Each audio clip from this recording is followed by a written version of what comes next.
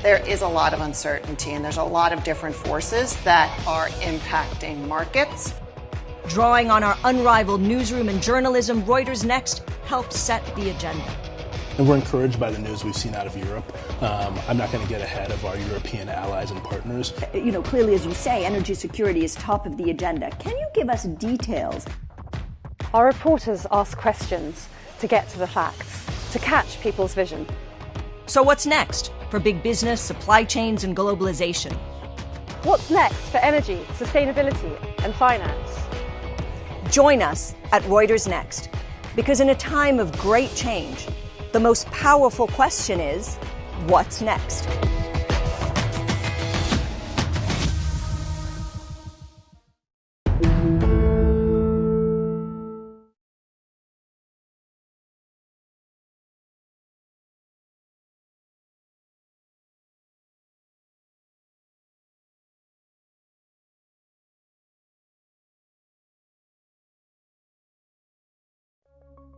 This is the world's biggest permafrost crater, a gash in the earth of Russia's far east, stretching 2/3 of a mile.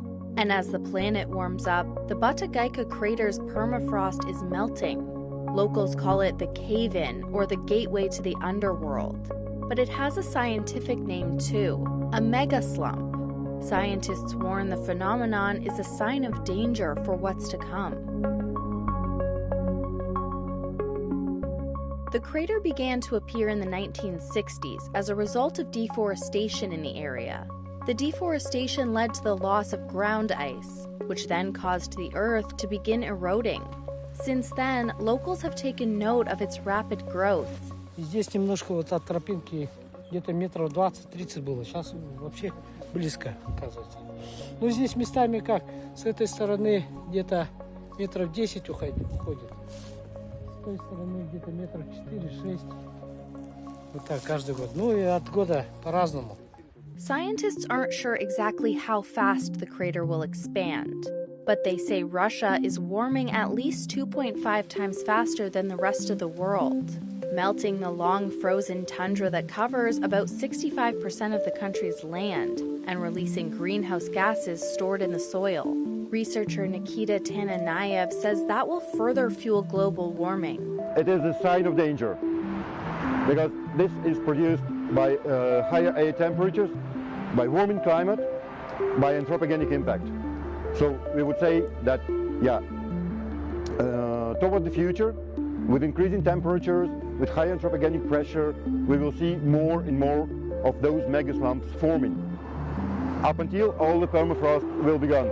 Well, which is an extreme case, but I have to pronounce it nonetheless. Thawing permafrost has already threatened cities and towns across northern and northeastern Russia, buckling roadways, splitting apart houses, and disrupting pipelines.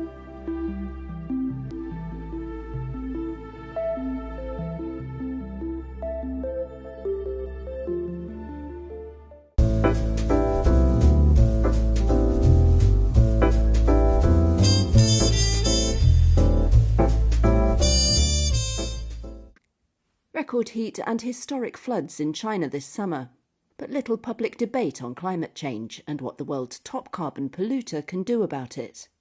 Campaigners like Liu Junyan of Greenpeace East Asia are calling it a missed opportunity. I believe that the coverage by mainstream media is indeed quite disappointing. China's CO2 emissions grew 10% in the first quarter of 2023 from a year earlier, according to the Centre for Research on Energy and Clean Air. China has set some bold green targets. President Xi Jinping has pledged to make the country carbon neutral by 2060, but experts want faster action.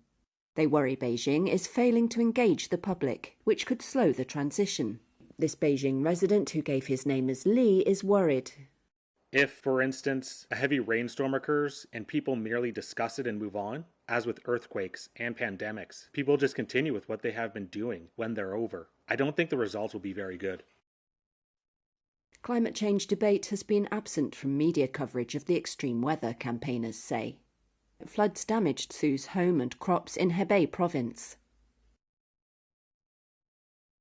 I'm not a scholar, I dare not say this. I can't comment on the bad environment. The river channel has narrowed. It's not as wide as it used to be. This is a fact. State media and officials have said in the past climate change makes China more vulnerable to extreme weather.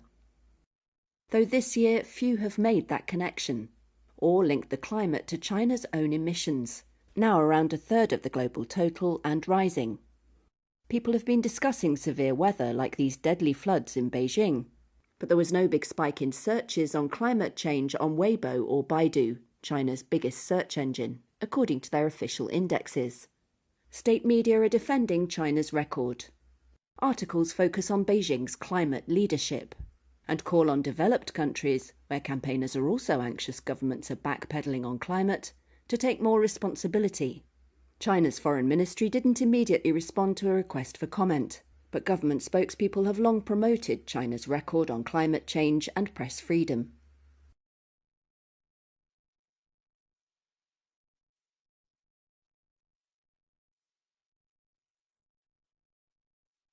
China's climate campaigns tend to be state-led, and Fan Kecheng of the Chinese University of Hong Kong says the issue is misused, wasting the possibilities.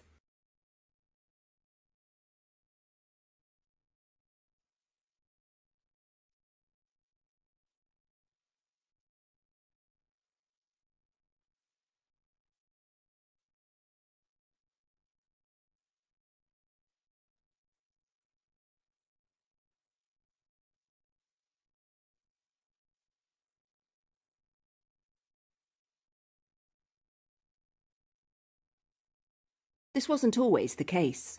About a decade ago, a grassroots-led campaign prompted leaders to clean up China's smog-filled skies, especially in Beijing. But a crackdown on NGOs, civil society and media freedoms under Xi has made grassroots action harder, forcing campaigners to instead focus on trying to influence an increasingly centralised leadership.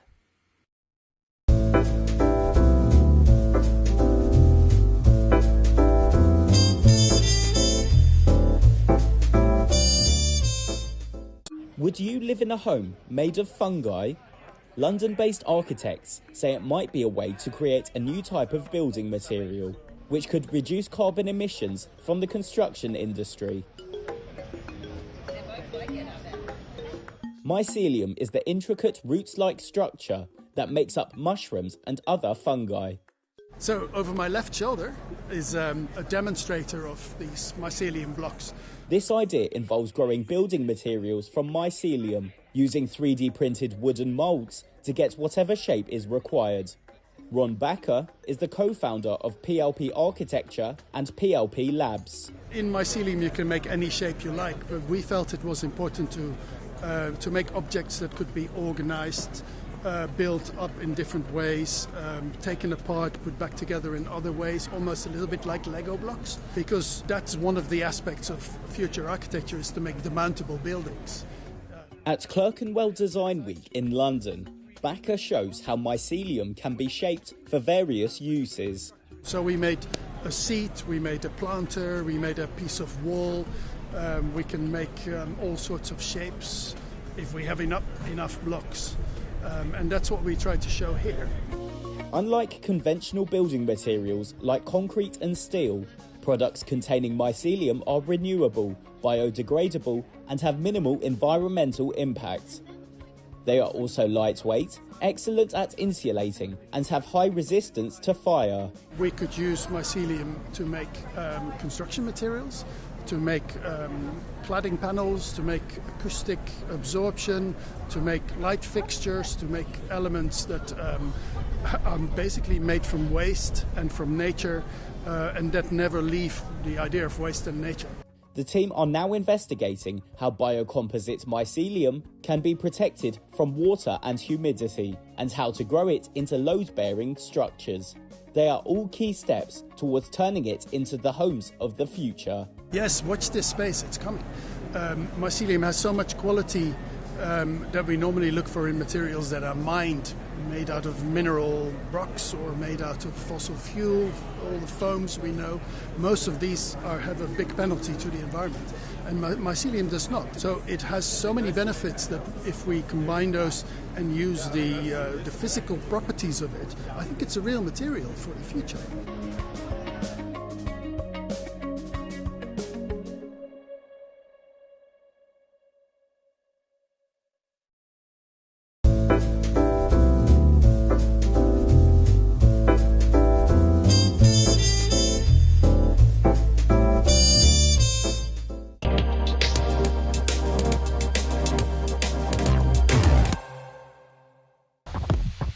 We are in times of great change, from the way we live and work to how we communicate and travel. From geopolitical ructions to climate change and energy insecurity. We need to ask big questions about our future. From the streets of London and Beijing to the centres of New York and Sao Paulo.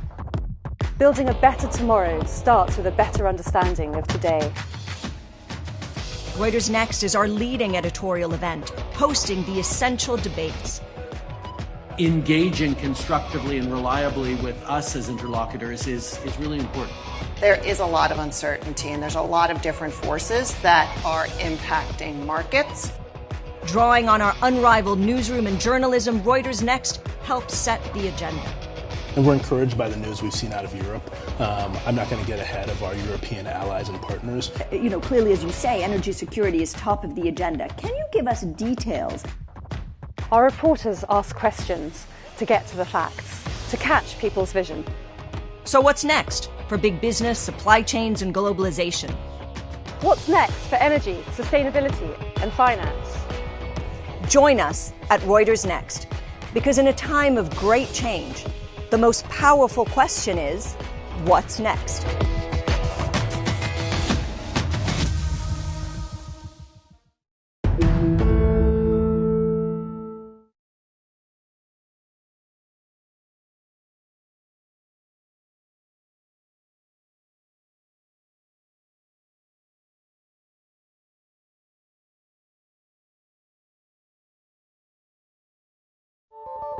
Notice anything different about this carrier ship?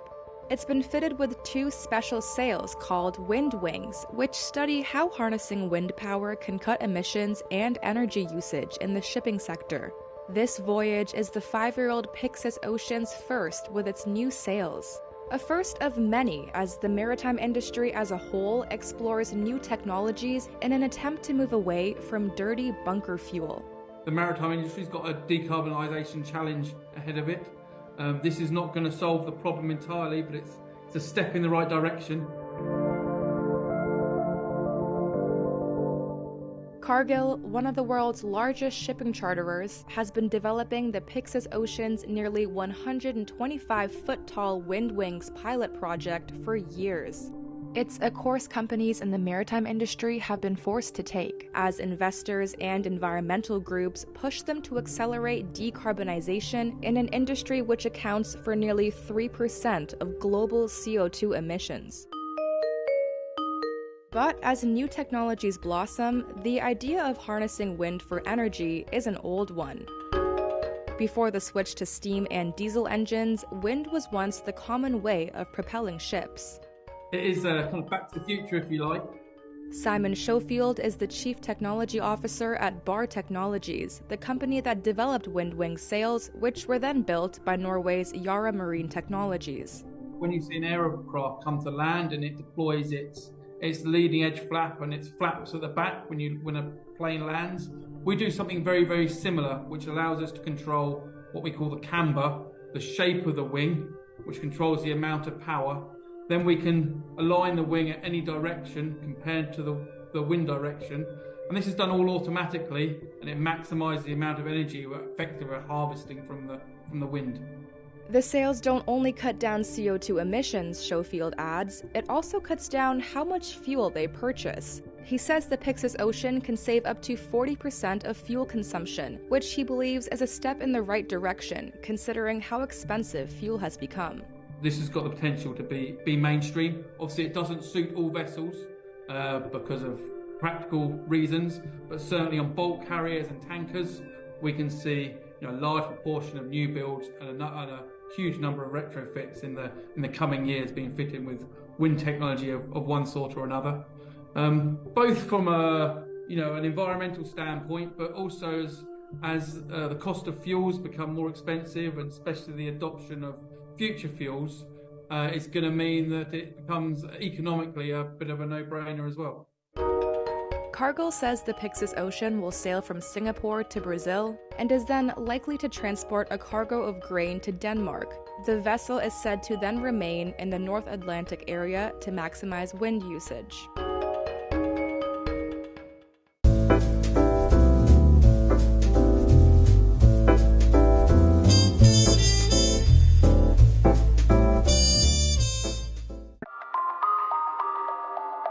Iraq's southern marshes are drying up. They're receding and turning brackish following multiple years of drought. Fish are disappearing, and an entire way of life going back centuries is under threat. Fishermen here say they're feeling the squeeze, and they're asking, where do we go now? أي أنواع السمك كان موجود بها هنا. كل شيء كان بني سمتي إشكال. هسه كله راح مات. من قلة الماء صار مالح، صار السدود علينا وكله مات، السمك مات، الدغل مات، كله انتهى.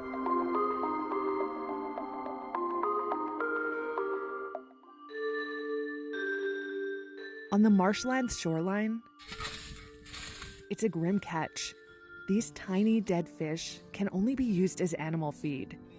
Fisherman Ali Hakim says his water buffaloes are already dying of hunger. الماء جفاف كلش، أولاً السدود سادين علينا الماء، وثانياً الماء هو نفسه تجاف، ماكو ماء قوي. وإحنا ناس معانين حلالنا موت، قتل جوع، لا دغل ولا علف، هم علف غالي. It used to be different. Some believe this area inspired the Garden of Eden. Residents were self-sufficient, filling their nets with fish and tending to large herds of water buffalo. But officials and locals point to a perfect storm driving the changes here. Upstream damming of rivers by Turkey and Iran, mismanagement of water resources, pollution, and man-made climate change that has led to less rain. Nasser Samari is an environmental activist. لأن احنا ما بيدنا فد شيء، احنا ما نقدر نسوي الأهوار محمية، ما نقدر احنا نفتح أنهار، لأن احنا ناس ما لا قوة ولا سلطة. على الدولة أن تلتفت بشكل واقعي، والدولة أيضا أنا أعتقد أنه الدولة هي ما تشوف الأهوار إلا بالخارطة. ماكو واحد اليوم إجا جال بشواطئها وأنهرها وقراها على أنه يطلع على واقعها وأهميتها. As the rivers and marshlands dry out, so does the economy that depends on them. This boatmaker used to employ up to 10 workers to build more than 6 vessels a month. Now, he toils alone. Work is no longer like it used to be, he says.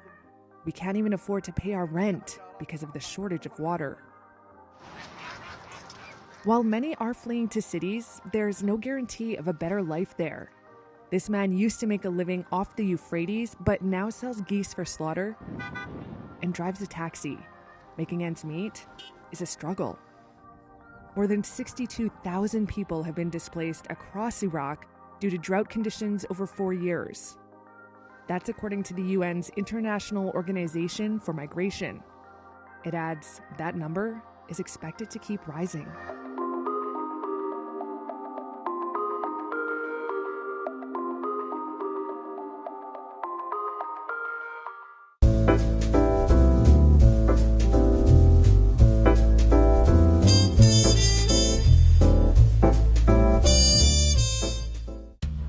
This variety of rice is climate resistant and climate smart, designed to withstand droughts, floods, and rising sea levels.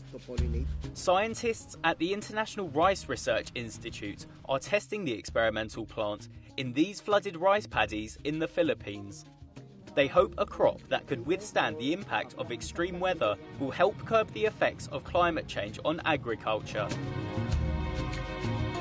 In Los Banos, south of capital Manila, farmers are planting experimental flood-resistant rice. Scientists say it can survive being submerged in water for up to 2 weeks longer than regular rice. Shalab Dixit is a senior scientist and plant breeder at the IRRI. With climate change, with increased abiotic and biotic stresses, with reduced amount of water available, we need better genetics for rice to be able to provide stable yields in fluctuating environments. In addition to flood-resistant rice, the team is currently also focused on developing drought-resistant and saline-resistant varieties. Using an advanced breeding method known as marker-assisted breeding, scientists are able to detect genes of desirable traits from rice grains and combine them into other rice varieties to produce a more favourable crop. Rulix Mendoza is a research manager at the institute.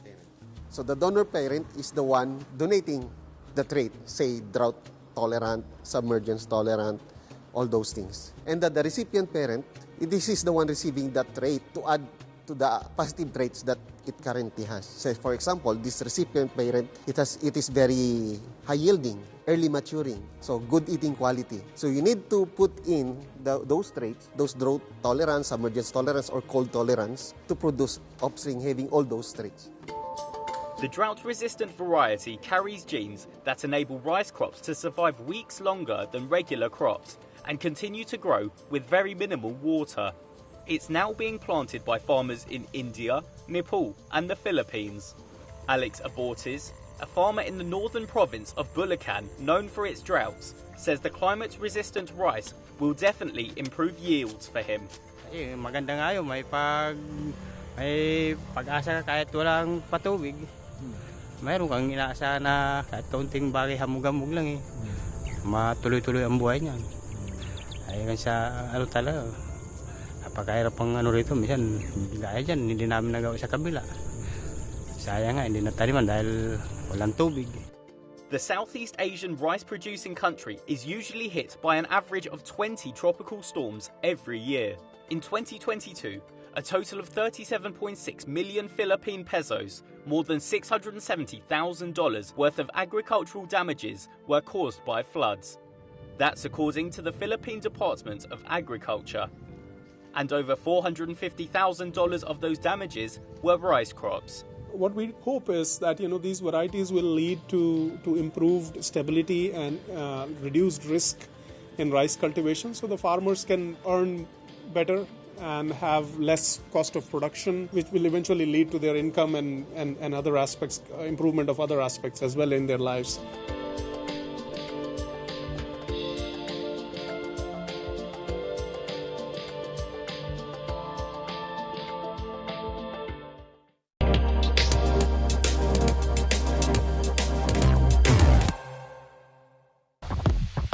We are in times of great change, from the way we live and work to how we communicate and travel. From geopolitical ructions to climate change and energy insecurity. We need to ask big questions about our future. From the streets of London and Beijing to the centres of New York and Sao Paulo. Building a better tomorrow starts with a better understanding of today. Reuters Next is our leading editorial event, hosting the essential debates. Engaging constructively and reliably with us as interlocutors is really important. There is a lot of uncertainty and there's a lot of different forces that are impacting markets. Drawing on our unrivaled newsroom and journalism, Reuters Next helps set the agenda. And we're encouraged by the news we've seen out of Europe. I'm not going to get ahead of our European allies and partners. Clearly, as you say, energy security is top of the agenda. Can you give us details? Our reporters ask questions to get to the facts, to catch people's vision. So what's next for big business, supply chains, and globalization? What's next for energy, sustainability, and finance? Join us at Reuters Next, because in a time of great change, the most powerful question is, what's next?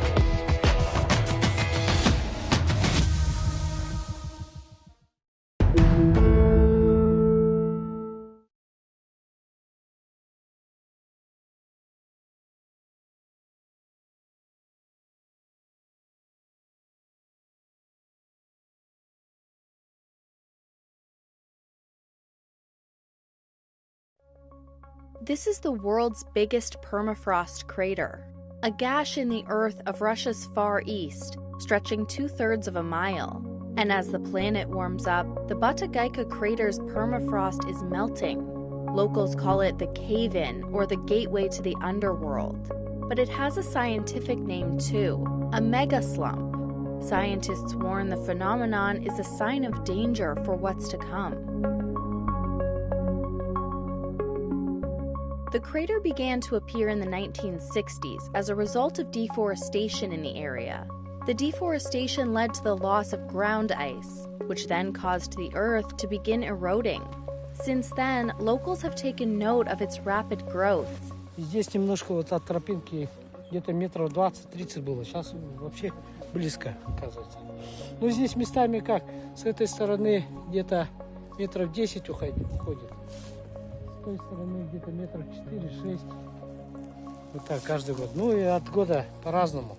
Scientists aren't sure exactly how fast the crater will expand, but they say Russia is warming at least 2.5 times faster than the rest of the world, melting the long frozen tundra that covers about 65% of the country's land and releasing greenhouse gases stored in the soil. Researcher Nikita Tananayev says that will further fuel global warming. It is a sign of danger because this is produced by higher air temperatures, by warming climate, by anthropogenic impact. So we would say that, toward the future, with increasing temperatures, with high anthropogenic pressure, we will see more and more of those megaslumps forming. Up until all the permafrost will be gone. Well, which is an extreme case, but I have to pronounce it nonetheless. Thawing permafrost has already threatened cities and towns across northern and northeastern Russia, buckling roadways, splitting apart houses, and disrupting pipelines.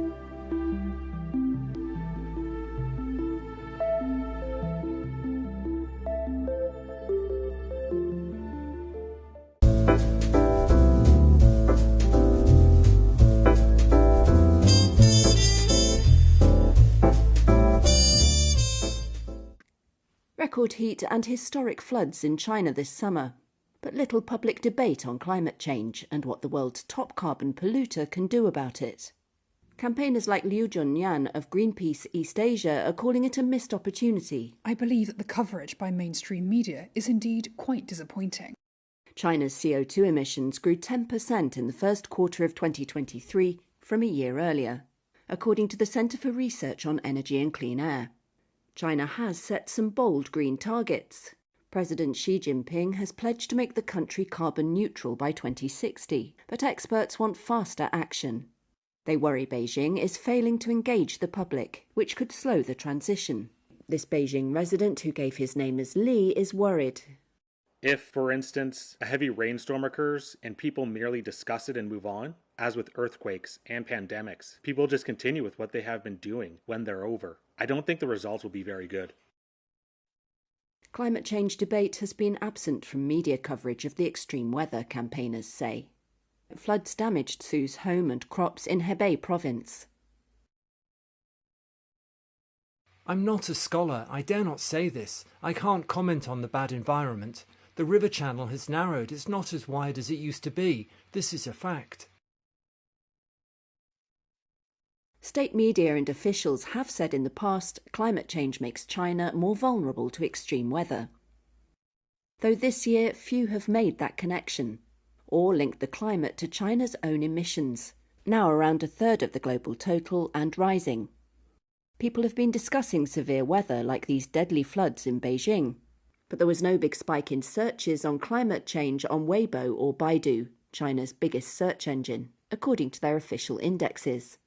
State media are defending China's record. Articles focus on Beijing's climate leadership and call on developed countries, where campaigners are also anxious governments are backpedaling on climate, to take more responsibility.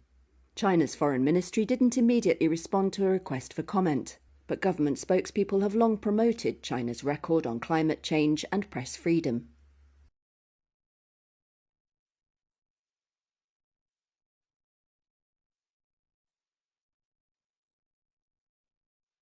China's climate campaigns tend to be state-led, and Fan Kecheng of the Chinese University of Hong Kong says the issue is misused, wasting the possibilities.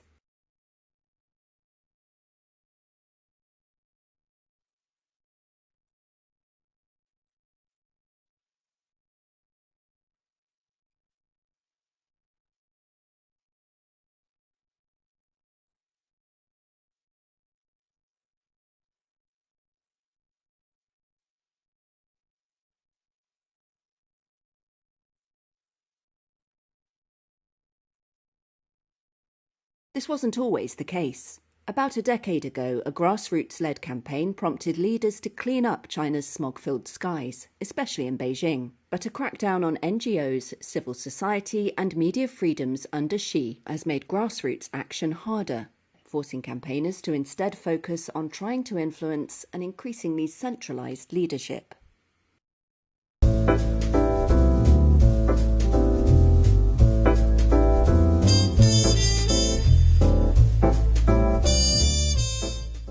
Would you live in a home made of fungi? London-based architects say it might be a way to create a new type of building material, which could reduce carbon emissions from the construction industry. Mycelium is the intricate roots-like structure that makes up mushrooms and other fungi. So over my left shoulder is a demonstrator of these mycelium blocks.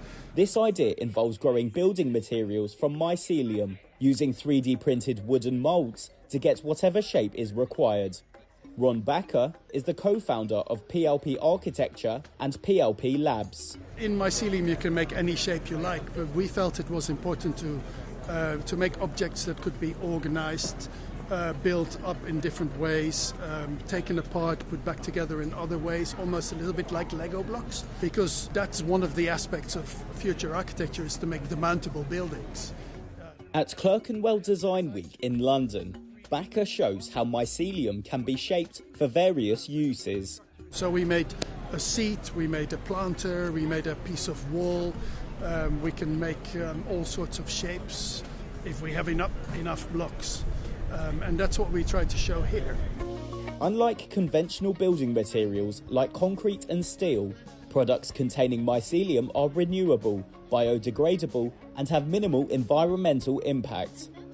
They are also lightweight, excellent at insulating, and have high resistance to fire. We could use mycelium to make construction materials, to make cladding panels, to make acoustic absorption, to make light fixtures, to make elements that are basically made from waste and from nature, and that never leave the idea of waste and nature.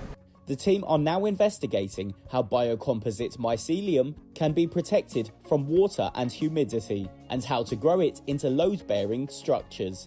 They are all key steps towards turning it into the homes of the future. Yes, watch this space, it's coming.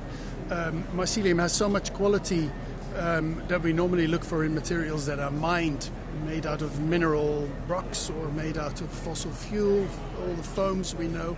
Most of these have a big penalty to the environment, and mycelium does not. So it has so many benefits that if we combine those and use the physical properties of it, I think it's a real material for the future.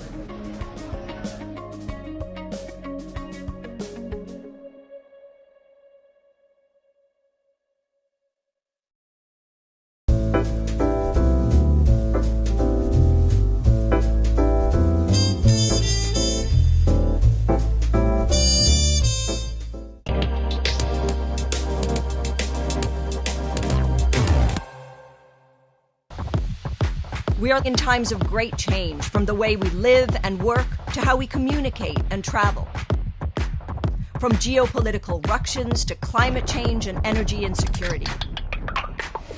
We need to ask big questions about our future. From the streets of London and Beijing to the centres of New York and Sao Paulo. Building a better tomorrow starts with a better understanding of today. Reuters Next is our leading editorial event, hosting the essential debates. engaging constructively and reliably with us as interlocutors is really important. There is a lot of uncertainty, and there's a lot of different forces that are impacting markets. Drawing on our unrivaled newsroom and journalism, Reuters Next helped set the agenda. And we're encouraged by the news we've seen out of Europe. I'm not going to get ahead of our European allies and partners. Clearly, as you say, energy security is top of the agenda. Can you give us details? Our reporters ask questions to get to the facts, to catch people's vision. So what's next for big business, supply chains, and globalization? What's next for energy, sustainability, and finance? Join us at Reuters Next, because in a time of great change, the most powerful question is, what's next?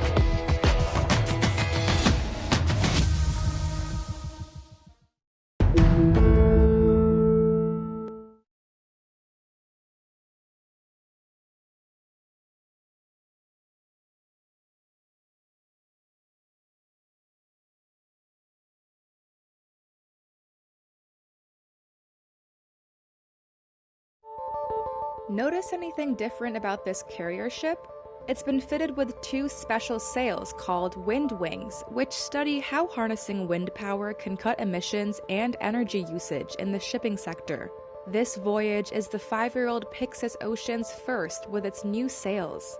A first of many as the maritime industry as a whole explores new technologies in an attempt to move away from dirty bunker fuel. The maritime industry's got a decarbonisation challenge ahead of it. This is not going to solve the problem entirely, but it's a step in the right direction. Cargill, one of the world's largest shipping charterers, has been developing the Pyxis Ocean's nearly 125-foot-tall wind wings pilot project for years.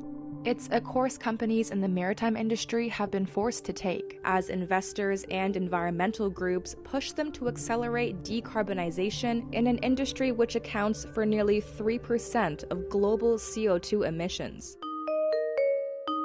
But as new technologies blossom, the idea of harnessing wind for energy is an old one.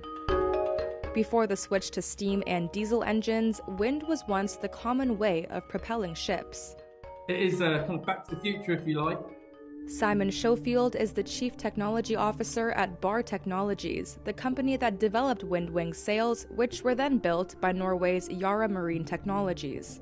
When you see an aircraft come to land and it deploys its leading edge flap and its flaps at the back when a plane lands, we do something very, very similar, which allows us to control what we call the camber. Right, very good morning, everybody. We are going to start now as people slowly trickle in on a Thursday morning because we have a live broadcast to start. Thank you very much for joining us here at Reuters IMPACT on day 2. I ran through all the housekeeping yesterday, but I'm told I have to do a little bit now. Evacuation, the exits are behind you, no smoking, the bathrooms are that side of the reception. Lunch is going to be served in the foyer. Any questions, do head to the registration desk. Wi-Fi, the password is Wi-Fi 9093. That's under ECT venues. There is a QR code. I think they can pop that up on the screen at some point. So those are all the little bits that I needed to tell you as we start. The program, most of the program today will be editorially led. Reuters editorial-led sessions. And the first is entitled All Hot Air, How Do We Hold Rich Nations to Account on Climate Justice? Much discussed, of course, at COP last year with the loss and damage high on the agenda, and again expected to be high up on the agenda in Dubai as well. Our moderator today is Kim Vanell, senior podcast presenter and host for Reuters. Kim, come on up.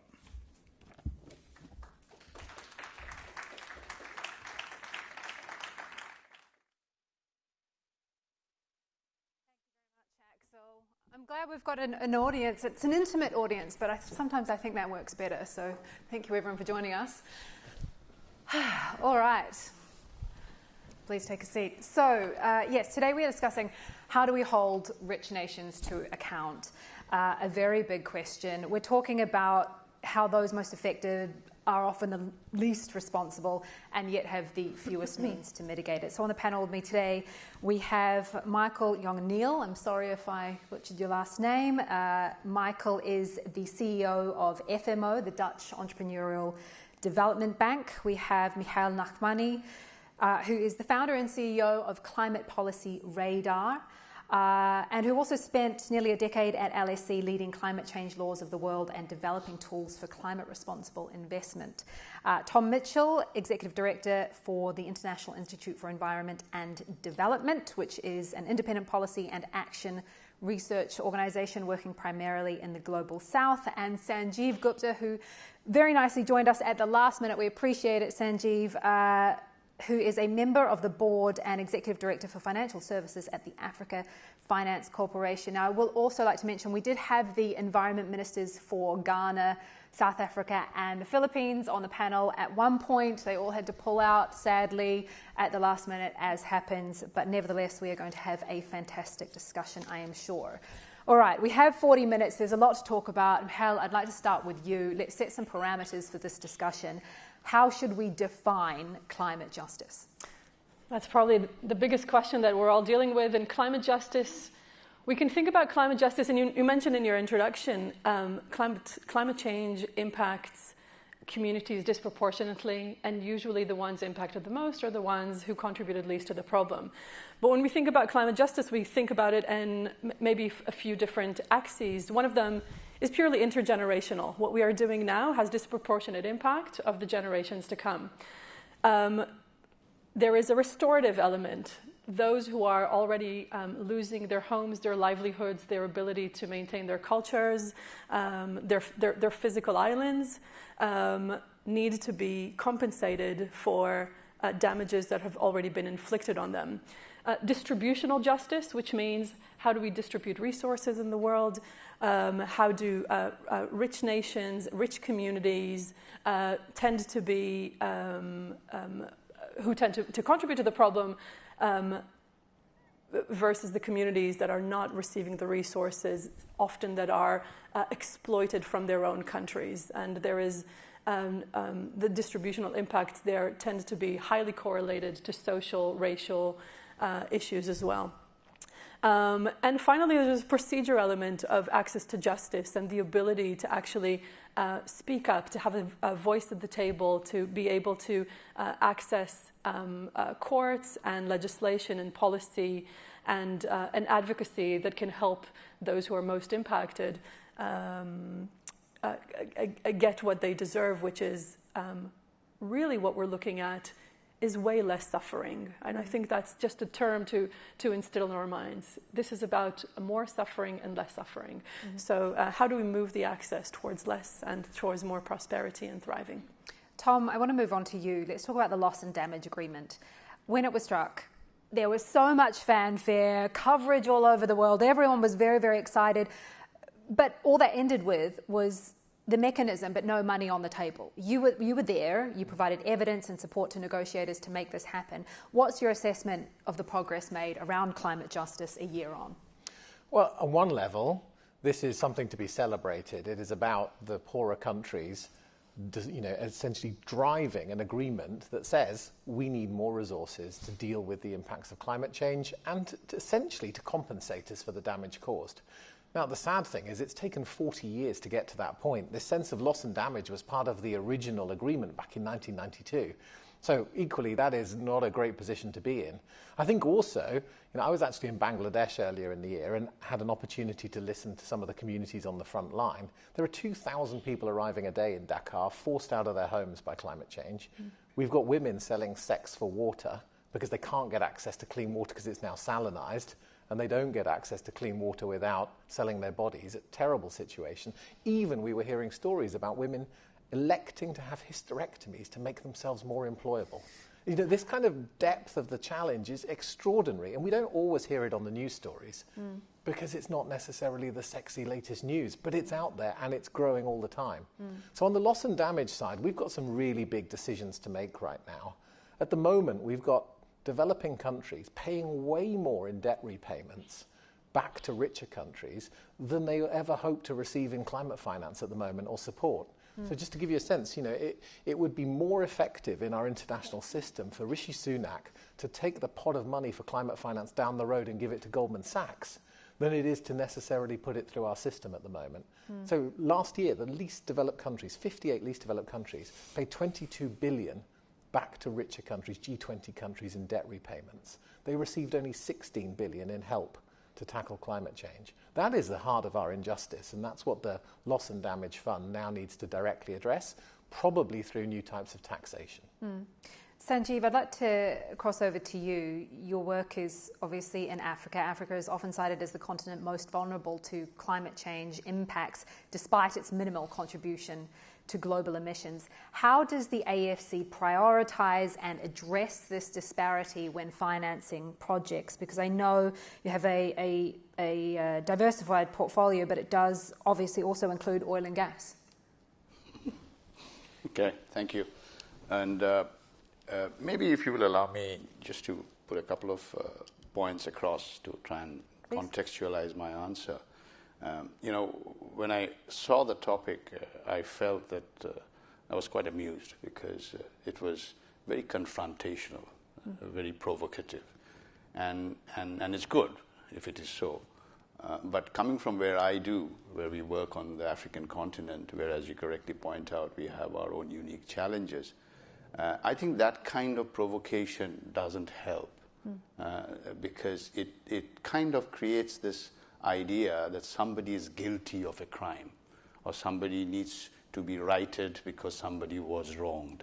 And in my travels across the world where we raise funding for our projects, I feel that kind of guilt narrative actually creates more barricades and raises the shackles rather than allowing for a constructive dialogue, right? Because to me, going back to the issue of climate justice, you have to see it as a global problem, which it is touted to be, that this is a global problem, it's a common problem. And if you actually truly believe it's a global problem, because emissions don't have borders, we know that, right? It affects everybody equally. Then you got to look at history to say the world has dealt with global problems when global problems are truly global. So in the recent past, we are dealing with a despotic regime and trying to solve a problem there because it is a global issue.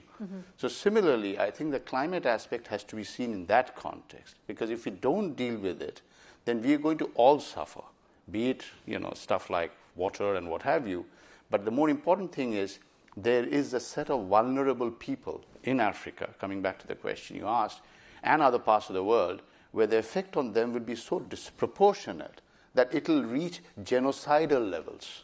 And I think that is what we have to be careful of when we are trying to frame a narrative.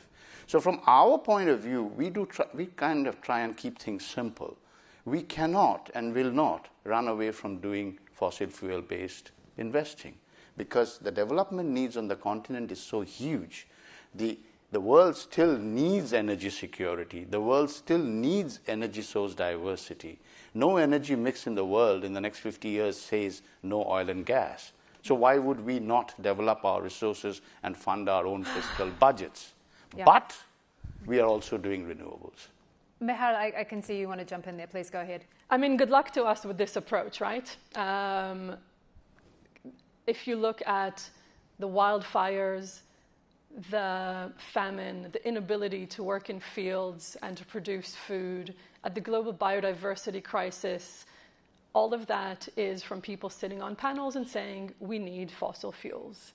We do not need fossil fuels. We need to phase out fossil fuels. Fossil fuels are killing us. Fossil fuels are the heart of the problem. There are ways to transition down fossil fuels, and we need to, first of all, acknowledge it broadly and loudly and unapologetically. And if we continue saying that fossil fuels are a transition fuel or a part of the future, then we are, all of us, and disproportionately affected communities especially, and in Africa especially, are going to not meet their basic needs for food, for shelter, for breathable air. That's just not possible. And we cannot sit here and say there are two sides and two ways of looking at this. Michael, I realise we haven't come to you yet. Just quickly, though, I want to give you the right of reply, Sanjeev. Is there anything you want to add to that?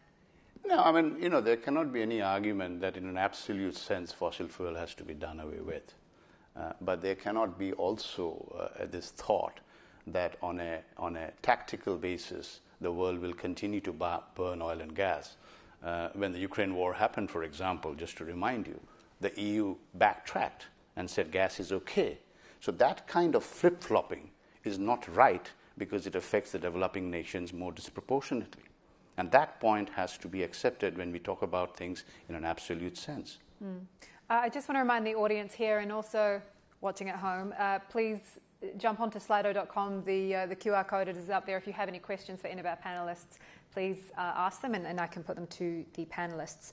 Michael, at COP28, the Transitional Committee will come back with its recommendations on the operation of the Loss and Damage Fund.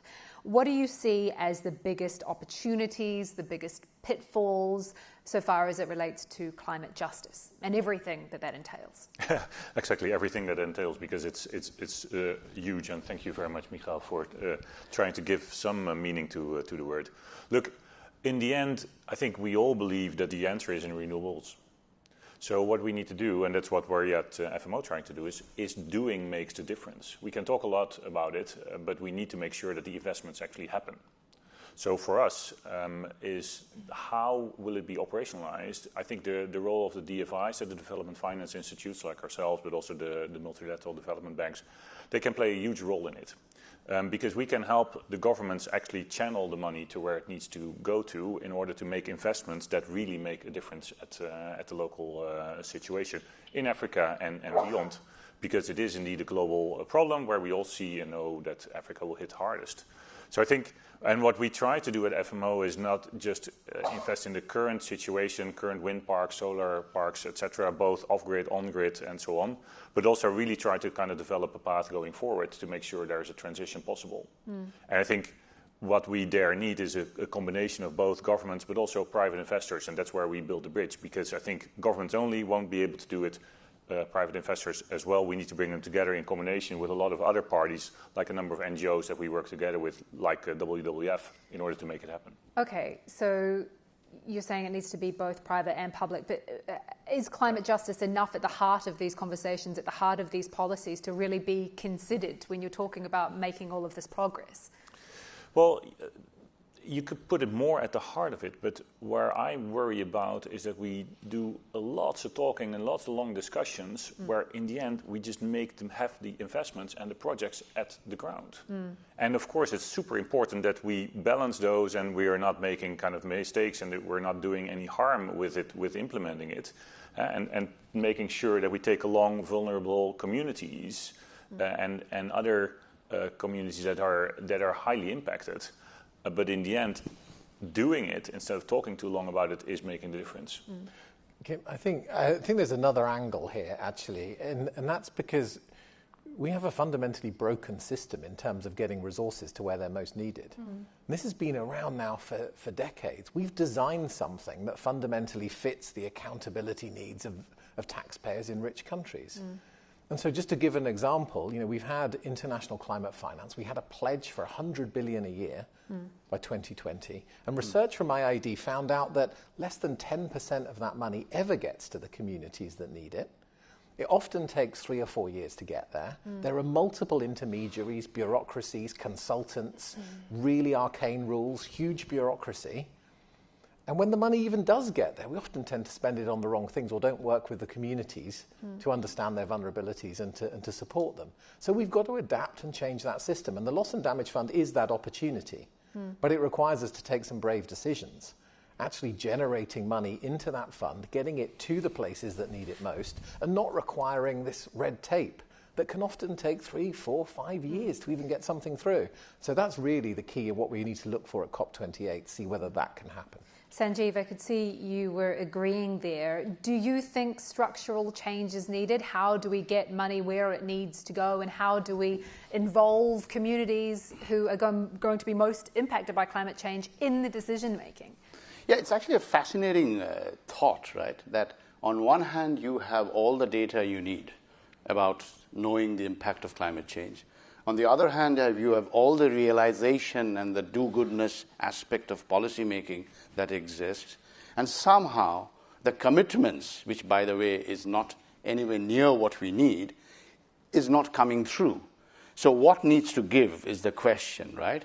Because I don't think we need to talk anymore about the impact of climate change, what will happen if we don't manage the climate change aspects. It's about why is the money not coming, right? And you asked me whether there is a structural solution to it. I don't think there is a structural solution to it. There is a simple solution called commitment and keeping your word. And if you're not going to keep your word, and you're going to keep flip-flopping in your own policies, and if the rich nations, as you call it, and I refuse to title them as such, I tell them that those are the nations that have the resources to solve a global problem. That's how we should look at them. That they shouldn't be asked to fund a problem because they're rich. They should be asked to fund a global problem because they have the resources. And it's a global problem. And if they are not going to keep their promises, and if they are not going to do more about their promises, then I don't think any structural adjustment will change things. The flip-flop, sorry. Go ahead, Michael. Well, Tom, to your point and to what Sanjeev says, I mean, yes, the money just needs to come. And I think there are sufficient channels that are there that can be deployed if they're deployed in the right way. So I wonder, Tom, if you're talking about kind of a completely new system, because where I was thinking about it is typically when we start thinking about it, designing, etc., we'll also be kind of 3, 4, 5 years down the road when there's a kind of a new vehicle and a new institution, while we have many of the institutions and the positions and the players available to actually kind of just do it. So isn't there a risk of thinking about we need to kind of, I agree that the current system is not perfect, but rather kind of, optimize the current system and pushing the money kind of through than thinking about completely kind of devising another way of looking at it. But maybe I misinterpreted what you're trying to say. I want to come back to the topic of climate justice, and I want to pick up on something you said, Sanjeev, about data. We have enough data. We know how bad things are going to get. But do we have the data, and this is one for you, Michael, Climate Policy Radar uses data science and AI to build tools that unlock global climate law and policy data. Policy data. Yes. Do we have the data about the impact of climate injustice? Is that possible to quantify? How important is that to inform policies and approaches? Is climate justice ever going to get into legislation? Sure. So thank you for the question, because I think we have a sense that we know it all, and everything is at our fingertips, and we can go and we can Google everything. But actually, if you think about a civil servant trying to write an options paper of what are the ways to do certain things, or if you think about someone sitting at the at the Green Climate Fund and saying, I now need to approve a project. What is it that I need to do in order to approve a project? What documents do I need to read? Where are those documents? Are they just something that someone sends to me? What are the laws? What are the commitments? What are the long-term strategies, the nationally determined contributions, and all of those? And they are impossible to find. They are in different languages. They are, I think the average length of a policy paper is about 80 pages long, and it requires a PhD level to read and understand. The ability to take and translate and synthesize those into what is already out there, who's doing what, so we can find out what works, is really, really limited. And Tom, you were talking about red tape and bureaucracy and projects taking 3-4 years to approve, understanding and really being able to make decisions as a part of that. And that's policy making. If you think about an insurer asking, or about an investor asking whether to invest in an asset, how do you decide what is the risk associated with that asset? We're getting pretty good at measuring physical risk. We know if the hurricane is coming. We know if the sea level is going to rise. Our ability to measure the policy response that is relevant to those risks is currently non-existent. We don't know if there's an early warning system, and therefore are we likely to bring in the cattle earlier, or are we likely to close down or to evacuate Yellowknife in Canada because the wildfires are now raging in that area? Do we know if there's appropriate mechanisms in order to address physical risks, and the ability to know, are you in a supply chain that is affected by a law that is coming? Are you manufacturing something for a diesel car, and diesel cars will be outlawed in the EU by 2030? So the ability to really get the data and to move it into decision making is really, really limited. Something that that's an area that we're trying to improve by automating and scaling data collection and analysis. And it sounds like a really, really small and benign problem, but actually, when we don't have data, then we don't do anything, because we say we don't have enough data to make a decision. And not making decisions is making a decision. It's making a decision to stay with the status quo. Don't think it sounds like a small problem. No, and the status quo is something that we clearly know that we cannot stay in. And a lot of these things are, we can talk about there isn't enough technology. There is enough technology. Mm-hmm. There isn't enough money. There is enough money. There isn't enough political goodwill. We can definitely argue about that. In some places there are, in some places there aren't. It is the trivial, almost, bureaucracy. And I think $18 trillion, Bloomberg said yesterday, were locked behind red tape of inability to drive investment and grid upgrading and so on. So these are the small problems that we need to tackle. Can I just add? I think we've got this situation now where we're acknowledging that this kind of fossil fuel economy, our addiction to fossil fuels, what's driven our kind of industrial growth to a certain extent, that system is coming close to an end. I think the signals are there. Amen. But any system tries to put in place everything it can do to protect itself, to put up the safeguards and so on. So in New York, in 2 weeks' time, we're launching a campaign called What Are the Hidden Handbrakes? And actually in partnership with Reuters. And the hidden handbrakes there are components that are deep-coded within our system, protections of that system that Mikhail is highlighting. We need to go after those things. So just to give you an example of one of those hidden handbrakes, there are over 2,500 trade treaties around the world that include clauses and provisions for the protection of investors in fossil fuels, in coal plants and so on. And so it means for a government, if it wants to put together a really bold policy on tackling climate change, it runs the risk of going straight to international court, of being sued by fossil fuel companies who say, hold on a minute, our assets are being reduced in value, we've got protections in these trade agreements. Do we really sit here talking about how to reframe and to rework those trade agreements? No. So we've got to get to the crux of some of these problems holding the system in place. And meanwhile, a Peruvian farmer in 2015 sues RWE, one of the German utilities, because his valley in Peru is flooded because of melting glaciers. Only last year, there was the first site visit of the court to go and actually look and see if he has a case. So 8 years of delay and access to justice and procedural justice and the ability to have your day at court and to see compensation. And meanwhile, fossil fuel companies will easily take governments to court for saying, how can you put in a policy to fossil out fossil fuels because it violates our right to invest? We will get to litigation in a moment if we have time. Michael, I'd like to come to you. The US is on course to see a record number of billion-dollar-plus disasters this year. As developed countries, or as Sanjeev would say, countries with more resources, face increasing climate woes of their own, do you think they're going to tighten budgets on helping the developing world? I actually don't hope so. But I can't, I don't know. I don't have a crystal ball. Of course, there is a risk, and it's already been flagged by Sanjeev when the Ukraine invasion started. But I think we need to make sure that it is a global problem. And in light of climate justice, we need to make sure that we leave no one behind and solve the problem also where the impact is going to be highest. So that means, in this case, mainly, but not only, it's primarily Africa. So I think there needs to be a strong plea from everybody who's involved there to make sure that this won't happen, because climate justice is not something we can't ignore in this whole space. So I would say it's more both. So it's both. They will need to ensure that the budgets locally go up, but the budgets for solving it in emerging markets need to also go up. We have a commitment. We made a commitment. The 100 billion just needs to come, and that's what we discussed. The money is there. Let's get the handbrakes out of order. There are mechanisms to solve it. Let's do so, and not do it at the expense of the emerging markets. Sanjeev, can I just make a quick comment on this? Because, the way I see it is that it is definitely got to be a give and take between the developed and the developing world, right?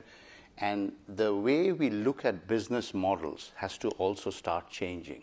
So, for example, today, one of the biggest emission sources is global shipping, right? Number one. So how can we curtail global shipping? Why is it that even today Africa exports its primary goods to Asia and then they get manufactured there, then they move to Europe and US?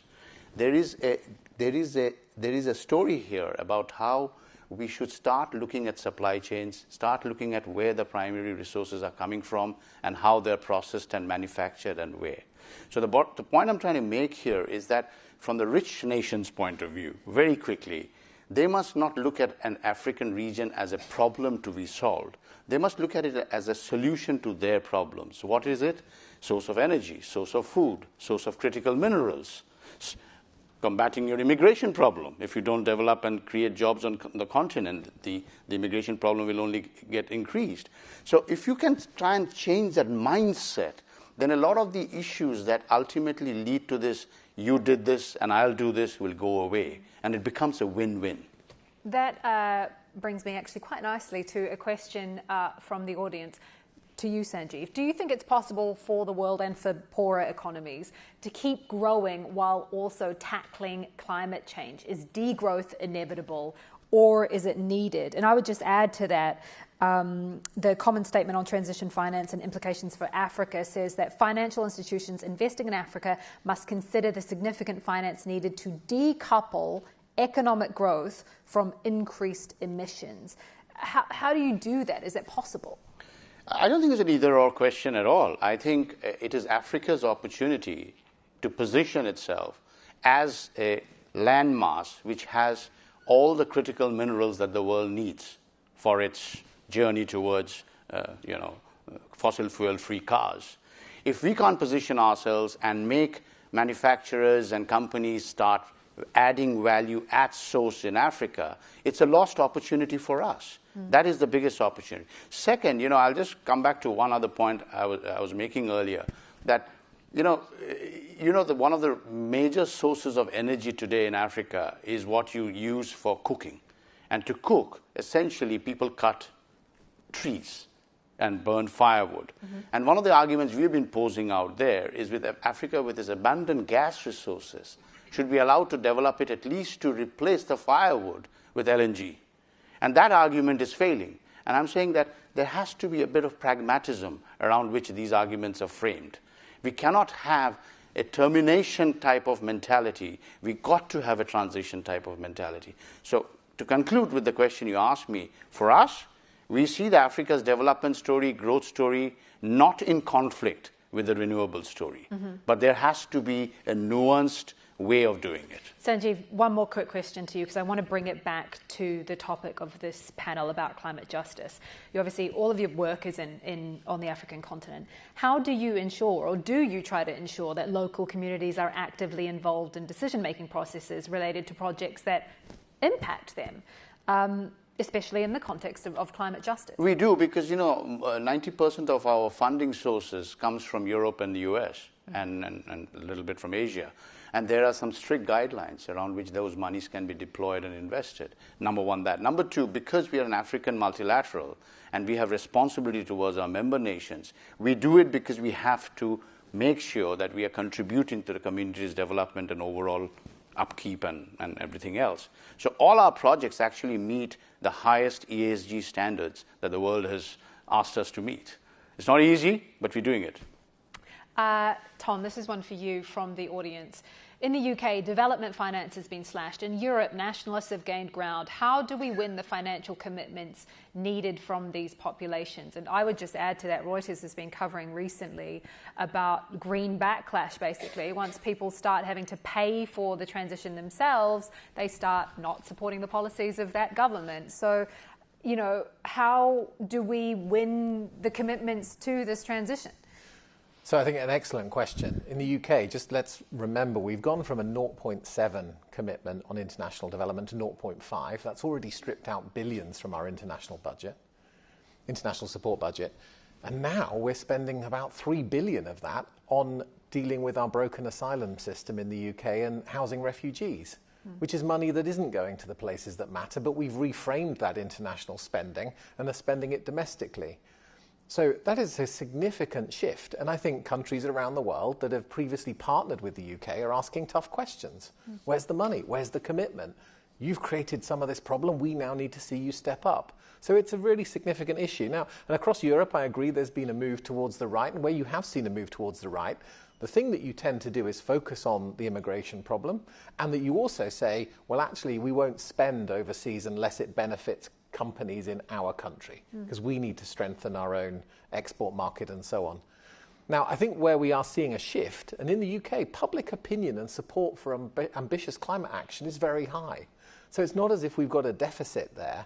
And I think the impacts that we're seeing in the UK, in the US, across Europe, are really sharpening the understanding of the public around, well, actually, it's us, it's other countries as well. We need to make those commitments.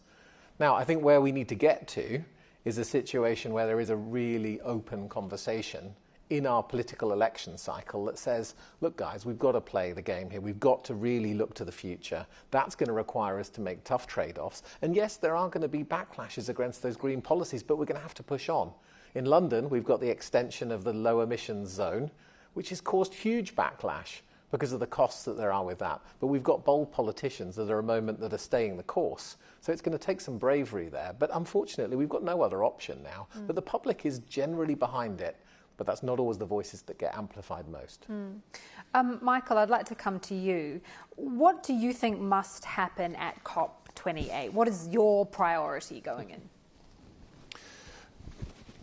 Well, I think our priority going into COP is really making the next step of actually living up to the commitments that are there. And what we really try to do, as I said before, is making sure that the parties come together and make sure that the finance comes where it can be deployed. The DFIs, MDBs, and others are willing to kind of move more money into the emerging markets on climate change. So the 100 billion needs to come through, and the channels are there. So for us, it's pushing the fact that we made commitments, we really need to keep those. And only then, if we do that smartly, for instance, with blending financial instruments, we can, again, bring in the public investors.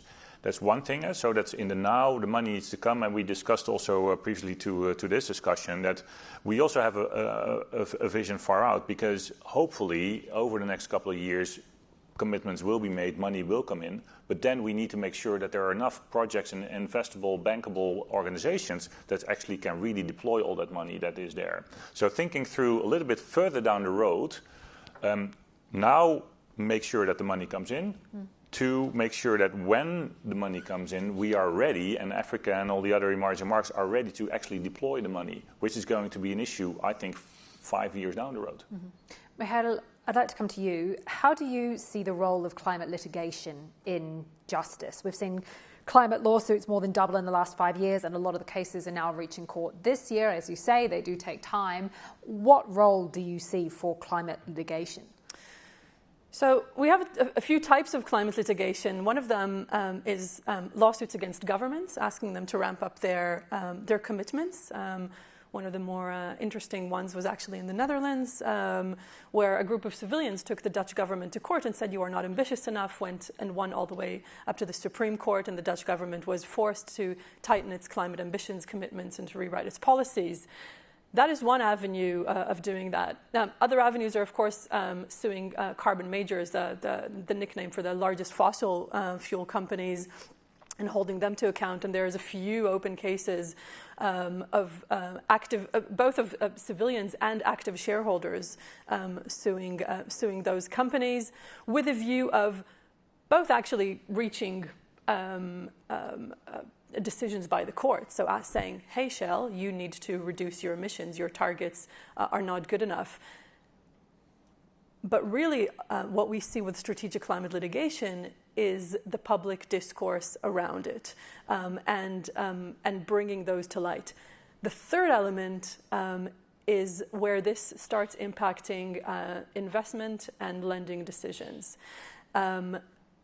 Fiduciary duties that are breached by investors for investing in unsustainable assets, insurance claims that cannot be met all of a sudden. The litigation creates a liability risk for financial decisions that has the potential to tip the scales and start moving money in the right direction or away from, let's call it, the wrong direction. Mm-hmm. When an insurance company asks, what are my liability risks towards assets, companies, regions that are likely to be involved in climate-related litigation cases, they ask themselves hard questions. An insurance company just pulled out of Florida, refusing to insure, and I think pulling out about 50,000 active policies, saying we cannot take that risk upon ourselves anymore because there are active cases, and if flooding comes, then we cannot do that. Mm-hmm. Those cases bring to light the liability risk. Mm-hmm. The best cases are the cases that don't make it to court. And what I mean by that is the best cases are the ones that impact or create or drive behavior change that leads to the avoidance of those claims in the future. Mm-hmm. I think what is very important here is that we need to redefine fiduciary duty. Fiduciary duty is not about maximizing financial return. Correct. Fiduciary duty is about maximizing overall value, including environmental and social aspects, and not just the financial part. Mm-hmm. If we do that, that's going to make a major change. But what about carrot and sticks, if you can add to that? Let me agree with you, but bringing it back to the financial narrow definition of fiduciary duties.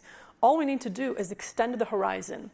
Because if we say environmental and social and governmental and governance issues actually lead to the overall long-term stability of the financial system. So if we don't deal with those now, we are risking our financial returns in the long distance in the future. Then we can bring it back and make it easier for the courts and for the existing systems. We don't have to invent new systems. Yeah. Sometimes finding the right avenue, it's that discourse you had. Do we need to reinvent a system, or can we work through the existing avenues, through almost the usual definition of fiduciary duties, just by extending it a bit? We can probably bring this in. All right, I'm going to jump in here. We've got 1 minute 30 left, 90 seconds. So I'm going to go 45 to each of you. First, you, Tom. What are your hopes going into COP28? We need to see bold commitments to fossil fuel phase out as fast as possible. Mm. Yeah, and this has been on the topic now for on the agenda for COPs for the last 2 or 3 years. Whether it's possible, I don't know. That's my hope. Secondly, is we need a loss and damage fund that gets money where it matters fast without building a big new bureaucracy. All right, Sanjeev, you've got 60 seconds. What are your priorities going into COP this year? I think the number one priority for us is to make the greater world understand that Africa is a solution to a lot of the issues that they're confronting. Mm-hmm. And therefore, they need to engage with the continent on a more constructive basis as opposed to an extractive basis. Mm. And I've got 40 seconds left, so I want to ask you this very quickly. You've got you've got projects in Gabon. There's just been a coup there. How do you find work in, maybe this can't fit in 30 seconds, we'll go a little bit over time, but how do you find working in regions that have security concerns, and could that impact the ability to, make further transition into renewables, to, go on this climate agenda in the continent if there's insecurity?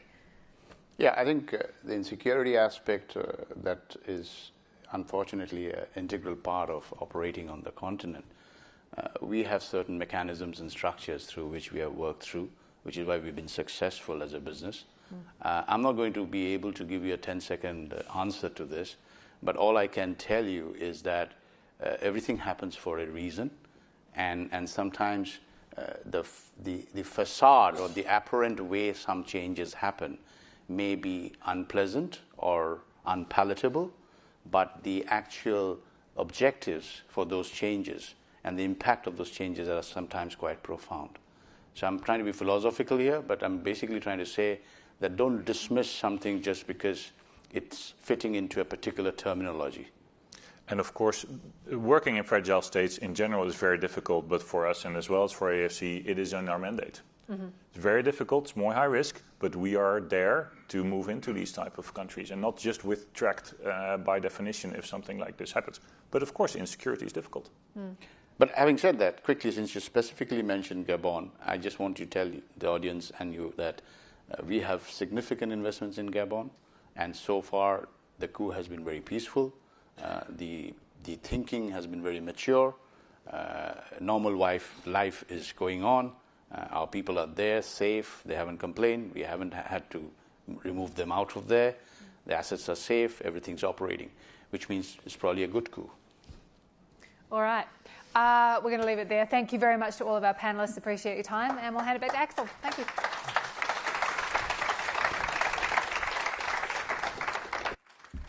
Thank you very much indeed, Kim, and to the panel. Fiduciary duty versus stewardship of the planet. One of the other or two sides of the same coin. That was certainly one of the things I took away from that. It sets us up very well, in fact, for our next session with the Bezos Earth Fund. A reminder to keep your questions coming in, and I speak here also to the broadcast audience. I know we had close to 5 million views yesterday across Reuters.com and the social channels. So really try and keep you engaged in this process as well. Prosperity or the planet, is it a false choice, is the title of this next session. Our moderator, it's another Reuters editorial session, this one. Our moderator is Simon Jessup. Simon, come on up.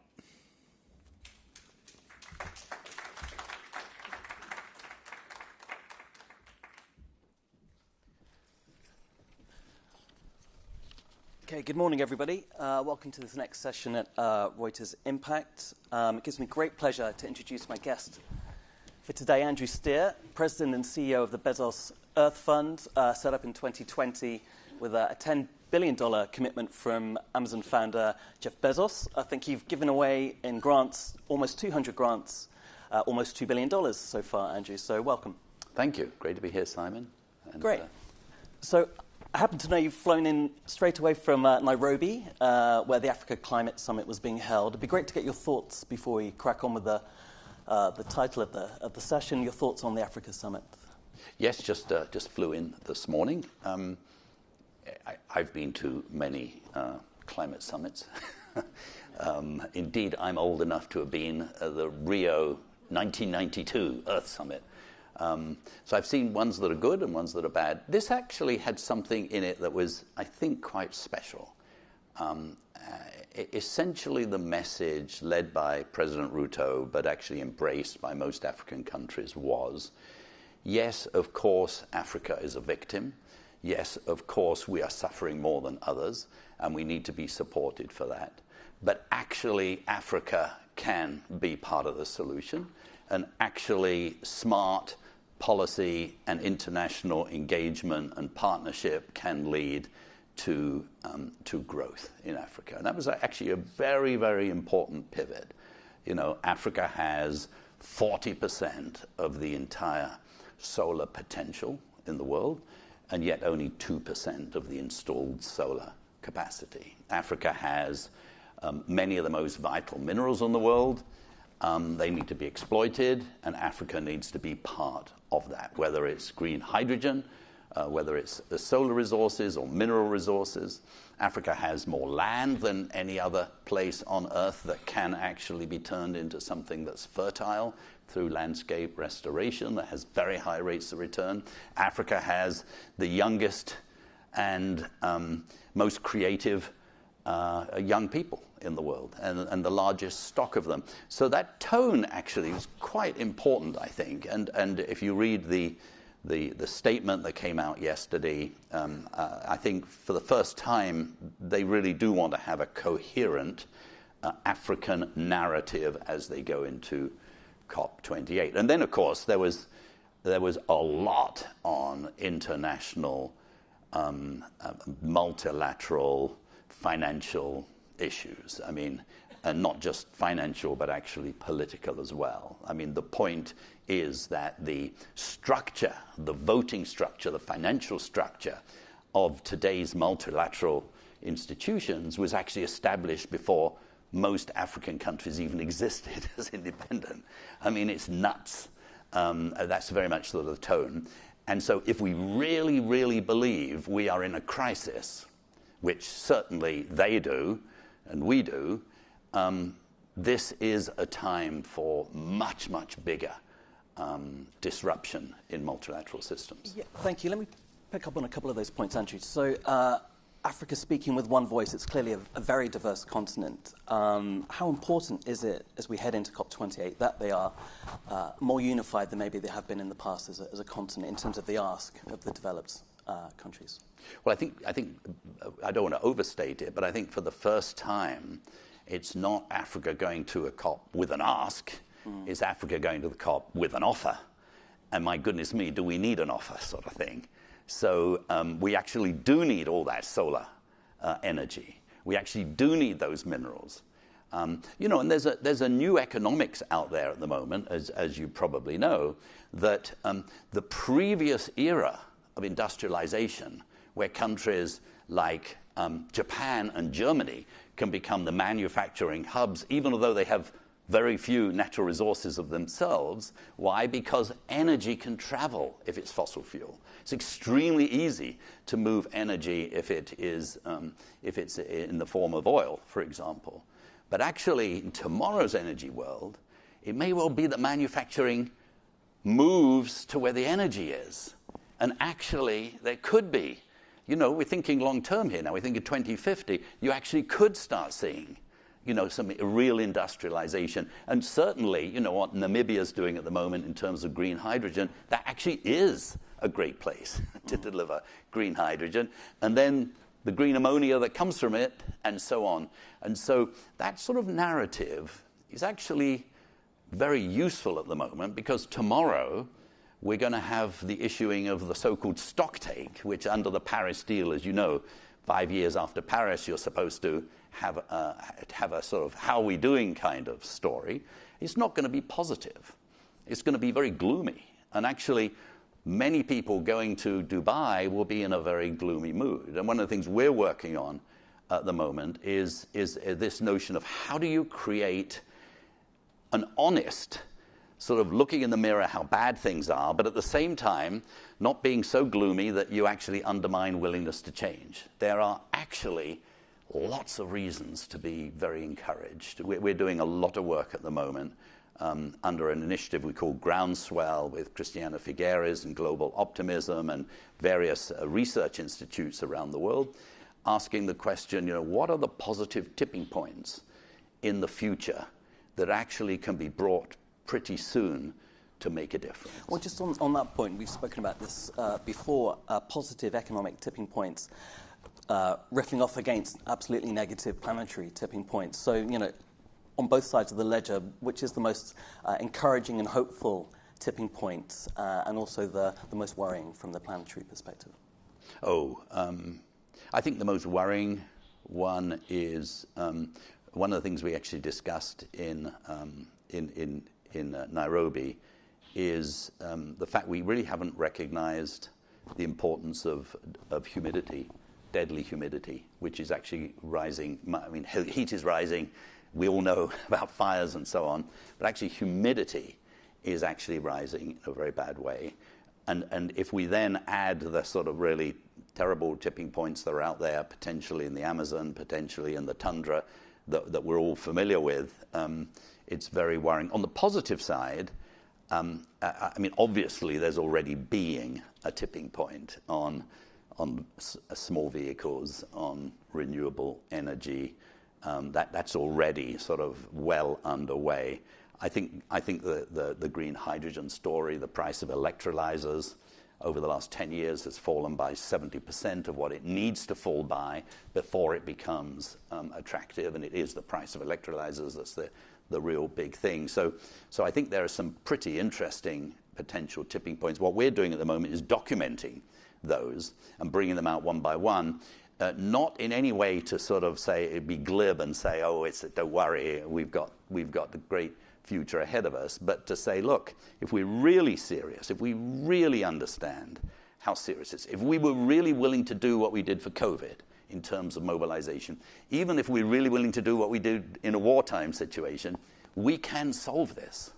The problem is, of course, we aren't doing that. Yeah, I mean, John Kerry and others have used the imagery of a wartime footing to give us a sense of the scale of the challenge and the fact it needs to be in all parts of the economy effort. And at the moment, clearly, the private sector, for example, is not putting anywhere near enough money into Africa. I think I read a stat the other day. Africa is currently getting maybe 12 to 14% of the money it needs every year to mitigate and adapt to the challenge of climate change. This loops back to the COP story and the overhaul of the world's international financial architecture. We've seen lots of different things happen this year. How optimistic are you that that's the right direction of travel? And what specifically do we need to see out of COP28 to help accelerate this? Well, actually, I've spent much of my career working at the World Bank. And one of my jobs there was to head up the country risk department, whose job was to keep the AAA rating of the World Bank. And we were my job was to be incredibly cautious. Why? Because we needed to keep our AAA rating.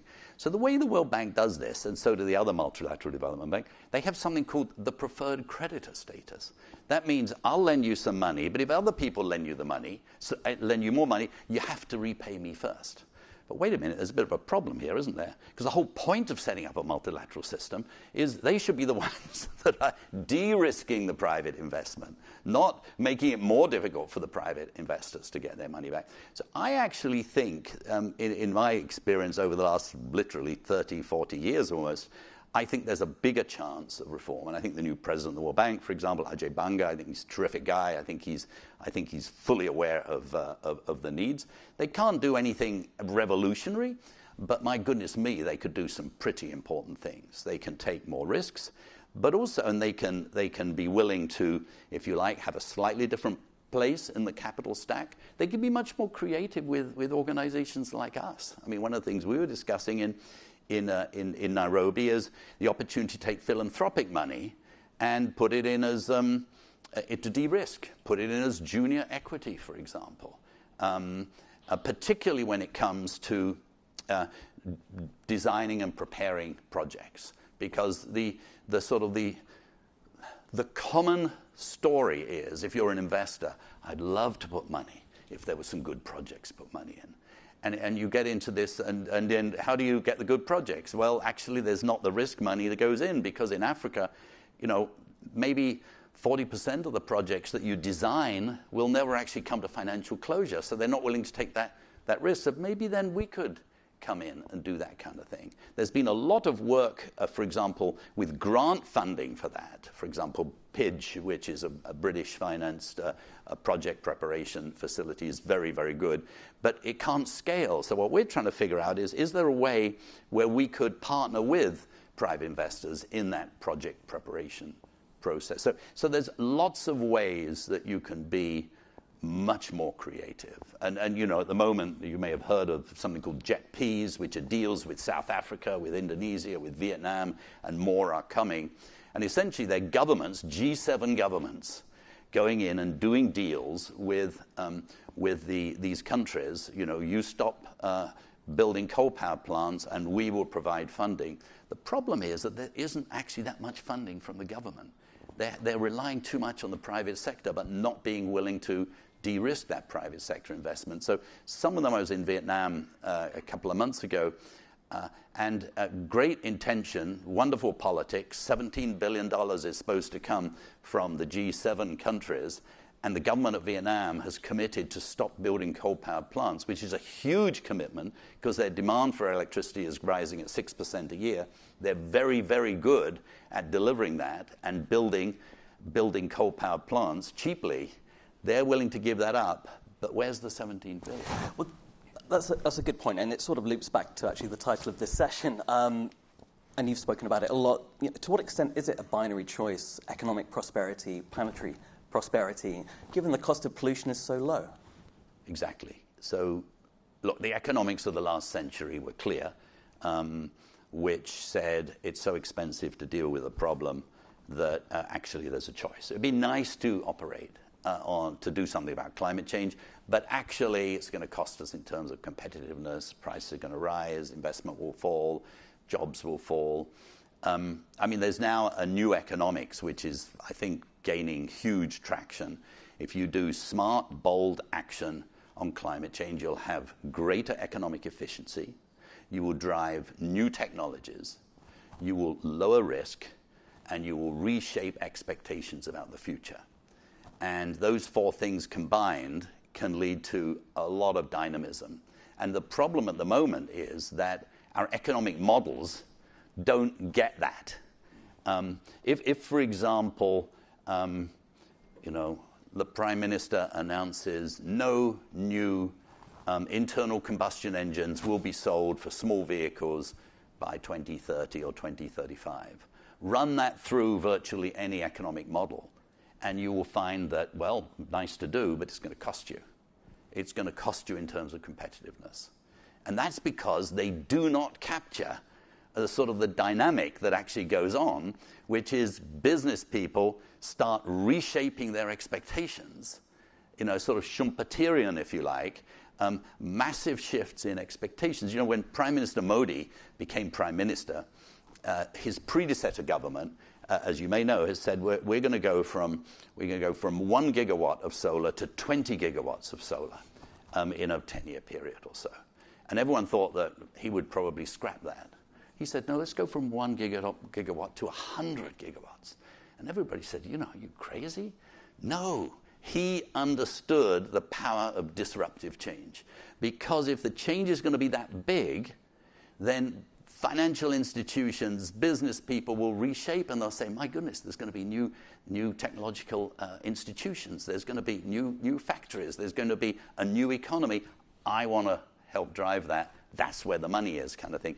And our economic models just don't capture that at all, really. Well, very, very few of them do. So we're investing in sort of thinking through what is the kind of how can we capture that sort of disruptive spirit, so to speak.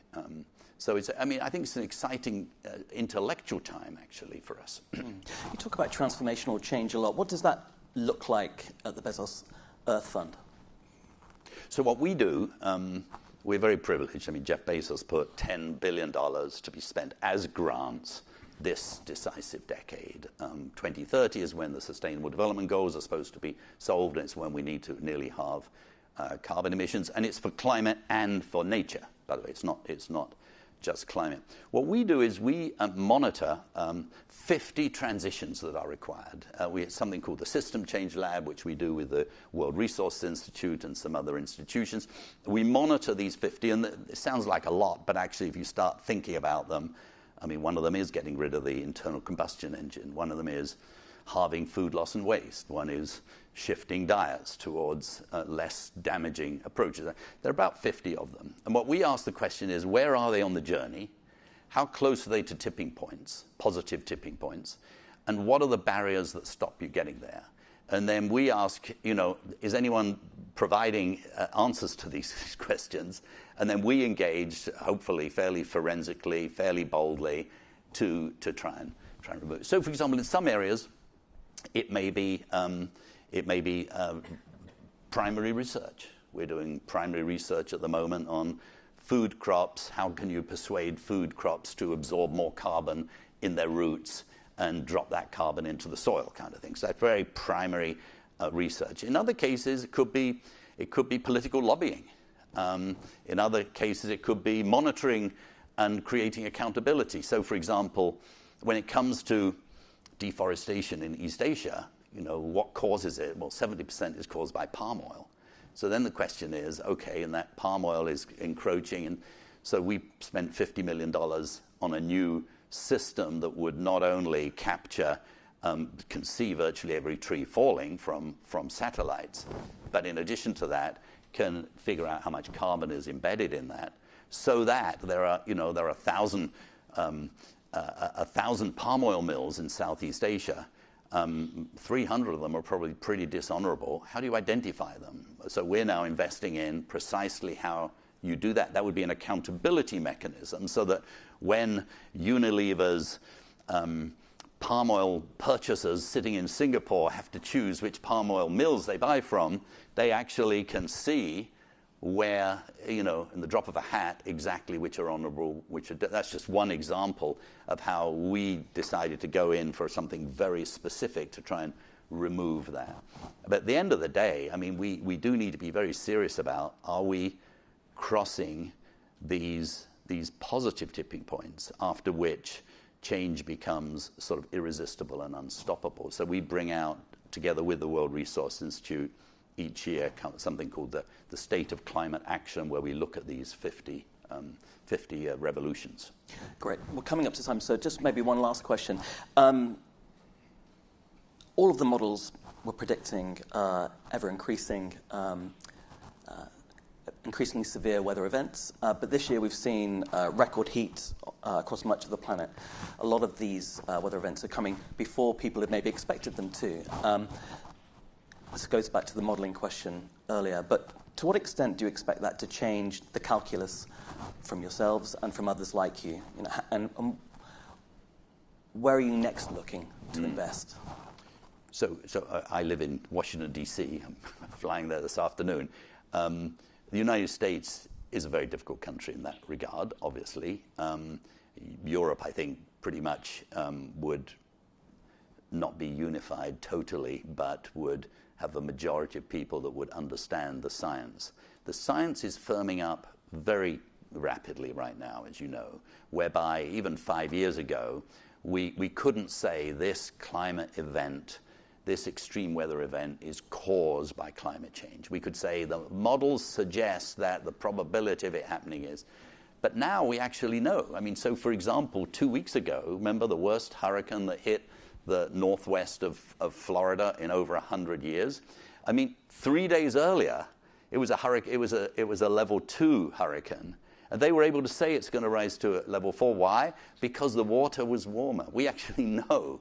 So then we're investing a lot in the science of extreme weather attribution. But then we're investing equal amount in how do you get that information to every single weather reporter in the United States? How do you get user-friendly, charts and pictures and numbers so that, local television stations, where in the United States, people certainly in the middle of the country watch a lot of local news still and watch the weather. How do we change perceptions on that? It's a big journey. But I'll tell you one thing, which is go to Africa. They don't need to be persuaded that climate change is real. It is very real. Yesterday afternoon, we went out with some of our grantees looking at landscape restoration, where essentially 70% of the soils in Africa are degraded, as you probably know. And essentially what they're doing is using the magic of photosynthesis to bring molecules of carbon dioxide, which are causing distraction up there, bring them back to Earth in the form of trees and bushes and crops and soils where they bring vitality. But I tell you, it's a race against time. I mean, it is incredible the damage that already is being done to agriculture, to livelihoods, to the way of life, migration to cities. It's not tomorrow. It has started already. And that's why I'm really grateful to you, Simon, and I'm grateful to Reuters for putting on an event like this, because you reach places that really need to be reached, smart people who have the power to make decisions, and the fact that you're having such a serious discussion, we're very grateful. Andrew, thanks. We could talk for hours, but unfortunately we've got to leave it there. Round of applause for Andrew. Great. Thank you. Thank you. Thank you very much indeed to Simon and to Andrew. To hear Andrew talk about an important pivot at the Africa climate meeting, a coherent African narrative as we're heading into COP, is extremely heartening. We shift our focus now to climate technology. This is another Reuters editorial session. Will it save the world? Our moderator is Susanna Twydale, Senior Power and Gas Correspondent for Reuters. I will allow Susanna to introduce our panel. Come on up.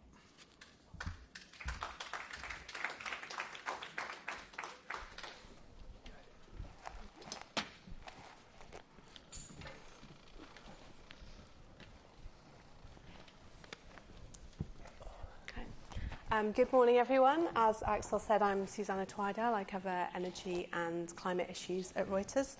And I'd like to welcome you to this panel on climate technology and its role in combating climate change. We've got a great panel today, and we're lucky enough to have representatives from both the investment side and the technology side. First, we have Celine Hoyer from HSBC. She's Chief Sustainability Officer.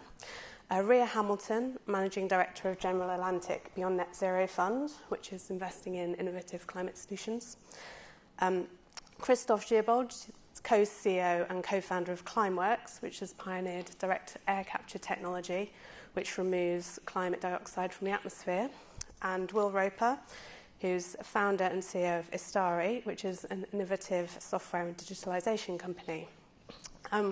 We've got an awful lot to talk about with this topic, and we only have 40 minutes, so I'm going to go straight in with questions.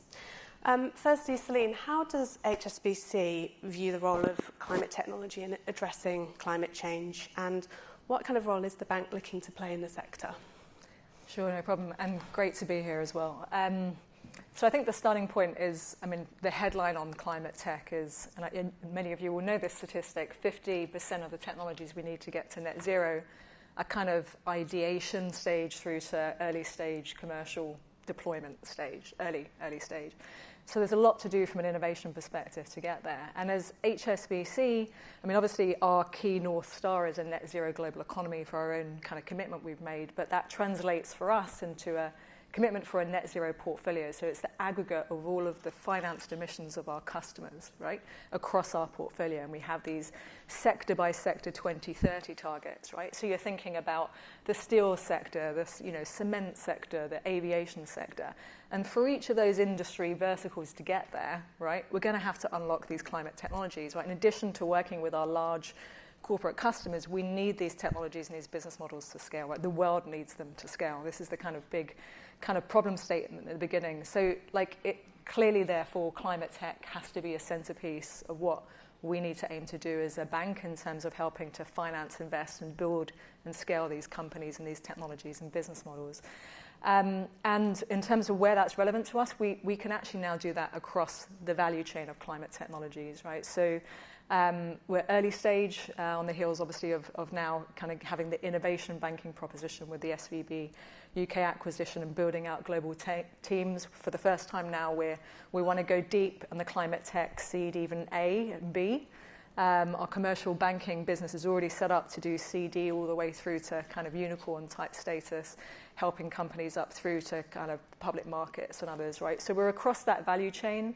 We're technology agnostic. But what we do have is we have this thing, a framework, right? We want to be led by where's the biggest climate impact and the biggest kind of commercial impact in terms of market size of these technologies as well, and be really purposeful with what we're trying to unlock and support. So we're across that spectrum from climate tech, basically, just as a bit of a 101, clean tech 2005 to 2011, that kind of clean tech boom, very focused on energy. Climate tech now is energy, mobility, agriculture and food, industry, decarbonisation, built environment, plus these horizontals, the horizontals of carbon removal tech. We've got Christoph here.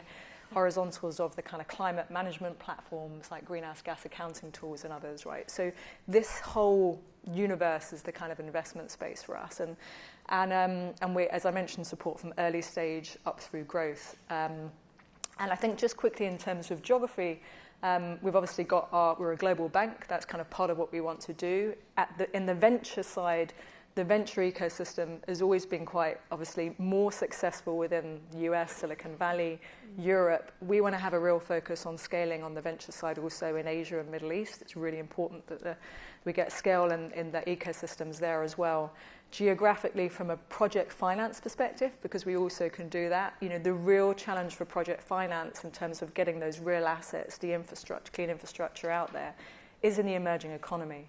So the world needs, I don't know if this number's been mentioned yet, but about 150 trillion in the next 3 decades to make net zero possible.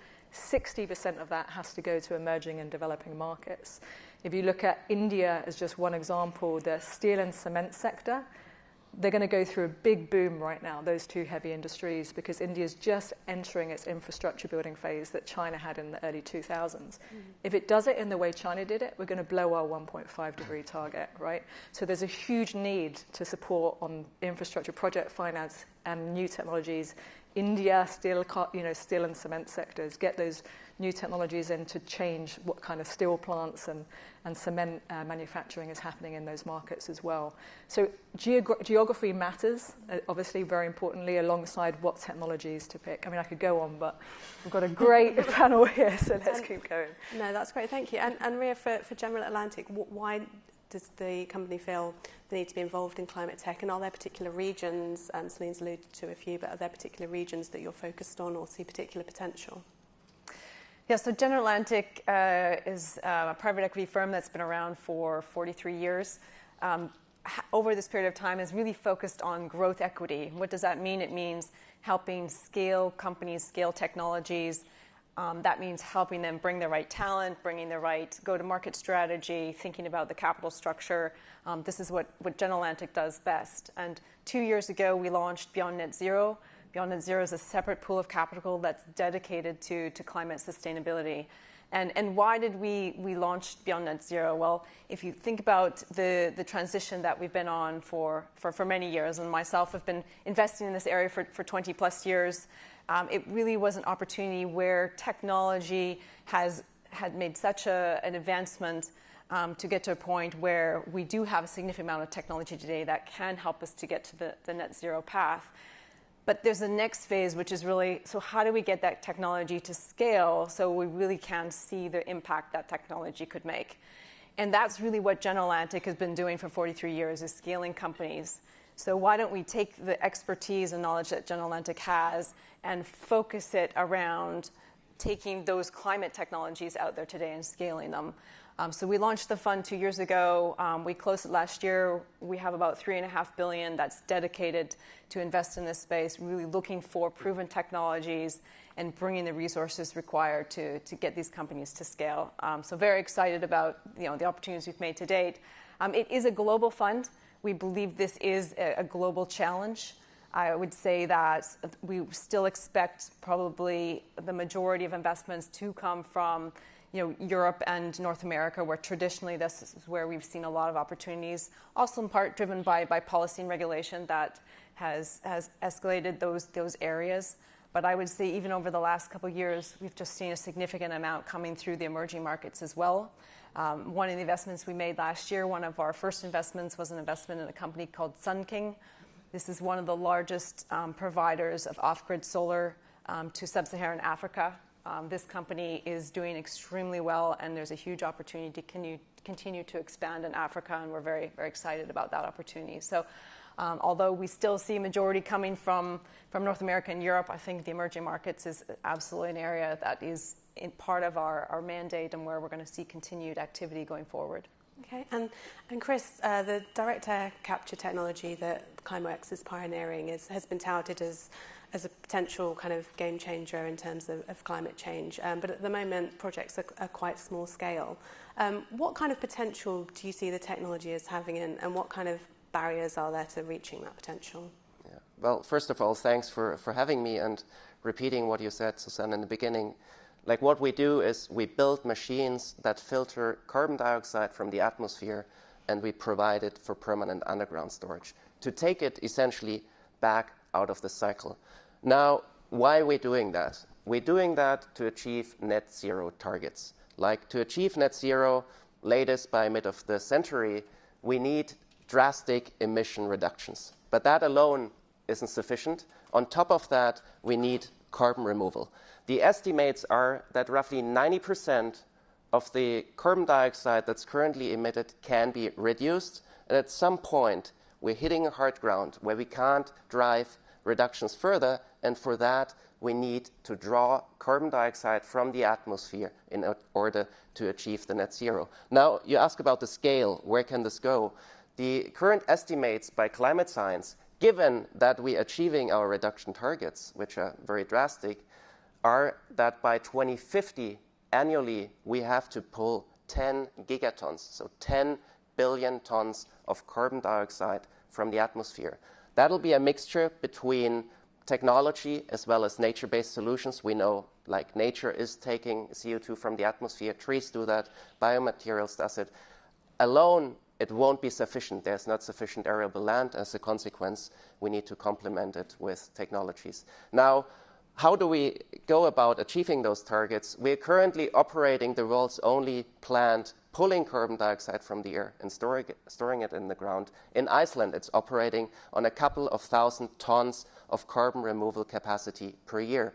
We're scaling to megaton, million-ton carbon removal capacity by end of this decade, by 2030. We just got huge announcements in the United States that project applications by Climeworks might see grant support by the American Department of Energy in the order of several hundred millions, exactly achieving those million tons. And then from 2030 to 2050, that's a time frame of 20 years where essentially this industry needs to scale by 1,000x. And interestingly, that is exactly the same scale up that renewables did in the last 20 years. So if you plot renewables between 2000 and 2020, like in 2000, solar was 1 gigawatt. In 2020, it was 1,000 gigawatts. And that is exactly the transition and the growth our industry has to go from 2030 onwards. Thank you. And Will, the digitalization technology that your company is developing, what kind of role can that play in helping climate? It's a role that I continue to evolve. I think it has a potential to be a game changer for game changers. And my exposure to it came when I was in more of an investor role when I was in the public sector in the U.S. So I had the responsibility of running all of the U.S. Air Force's and Space Force's portfolio of programs and technology, with about $60 billion to spend on current and future technology to provide better national security. So I saw about every technology that a good startup was pitching within the U.S. and international investment ecosystem. The one that I found the most fascinating and the most misunderstood was digitization and digital twins. It was a buzzword dropped in most pitches to me if you were trying to sell me something, but really not something that was achieved by many companies. And I got inspired by it and started learning from Formula One racing and adopted those principles within the U.S. Air Force to build airplanes and satellites, and it was magical.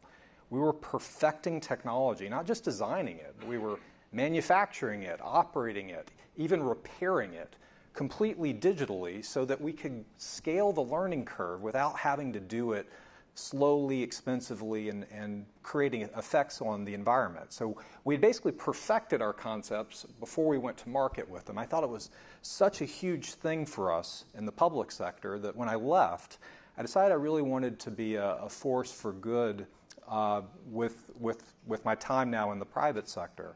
And the thing I wanted to change was why it is hard to make digital twins fundamentally.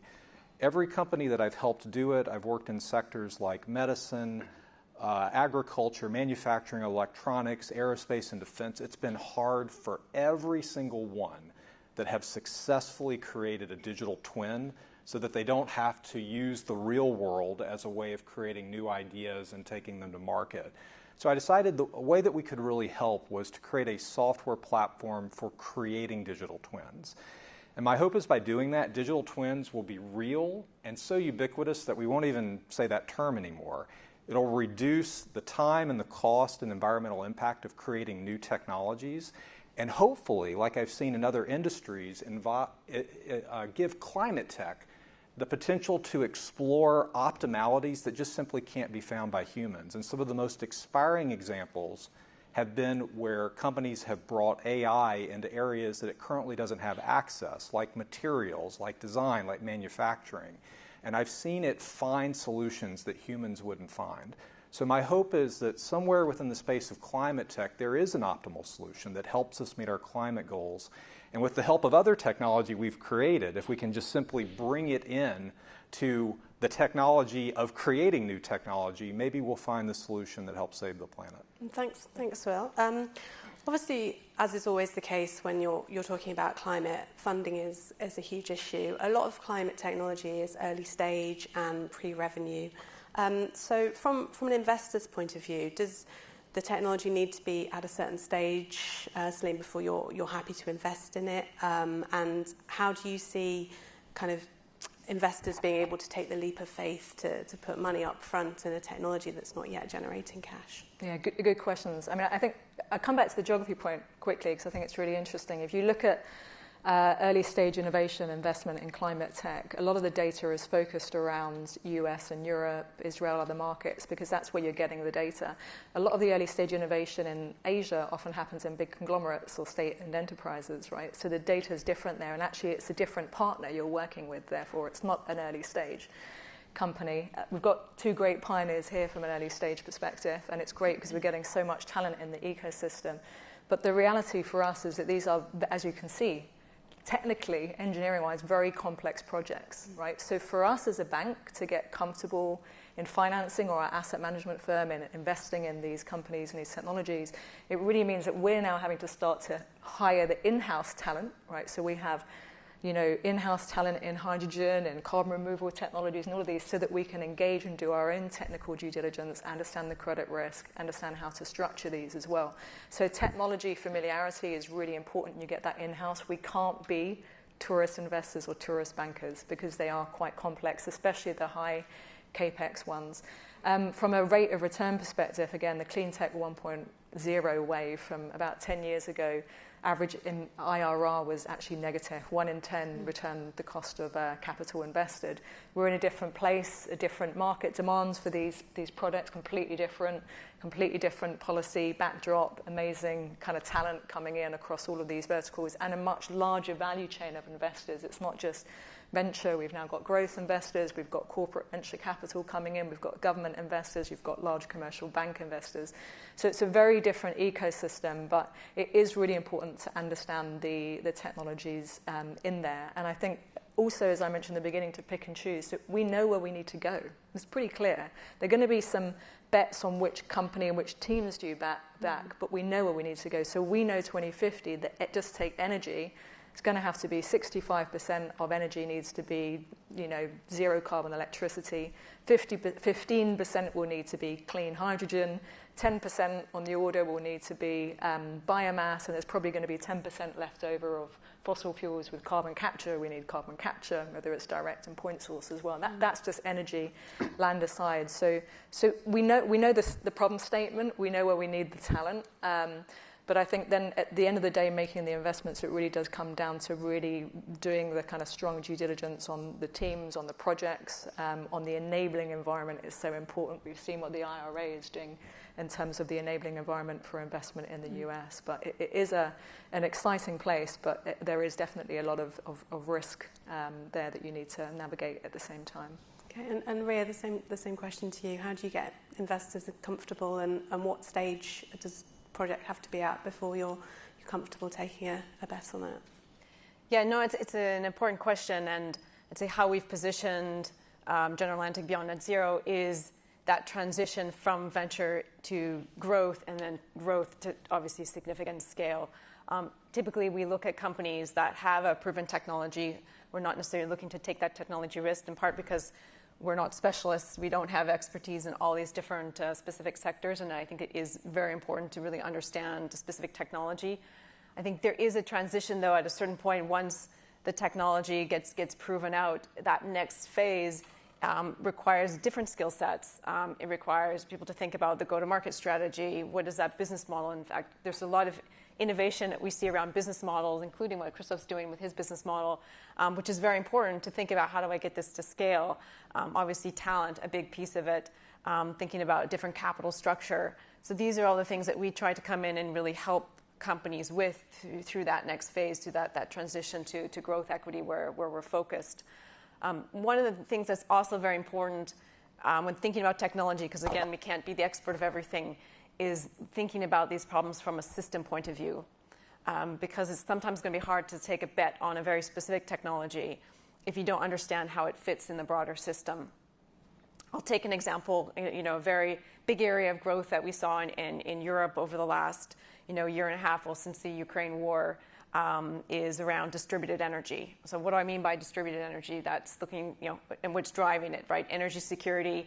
How do we wean ourselves off of, global energy and become more sufficient from a local basis? That obviously solar being a big part of it, but then how do we incorporate, storage? How do we incorporate EV charging? Because we've got the EV mobility coming in place. Should we be looking at heat pumps?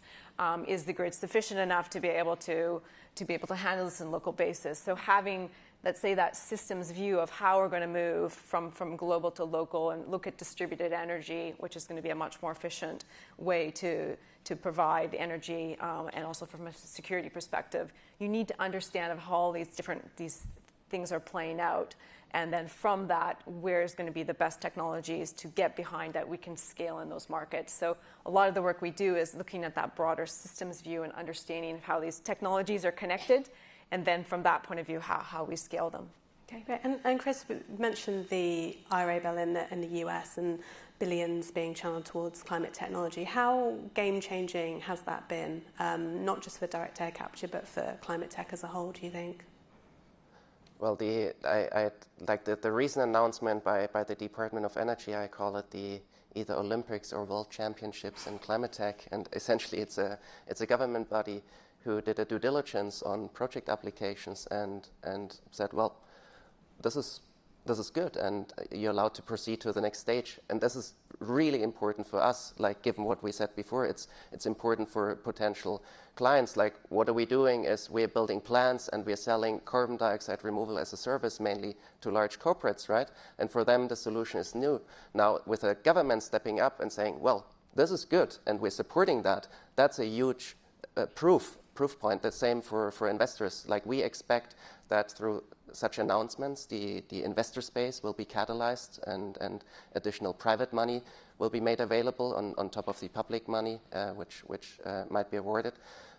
So there are a lot of important catalysts, and on top of that, also other governments in other countries will be looking at that and will be implementing similar mechanisms. Like at the moment, I mentioned we're in Iceland, we're now transitioning with those announcements to the United States, but there are other really interesting places worldwide to do that. Like the Middle East is really interesting. You have low carbon, low cost energy, you have excellent storage sites, and there can be similar programs, or in Australia, in some parts of Africa, etc.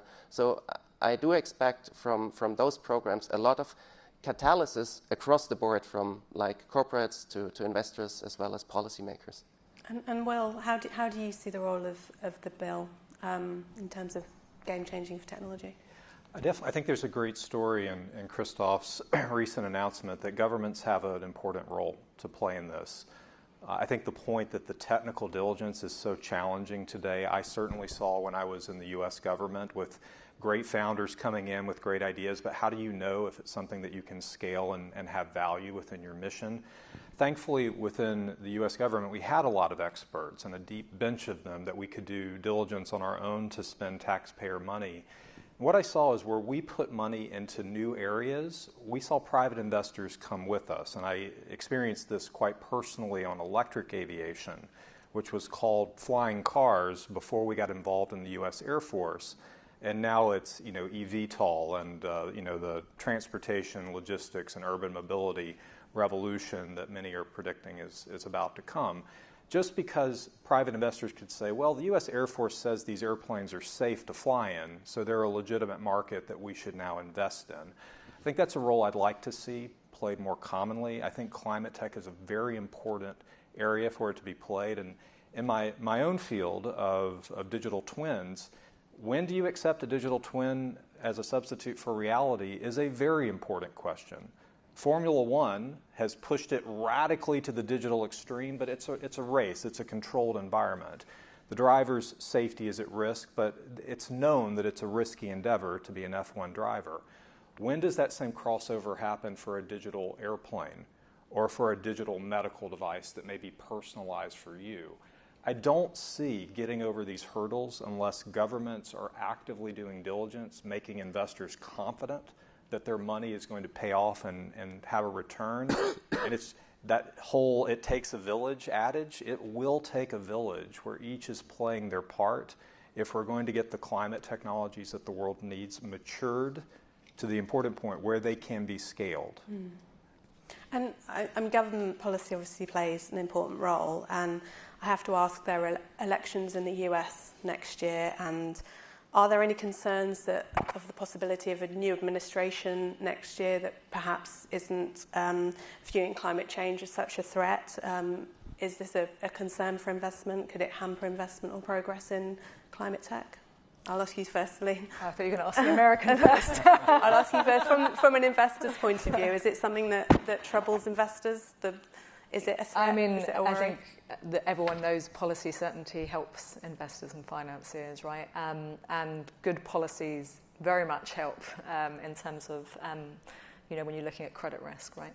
So yeah, I think that it does matter in terms of what's happening kind of politically and the level of ambition behind it, but we're also a number of places where kind of the market signals for a lot of the technologies is just so great, right? Renewables is just, from a power production perspective, the business case is kind of solved, especially in advanced economies, right?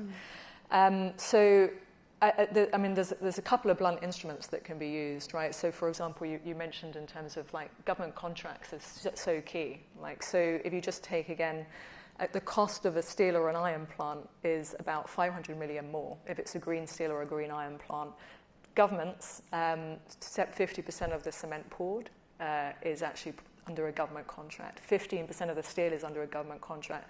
Governments are okay to pay more of a premium up front, right? So again, that's one blunt instrument.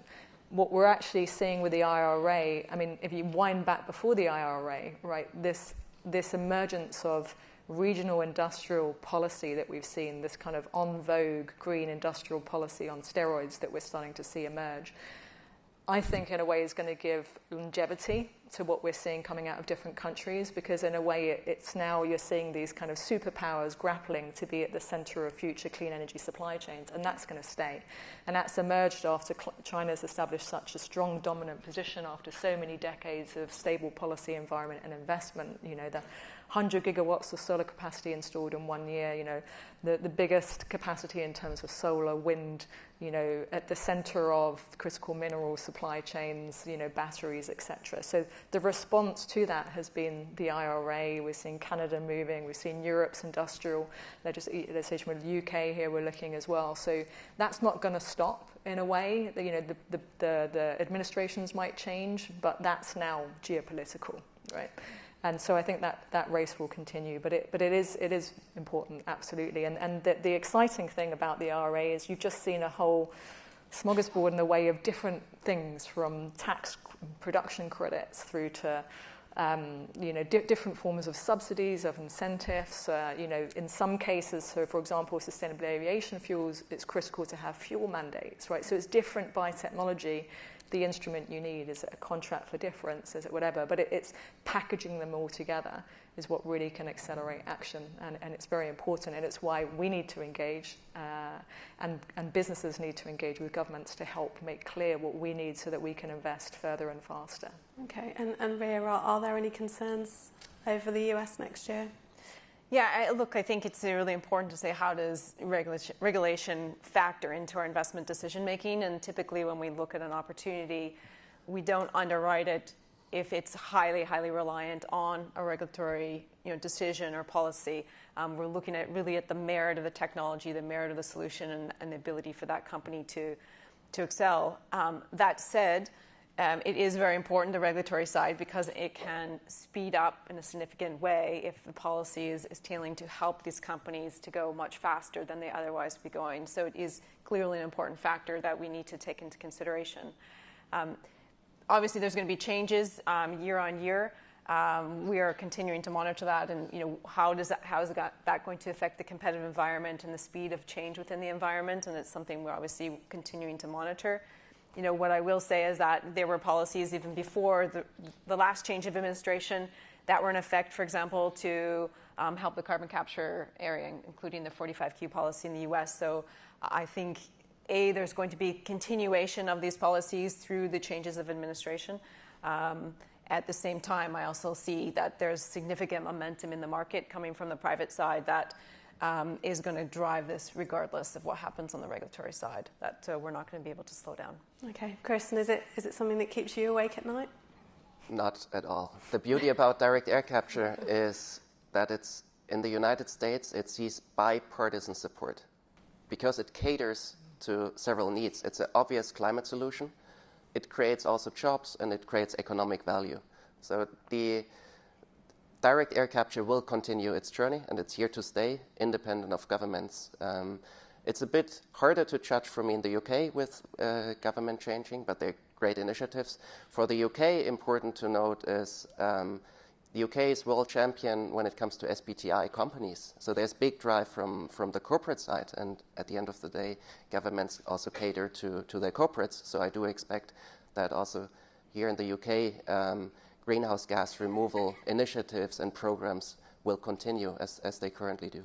Okay. And Will, do you see any threats? Well, having served in a few U.S. administrations, I'm a bit of an optimist on this as well. I'm still currently an appointed advisor in the current administration at the Pentagon. So I've seen quite a bit in governments and transitions. And I would agree, policies do change with administrations, but underneath them, regulations tend to be driven more by industry and a need for nations to stay ahead on new industries.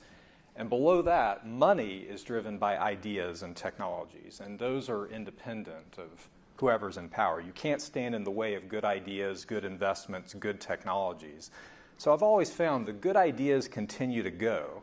And if they're good ideas that are going to create good businesses, they create pressure on the regulatory side for governments not to be in the way.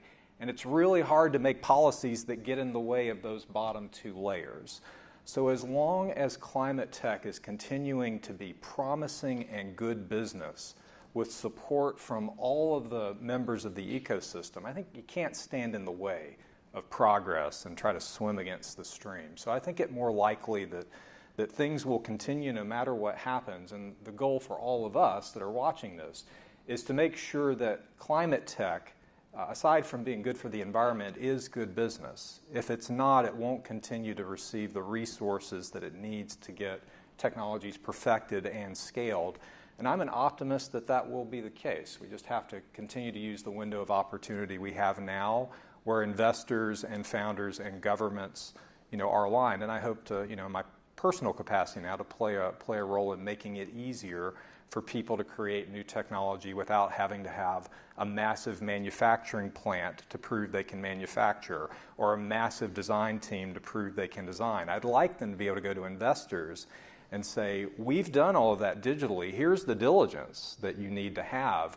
We're ready to go make something that can change the world, and to have investors say, I believe you, because we can now believe through digital means as opposed to believing based on just someone's experience and the slide deck, the pitch deck that they've sent us. So that's my hope. Okay, great, thank you. We've only got a few minutes left, so I'm just going to take one of the questions from the floor. How do we prevent climate tech from becoming a weapon for greenwashing and delaying action? It's one of the criticisms that can be levelled. If people are thinking that there's some kind of silver bullet quick fix down the line, can it delay genuine action on the ground now? I'm going to ask you that first, Chris. Well, economies rule and govern the way we're running the planet, right? And simply economically, it makes absolutely no sense to delay emission reductions and do everything via climate tech. To put this concretely, we're currently emitting 50 billion tons of CO2 from the air. If all of that were done with direct air capture, that would eat up a substantial double-digit percentage of global GDP, and we simply can't afford that. Now, if we reduce 90% with reduction means, and we stick to the 10%, which is given by science, that we have to remove, this number goes down to a 1 to 2% of global GDP, which is, well, don't get me wrong, that's a lot of money, but that's feasible. Global waste management at the moment is 1.5% of global GDP, and it's really important for us that, like in a city like London, we can live and we're not dying because waste is all around. So that's it's an economic answer. Economics prevent that air capture or climate tech more broadly will be used as greenwashing to address all of the emissions that we're having. Okay, thank you. And another question, I saw something today saying we're less than 100 days from COP now. Is there anything particular that you're hoping to come up at COP regarding climate tech? And do you think it's going to be a big feature of the talks this year, given where they're hosted? I'll ask you firstly. 100%. Yeah, I think climate tech is going to be definitely front and centre in innovation, just the region, as you mentioned, and the level of investment and change that we need in that space. So absolutely. And I think the other thing, obviously, it's a COP, and the key thing about COP is getting all stakeholders involved, and we can't do this unless the emerging and developing countries are, able to decarbonize. And for me, that's the thing that keeps me up at night, is that, again, the bulk of, it's great talking about all of these innovations and new technologies, but we've got a lot of even the mature stuff to roll out at scale and finance and invest in at scale to change the infrastructure base across Asia, across the countries where we're having huge growth in energy demand and where the bulk of future emissions are coming from. And there's big cost of capital issues. So it relates back to what Andrew said before and how we can get new partnerships to help address the cost of capital issue, to rapidly try and scale up investment in early stage and also the mature technologies in these emerging countries and the heavy industries. Otherwise, we're just not going to get there. Okay, and Rhea, is there anything particular you hope will come from COP regarding tech? Look, I think COP, you always sort of get the headlines that come out of COP, things didn't work, and there's a lot of skepticism. I think when you're at COP, and from previous experience there, it's all the activity behind it, all the startups, all the actions and activity that is taking place, that people are just getting on with it. I mean, businesses are growing, they're developing. There's a lot of activity that happens behind the scenes, and I'm really excited about seeing all the activity that's happened over the last year there. So yes, it's going to be important to get all the stakeholders in one place. There's a lot of things to continue discussions on, but it's actually behind the scenes. There's a significant amount of action happening. Okay, great. And Chris, is there anything particular you're looking for from the talks? Well, COP is this year has some focus on carbon removal, which is super exciting. There were many COPs where this hasn't been mentioned at all. So I'm already excited by the announcement that carbon removal made it to the COP and is part of the discussions. This is the camp one for us on climbing this big mountain, is awareness that carbon removal besides reduction is needed, and that's obviously happening. So already excited with that happening. Okay, great, thanks. Well, and is there anything you're looking out for perhaps on the transportation side? Yeah, I hope that we'll continue to see alignment. I feel like climate tech has really come a long way from when you first heard about things like carbon capture, and it was science fiction, and now it's real, credible, and likely to help save the world. I hope that continues, that we see alignment between investors, governments, and startups. I hope that technologies that have matured and are ready to be scaled, like carbon capture, I hope that scale will not be missed. And I hope new technologies like the one I'm pushing in digital twins that will continue to put new things into the holding deck so that we're never out of ideas, and we just keep maturing, scaling new technologies until we feel like this is a problem solved. And I think right now the feeling of possibility that I feel in this market is one that I think it's up to all of us to try to leave every venue, including this one here at Reuters, feeling like the future is very possible and very hopeful. So that's what I hope for. Fantastic. I think that's a great place to end as we are over time. Thank you very much, panellists. Thanks for a great conversation. Thank you.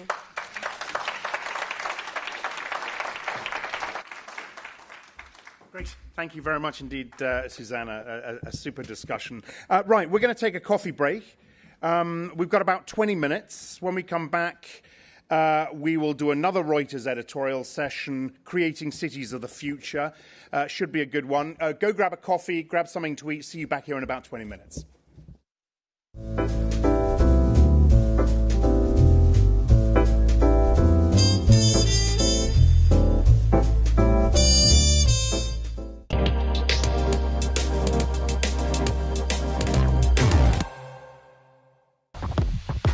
We are in times of great change, from the way we live and work to how we communicate and travel.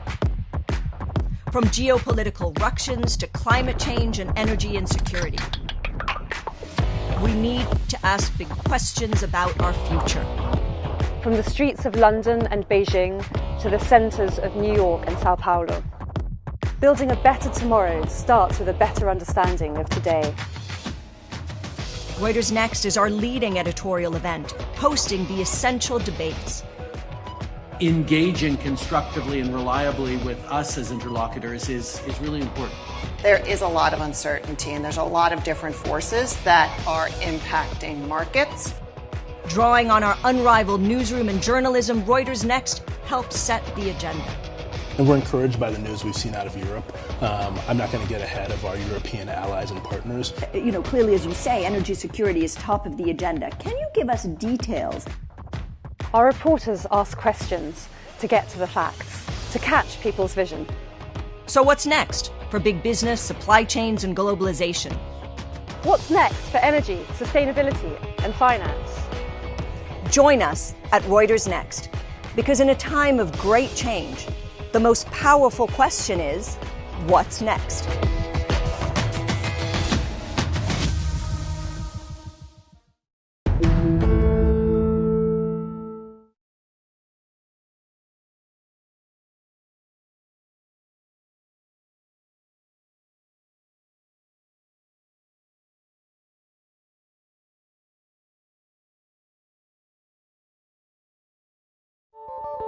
Notice anything different about this carrier ship?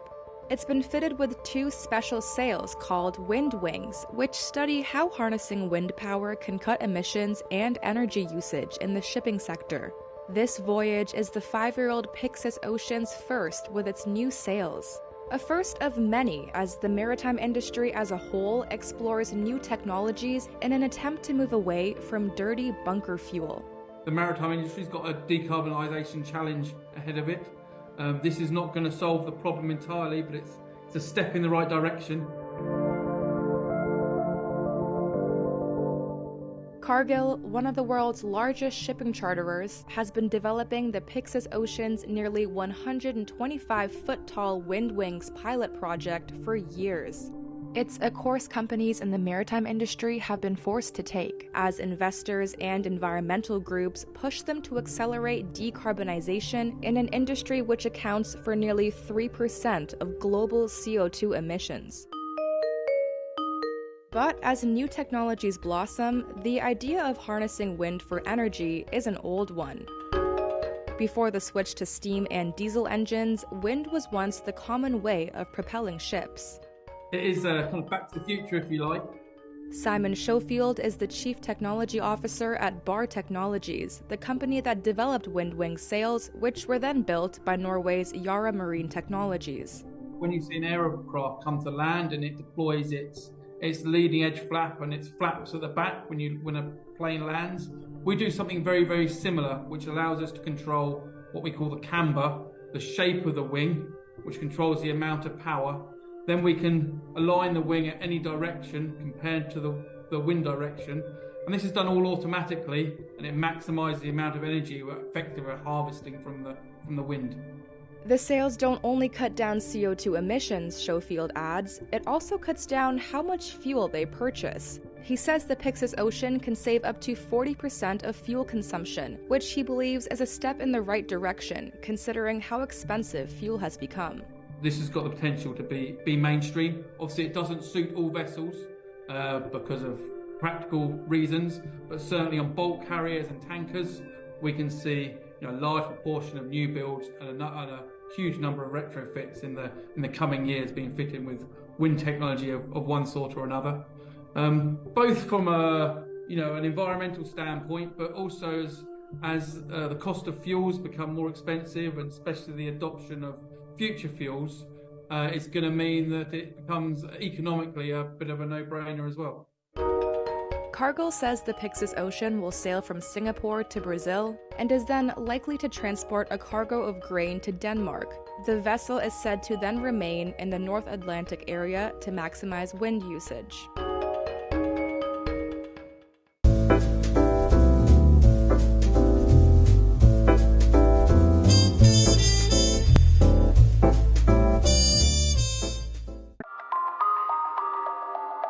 Iraq's southern marshes are drying up. They're receding and turning brackish following multiple years of drought. Fish are disappearing, and an entire way of life going back centuries is under threat. Fishermen here say they're feeling the squeeze, and they're asking, where do we go now? أي أنواع السمك كان موجود بها هنا. كل شيء كان بني سمتي أشكال.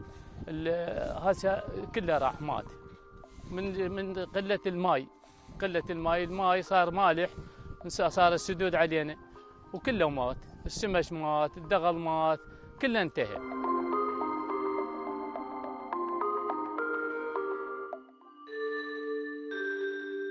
On the marshland's shoreline, it's a grim catch. These tiny dead fish can only be used as animal feed. Fisherman Ali Hakim says his water buffaloes are already dying of hunger. الماي جفاف كلش، اولا السدود سادين علينا الماي، وثانيا الماي هو نفسه تجاف، ماكو ماي قوي.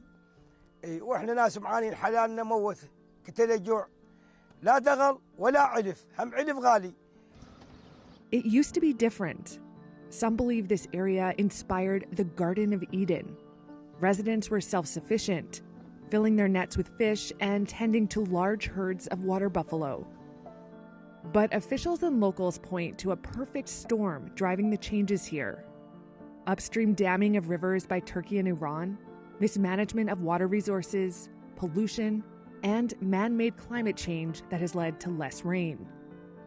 Nasser Samari is an environmental activist. لان احنا ما بيدنا فد شيء، احنا ما نقدر نسوي الاهوار محميه، ما نقدر احنا نفتح انهار، لان احنا ناس ما لا قوه ولا سلطه.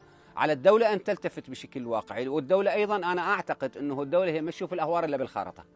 ماكو واحد اليوم اجى جال بشواطئها وانهرها وقراها على انه يطلع على واقعها واهميتها. As the rivers and marshlands dry out, so does the economy that depends on them. This boatmaker used to employ up to 10 workers to build more than 6 vessels a month. Now, he toils alone. Work is no longer like it used to be, he says. We can't even afford to pay our rent because of the shortage of water. While many are fleeing to cities, there's no guarantee of a better life there. This man used to make a living off the Euphrates, but now sells geese for slaughter and drives a taxi. Making ends meet is a struggle. More than 62,000 people have been displaced across Iraq due to drought conditions over 4 years. That's according to the UN's International Organization for Migration. It adds that number is expected to keep rising.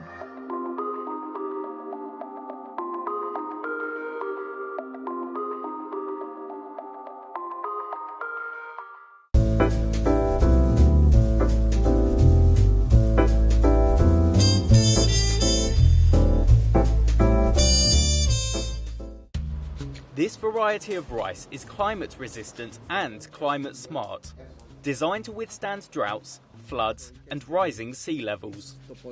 Scientists at the International Rice Research Institute are testing the experimental plant in these flooded rice paddies in the Philippines. They hope a crop that could withstand the impact of extreme weather will help curb the effects of climate change on agriculture.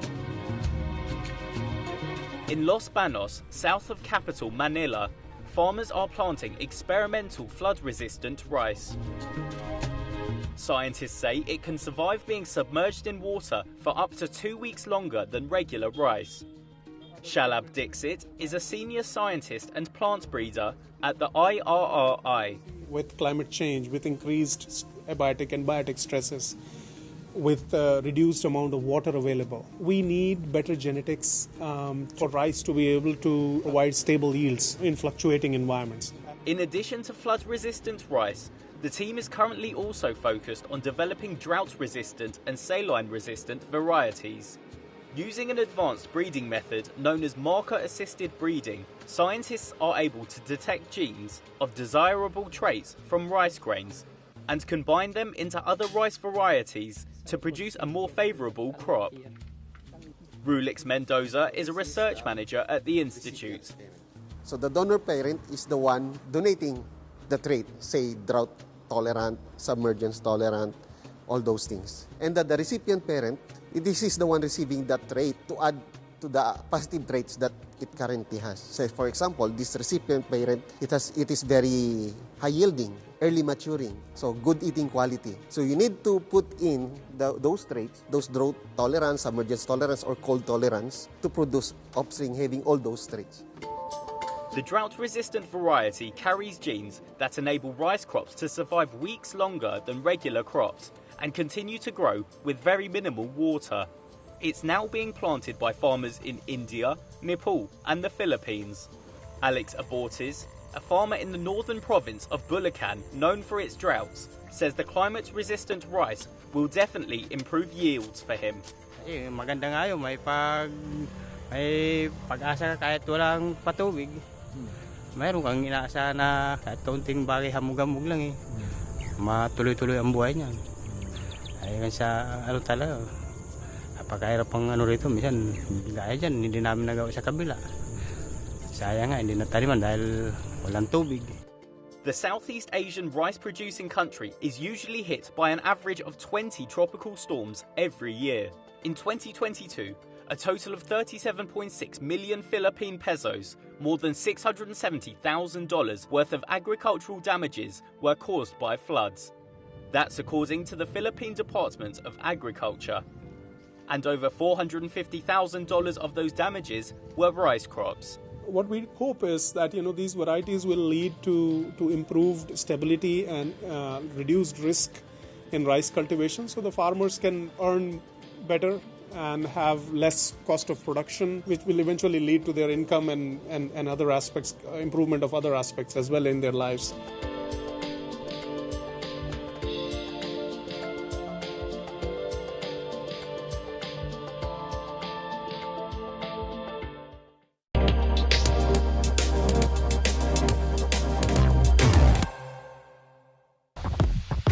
We are in times of great change, from the way we live and work to how we communicate and travel.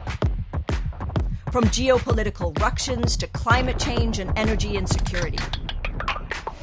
We need to ask big questions about our future. From the streets of London and Beijing to the centres of New York and Sao Paulo. Building a better tomorrow starts with a better understanding of today. Reuters Next is our leading editorial event, hosting the essential debates. Engaging constructively and reliably with us as interlocutors is really important. There is a lot of uncertainty, and there's a lot of different forces that are impacting markets. Drawing on our unrivaled newsroom and journalism, Reuters Next helps set the agenda. And we're encouraged by the news we've seen out of Europe. I'm not going to get ahead of our European allies and partners. Clearly, as you say, energy security is top of the agenda. Can you give us details? Our reporters ask questions to get to the facts, to catch people's vision. So what's next for big business, supply chains, and globalization? What's next for energy, sustainability, and finance? Join us at Reuters Next, because in a time of great change, the most powerful question is, what's next?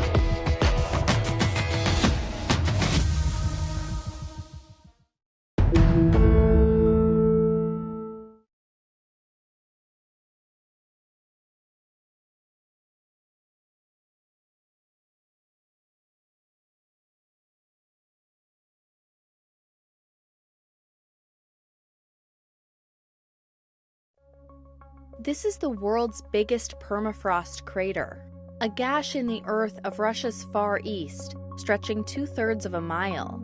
And as the planet warms up, the Batagayka crater's permafrost is melting. Locals call it the cave-in or the gateway to the underworld. But it has a scientific name too, a megaslump. Scientists warn the phenomenon is a sign of danger for what's to come. The crater began to appear in the 1960s as a result of deforestation in the area. The deforestation led to the loss of ground ice, which then caused the earth to begin eroding. Since then, locals have taken note of its rapid growth. Здесь немножко вот от тропинки где-то метров 20-30 было. Сейчас вообще близко, оказывается. Ну, здесь местами как, с этой стороны где-то метров 10 уходит. С той стороны где-то метров 4-6. Вот так каждый год. Ну и от года по-разному. Scientists aren't sure exactly how fast the crater will expand, but they say Russia is warming at least 2.5 times faster than the rest of the world, melting the long frozen tundra that covers about 65% of the country's land and releasing greenhouse gases stored in the soil. Researcher Nikita Tananayev says that will further fuel global warming. It is a sign of danger because this is produced by higher air temperatures, by warming climate, by anthropogenic impact. So we would say that, yeah, toward the future, with increasing temperatures, with high anthropogenic pressure, we will see more and more of those mega slumps forming, up until all the permafrost will be gone. Well, which is an extreme case, but I have to pronounce it nonetheless. Thawing permafrost has already threatened cities and towns across northern and northeastern Russia, buckling roadways, splitting apart houses, and disrupting pipelines.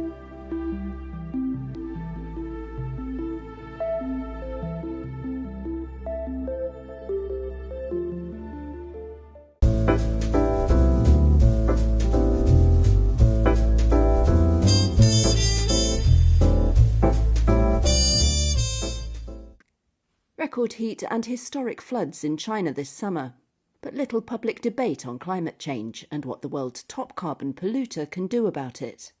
Campaigners like Liu Junyan of Greenpeace East Asia are calling it a missed opportunity. I believe that the coverage by mainstream media is indeed quite disappointing. China's CO2 emissions grew 10% in the first quarter of 2023 from a year earlier, according to the Centre for Research on Energy and Clean Air. China has set some bold green targets. President Xi Jinping has pledged to make the country carbon neutral by 2060, but experts want faster action. They worry Beijing is failing to engage the public, which could slow the transition. This Beijing resident, who gave his name as Li, is worried. If, for instance, a heavy rainstorm occurs and people merely discuss it and move on, as with earthquakes and pandemics, people just continue with what they have been doing when they're over. I don't think the results will be very good. Climate change debate has been absent from media coverage of the extreme weather, campaigners say. Floods damaged Su's home and crops in Hebei province. I'm not a scholar, I dare not say this. I can't comment on the bad environment. The river channel has narrowed, it's not as wide as it used to be. This is a fact. State media and officials have said in the past climate change makes China more vulnerable to extreme weather. Though this year few have made that connection, or linked the climate to China's own emissions, now around a third of the global total and rising. People have been discussing severe weather like these deadly floods in Beijing, but there was no big spike in searches on climate change on Weibo or Baidu, China's biggest search engine, according to their official indexes. State media are defending China's record. Articles focus on Beijing's climate leadership and call on developed countries, where campaigners are also anxious governments are backpedaling on climate, to take more responsibility. China's foreign ministry didn't immediately respond to a request for comment, but government spokespeople have long promoted China's record on climate change and press freedom.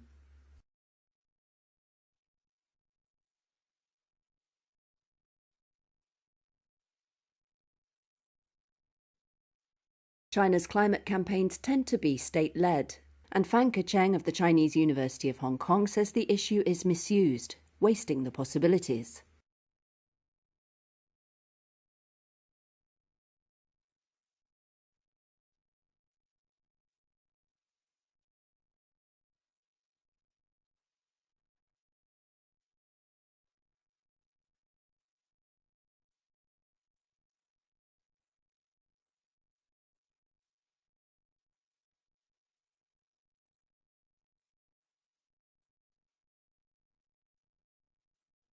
This wasn't always the case. About a decade ago,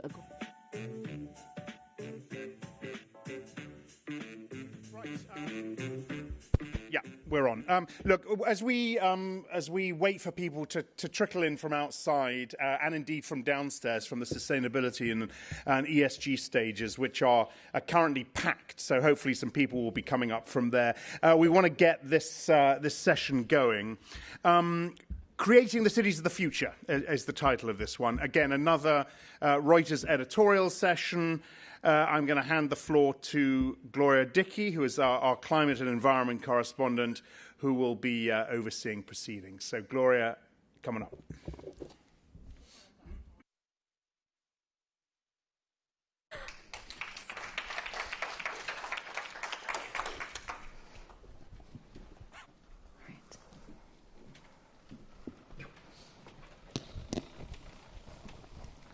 All right. Thank you all for joining me today to discuss the future of cities and how they can both be a solution to climate change, an opportunity, but also a challenge in many ways. And so I want to kind of get things started by asking, what is the biggest challenge facing the world's cities today when it comes to decarbonization, and what are those opportunities that we can tap into in the coming decades to make cities, suit the needs of growing populations in urban areas, adaptation for more climate risks? What opportunities are presented here? So feel free. Christina, would you like to start? Okay, big challenge. I guess building also on the sessions of this morning, we've come a long way in understanding that the built environment, the built space cities they're a big part of the problem, but provide big opportunities to be part of the solution. So one of the biggest challenges is to continue to be front of mind and let's say, provoke consumers to continue to revisit their day-to-day aspirations of what they expect. What does good look like? Because we're in a moment where there are some solutions out there, some cities that are doing innovative policies. Some of them are just common sense that go into human wealth and well-being. But perhaps it's that lack of synchronicity of what we as a urbanized humanity asks from public servants and what we're asking from the systems in a city that are contributing to climate change, but if we do things differently, we could have such a nice planet. Nigel? It's a great challenge. So I should say, as by way of introduction, Good Energy is an energy supply and services company, UK focused. And actually, our mission in life used to be to take people's bills and build renewable generation capacity. That's now gone way beyond us. People are spending billions on that kind of thing. But what we offer people is the chance to sort of decarbonise their home and transport, to actually install the technology and then run it. And traditionally, in the UK, certainly, this has been the stuff of a rural or a suburban environment, because you need space for moving to a heat pump or a solar panel, or if you're driving an electric vehicle, the easiest way to charge it is if you've got your own driveway. And cities obviously therefore present the challenge of high population density and a lack of space, which doesn't mean it's insurmountable, frankly. I think then you're sort of leaning towards where can technologies help in sort of sharing and pooling resources, sharing electric vehicle charging, for example. You can still certainly make a decentralized solar generation play work pretty much anywhere, city or urban.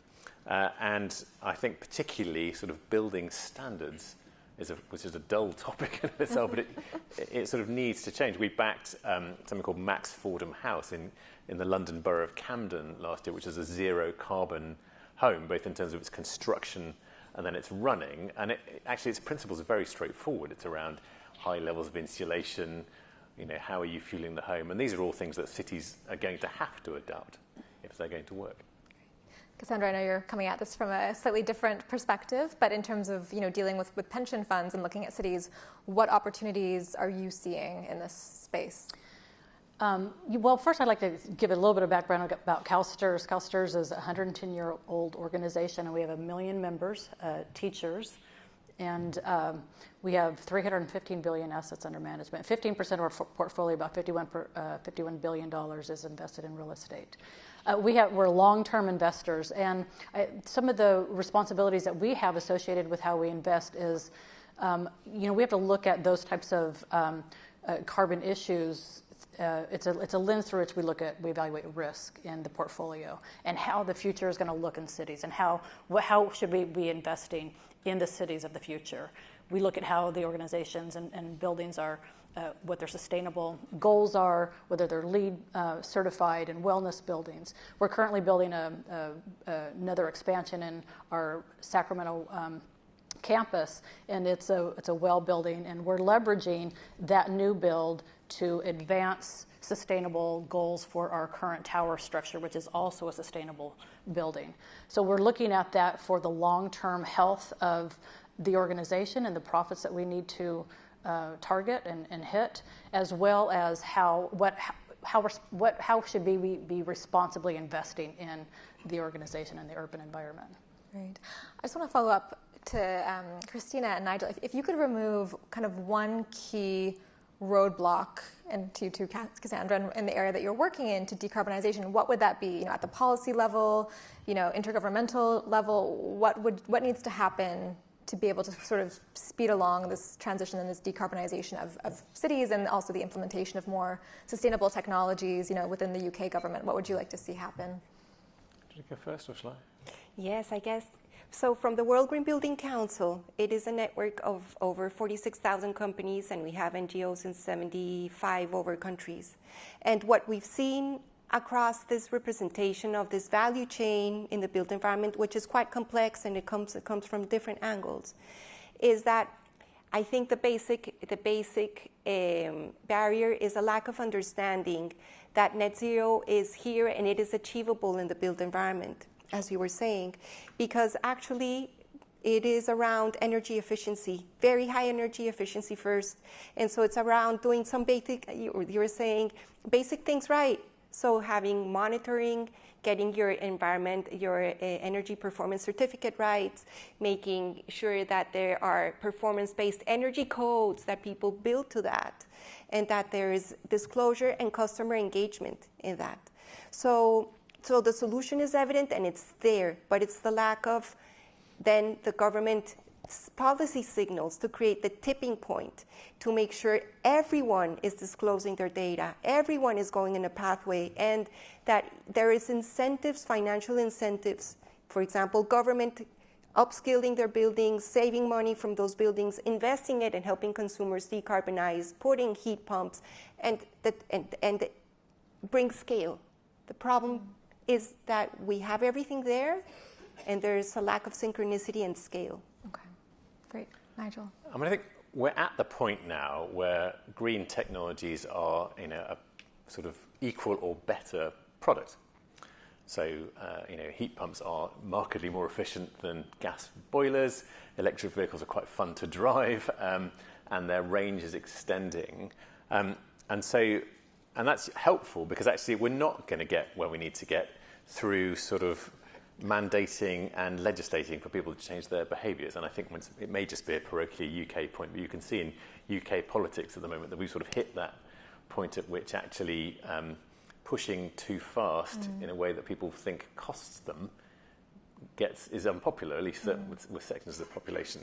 And so to make this kind of a cleaner, cheaper, better solution, that's where we need sort of significant sort of market reform, which should be the stuff of government, but actually it's a bit boring and it's not very eye-catching and it's quite long-lasting. But two things spring to mind in the UK, for example, and we need to commit to a reform of our wholesale energy market, because at the moment we've got a grid which is 40-45% renewably driven, yet the price of electricity is set by the last generator to come on stream, and that is always gas usually. And whilst that was sort of fine in a period of very flat energy prices, in this volatile period, which is going to carry on for a long time, we're being penalised for the fact that the scarcest resource drives the price. So that needs wholesale market reform. That's the stuff of government. And similarly, at a sort of very sort of seemingly mundane levels, things like quicker connection to the local energy grid, which is probably not going to win anyone an election or garner you amazing headlines in tabloid newspapers,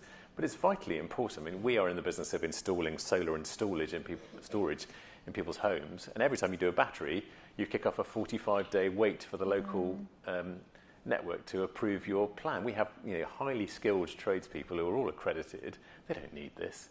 It's rules from 15 years ago, and if we're going to scale these sort of things up rapidly and quickly, it's that kind of regulatory change that needs to happen. The private sector is there with investment, and the consumer is increasingly there with wanting to do this. Help us make it easier. Great. Cassandra, I want to ask you a different question, actually. We've seen CalSTRS target boards of companies for not disclosing climate risks, scope 1 and 2 emissions. So in your perspective, what role can pension scheme funds play in kind of ensuring a more sustainable built environment, and also making sure that where you're investing, that those cities are prepared for future climate risks as well?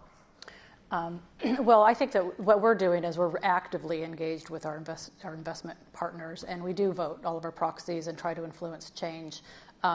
directly through activism, stewardship strategies. So that's one of the ways that you can leverage your strength and the size and scale through which we invest to advance solutions. But I wanted to just have a comment on the previous question also, because I think that some of the barriers that we struggle with in the U.S., at least for us, is that nobody's targeting the same, nobody's going in the same direction. I mean, the issues become so polarized that we struggle with interest in, of course, advancing environmental solutions, climate solutions, ESG issues, and then there's part of the population that wants there to be no ESG considerations and investments, and there's legal challenges on both ends of that perspective.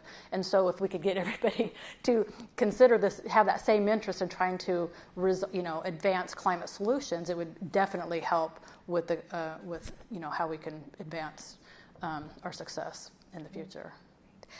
Nigel, we talked a little bit before we came on stage about, you joined Good Energy in 2021, kind of perhaps the worst time to join. So I guess, how have the last 2 years been for you? What is the role of these kind of community energy schemes in getting these technologies adopted? And to drill down a little bit more, I mean, what would you like to see the government do, and how do you think, Rishi Sunak's government is doing, to support businesses like yours? Yes, I would recommend my career track from May 2021. I walked into initially a hostile takeover bid, which we had to defend, and then slightly found myself wondering why we'd bothered, because we then went into the worst energy crisis since the 1970s. I think we've had two phases of it, really. There was a sort of survival phase in this kind of period, if you might remember, about 60% of the energy supply businesses in the UK, and it's not only, the UK was particularly bad, it's not only the UK, failed. They just went bust, and there's been this sort of extra cost for every bill payer for sort of taking on their unmet energy bills as they sort of get consolidated by the rest of the sector. Coming out of that period, you then have seen a huge interest from consumers in what can we do differently. So the rate, for example, of solar panel installation in UK homes has doubled in each of the last couple of years, because something that looked complicated and offered you a payback in the sort of teens number of years, all of a sudden offers you a payback in 5 or 6 years potentially, and also just a greater feeling of being in control should this ever happen again. So there, I think, is a heightened consumer interest in this, which is great. And what the government should be doing is kind of almost helping get out of the way to foster this. And this is where I'm not sure that, it needs to be fair to Rishi Sunak, obviously took over like me in a difficult environment. But I've been doing this job 2 and a bit years now, and I'm on to my 4th Secretary of State for Energy.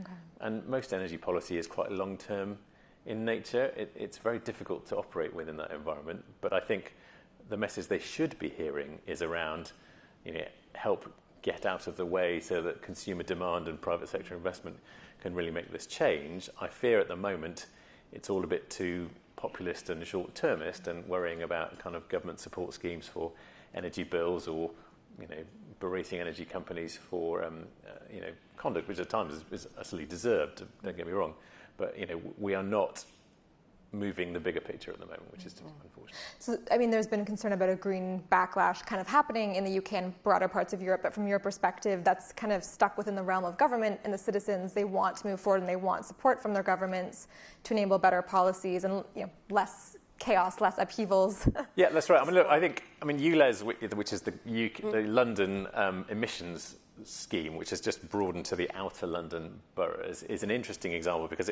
it's dealing with certainly what was a problem, air quality. I don't think anyone would say it's been particularly brilliantly communicated. The sort of compensatory payments aren't great if you're a sole trader who's got an old van who wants to move on. So there's a sort of the politics of that I don't think are great. In the wider country, more broadly on this topic, I think most indicators say that consumers want action. So, for example, onshore wind generation is actually the most popular source of energy amongst UK consumers, but actually UK governments never change. It's partly because the memberships of the Conservative Party aren't very keen on it. So there's kind of clamour for change and no action there. And similarly, there's a lot of evidence that people will want to move and want to adopt. But you just need to make it easier. And that's where things like sort of reform of how quick is it to get connected to the grid, for example, make a huge difference. Okay. I want to move beyond the UK for a moment and look at, this morning we've been talking about Africa quite a bit. We're seeing Africa Climate Summit, the first climate summit in Africa, wrap up this week. Africa is going to be a key kind of battleground, I guess, for the future creation and expansion of cities, especially with, Lagos is expected to be the largest city by the end of the century. You've got huge populations in urban centers. How, I guess, can we kind of harness that opportunity, or is it more of a challenge? And how might African cities be able to leapfrog ahead of, these cities that were built quite a long time ago in Europe and, kind of be the leaders in this space? Christina? Totally. I think in developed countries, you already have a mantra. There's an understanding that you have to build less, and if you're going to build, do it better. Low carbon materials, systemic thinking, integrating solutions in an intelligent way, transport, waste, energy, buildings. Now Africa, the stats are that 80% of the infrastructure Africa needs by 2050 has not yet been built. There is going to be 1.1 billion more people in the African continent, meaning that cities are going to be being built. How are they going to be built? So actually, the conversation, even from COP27 to today, has been a very interesting evolution of empowerment of the cities around Africa, and our green building councils, 15 of them, put up an Africa manifesto last year for COP27 calling for the Africa we want. And they're not, so at some point the debate was, but are you going to ask us, we haven't emitted, we're less than 1% of emissions worldwide, we need to develop. But actually they've come to a recognition that it is good development to leapfrog, as you say, and go into the clean energy transition now. And so there's, as Andrew Sear from Bezos Earth Fund this morning was saying, the huge opportunity for Africa to recover land and make it again a food source, make it the continent of renewable energy. There's a great opportunity to make sure that this urban development is locally appropriate. We cannot be, quote unquote, imperialistic on Africa. It has to be locally appropriate to what they think is a good city, but also making sure that all the solutions from clean energy, clean cooking, for example, is an imperative, and making sure that they can also have a people-centered approach where they can find jobs, green jobs, and make sure that they are at the heart of the opportunity for all the raw materials they have for the clean energy transition worldwide. It's such a beautiful moment, and the empowerment of all those. 90% of companies in Africa are SMEs. So it's a huge opportunity also for companies in the developed world to help those SMEs thrive and make sure that there's opportunity, inclusivity, because I think cities in Africa is where climate justice is going to be understood in the next few years. Cassandra, is CalSTARS, are you looking at investment in Africa? And I know that you've also been pulling back, it seems recently, from China to decrease exposure. Could you speak about your plans for, I guess, those two very large regions, but what you're looking at on kind of two sides of the coin there? Well, for Africa, I don't know how or if we'll be investing in Africa, but one of the things that we do look at is ensuring that when we are looking at the investments, that those considerations are part of the equation, because the board at CalSTARS and the organization has targets to get to net zero by 2050 and reduce our carbon emission in the portfolio by 50% by 2030. So those are always going to be considerations in when we're looking at investments in any of those areas. So with China, I'm not exactly sure where the policy is going to drive the investment strategy there. Okay, sounds decided. I'm wondering, Christina, if you might provide some examples of cities that you think are kind of doing very well on this front, or kind of, following the ideal path that other cities could emulate or follow. What comes to mind in terms of, I guess, role models, maybe within the C40, but what would you tell people to watch for? Yeah, I guess World GPC has a very good partnership with C40 that, as you know, they have a great network that have climate action plans, and as they say, they can move faster, better, no, and deliver. I would say in terms of there's clusters of cities with great plans in many sorts of action. The ULS example, London is a C40 climate city. It's that air quality campaign is at the heart of this. But we also see all sorts of sizes of cities, for example, committing to tackling embodied carbon, the upfront emissions in materials, so going to procurement of low carbon materials, cleaning up construction processes, and those cities may be as diverse as Mexico City, Oslo. We contribute to that clean construction declaration with them. And you can also, for example, you were saying Africa, there's cities that are already thinking, how do they integrate not only cleaning up transportation and electrifying, we need to electrify everything if we haven't said that, electrifying, making sure that there is a win-win in creating jobs and that this is not displacement, no, bringing people along. And in that sense, there's cities, for example, in Asia, like Jakarta, that has been doing amazing jobs in integrating informal transport into the official transport system, making it more efficient while electrifying. So making solutions also relevant for the needs of the local population. In my home country of Colombia, cities like Bogotá and Medellin is leading in nature-based solutions, making sure that the city is resilient.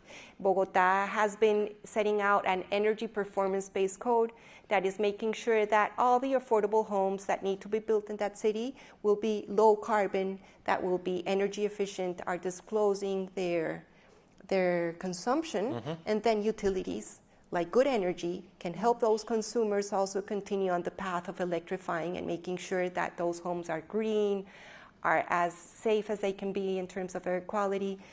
And sorry, I went into the headlines and went back to my home country. I guess I'm missing it. But I guess there's also countries in the US or cities. California is a great leader. The cities in the US California's codes are amazing. They're thinking around whole life carbon, so the life cycle of carbon, not just one point. New York City has a great regulation around carbon trading in big buildings, because 70% of emissions in New York City come from buildings. What else could I say? The European Commission is leading also a cluster of 100 net zero cities, making sure that they are renovating, upskilling and renovating rates. So trying to not promote new builds, but making sure that we renovate what we have, which has a huge carbon debt to pay, and making it low carbon, fit for purpose, energy efficient, and that we put this sector on track because it is an area where cities can contribute to a cleaner, safer, low carbon world. To that point, I mean, Good Energy, do you feel that it can set the model for other cities and other countries? I mean, obviously you're working in the UK, but to what extent is this context transferable that you're working in to others? How might you kind of be a leader in this space and setting that example for others? I mean, we shouldn't be overconfident about it. There are obviously very different challenges to Lagos, say, for example, to UK cities. Although, I mean, we shouldn't forget that cities in a lot of Europe, struggle with the sort of building legacy, which is that they were built for a very different energy environment. And one of Britain's challenges, for example, has got some of the leakiest homes in Europe, and fixing that isn't going to be easy. But I think there are footprints. I mean, I think what we really are is champions of a much more decentralized approach to energy generation and consumption. And we are the major investor behind something called ZapMap, which is an app used by about 80% of the UK's electric vehicle drivers. It makes the data easy, so you can set off on your journey knowing where you can charge and how well. And that is a transferable piece of technology that we'd like to expand internationally. And similarly, the model we have, which is that effectively we're enabling small-scale generation, be it from the homeowner or the sort of building owner, to play a part in a national grid, I think is very interesting. It builds resilience into the system. And there are some great examples from cities in the UK which are very transferable. I mean, we work in Bristol, which is a city in the southwest of Britain, with a group called the Bristol Energy Cooperative, and they put solar on the roof of social housing and other sort of council-owned buildings.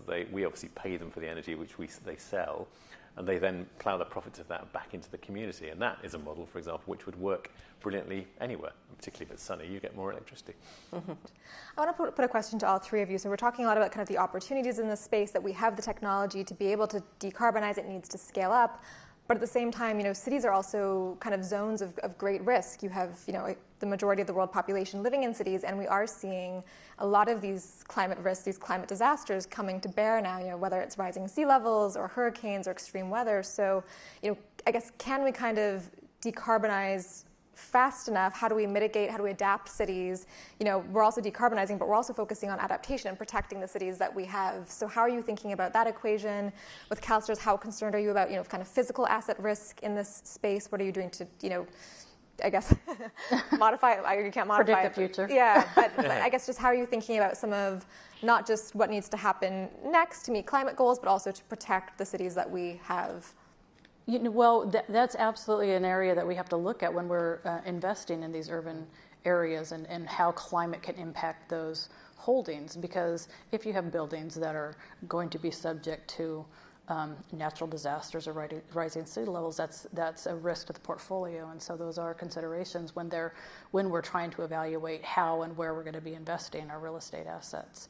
So, I think that taking these considerations into exploring the sustainable solutions into buildings and trying to ensure that as infrastructures are improved and existing buildings are advanced into a more climate friendly type of a building structure, how can those be leveraged for the urban population within that same vicinity? Kind of similar to what we're doing at our organization. We already are really highly advanced in our environmental standards. Operating our organization, it's a very big building, and then building again to meet a zero, net zero energy consumption for the entire campus is, it's kind of a similar thing that you can do at a greater scale would be ideal, I think.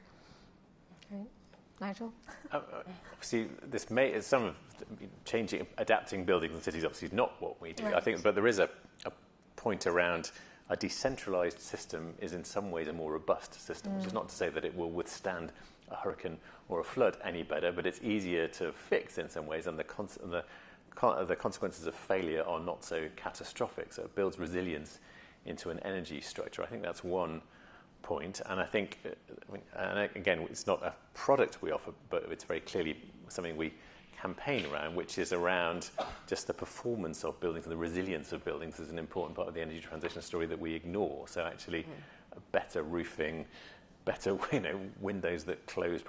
These things actually make buildings more resilient as well as more energy efficient, and they're sort of strides we should be striving to make. The resiliency conversation is the central one, because unfortunately climate change is already here. So we focused talking a little bit earlier in decarbonization, that's the mitigation angle. That is still an imperative, because we're going to hear the global stocktake report tomorrow. It's going to be gloomy, but we need to keep our hopes up. And what does it mean? We need to be acting on those risks today, and that is the resiliency response.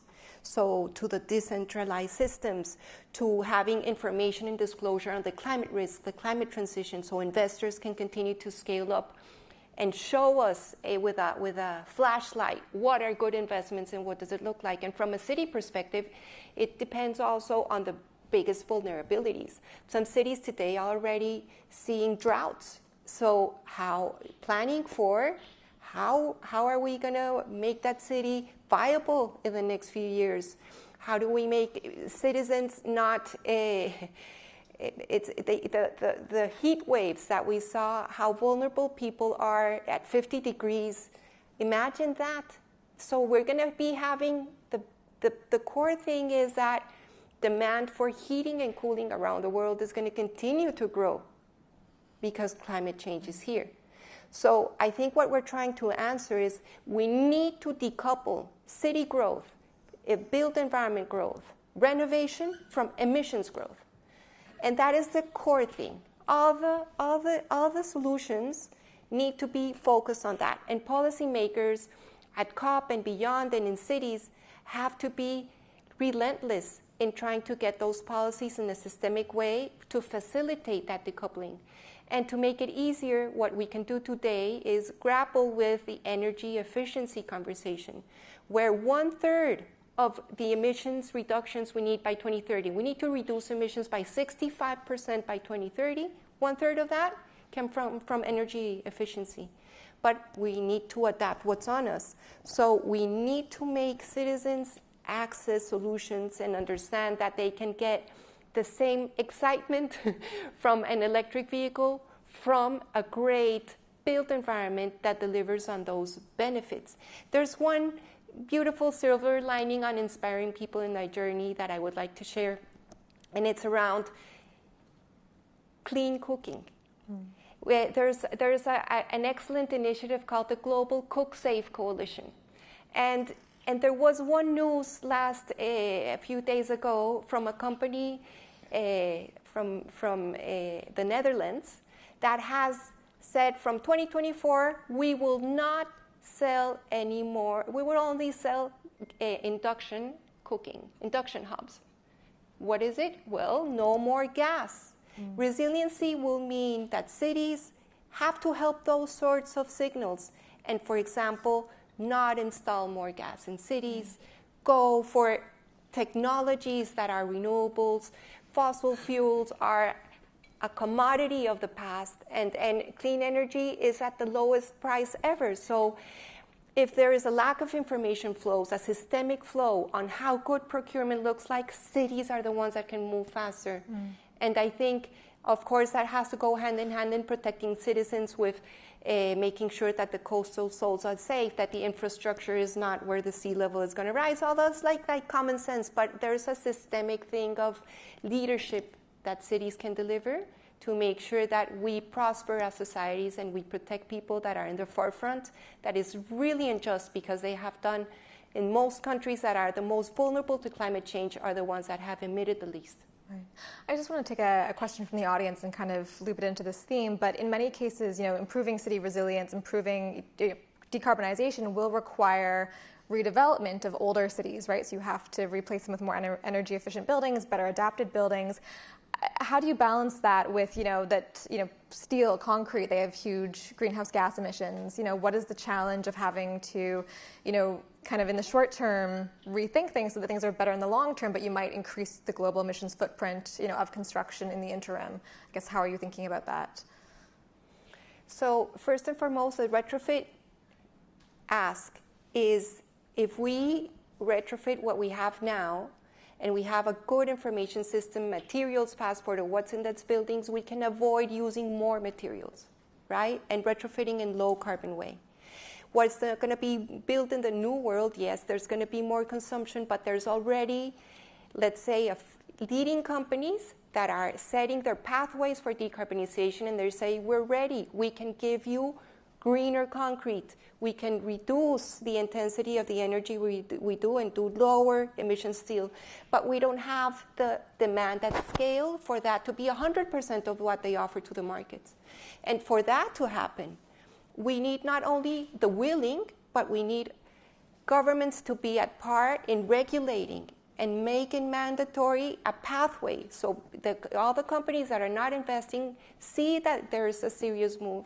And that's why COP that we're speaking about is so important, because there is an opportunity for countries to deliver pathways and the systemic change that can give those policy, let's say, or those signals that it is inevitable, that is where we're moving, and then the investments will fall, because net zero is one of the biggest business opportunities in a century, but we need much more.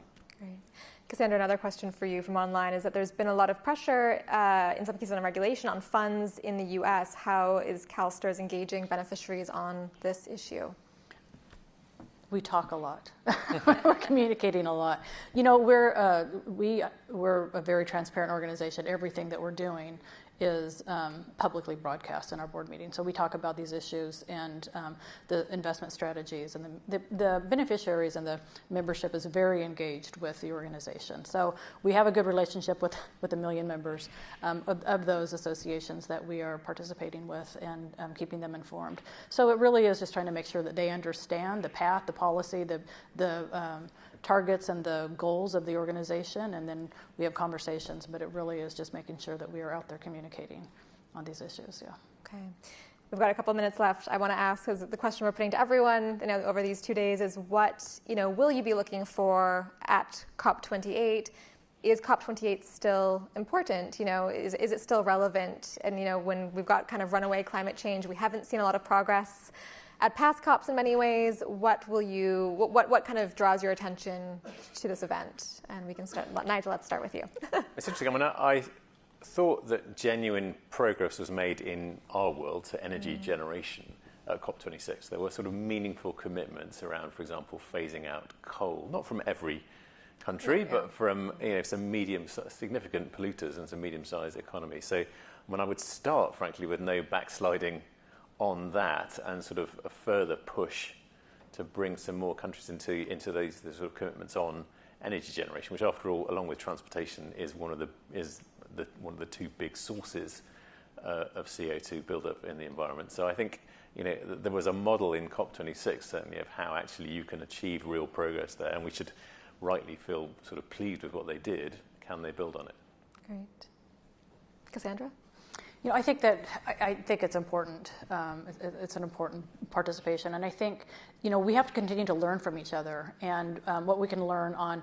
There's so many different things that I think that we have to focus on. Disclosures is one. You're not going to know. You can't. You have to manage what you measure, and you can't measure something if you don't have any visibility to that. So I think that understanding that and what other organizations and countries are doing is really important. Infrastructure is extraordinarily important. We could advance the progress in electric vehicles, but if you don't have the infrastructure to support it, then nobody's going to be able to drive even if they had one. So there's just so many things that other countries are so much farther ahead than the U.S. and things that we can learn from them, and we want to have that taken into all of the consideration in our investment strategies. So it's the dialogues happening there for you. Exactly. Christina, you already alluded to some of what you'll be looking for, but any final thoughts in our last 40 seconds here? It's very important to keep the multilateral process alive. And what's going to be happening next week in New York City Climate Week with the UN meetings and asking for disclosure, transparency, and higher ambition is key, because there has to be that ongoing dialogue.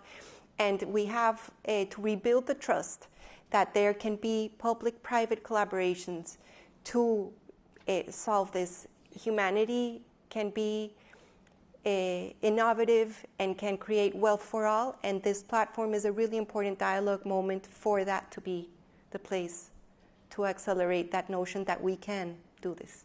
Great. Thank you. Well, I'm sure we could talk more about the future of cities for hours, and it's not a topic that will be going away anytime soon, but that is time for today. So thank you so much to my panelists for joining me, and maybe see you at COP. Thank you. Very good.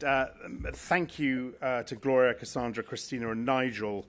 A fascinating and important discussion on the cities of the future. Right, a fireside chat now. Scrutinizing corporate net zero plans is the title for this one.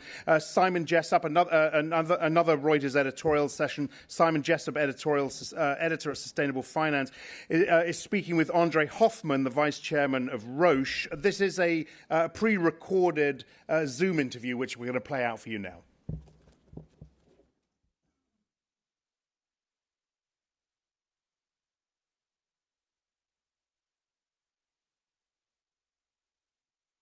Good morning, everyone, and welcome to this next session at Reuters IMPACT. My name is Simon Jessup. I'm the editor for Sustainable Finance at Reuters, based in London.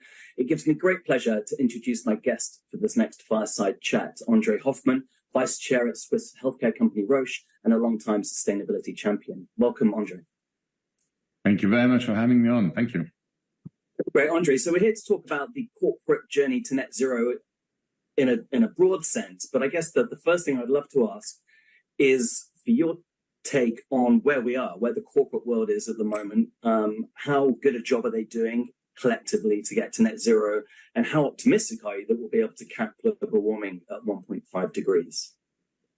So by definition, I define myself as an opportunist, and I think that an optimistic opportunist. I think there is an opportunity for business in front of us to actually make a difference to the way we look, we deal and move on our planet. Now, there are very few reasons for being really optimistic about the immediate future. The summer we just had and the climate disturbances we've experienced in a number of different parts of the world are really genuinely worrying. And that's something that needs to be addressed, especially as on the other side, we are not changing our ways of doing things at all. I mean, CO2 emissions are up. We're still working on a budget of 100 million tons of oil per month. I mean, not tons, sorry, barrel per month. This is not looking very good, and we don't really seem to have kicked into this urgency that needs to be demonstrated if you really want to move forward. Now, that does not saying that there is no progress, because of course there is a lot of progress, in particular, and I hope we'll be able to expand a bit on this, in particular into the way we measure the impact that our corporations are having on the planet, within the planetary boundaries. Okay, thank you. I mean, I see quite a lot of press releases come across my desk, saying we're doing this, we're doing that. But then you look at the UN chief, Gutierrez, sort of, issuing a warning at COP last year, the climate conference last year, just saying, so many of these plans just aren't up to scratch. Do you agree with that? Yes, I mean, Secretary General Guterres talking about we are not in the age of global warming, the age of global boiling, this is obviously an incredibly strong statement. And we used a strong statement from the Secretary General. And I can see that at the moment, this is not really making a significant dent into business strategies. So if we really want to make sure that there is a different attitude from us as corporate behaviors on the planet, we are going to change the way we do business.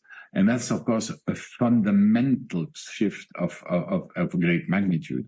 The idea of the conference of the United Nations in Montreal last year, the Kunming so the conference that would have happened in Kunming, but eventually happened in Montreal, chaired by the Republic of China, has brought in itself this notion of impact as a way of measuring the consequences of the existence of humanity on the planet.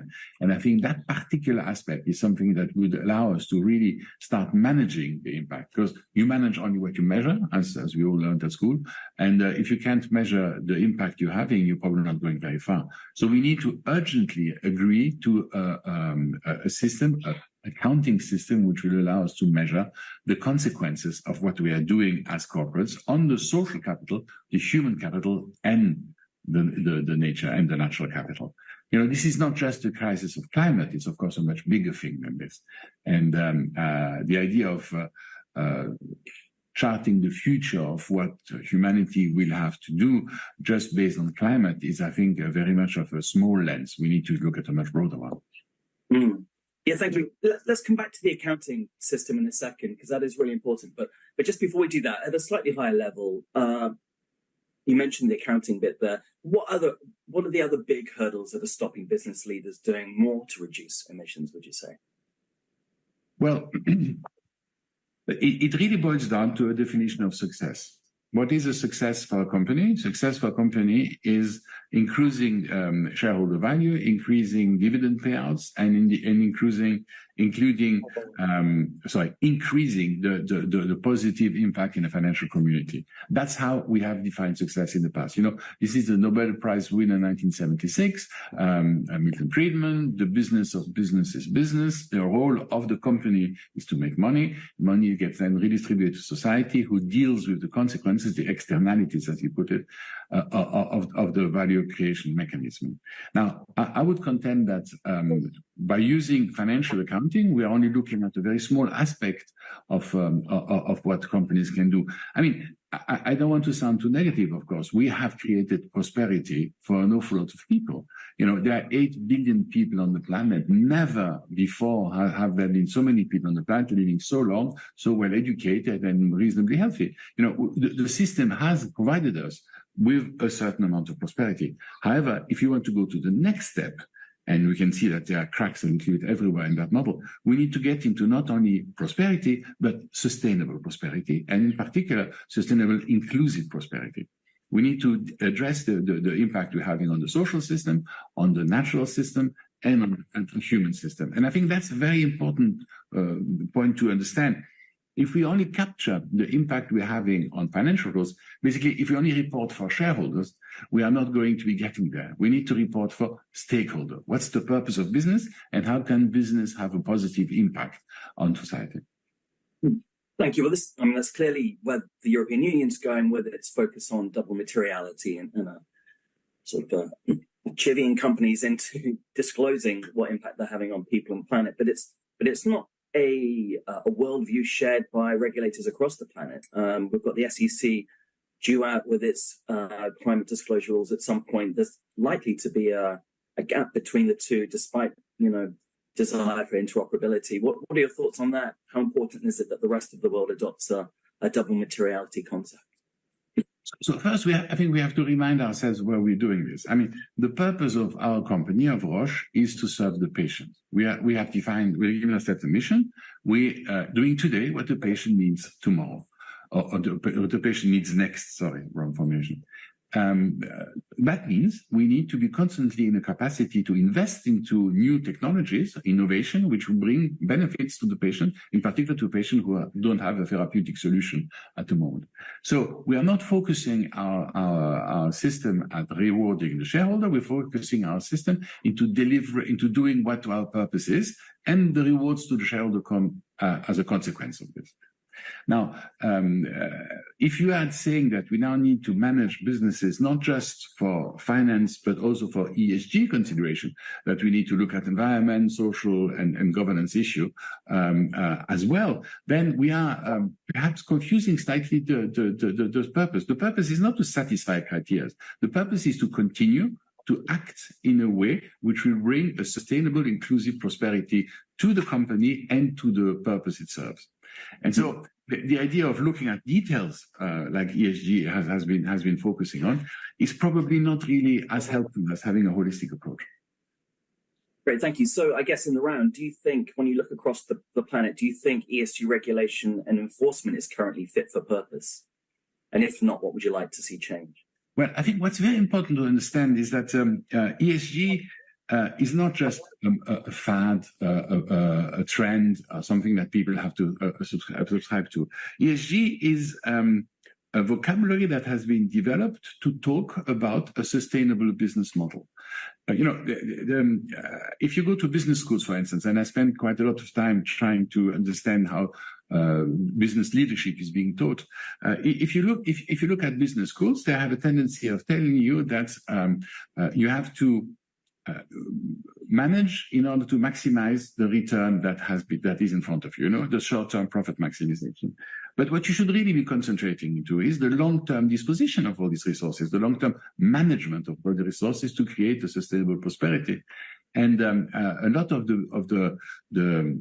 if I look just at the financial side of this, we've been very successful at investing in, let's say, tech. And now suddenly people are moving towards ESG. ESG is going to be the new tech. We're going to make lots of money in that. And then we will pivot into something else. And that's, I think, a misconception. If we really want to talk about sustainability, it's not a standalone thing. It's absolutely a part of the process. I mean, to put it bluntly, the future is sustainable, or there is quite simply no future. The topic of ESG has clearly come under a bit of attack, particularly in the States from a certain group of actors. What are your thoughts around that? What sort of impact is that having on Roche? What sort of impact is that having on the pace of change in the corporate world, both in the States and globally? Well, again, we're going back to this definition of what is success. If success is short-term profit maximization, everything that stands in the way should be pushed aside. But I would, if I look at the principles of capitalism, I see three big things that capitalism does really well. One is asset allocation. Where do we invest our time, our talent, our money, our energy? The other one is risk management. And the third one would be competition. Now, today it's becoming more and more apparent to our peer groups that if you manage by ignoring the risk of the future, and the risk of the future is much more than the risk of climate, it's the risk of biodiversity loss, it's the risk of planetary boundaries being crossed in all sorts of different dimensions, which we can discuss further if you want. But the fact that somebody today allocates assets without including the cost to the system, without including the risk going forward, is quite simply not professional. This is not the way you should run a company. And competition is demonstrating that more and more. The companies that are really allocate asset in an enlightened way and deal with the risk of the future better are outperforming. And you can see that if you look around. So to come back to your question, when people are saying you should not privilege ESG, is because they look at ESG as something separated, discrete from the rest. And in fact, it's not discrete from the rest. It's either you think forward or you don't. And if you don't, you're not going to be as successful as others. You might be generating more money in the immediate future, like most of the oil majors are at the moment, but that's not going to protect you for the long-term value creation. Thank you.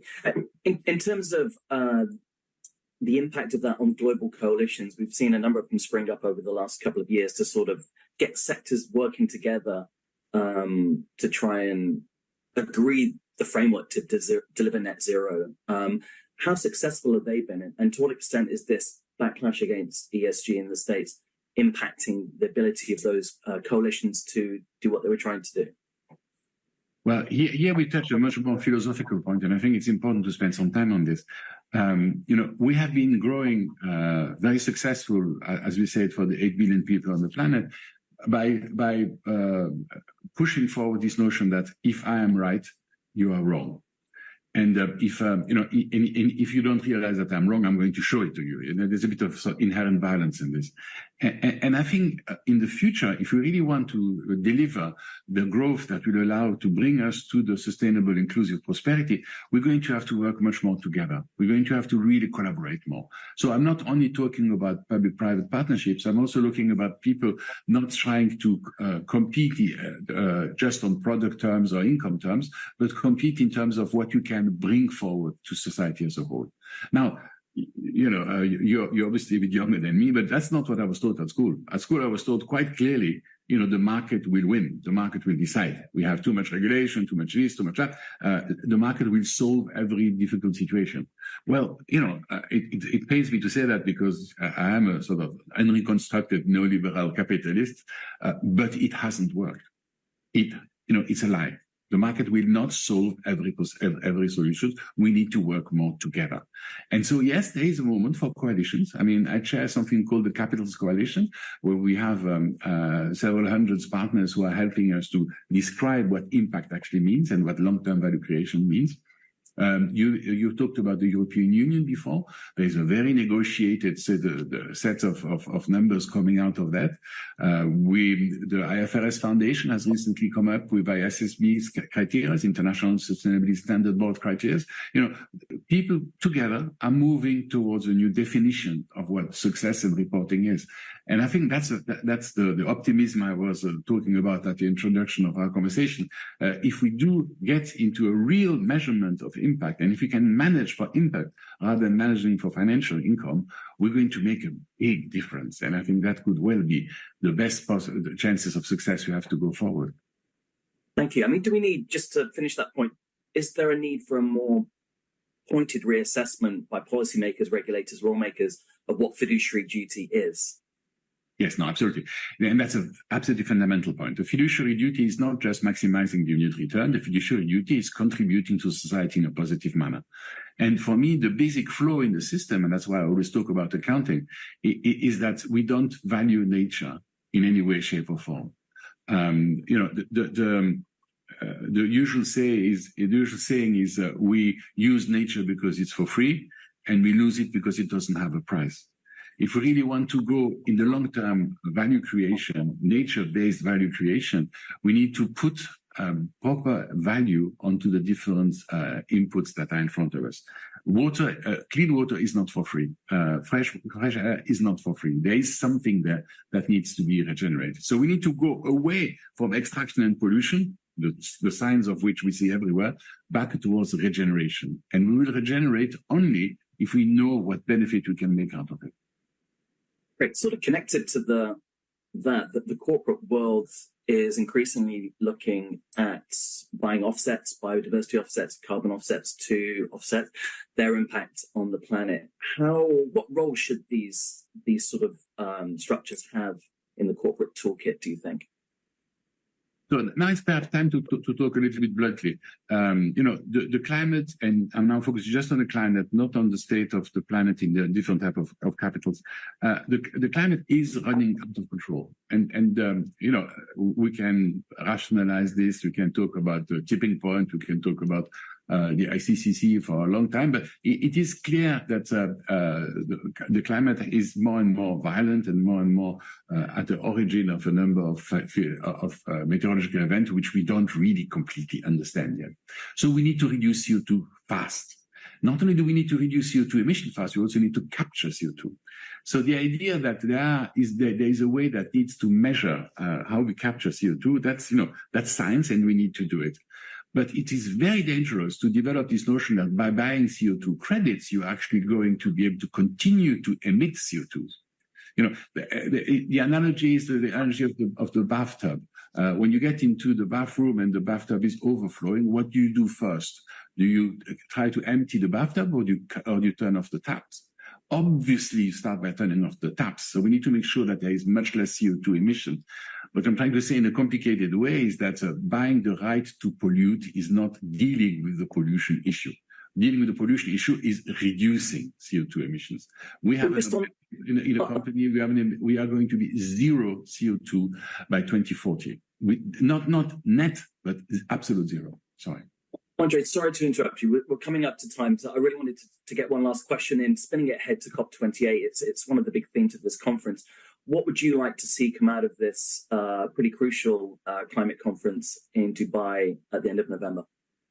Well, what we want to see, all of us, is a real sense of urgency about reducing CO2 emissions. This is not just the time for good intentions. It's a time for really decarbonizing our energy production system.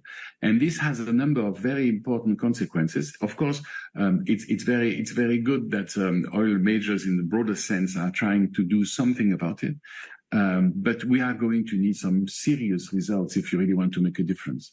The El Nino phenomenon, which is well known as having an impact on temperature, is starting this year. It's going to take for another 3 years. The North American continent, the whole of Americas are going to be very affected by this. We are going to get to a position where we really need to show results. We need to show action. And I'm not sure that what I've read so far of the COP28 will be strong enough for that. Great. Andre, thanks ever so much for your time. It's been great speaking with you. And again, sorry not to be with you in person. It would have been a great pleasure. All right. Well, thank you to Andre and to Simon, and also those comments again right at the end on COP28, important ones. Right, the final session before lunch is entitled Powering Progress Sustainably. This is in partnership with Honeywell. So Honeywell is sponsoring this final discussion. The moderator is James Payne, Global Strategic Lead, Purpose of Business at Forum for the Future. And he speaks with Stefano D'Agostino, VP and General Manager, Sustainable Building Technologies at Honeywell. James, come on up.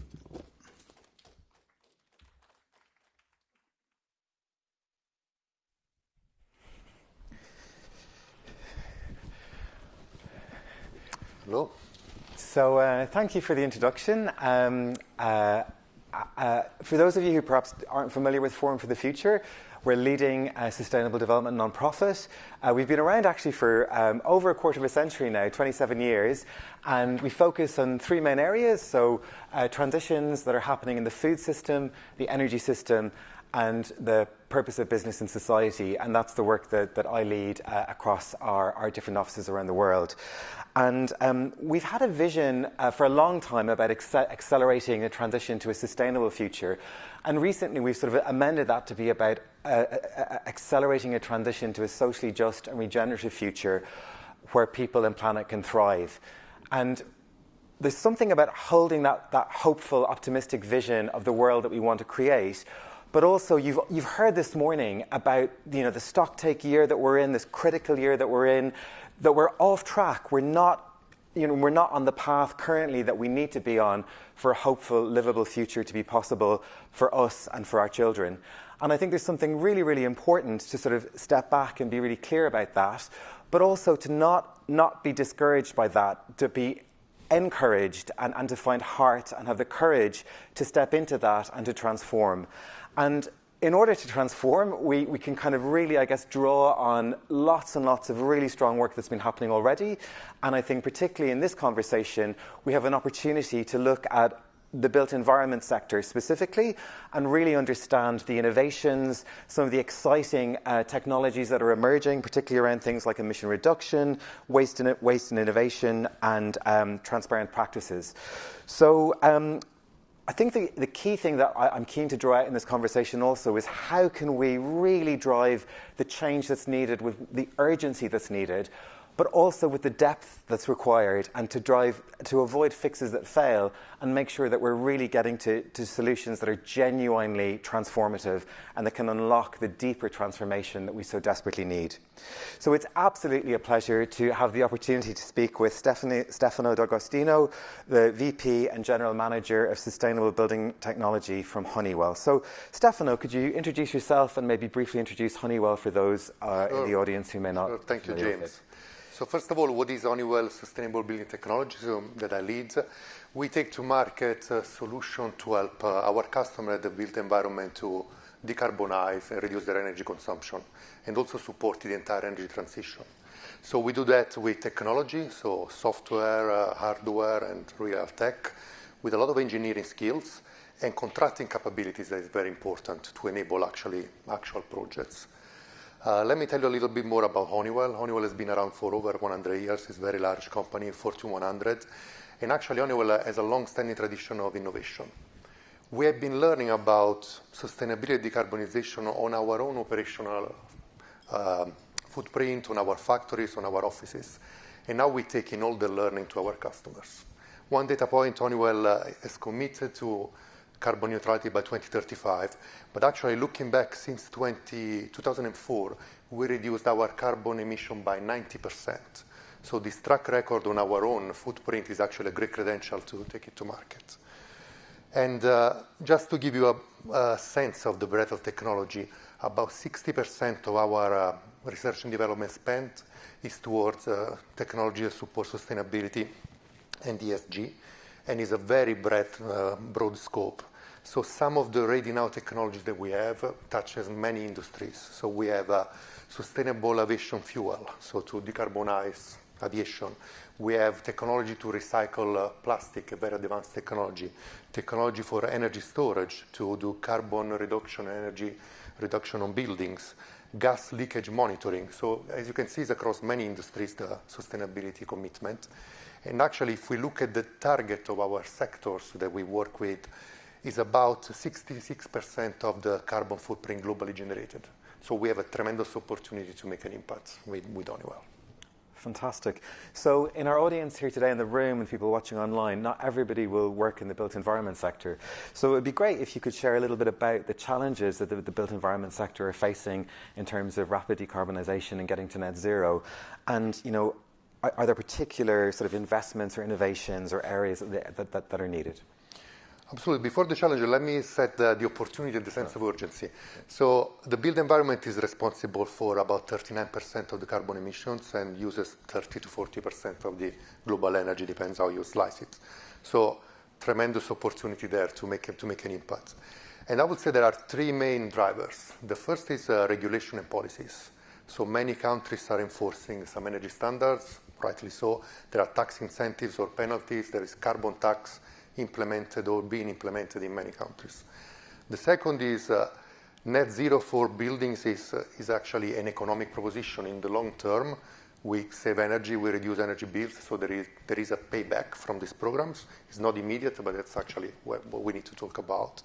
And then the third is the energy resiliency. Now with the energy transition and wanting to be less dependent on fossil fuels, clearly there is more risk in our grid, in our distributed generation, and the net zero solution address also these other aspects.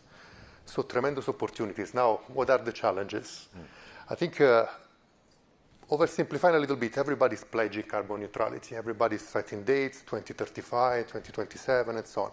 But actually, we live in a world of return on investment still. So the pledge, then you need to turn into an actual economic case. And this is probably the biggest challenge. Some of the energy transition and the technology required is very capital intensive.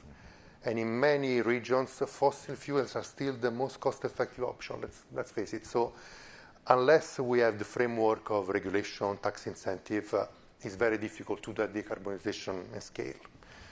Let me give you some examples. So we're learning a lot in the United States, where Honeywell is a dominant player. We have a lot of our operations. And actually, we identified that some of the states have put very favorable conditions for decarbonization. California, Ohio, New Jersey, New York. And in that case, we have, through the IRA tax rebate and other vehicles, we can make excellent economic cases. One large project we just been awarded, we started identifying a number of energy conservation measures for a large industrial customers. And it wasn't until we added some solar scope to the project that benefits from a lot of incentives in some of these regions. We brought back the payback time from over 20 years to less than 8.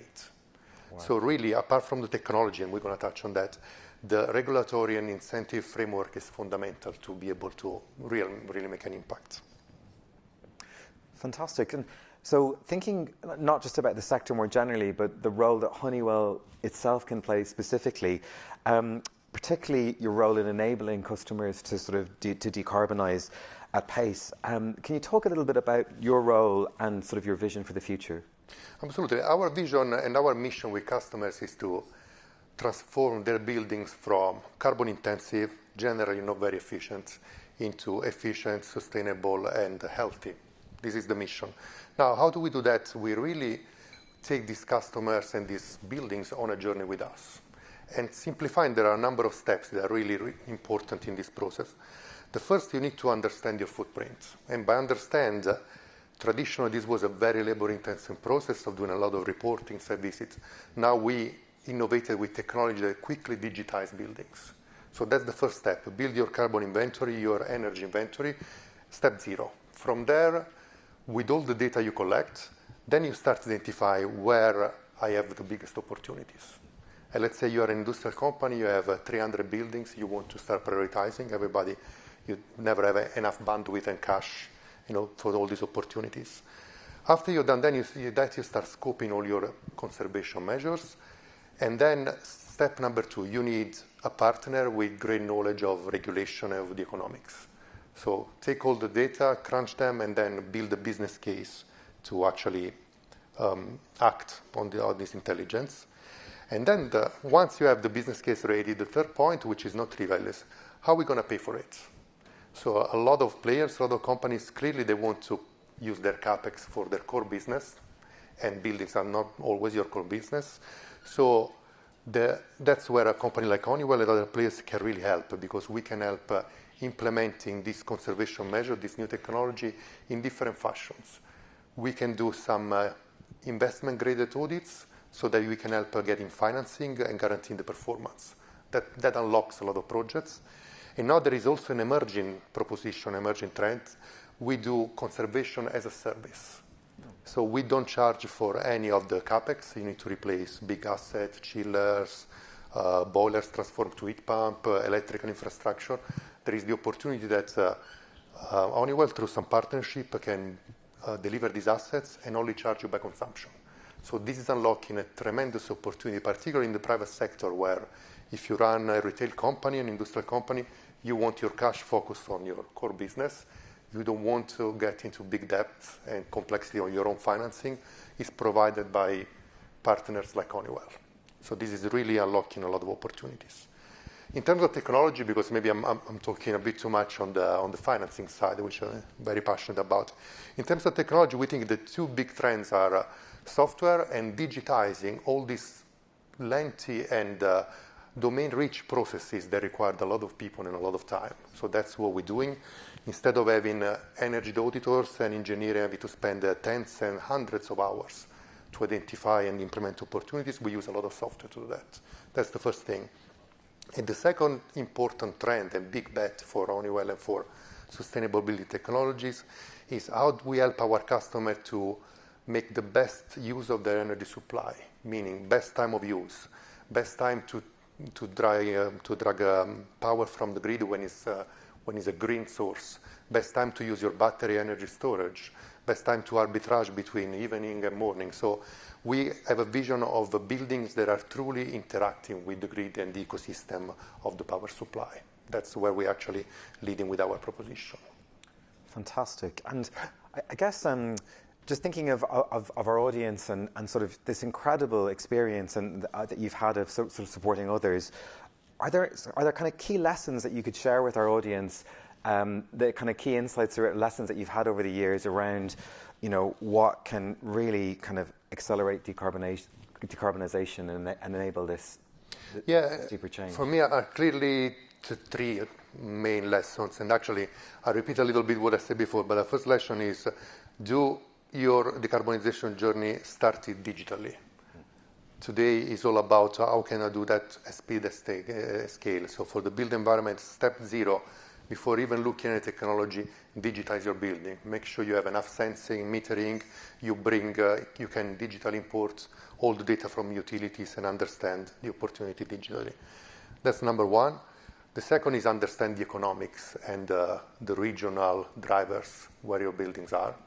That's generally underestimated. Everybody focuses on technology from day 0, and then you find in many cases, this is great, I love to do it, but I don't have the payback time allowed in my company, or I don't have enough cash, or I cannot get the right financing. So understand the economics. And the third is really find the right partnership ecosystems. Technology companies like Honeywell, financing companies specialized in ESG. This is really the ecosystem that you need to build to be able to make an impact. So I will say these are the 3 main points that I learned. Great. I'm keen to go to some questions from the audience shortly. So if you do have any questions, please do ask them via Slido. Maybe before we get into that, just wondering, you mentioned before about this sort of the regulatory environment in North America in certain states. Is there anything in particular that you'd flag around the supporting enabling context, either regulatory or in sort of broader norms, or any insights you've had around sort of how you really enable kind of game-changing, disruptive innovation? You've talked about, I think what I find so interesting is it's not, when I think of tech innovation, I think of, I don't know, solar panels on roofs and things, but talking so much about innovation in finance, innovation in digitalization, innovation in sort of hard assets. To get away from incrementalism, any sort of insights there, or, yeah? So the big innovation we're driving is what we call our carbon and energy management platform, that it starts, as I say, to learn your footprint, but actually then this is an AI-enabled cloud platform that will learn from this building and automatically give recommendation. So the vision that you have an ongoing energy audit in your building. So that's a big innovation. Traditionally, you appoint some consultants to do some energy projects, measure that it works, and it stops there. The vision that is a continuous process enabled by software. That's one of the main innovations. The other is the whole energy storage and particularly the way it interacts with the grid and with the buildings. There is a lot of battery energy storage being deployed, which is excellent. The battery itself is a commodity and is not intelligent. The intelligence built around it. And the fact that in Honeywell we have tremendous credentials in controlling every system and loads in a building, that's our opportunity to then leverage the building management system, the energy storage system, and interaction with the grid. In terms of regulatory framework, to your point, the learning is a very complex matter, and there is a very important to study in depth, region by region, because there are high-level policies, regulation, but not every country and region are actually making it actionable. And we learn in Europe. European Union makes some recommendation, but then it's down to each country to do the implementation of the regulation and making it into an actionable law, and actually then deploying vehicles to get the funding. So we learn, like in the US, some states have been great. We learn in Singapore is getting very serious about it. They're going to ramp up the carbon tax like double every 2 to 5 years. So we, as Honeywell, we are prioritizing all these countries that show us we are serious, we're putting money on the table, but actually we're making it easy enough for us to action on this money. That's been a big learning point. Yeah, indeed. Some of the questions that are coming from the audience are really around that point. So there's a question around the regulatory environment in the UK. How welcoming is that? Also, the role of the Inflation Reduction Act in North America, in the US, and are there concerns about sort of changes if there are shifts, political shifts? So I guess just more generally, like this sort of volatility and sort of the how welcoming or unwelcoming the environment is. Any comments on that? Well, the UK first. UK has been, from our industry, a very attractive market for a long time. UK has always been very serious about managing energy and implementing a serious system in buildings. So there have been energy standards, LEED, BREEAM, led by UK and UK engineering bodies. So it's always been a very attractive one. In recent times, there's been some quite good funding going the public sector, like some vehicles like Salix. So the UK has done quite a lot in that respect. So it's been a good market. We actually want to see more of from the European countries and alignment and deploying more and more technology regulations. And I think in Europe, the high-level policies are clear. The country's implementation, there is still a mix with advanced and with lagging a little bit. There was a question a bit more political, or if there is a shift. No, I guess it's sort of the future is uncertain. I guess every business here online or in the room will be facing into a very volatile and uncertain operating context. And I think there's a broader question more generally: how do you, as a business, face into the volatility of the operating context that you've been facing, and how do you manage that? How do you roll with that? And I don't think there's a neat answer, but I think every business watching this will be facing into that reality. I totally agree there is volatility and uncertainty, but I think it's certain that the ball started rolling and the path to net zero has started. Yeah. Now it's a matter of how quickly we're going to get there, or how slowly, and there will be contingency. The energy crisis we went through last year accelerated a lot of topics, accelerated a lot of discussion of de-risking from standard fossil fuel supply. So although there is uncertainty on how we get there, we have full conviction that the technologies have been developing, energy storage. There's a big future for hydrogen and other technology. That's also part of the agenda. So we are sure that the trend is there. It's our job, together with governments, together and influencing and working collaboratively in the ecosystem, how do we make this transition happen for real quickly enough? Yeah. And I think just to sort of build on that, we launched our Future of Sustainability Courage to Transform report at a workshop here yesterday.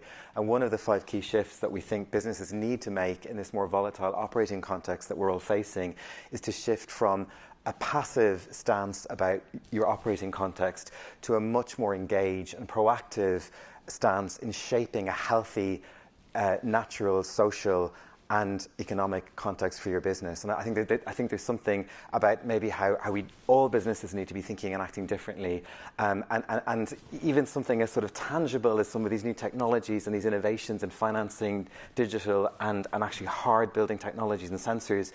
In order for that to happen, that broader enabling context needs to be in place. I think we are running out of time. We've just got 10 seconds on the clock. So thank you so much for your time today. I found that really insightful and helpful, and I'm sure the audience has as well. Thank you, Really Stefano. appreciate it. Thank you, James. Thank you. Thank you very much indeed to James and to Stefano. That wraps up the morning sessions. Let's grab some lunch. We've got about an hour and 10 minutes. We want to be back in here. Well, it says 1:35. I'm told 1:40. So around then for another busy afternoon ahead. Of course, remember, we've got the other stages as well: sustainability, ESG, net zero downstairs. Grab some lunch. We'll see you back here in about an hour or so.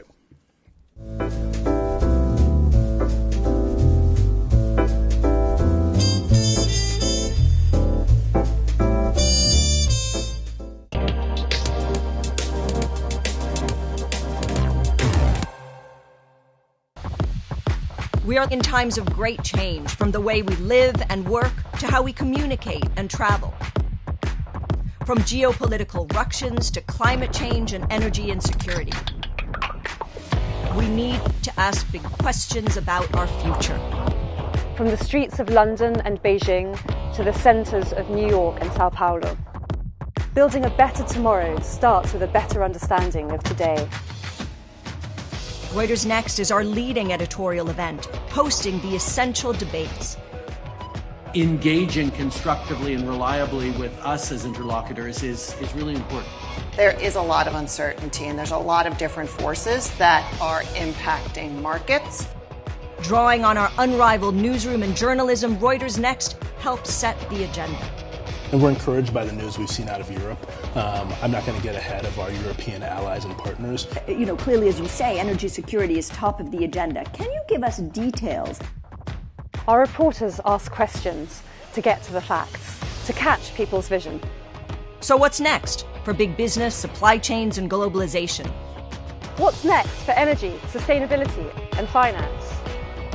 Join us at Reuters Next, because in a time of great change, the most powerful question is, what's next?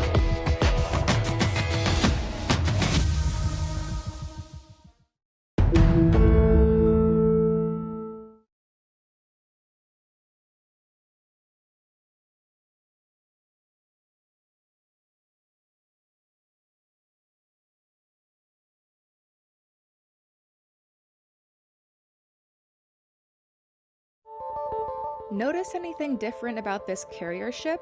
It's been fitted with 2 special sails called wind wings, which study how harnessing wind power can cut emissions and energy usage in the shipping sector.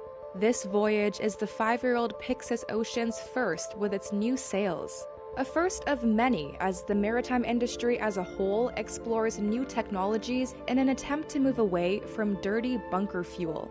The maritime industry's got a decarbonisation challenge ahead of it. This is not going to solve the problem entirely, but it's a step in the right direction. Cargill, one of the world's largest shipping charterers, has been developing the Pyxis Ocean's nearly 125-foot-tall wind wings pilot project for years. It's a course companies in the maritime industry have been forced to take, as investors and environmental groups push them to accelerate decarbonization in an industry which accounts for nearly 3% of global CO2 emissions. But as new technologies blossom, the idea of harnessing wind for energy is an old one. Before the switch to steam and diesel engines, wind was once the common way of propelling ships. It is kind of back to the future, if you like. Simon Schofield is the Chief Technology Officer at Bar Technologies, the company that developed Windwing sails, which were then built by Norway's Yara Marine Technologies.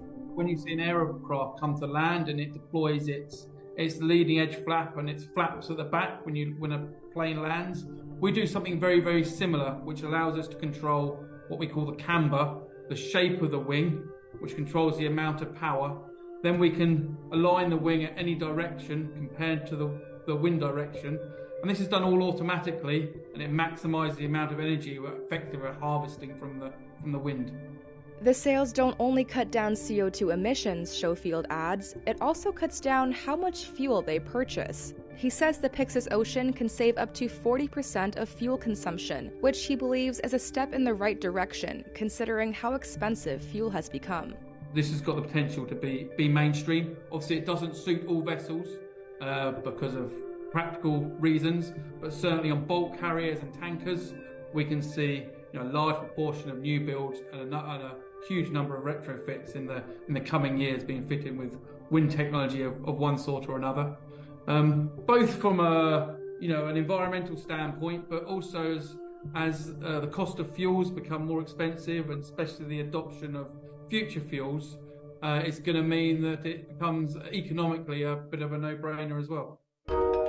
Cargill says the Pyxis Ocean will sail from Singapore to Brazil and is then likely to transport a cargo of grain to Denmark. The vessel is said to then remain in the North Atlantic area to maximize wind usage.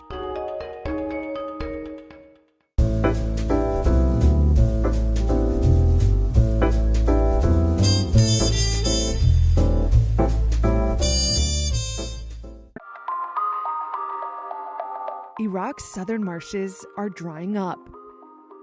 They're receding and turning brackish following multiple years of drought. Fish are disappearing. And an entire way of life going back centuries is under threat. Fishermen here say they're feeling the squeeze. And they're asking, where do we go now? أي أنواع السمك كان موجود بها هنا. كل شيء كان بني سمتي اشكال. هسه كله راح مات. من قلة الماء صار مالح صار السدود علينا وكله مات. السمك مات، الدغل مات، كله انتهى.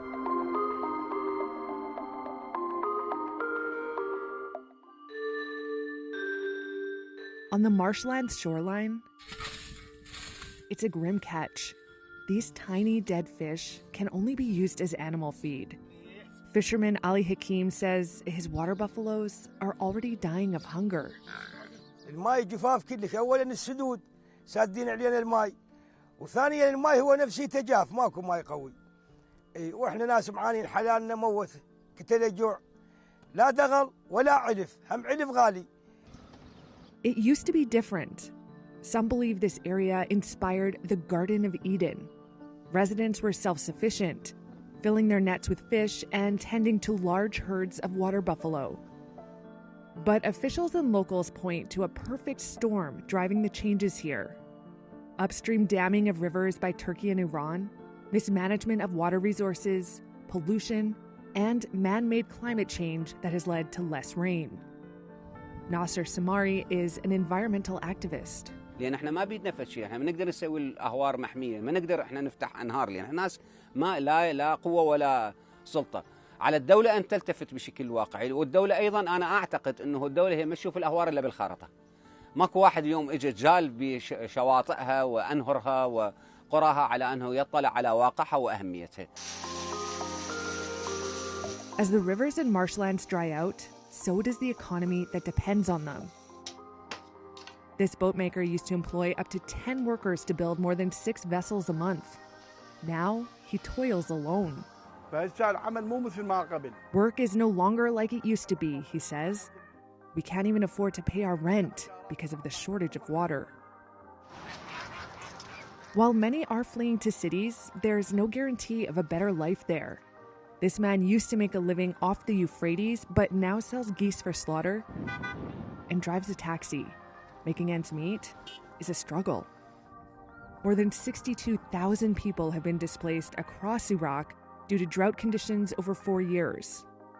That's according to the UN's International Organization for Migration. It adds that number is expected to keep rising.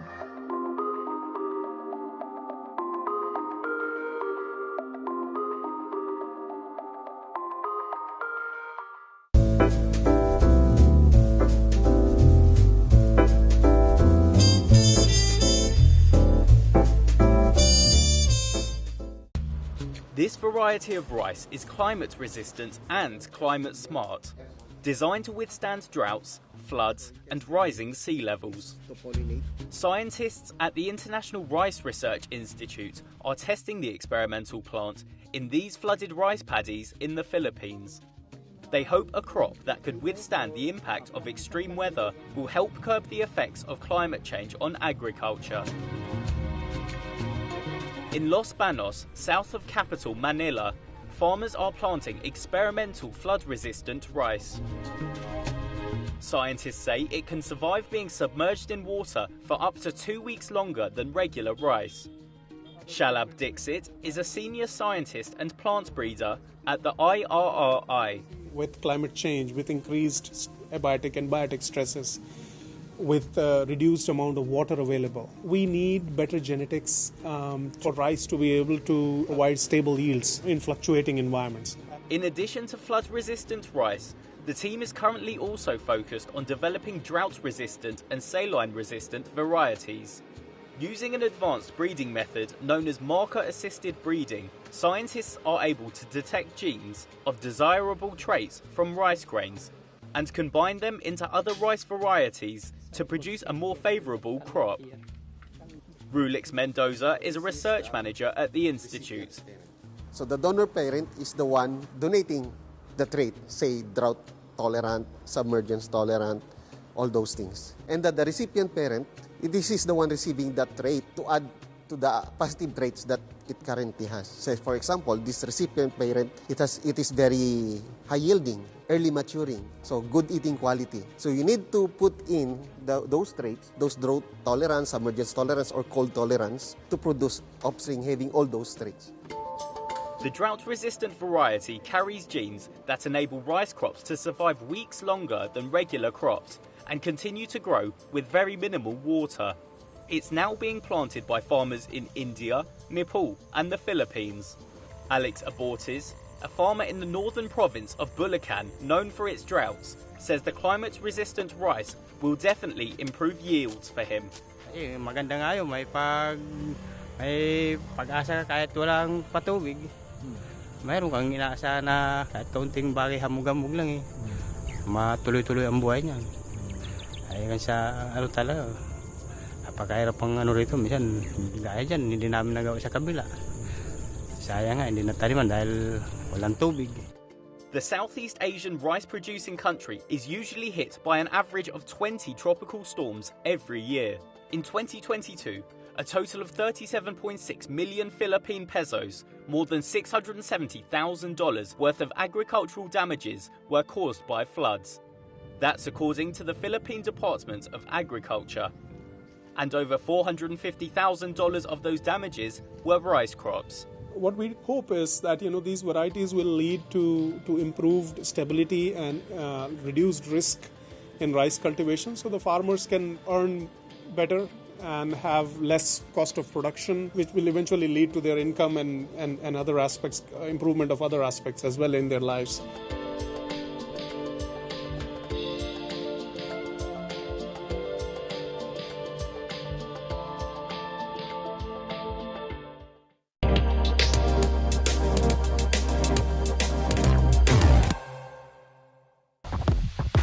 We are in times of great change, from the way we live and work to how we communicate and travel. From geopolitical ructions to climate change and energy insecurity. We need to ask big questions about our future. From the streets of London and Beijing to the centres of New York and Sao Paulo. Building a better tomorrow starts with a better understanding of today. Reuters Next is our leading editorial event, hosting the essential debates. Engaging constructively and reliably with us as interlocutors is really important. There is a lot of uncertainty and there's a lot of different forces that are impacting markets. Drawing on our unrivaled newsroom and journalism, Reuters Next helps set the agenda. And we're encouraged by the news we've seen out of Europe. I'm not going to get ahead of our European allies and partners. Clearly, as you say, energy security is top of the agenda. Can you give us details? Our reporters ask questions to get to the facts, to catch people's vision. So what's next for big business, supply chains, and globalization? What's next for energy, sustainability, and finance? Join us at Reuters Next, because in a time of great change, the most powerful question is, what's next?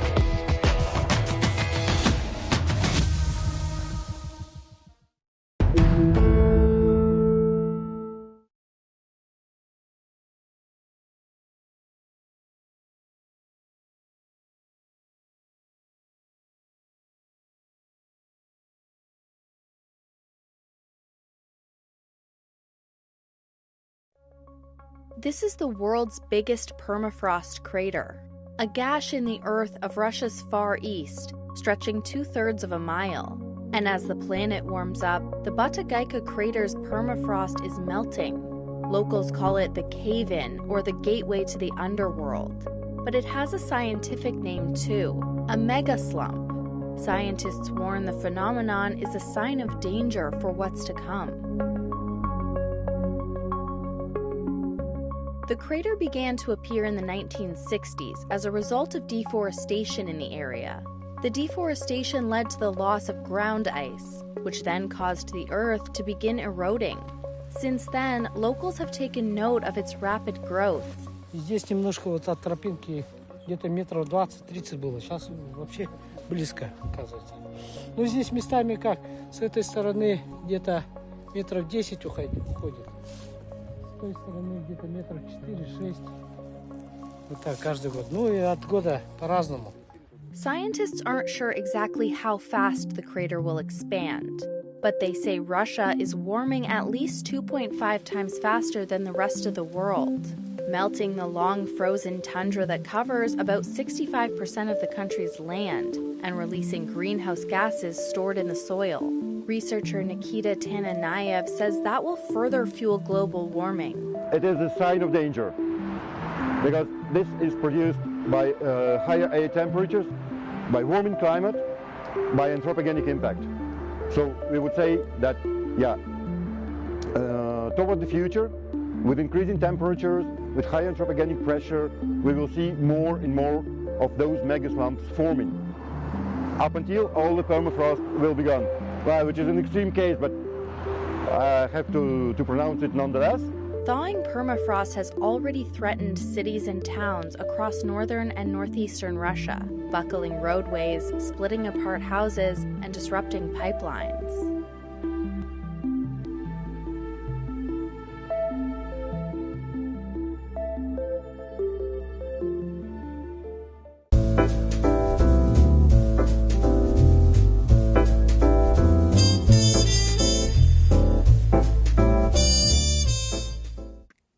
Record heat and historic floods in China this summer, but little public debate on climate change and what the world's top carbon polluter can do about it.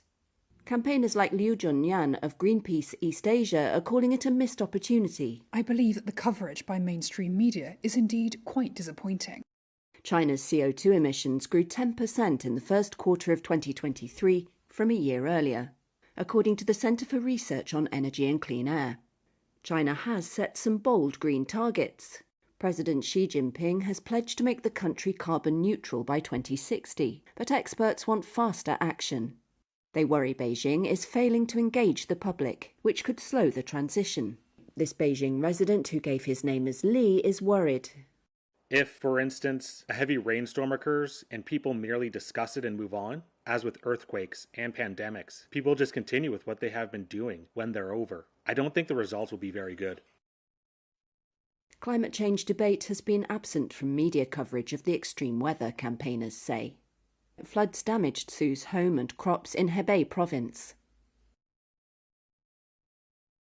I'm not a scholar, I dare not say this. I can't comment on the bad environment. The river channel has narrowed, it's not as wide as it used to be. This is a fact. State media and officials have said in the past climate change makes China more vulnerable to extreme weather. Though this year few have made that connection, or linked the climate to China's own emissions, now around a third of the global total and rising. People have been discussing severe weather like these deadly floods in Beijing, but there was no big spike in searches on climate change on Weibo or Baidu, China's biggest search engine, according to their official indexes. State media are defending China's record. Articles focus on Beijing's climate leadership and call on developed countries, where campaigners are also anxious governments are backpedaling on climate, to take more responsibility. China's foreign ministry didn't immediately respond to a request for comment, but government spokespeople have long promoted China's record on climate change and press freedom.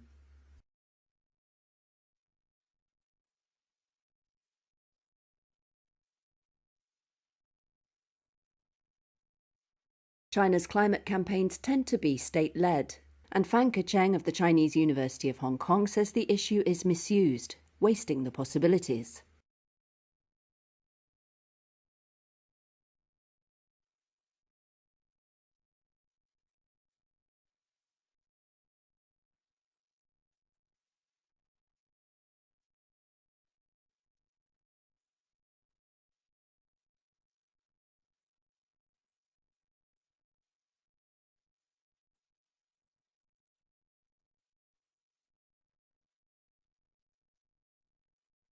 This wasn't always the case. About a decade ago, a grassroots-led campaign prompted leaders to clean up China's smog-filled skies, especially in Beijing. But a crackdown on NGOs, civil society and media freedoms under Xi has made grassroots action harder, forcing campaigners to instead focus on trying to influence an increasingly centralized leadership.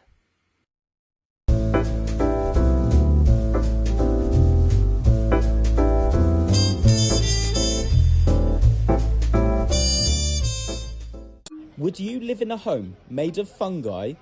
London-based architects say it might be a way to create a new type of building material, which could reduce carbon emissions from the construction industry.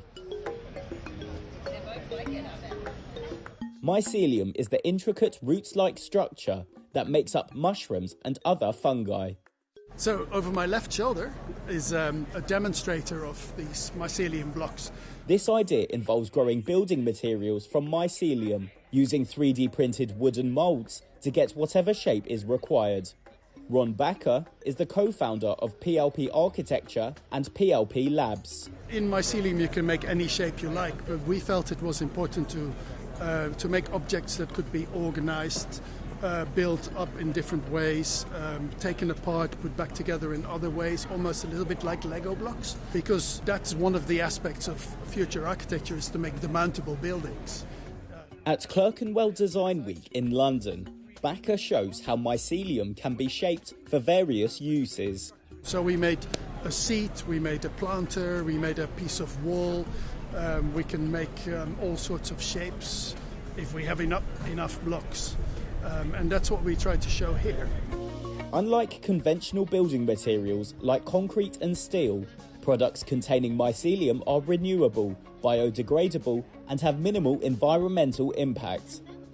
They are also lightweight, excellent at insulating, and have high resistance to fire. We could use mycelium to make construction materials, to make cladding panels, to make acoustic absorption, to make light fixtures, to make elements that are basically made from waste and from nature, and that never leave the idea of waste and nature.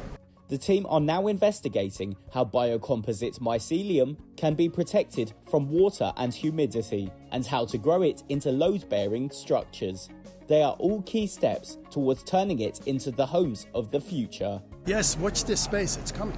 Mycelium has so much quality that we normally look for in materials that are mined, made out of mineral rocks or made out of fossil fuel. All the foams we know, most of these have a big penalty to the environment, and mycelium does not. So it has so many benefits that if we combine those and use the physical properties of it, I think it's a real material for the future.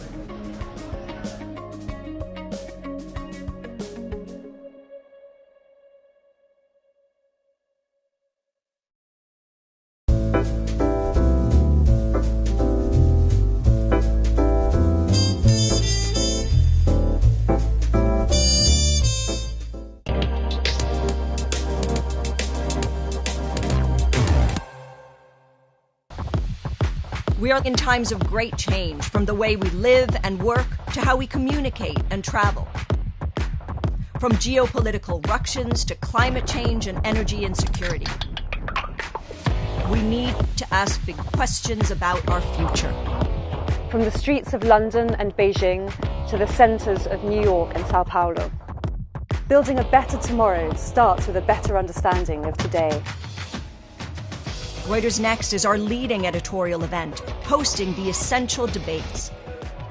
Engaging constructively and reliably with us as interlocutors is really important.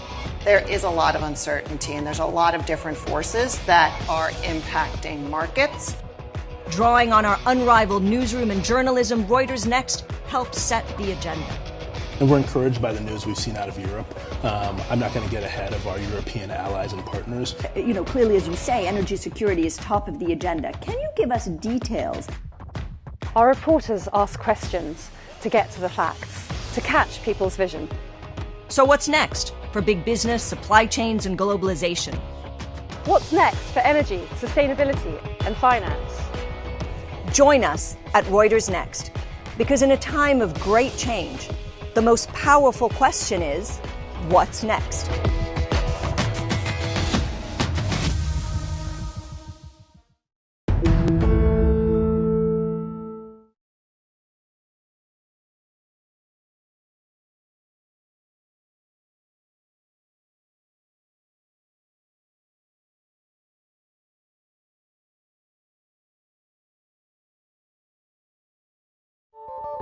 Notice anything different about this carrier ship? It's been fitted with 2 special sails called wind wings, which study how harnessing wind power can cut emissions and energy usage in the shipping sector. This voyage is the 5-year-old Pyxis Ocean's first with its new sails. A first of many as the maritime industry as a whole explores new technologies in an attempt to move away from dirty bunker fuel. The maritime industry's got a decarbonisation challenge ahead of it. This is not going to solve the problem entirely, but it's a step in the right direction. Cargill, one of the world's largest shipping charterers, has been developing the Pyxis Ocean's nearly 125-foot-tall wind wings pilot project for years. It's a course companies in the maritime industry have been forced to take, as investors and environmental groups push them to accelerate decarbonization in an industry which accounts for nearly 3% of global CO2 emissions.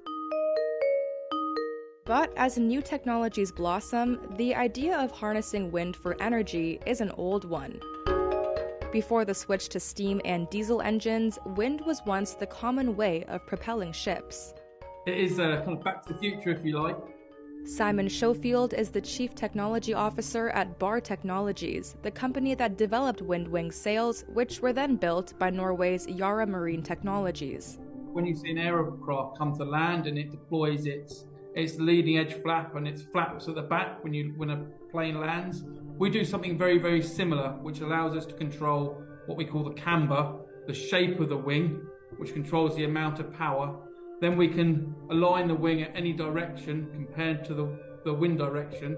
And this is done all automatically, and it maximizes the amount of energy we're effectively harvesting from the wind. The sails don't only cut down CO2 emissions, Schofield adds, it also cuts down how much fuel they purchase. He says the Pyxis Ocean can save up to 40% of fuel consumption, which he believes is a step in the right direction, considering how expensive fuel has become. This has got the potential to be mainstream. Obviously, it doesn't suit all vessels because of practical reasons, but certainly on bulk carriers and tankers, we can see a large proportion of new builds and a huge number of retrofits in the coming years being fitted with wind technology of one sort or another. Both from an environmental standpoint, but also as the cost of fuels become more expensive, and especially the adoption of future fuels, it's going to mean that it becomes economically a bit of a no-brainer as well. Cargill says the Pyxis Ocean will sail from Singapore to Brazil and is then likely to transport a cargo of grain to Denmark. The vessel is said to then remain in the North Atlantic area to maximize wind usage.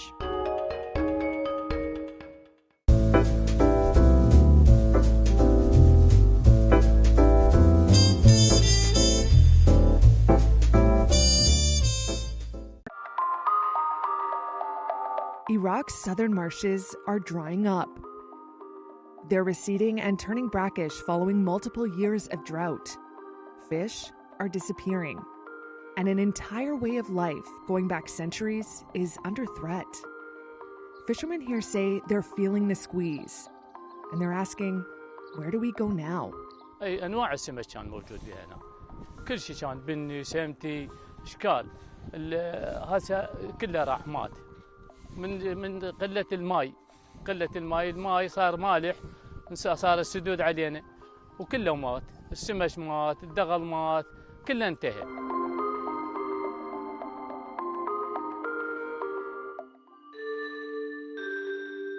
On the marshland's shoreline, it's a grim catch. These tiny dead fish can only be used as animal feed. Fisherman Ali Hakim says his water buffaloes are already dying of hunger. الماء جفاف كلش، أولاً السدود سادين علينا الماء، وثانياً الماء هو نفسه تجاف، ماكو ماء قوي. وإحنا ناس معانين حلالنا موت، قتل جوع، لا دغل ولا علف، هم علف غالي. It used to be different. Some believe this area inspired the Garden of Eden. Residents were self-sufficient, filling their nets with fish and tending to large herds of water buffalo. But officials and locals point to a perfect storm driving the changes here. Upstream damming of rivers by Turkey and Iran, mismanagement of water resources, pollution, and man-made climate change that has led to less rain. Nasser Samari is an environmental activist. لأن احنا ما بيدنا فد شيء، احنا ما نقدر نسوي الأهوار محمية، ما نقدر احنا نفتح أنهار، لأن الناس ما لا قوة ولا سلطة. على الدولة أن تلتفت بشكل واقعي، والدولة أيضا أنا أعتقد أنه الدولة هي ما تشوف الأهوار إلا بالخارطة. ماكو واحد اليوم اجى جال بشواطئها وأنهرها وقراها على أنه يطلع على واقعها وأهميتها. As the rivers and marshlands dry out, so does the economy that depends on them. This boatmaker used to employ up to 10 workers to build more than 6 vessels a month. Now he toils alone. Work is no longer like it used to be, he says. We can't even afford to pay our rent because of the shortage of water. While many are fleeing to cities, there's no guarantee of a better life there. This man used to make a living off the Euphrates, but now sells geese for slaughter and drives a taxi. Making ends meet is a struggle. More than 62,000 people have been displaced across Iraq due to drought conditions over 4 years. That's according to the UN's International Organization for Migration. It adds that number is expected to keep rising.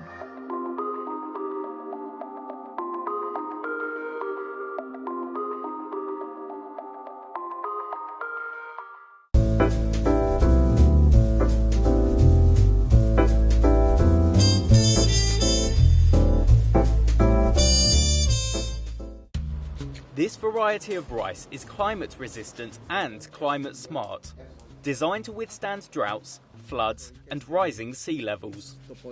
Scientists at the International Rice Research Institute are testing the experimental plant in these flooded rice paddies in the Philippines. They hope a crop that could withstand the impact of extreme weather will help curb the effects of climate change on agriculture. In Los Banos, south of capital Manila, farmers are planting experimental flood-resistant rice. Scientists say it can survive being submerged in water for up to 2 weeks longer than regular rice. Shalab Dixit is a senior scientist and plant breeder at the IRRI. With climate change, with increased abiotic and biotic stresses, with reduced amount of water available, we need better genetics for rice to be able to provide stable yields in fluctuating environments. In addition to flood-resistant rice, the team is currently also focused on developing drought-resistant and saline-resistant varieties. Using an advanced breeding method known as marker-assisted breeding, scientists are able to detect genes of desirable traits from rice grains and combine them into other rice varieties to produce a more favourable crop. Rulix Mendoza is a research manager at the institute. So the donor parent is the one donating the trait, say drought tolerant, submergence tolerant, all those things. And the recipient parent, this is the one receiving that trait to add to the positive traits that it currently has. Say for example, this recipient parent, it is very high yielding, early maturing, so good eating quality. So you need to put in those traits, those drought tolerance, submergence tolerance, or cold tolerance to produce offspring having all those traits. The drought-resistant variety carries genes that enable rice crops to survive weeks longer than regular crops and continue to grow with very minimal water. It's now being planted by farmers in India, Nepal and the Philippines. Alex Abortes, a farmer in the northern province of Bulacan, known for its droughts, says the climate-resistant rice will definitely improve yields for him. Maganda nga yun, may pag-asa kahit walang patubig. Mayroon kang inaasa na kahit kaunting bagay hamog-hamog lang matuloy-tuloy ang buhay niya. Ayun sa talaga. Napakahirap ang rito, minsan gaya dyan, hindi namin nagawa sa kabila. Sayang nga, hindi nataniman dahil walang tubig. The Southeast Asian rice-producing country is usually hit by an average of 20 tropical storms every year. In 2022, a total of 37.6 million Philippine pesos, more than $670,000 worth of agricultural damages were caused by floods. That's according to the Philippine Department of Agriculture. And over $450,000 of those damages were rice crops. what we hope is that these varieties will lead to improved stability and reduced risk in rice cultivation, so the farmers can earn better and have less cost of production, which will eventually lead to their income and other aspects, improvement of other aspects as well in their lives.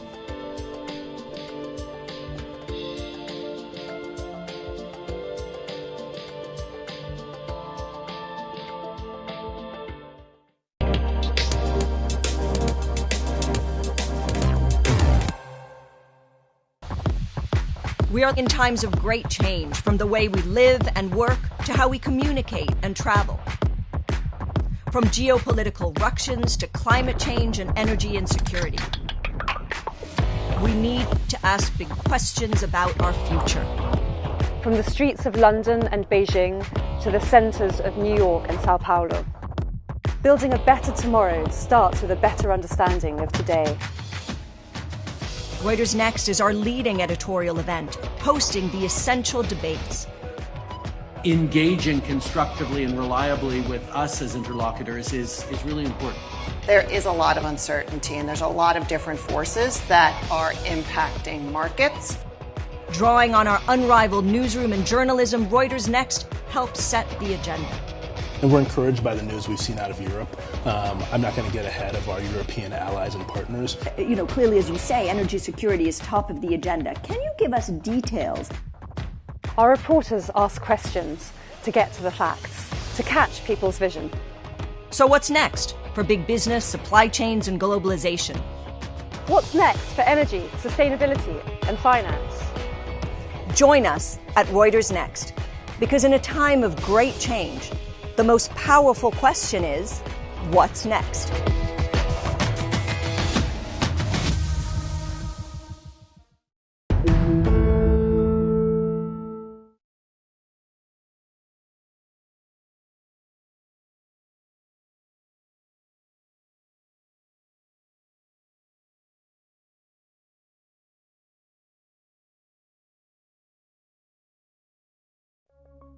This is the world's biggest permafrost crater, a gash in the earth of Russia's far east, stretching 2/3 of a mile. And as the planet warms up, the Batagayka crater's permafrost is melting. Locals call it the cave-in, or the gateway to the underworld. But it has a scientific name too, a megaslump. Scientists warn the phenomenon is a sign of danger for what's to come. The crater began to appear in the 1960s as a result of deforestation in the area. The deforestation led to the loss of ground ice, which then caused the earth to begin eroding. Since then, locals have taken note of its rapid growth. Здесь немножко вот от тропинки где-то метров 20-30 было. Сейчас вообще близко, оказывается. Но здесь местами как? С этой стороны где-то метров 10 уходит. С той стороны где-то метров 4-6. Вот так каждый год. Ну и от года по-разному. Scientists aren't sure exactly how fast the crater will expand, but they say Russia is warming at least 2.5 times faster than the rest of the world, melting the long frozen tundra that covers about 65% of the country's land and releasing greenhouse gases stored in the soil. Researcher Nikita Tananayev says that will further fuel global warming. It is a sign of danger because this is produced by higher air temperatures, by warming climate, by anthropogenic impact. So we would say that, toward the future, with increasing temperatures, with high anthropogenic pressure, we will see more and more of those megaslumps forming. Up until all the permafrost will be gone. Well, which is an extreme case, but I have to pronounce it nonetheless. Thawing permafrost has already threatened cities and towns across northern and northeastern Russia, buckling roadways, splitting apart houses, and disrupting pipelines.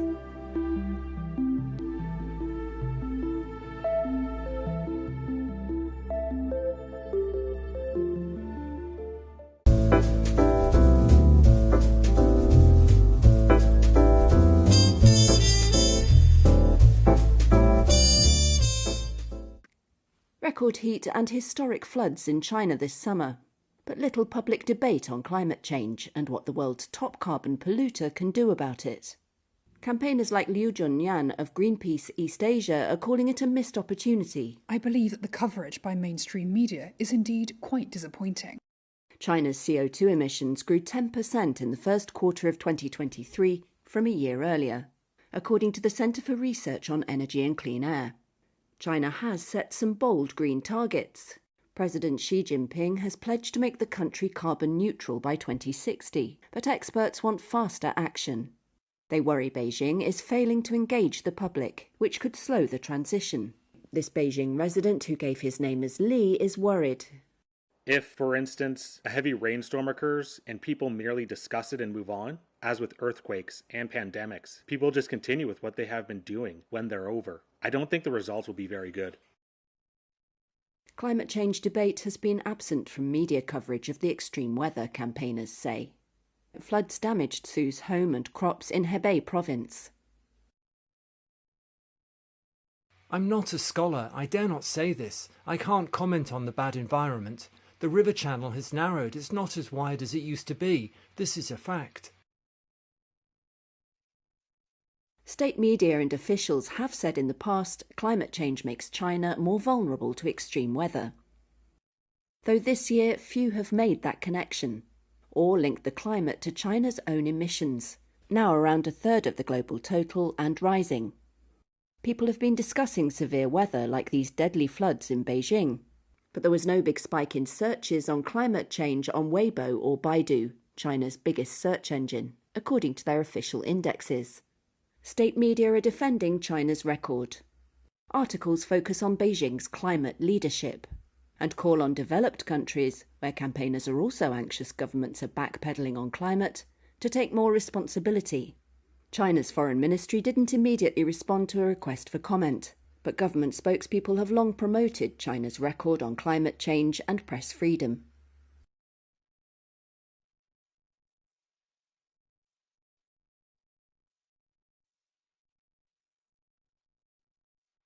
China's climate campaigns tend to be state-led, and Fan Kecheng of the Chinese University of Hong Kong says the issue is misused, wasting the possibilities.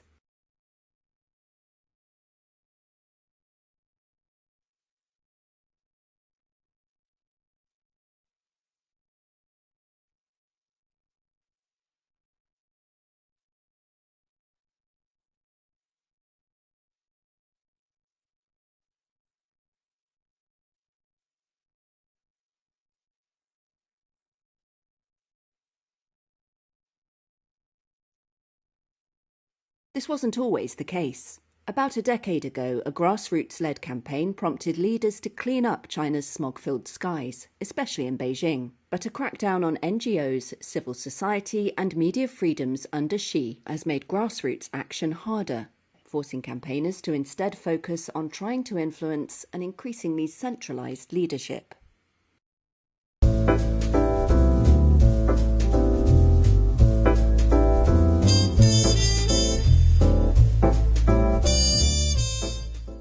Would you live in a home made of fungi? London-based architects say it might be a way to create a new type of building material, which could reduce carbon emissions from the construction industry. Mycelium is the intricate roots-like structure that makes up mushrooms and other fungi. So over my left shoulder is a demonstrator of these mycelium blocks. This idea involves growing building materials from mycelium, using 3D printed wooden moulds to get whatever shape is required. Ron Backer is the co-founder of PLP Architecture and PLP Labs. In mycelium you can make any shape you like, but we felt it was important to make objects that could be organized, built up in different ways, taken apart, put back together in other ways, almost a little bit like Lego blocks, because that's one of the aspects of future architecture, is to make demountable buildings. At Clerkenwell Design Week in London, Backer shows how mycelium can be shaped for various uses. So we made a seat, we made a planter, we made a piece of wall. We can make all sorts of shapes if we have enough blocks. And that's what we try to show here. Unlike conventional building materials like concrete and steel, products containing mycelium are renewable, biodegradable, and have minimal environmental impact. They are also lightweight, excellent at insulating, and have high resistance to fire. We could use mycelium to make construction materials, to make cladding panels, to make acoustic absorption, to make light fixtures, to make elements that are basically made from waste and from nature, and that never leave the idea of waste and nature. The team are now investigating how biocomposite mycelium can be protected from water and humidity, and how to grow it into load-bearing structures.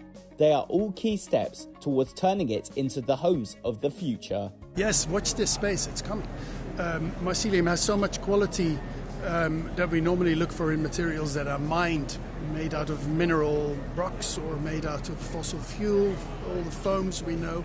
Most of these have a big penalty to the environment, and mycelium does not. So it has so many benefits that if we combine those and use the physical properties of it, I think it's a real material for the future.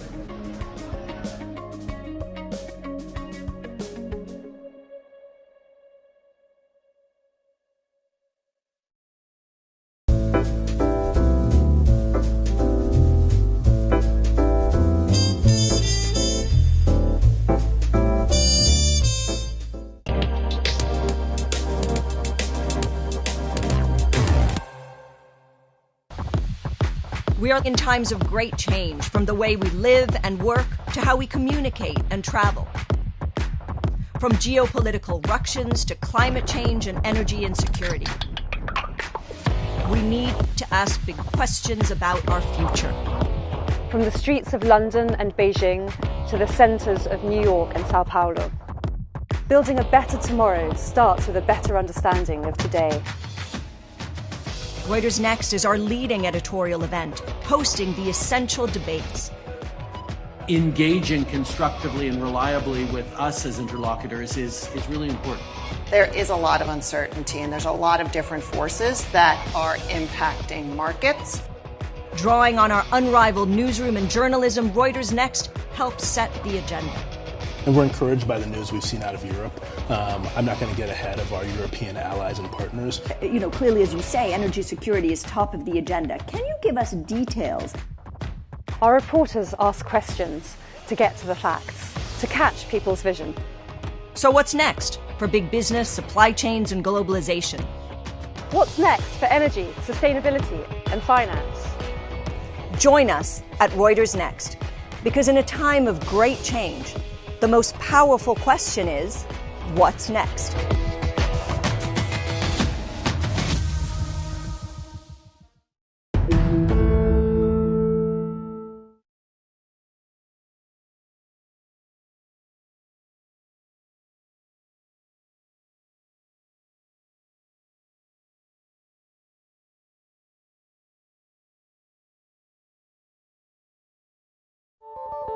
Notice anything different about this carrier ship? It's been fitted with 2 special sails called wind wings, which study how harnessing wind power can cut emissions and energy usage in the shipping sector. This voyage is the 5-year-old Pyxis Ocean's first with its new sails. A first of many, as the maritime industry as a whole explores new technologies in an attempt to move away from dirty bunker fuel. The maritime industry's got a decarbonisation challenge ahead of it. This is not going to solve the problem entirely, but it's a step in the right direction. Cargill, one of the world's largest shipping charterers, has been developing the Pyxis Ocean's nearly 125-foot-tall wind wings pilot project for years.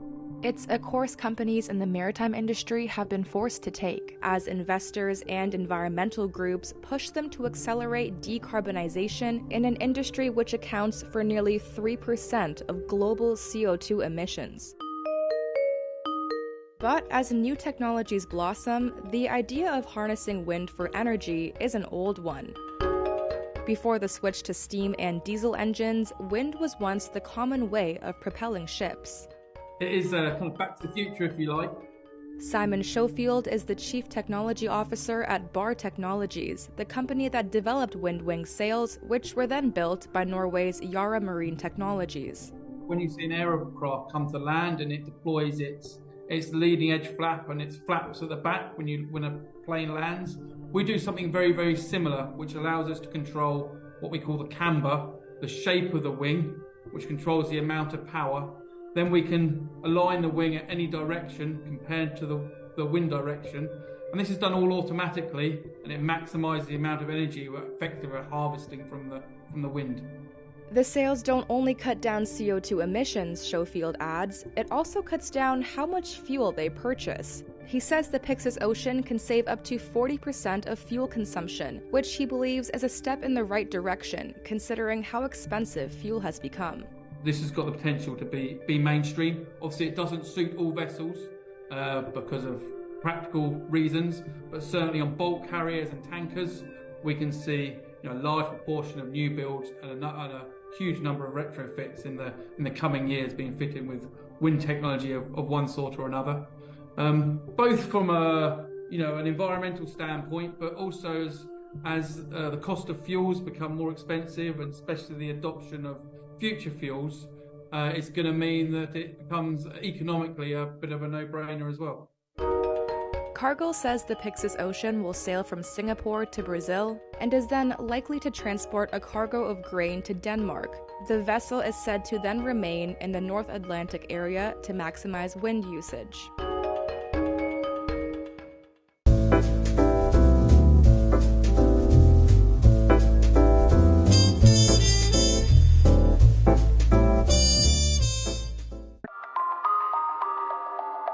Iraq's southern marshes are drying up. They're receding and turning brackish following multiple years of drought.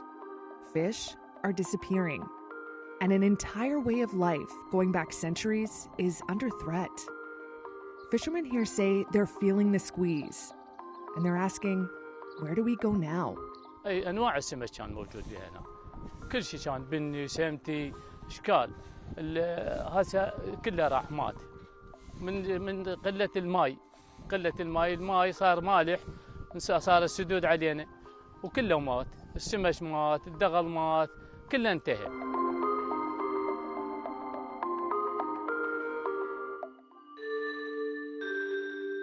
On the marshland's shoreline, it's a grim catch. These tiny dead fish can only be used as animal feed. Fisherman Ali Hakim says his water buffaloes are already dying of hunger. الماء جفاف كلش، أولاً السدود سادين علينا الماء، وثانياً الماء هو نفسه تجاف، ماكو ماء قوي. وإحنا ناس معانين حلالنا موت، قتل جوع، لا دغل ولا علف، هم علف غالي. It used to be different. Some believe this area inspired the Garden of Eden. Residents were self-sufficient, filling their nets with fish and tending to large herds of water buffalo. But officials and locals point to a perfect storm driving the changes here. Upstream damming of rivers by Turkey and Iran, mismanagement of water resources, pollution, and man-made climate change that has led to less rain. Nasser Samari is an environmental activist. لأن احنا ما بيدنا فد شيء، احنا ما نقدر نسوي الأهوار محمية، ما نقدر احنا نفتح أنهار، لأن احنا ناس ما لا قوة ولا سلطة. على الدولة أن تلتفت بشكل واقعي، والدولة أيضا أنا أعتقد أنه الدولة هي ما تشوف الأهوار إلا بالخارطة. ماكو واحد اليوم إجا جال بشواطئها وأنهرها وقراها على أنه يطلع على واقعها وأهميتها. As the rivers and marshlands dry out, so does the economy that depends on them. This boatmaker used to employ up to 10 workers to build more than 6 vessels a month. Now, he toils alone. Work is no longer like it used to be, he says. We can't even afford to pay our rent because of the shortage of water. While many are fleeing to cities, there's no guarantee of a better life there. This man used to make a living off the Euphrates, but now sells geese for slaughter and drives a taxi. Making ends meet is a struggle. More than 62,000 people have been displaced across Iraq due to drought conditions over 4 years. That's according to the UN's International Organization for Migration. It adds that number is expected to keep rising.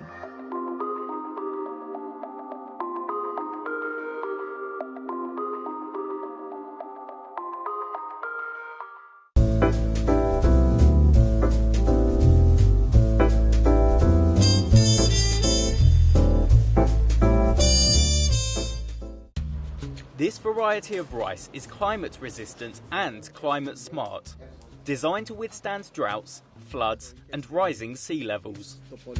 Scientists at the International Rice Research Institute are testing the experimental plant in these flooded rice paddies in the Philippines. They hope a crop that could withstand the impact of extreme weather will help curb the effects of climate change on agriculture. In Los Banos, south of capital Manila, farmers are planting experimental flood-resistant rice. Scientists say it can survive being submerged in water for up to 2 weeks longer than regular rice. Shalab Dixit is a senior scientist and plant breeder at the IRRI. With climate change, with increased abiotic and biotic stresses, with reduced amount of water available, we need better genetics for rice to be able to provide stable yields in fluctuating environments. In addition to flood-resistant rice, the team is currently also focused on developing drought-resistant and saline-resistant varieties. Using an advanced breeding method known as marker-assisted breeding, scientists are able to detect genes of desirable traits from rice grains and combine them into other rice varieties to produce a more favourable crop. Rulix Mendoza is a research manager at the institute. So the donor parent is the one donating the trait, say drought tolerant, submergence tolerant, all those things. And the recipient parent, this is the one receiving that trait to add to the positive traits that it currently has. Say, for example, this recipient parent, it is very high yielding, early maturing, so good eating quality. So you need to put in those traits, those drought tolerance, submergence tolerance, or cold tolerance to produce offspring having all those traits.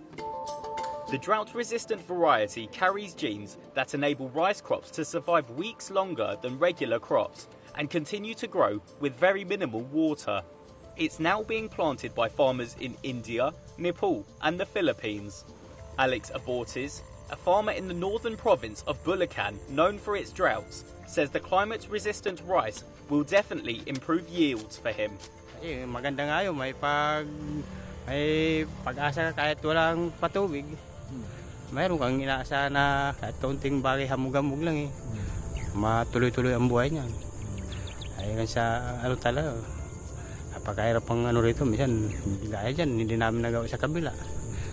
Sayang nga, hindi nataniman dahil walang tubig. The Southeast Asian rice-producing country is usually hit by an average of 20 tropical storms every year. In 2022, a total of 37.6 million Philippine pesos, more than $670,000 worth of agricultural damages were caused by floods. That's according to the Philippine Department of Agriculture. And over $450,000 of those damages were rice crops. What we hope is that these varieties will lead to improved stability and reduced risk in rice cultivation, so the farmers can earn better and have less cost of production, which will eventually lead to their income and other aspects, improvement of other aspects as well in their lives.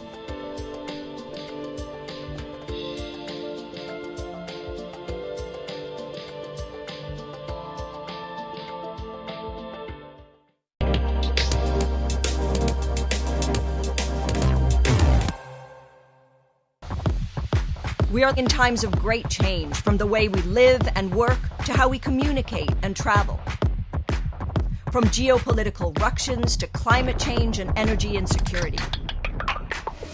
We need to ask big questions about our future. From the streets of London and Beijing to the centres of New York and Sao Paulo. Building a better tomorrow starts with a better understanding of today. Reuters Next is our leading editorial event, hosting the essential debates. Engaging constructively and reliably with us as interlocutors is really important. There is a lot of uncertainty, and there's a lot of different forces that are impacting markets. Drawing on our unrivaled newsroom and journalism, Reuters Next helped set the agenda. And we're encouraged by the news we've seen out of Europe. I'm not going to get ahead of our European allies and partners. Clearly, as you say, energy security is top of the agenda. Can you give us details? Our reporters ask questions to get to the facts, to catch people's vision. So what's next for big business, supply chains, and globalization? What's next for energy, sustainability, and finance? Join us at Reuters Next, because in a time of great change, the most powerful question is, what's next?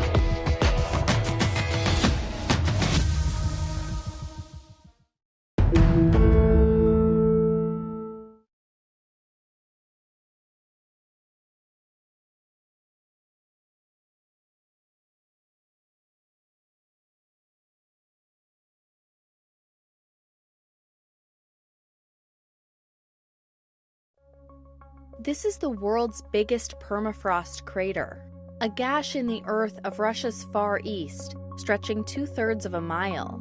And as the planet warms up, the Batagayka crater's permafrost is melting. Locals call it the cave-in or the gateway to the underworld. But it has a scientific name too, a megaslump. Scientists warn the phenomenon is a sign of danger for what's to come.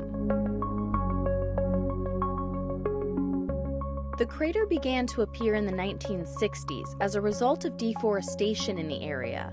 The deforestation led to the loss of ground ice, which then caused the earth to begin eroding. Since then, locals have taken note of its rapid growth. Здесь немножко вот от тропинки где-то метров 20-30 было. Сейчас вообще близко, оказывается. Но здесь местами как, с этой стороны где-то метров 10 уходит. С той стороны где-то метров 4-6.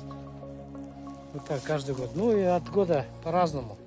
Scientists aren't sure exactly how fast the crater will expand, but they say Russia is warming at least 2.5 times faster than the rest of the world, melting the long frozen tundra that covers about 65% of the country's land and releasing greenhouse gases stored in the soil. Researcher Nikita Tananayev says that will further fuel global warming. It is a sign of danger because this is produced by higher air temperatures, by warming climate, by anthropogenic impact. So we would say that, toward the future, with increasing temperatures, with high anthropogenic pressure, we will see more and more of those megaslumps forming, up until all the permafrost will be gone. Well, which is an extreme case, but I have to pronounce it nonetheless. Thawing permafrost has already threatened cities and towns across northern and northeastern Russia, buckling roadways, splitting apart houses, and disrupting pipelines.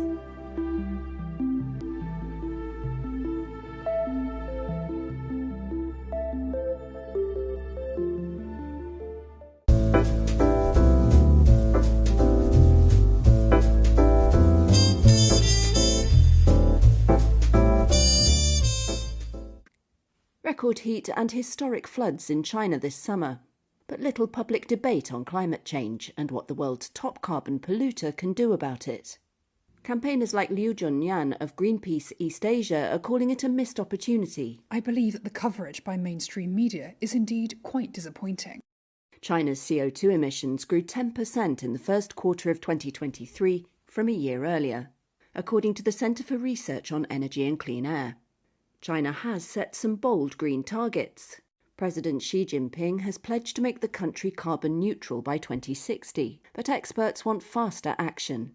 They worry Beijing is failing to engage the public, which could slow the transition. This Beijing resident, who gave his name as Li, is worried. If, for instance, a heavy rainstorm occurs and people merely discuss it and move on, as with earthquakes and pandemics, people just continue with what they have been doing when they're over. I don't think the results will be very good. Climate change debate has been absent from media coverage of the extreme weather, campaigners say. Floods damaged Su's home and crops in Hebei province. I'm not a scholar, I dare not say this. I can't comment on the bad environment. The river channel has narrowed. It's not as wide as it used to be. This is a fact. State media and officials have said in the past climate change makes China more vulnerable to extreme weather.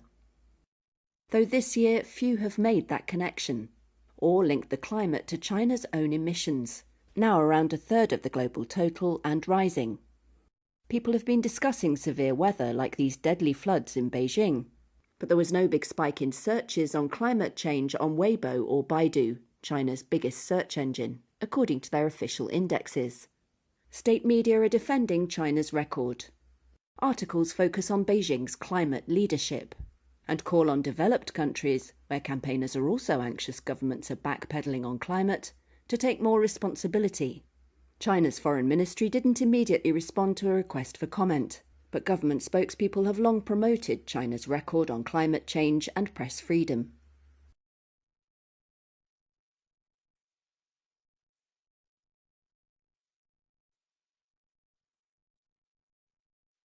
China's climate campaigns tend to be state-led, and Fan Kecheng of the Chinese University of Hong Kong says the issue is misused, wasting the possibilities.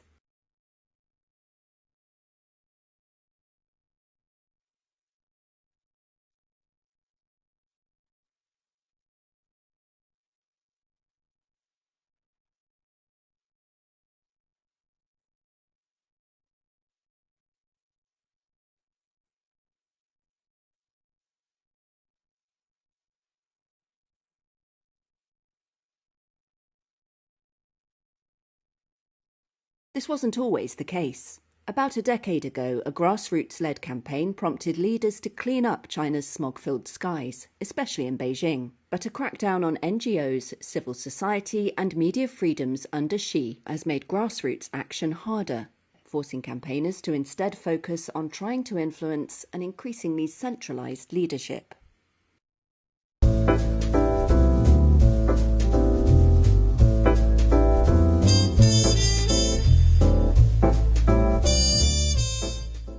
Would you live in a home made of fungi?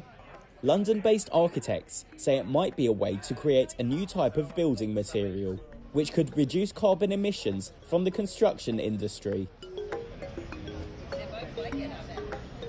Mycelium is the intricate roots-like structure that makes up mushrooms and other fungi. So over my left shoulder is a demonstrator of these mycelium blocks. This idea involves growing building materials from mycelium using 3D printed wooden. Welcome back, ladies and gentlemen, and thank you for joining us. I know it's the session after lunch, so I hope you haven't put yourself into food comas. But we do have a next panel here, which I'm very excited about. It's a panel discussion: can mineral extraction ever be sustainable and ethical? A very important question. So it gives me great pleasure to welcome Ro Duahong, who is the CEO of the ICMM, to the stage, and to bring in his fellow panelists. So thanks very much, and take it away.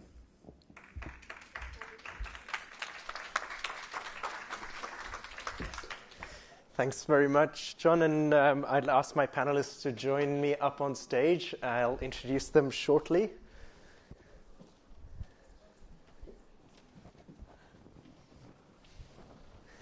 So folks, this is a provocative but very important question. Can mineral extraction ever be ethical and sustainable? And no better than these three people to help us answer that question. So Michael, you're the chief executive of Boliden, one of Europe's premier mining companies, and proud to say a member of ICMM.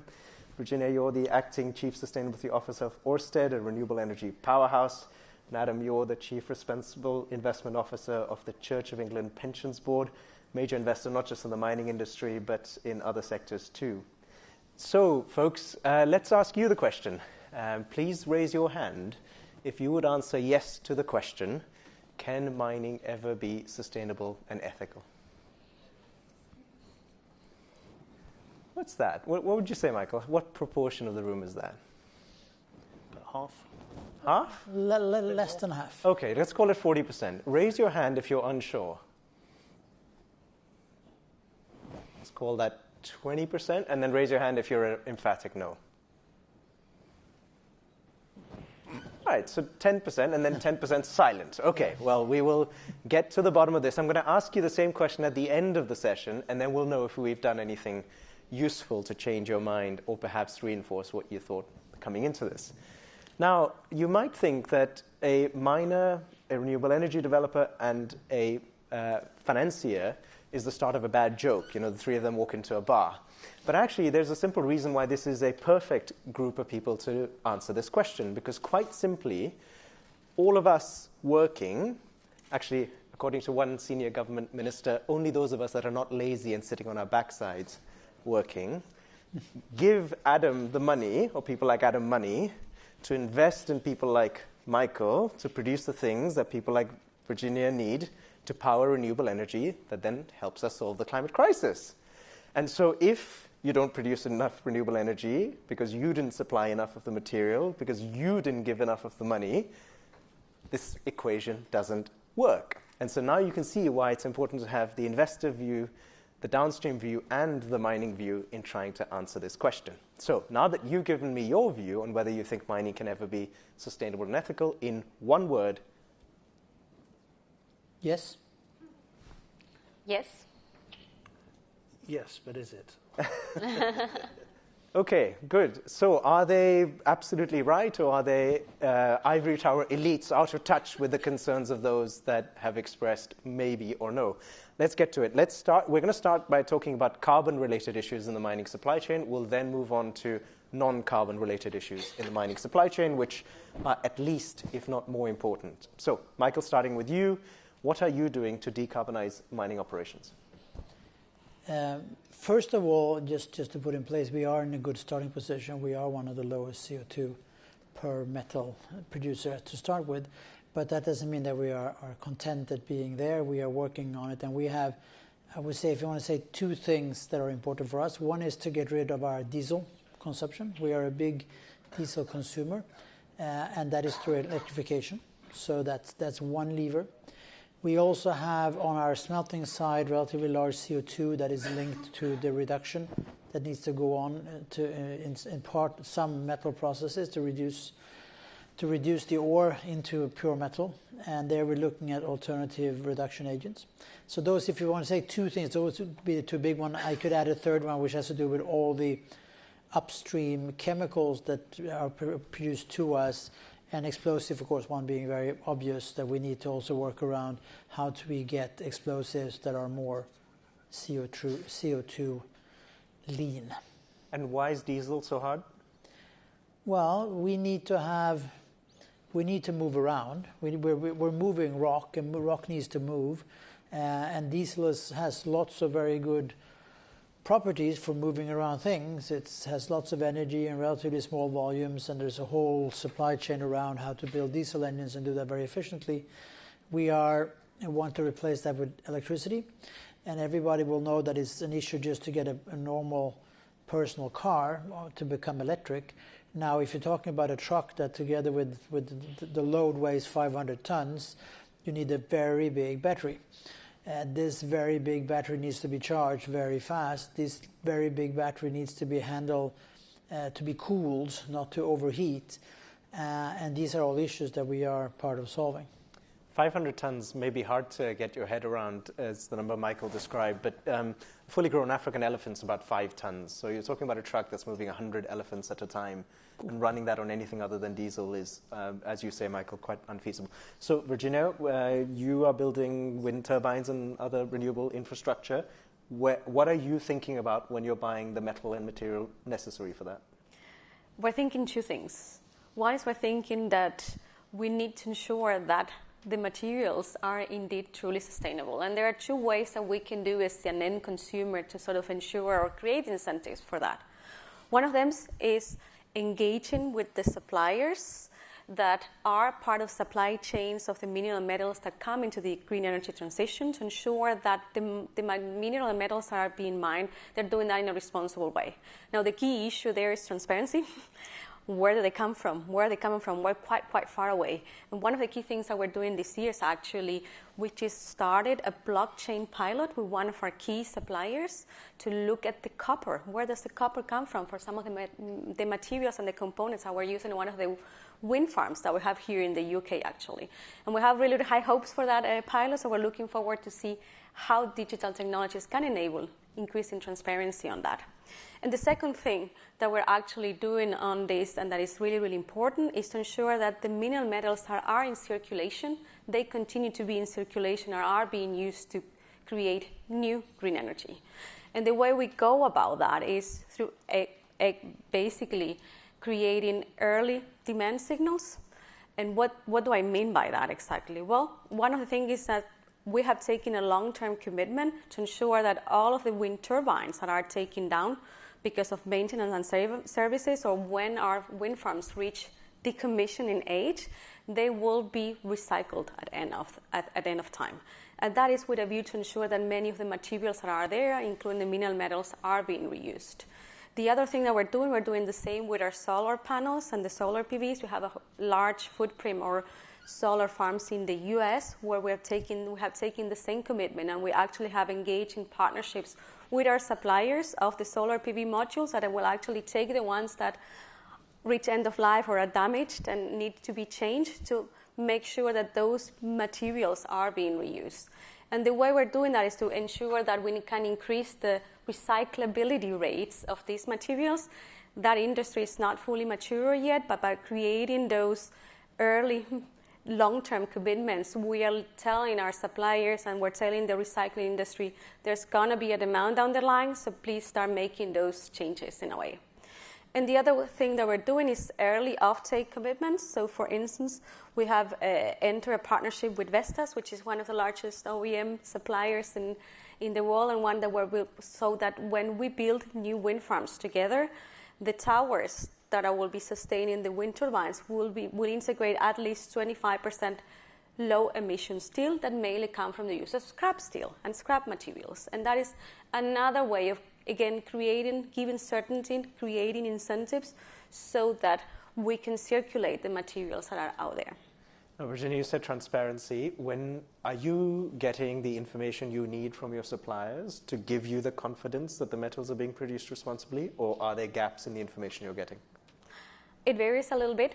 There are different levels of maturities, so we try to sort of engage in different ways through the procurement dialogues that we do. Through our procurement organization, they take the dialogues, they talk to them, we walk the talk, we sort of make sure to engage and really understand where the pain points. The second thing that we're doing is putting in action some pilots to increase that level of transparency, but we still see that some places it is very, very difficult to know that. And that's why we are sort of turning into digital technologies to see if they can help with some of those challenges. Well, I have a gift for you, and I do for everybody else who may be interested in this as well, which is that earlier today, ICMM published guidance for all mining companies for how to account and report their Scope 3 emissions to try and solve exactly that problem, which is that data is patchy. In some places it's good, but different mining companies, Michael, you might account for Scope 3 one way, but your colleague might account a different way, and that makes life difficult for you to understand whether something is in one category or the other and what the total number is. So this information is now publicly available. It is going certainly to be guiding the work of ICMM members, but we encourage all mining companies everywhere to adopt this guidance so that ultimately we do get to a point where people are reporting consistently.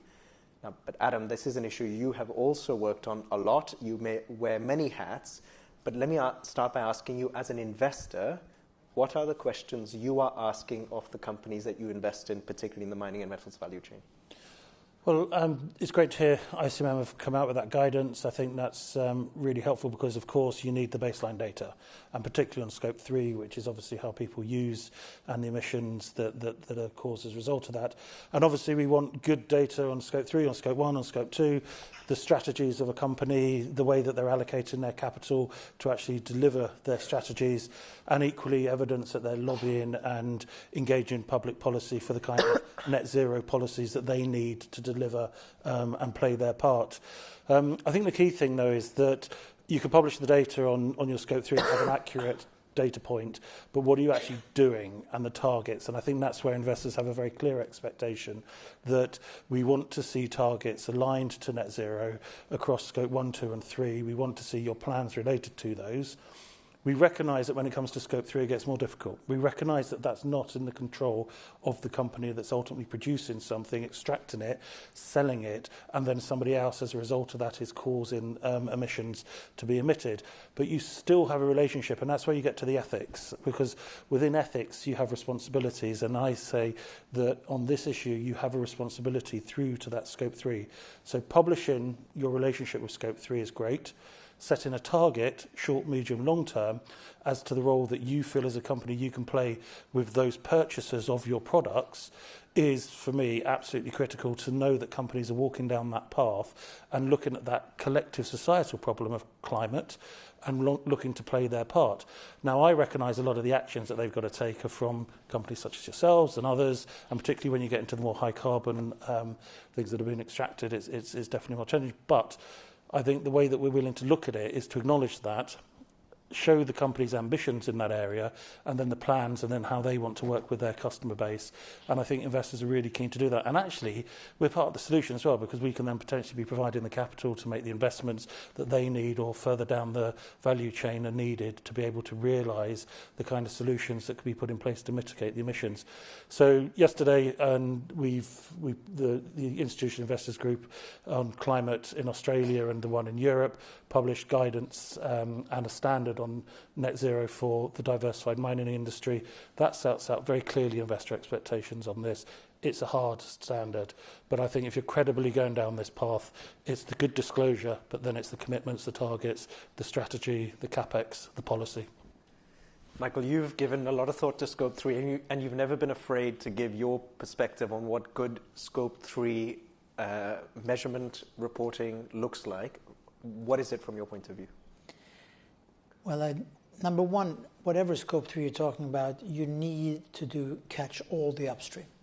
And I really mean all the upstream. You cannot forget about certain things. And I mentioned before, you need to look into explosives. You need to look into the whole area of transport that goes into this.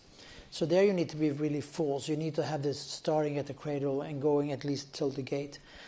And here, I think we can do lots of things. Even though we have suppliers that we can't control directly, we can choose another supplier. And we can control what we're doing, and we can put emphasis, or we can enforce certain things.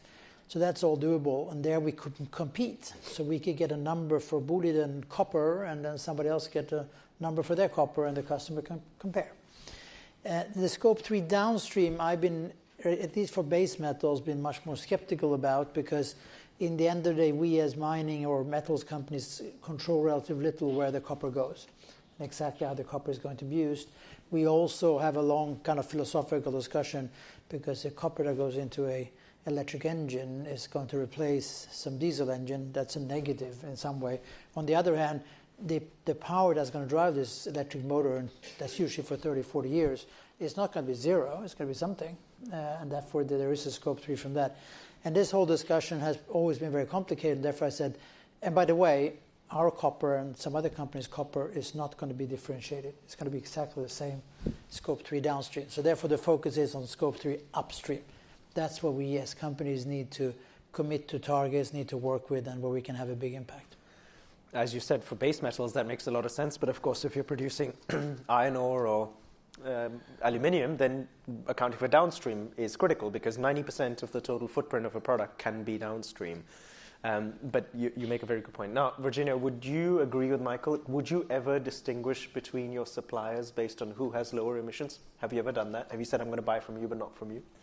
We hope to sometime get there. But as you actually mentioned, not everyone is yet measuring things in the same way, and data is still patchy. So what we're actually doing with our suppliers is helping to standardize the way that they report emissions to us. And we're also sort of creating in our industry, working with our peers and competitors to find a standardized way of measuring emissions across the life cycle of wind farms, just to ensure that we're all doing it in the same way. And that is the first key step to be able to do what you just said. So we're still a little bit quite immature in that area, but we believe that that is the way to go. And that is sort of what we're working towards. Adam, have you chosen to invest in companies and not invest in companies based on Scope 3 emissions particularly? Yes, we have. I've just come from our investment committee. This was a live discussion within the way that we're looking at how we allocate within the pension fund. We're particularly looking at emerging markets as well, but and how companies operate there. But I think the expectations are flowing through that companies that can demonstrate that they've got a clear handle on their emissions, whichever scope, that they've got a good strategy in terms of how they're looking to address that in a credible way, in line with the science, in line with societal expectations. I've got a story to tell, and I think we're now moving into this place where we know what good data looks like, we know what the kind of disclosures we need, and the kind of what a credible target looks like, or a credible plan. And actually that then enables us to go to the next level. And I think this is how you unlock investors playing a more enhanced role, is that we could be working with, well, what's the sort of the capital that needs to be invested down the line to be able to sort of enable companies to move faster, to how they see these challenges being addressed at a pace that's equivalent to the challenge we've got. So we know that these expectations are flowing through the rest of the value chain increasingly, and I think you're just going to see that grow and grow and grow, because we in turn obviously have members to interest to serve, to provide a pension. They're concerned about climate change, the world they're going to retire into, and they don't want the way we invest to be negatively impacting that as well. So I think we've got a collective interest here, but let's not hide from the challenges. And I agree with the challenges. It's difficult, but I think there's a more sort of collaborative approach to the solutions if there's the good data, credible plans and credible targets. So let me make sure I understand what we've said so far. I think we've said so far that you, as representing one of the larger miners, is serious about taking Scope 3 emissions and driving them down, particularly upstream. You, as the purchaser of mining metals, are asking these questions and increasingly demanding both transparency, but equally that you show improvement over time. And you, as the investor, are making investment decisions on the basis of both the quality of Scope 3, not just reporting, but action, and what's the story you're able to tell off the back of that. Okay, good, all right. So it seems like on carbon there's alignment. Let's talk about other issues besides carbon. So I don't know how you operate, Michael, whether you have a risk register or your top 3 or 5 sustainability topics that you work on. Give us maybe those 3 or 5 beyond carbon. I would say that what would be general will be in the coming next is biodiversity is an area that is important, and it's going to be, I think, increasingly important. Then there's a whole set of issues that I think will vary depending on where in the world you are. We have a particular issue with us where we are operating with acid rock drainage, and in the in the after treatment of closed mine sites and how to deal with that. That's not prevalent in other parts of the world. If you're operating in a desert, you won't have that problem, but then you might have another problem. You might not have access to water, and water management will be very key. What I just like to point out one thing, and I'm going to give you one example because lots of you who are here and over there have not seen mining in a long time and have maybe ideas how it's doing. And with many things, when you're talking about emissions to air of metal or emissions to water of metal, there's been such a big development over the last 30, 40 years that most people don't really understand that. But I usually give it an example from other thing, which is occupational health. If you take Boliden as a company as an example, in the 1960s, 40 people or 38 people died in the mines. Four persons died every year on average. 4 people every year. 4 people every year died in the 1960s. That number in the 70s was about 30. In the 80s was about 20. In the 90s was 8. In the 00s, it was 2. And in the last 15 years, actually, we have had 0 fatalities. And I think this is just an example of how the mining industry has developed in many, many aspects when it comes to many areas. So I think it's important to point out that even though we have challenges, as just pointed out, and we will always have challenges, and it's always difficult to make an omelette without breaking some eggs, but there has been such an enormous development on so many levels that most people do not understand. So maybe some of those people that raised their hand when I asked, can mining or mineral extraction be sustainable and ethical, and said no to that, or maybe were worried that actually it's not possible to mine without causing harm to people. You're telling us that it is possible in certain circumstances with the right commitment and leadership, as you've shown, maybe different in other operating environments. That's very helpful. Thank you. Virginia, besides carbon, what other issues do you think about when you think about the sustainability of the mineral products in your supply chain? Social and human rights. Social and human rights. Peoples, yes. Biodiversity. Fully agree. Those are the key things that we think. It's about decarbonization, it's about biodiversity and nature, which is a key risk, and it is about the people. Those are the three things that we think about. Maybe let's go on to the people side a bit. On the social and human rights, what are you worried about? What is the concern? We're worried about the rights of the people that are working there. We're worried about the communities. We're worried about actually not knowing sometimes where the mineral metals come from. And that's why transparency is the key focus areas for us. Got you. And Michael, just on that one issue, on the social and human rights piece, what have you been doing? I think it's a good point that you bring up. I think it's something that this industry needs to look into, given that lots of the operations is in places in the world where that's something that you really need to look into.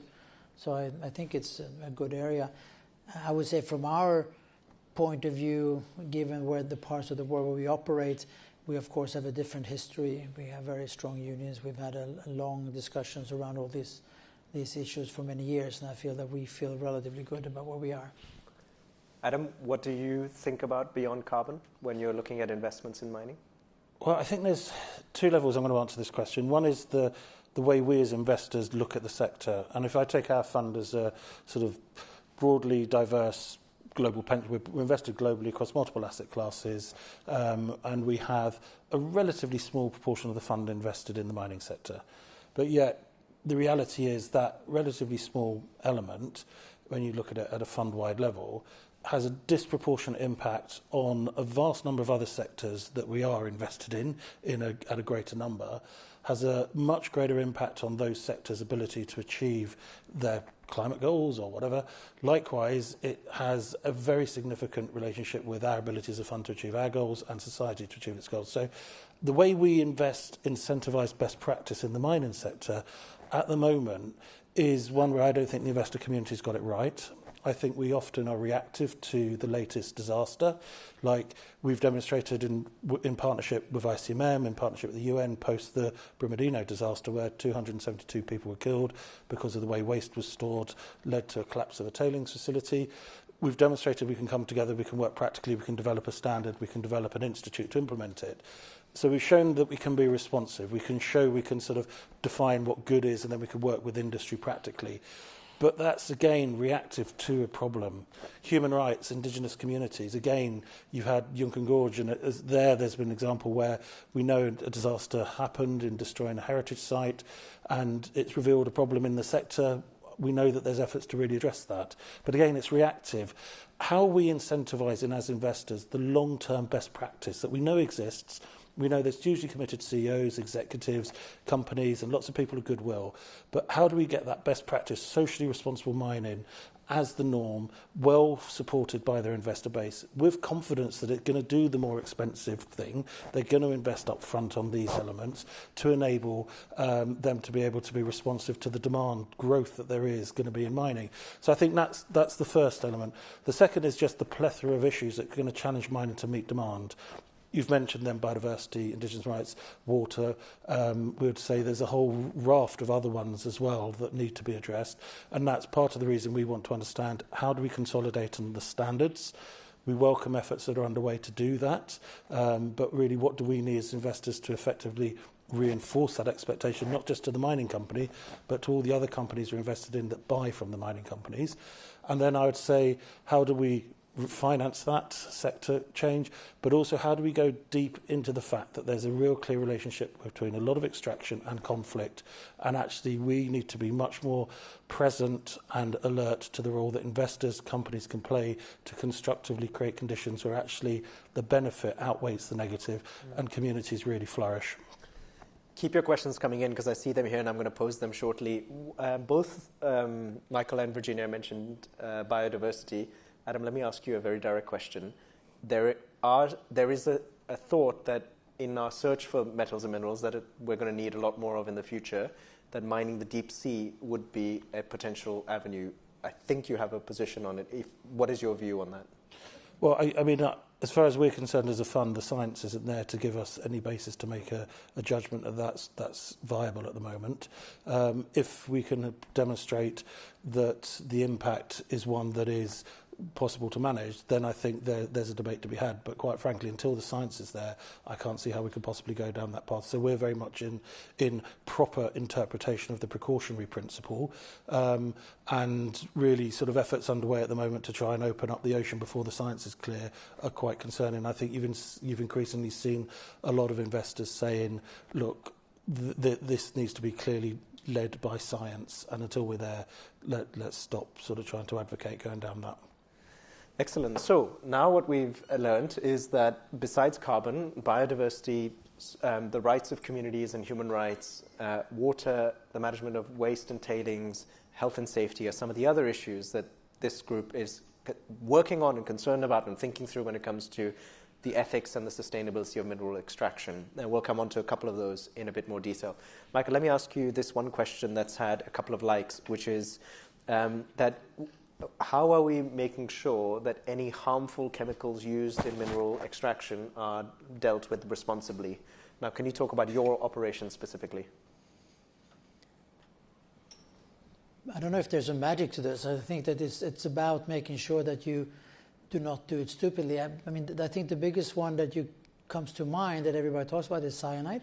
We use cyanide in our operations. We need cyanide as part of the process that goes from getting the minerals into the finished metal. This cyanide is handled both with very strict protocols, under strict regulation, and even though we, in theory, could inflict quite a lot of harm on the society around us if we were to do it wrong, we have good protocols in place to make sure that we don't do it wrong. And I think we can go down the line with basically any chemical we use in terms of this, how to make sure that there's no harm either to our own employees or to people or nature around our operations. And I think that comes in line with what I said before. I think that the actual emissions that come from our operations into either in occupational health sense or coming into the societies around is very, very small. So that's quite doable.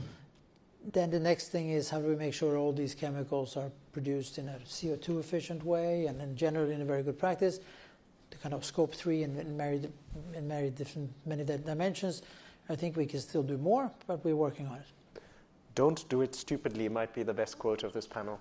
Adam, this one for you, because I know you've been on the road a bit recently visiting different mine sites, particularly in Africa. The question is, how are your organizations, but let's just say how should we deal with the growing human rights impacts coming from mineral extraction? Maybe you want to reference a couple of examples you've seen.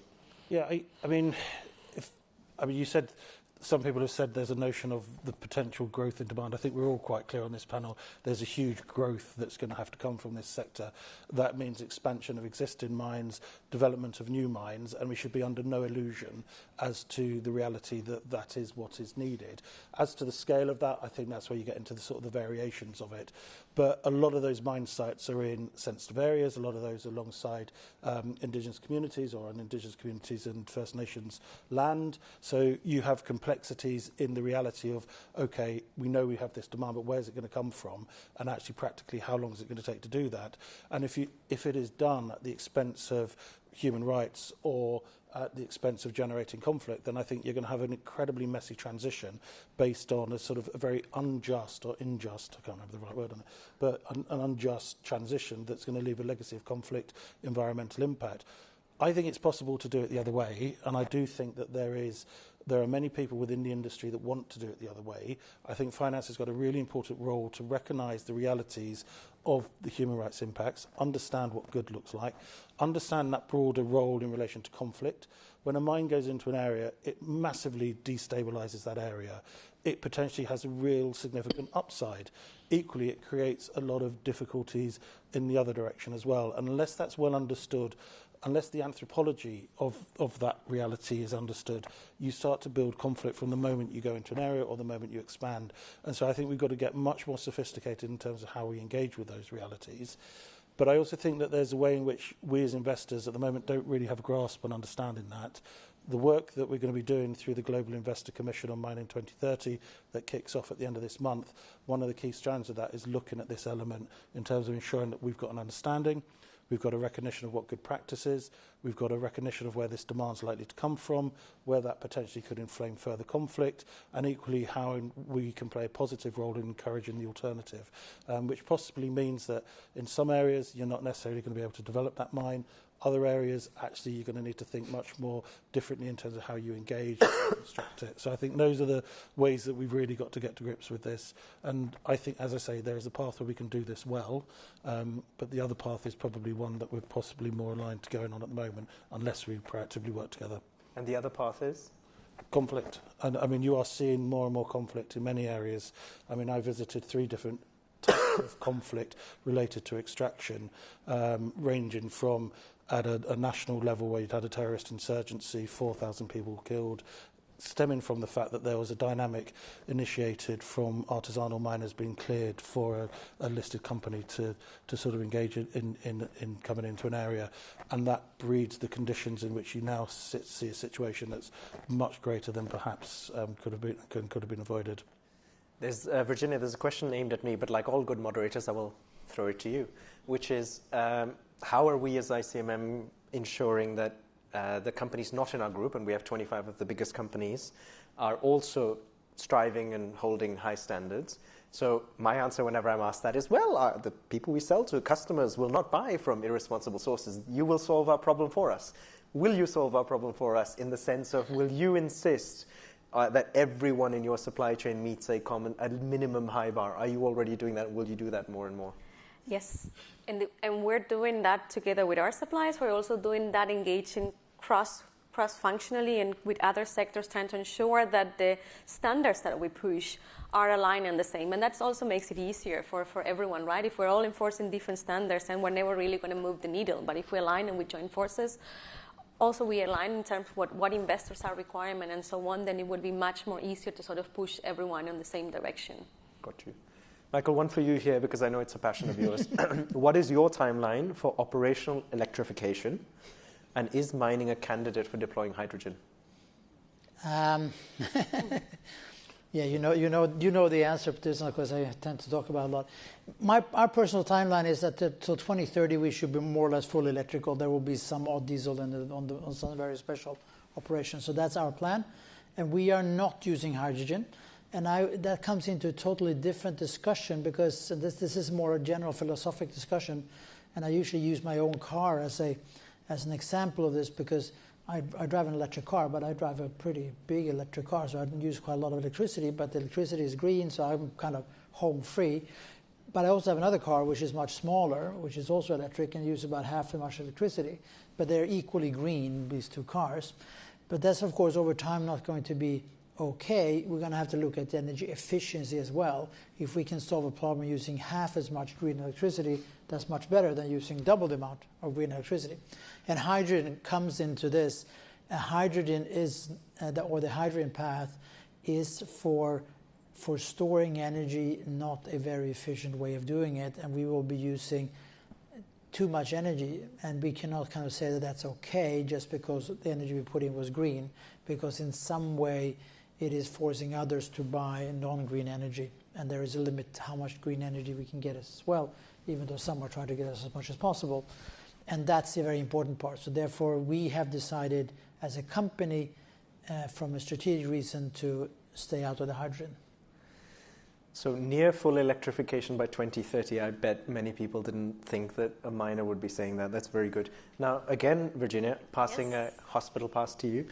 One question that is often asked of the mining industry, but I think of your business too, is how can we ensure that local communities and host countries get benefit, in our case, from the resources that we extract in the region, but in your case, from where you build the renewable energy infrastructure? I'm guessing you face a similar challenge of saying, if we're going to put up a wind farm here, how can we make sure that you have that people feel the value of it? How do you do it?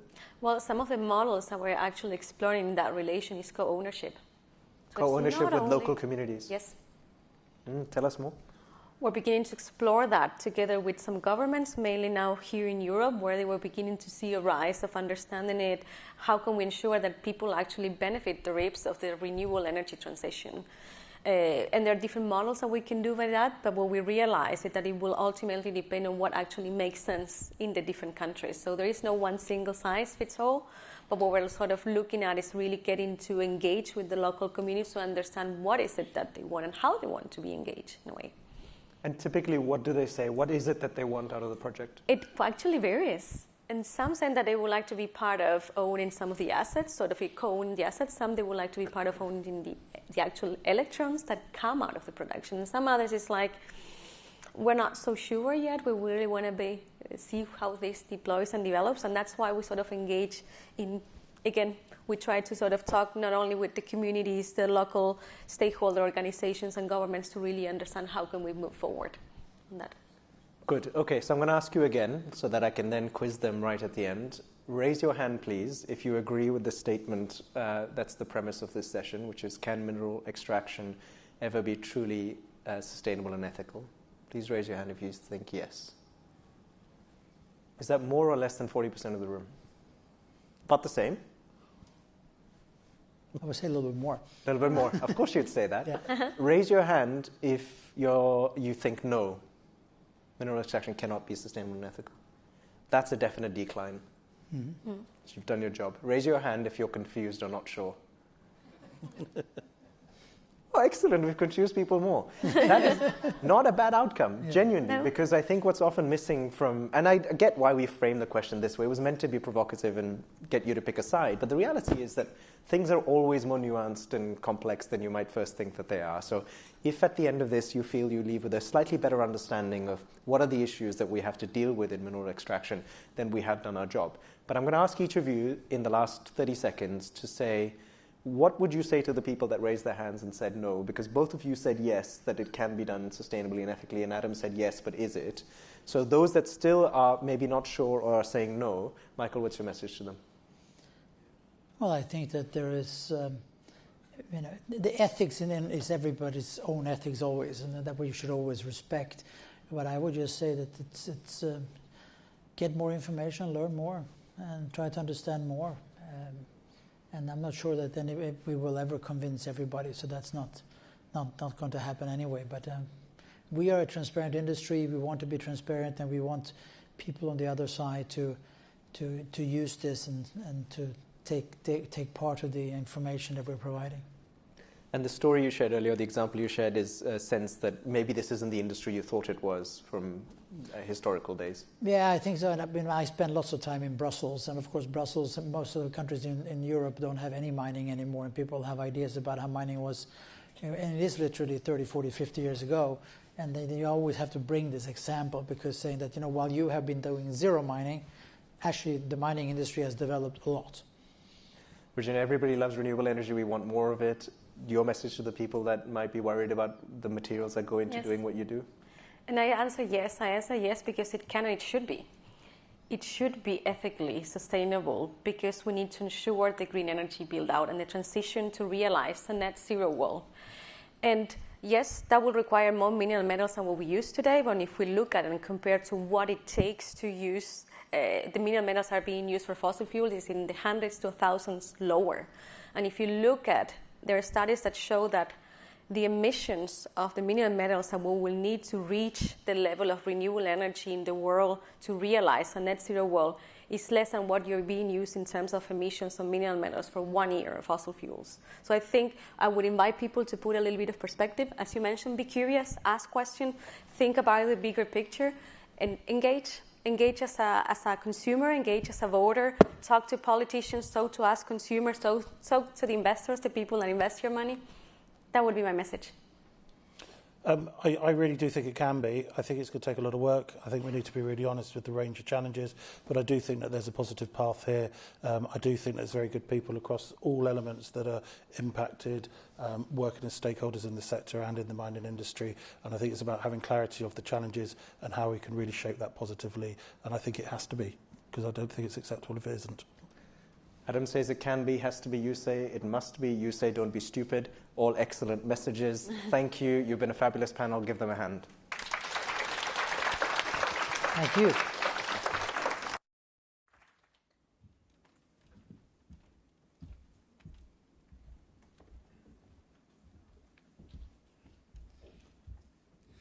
Thank you very much to the panel there. I know we've just had lunch and you certainly brought the room back together, so thank you very much. Obviously a very, very interesting discussion to be having.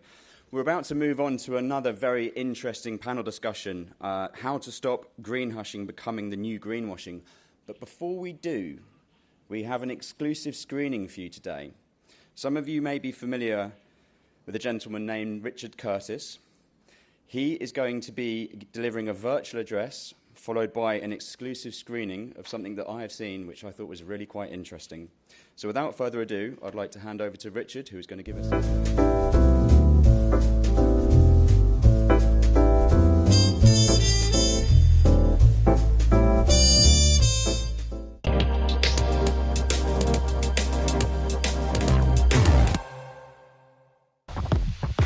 We are in times of great change, from the way we live and work to how we communicate and travel. From geopolitical ructions to climate change and energy insecurity. We need to ask big questions about our future. From the streets of London and Beijing to the centres of New York and Sao Paulo. Building a better tomorrow starts with a better understanding of today. Reuters Next is our leading editorial event, hosting the essential debates. Engaging constructively and reliably with us as interlocutors is really important. There is a lot of uncertainty and there's a lot of different forces that are impacting markets. Drawing on our unrivaled newsroom and journalism, Reuters Next helps set the agenda. And we're encouraged by the news we've seen out of Europe. I'm not going to get ahead of our European allies and partners. You know, clearly, as you say, energy security is top of the agenda. Can you give us details? Our reporters ask questions to get to the facts, to catch people's vision. So what's next for big business, supply chains, and globalization? What's next for energy, sustainability, and finance? Join us at Reuters Next, because in a time of great change, the most powerful question is, what's next?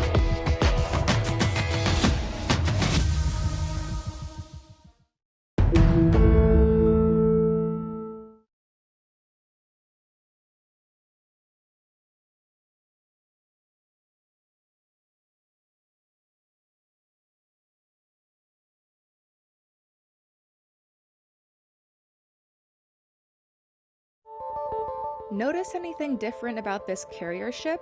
It's been fitted with 2 special sails called wind wings, which study how harnessing wind power can cut emissions and energy usage in the shipping sector.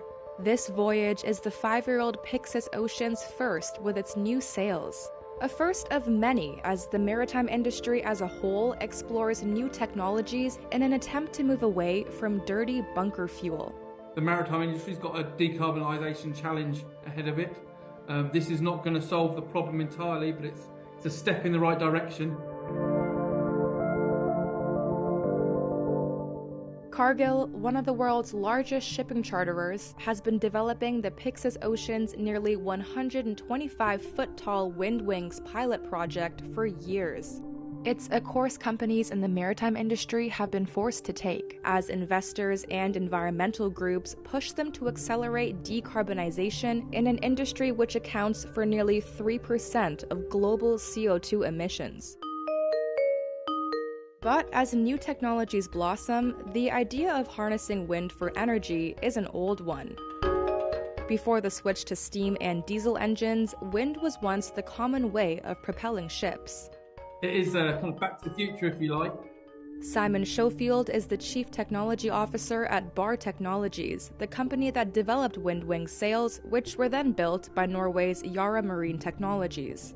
When you see an aircraft come to land and it deploys its leading edge flap and its flaps at the back when a plane lands, we do something very, very similar, which allows us to control what we call the camber, the shape of the wing, which controls the amount of power. Then we can align the wing at any direction compared to the wind direction. And this is done all automatically, and it maximises the amount of energy we're effectively harvesting from the wind. The sales don't only cut down CO2 emissions, Schofield adds, it also cuts down how much fuel they purchase. He says the Pyxis Ocean can save up to 40% of fuel consumption, which he believes is a step in the right direction, considering how expensive fuel has become. This has got the potential to be mainstream. Obviously, it doesn't suit all vessels because of practical reasons, but certainly on bulk carriers and tankers, we can see a large proportion of new builds and a huge number of retrofits in the coming years being fitted with wind technology of one sort or another. Both from an environmental standpoint, but also as the cost of fuels become more expensive, and especially the adoption of future fuels, it's going to mean that it becomes economically a bit of a no-brainer as well. Cargill says the Pyxis Ocean will sail from Singapore to Brazil and is then likely to transport a cargo of grain to Denmark. The vessel is said to then remain in the North Atlantic area to maximize wind usage.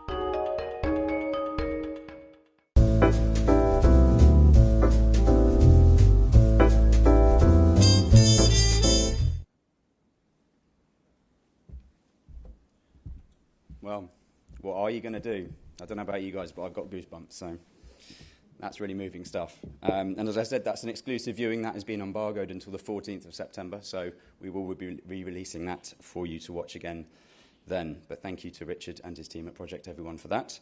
So, as I said before, we have a super interesting panel discussion now. How to stop green hushing becoming the new greenwashing.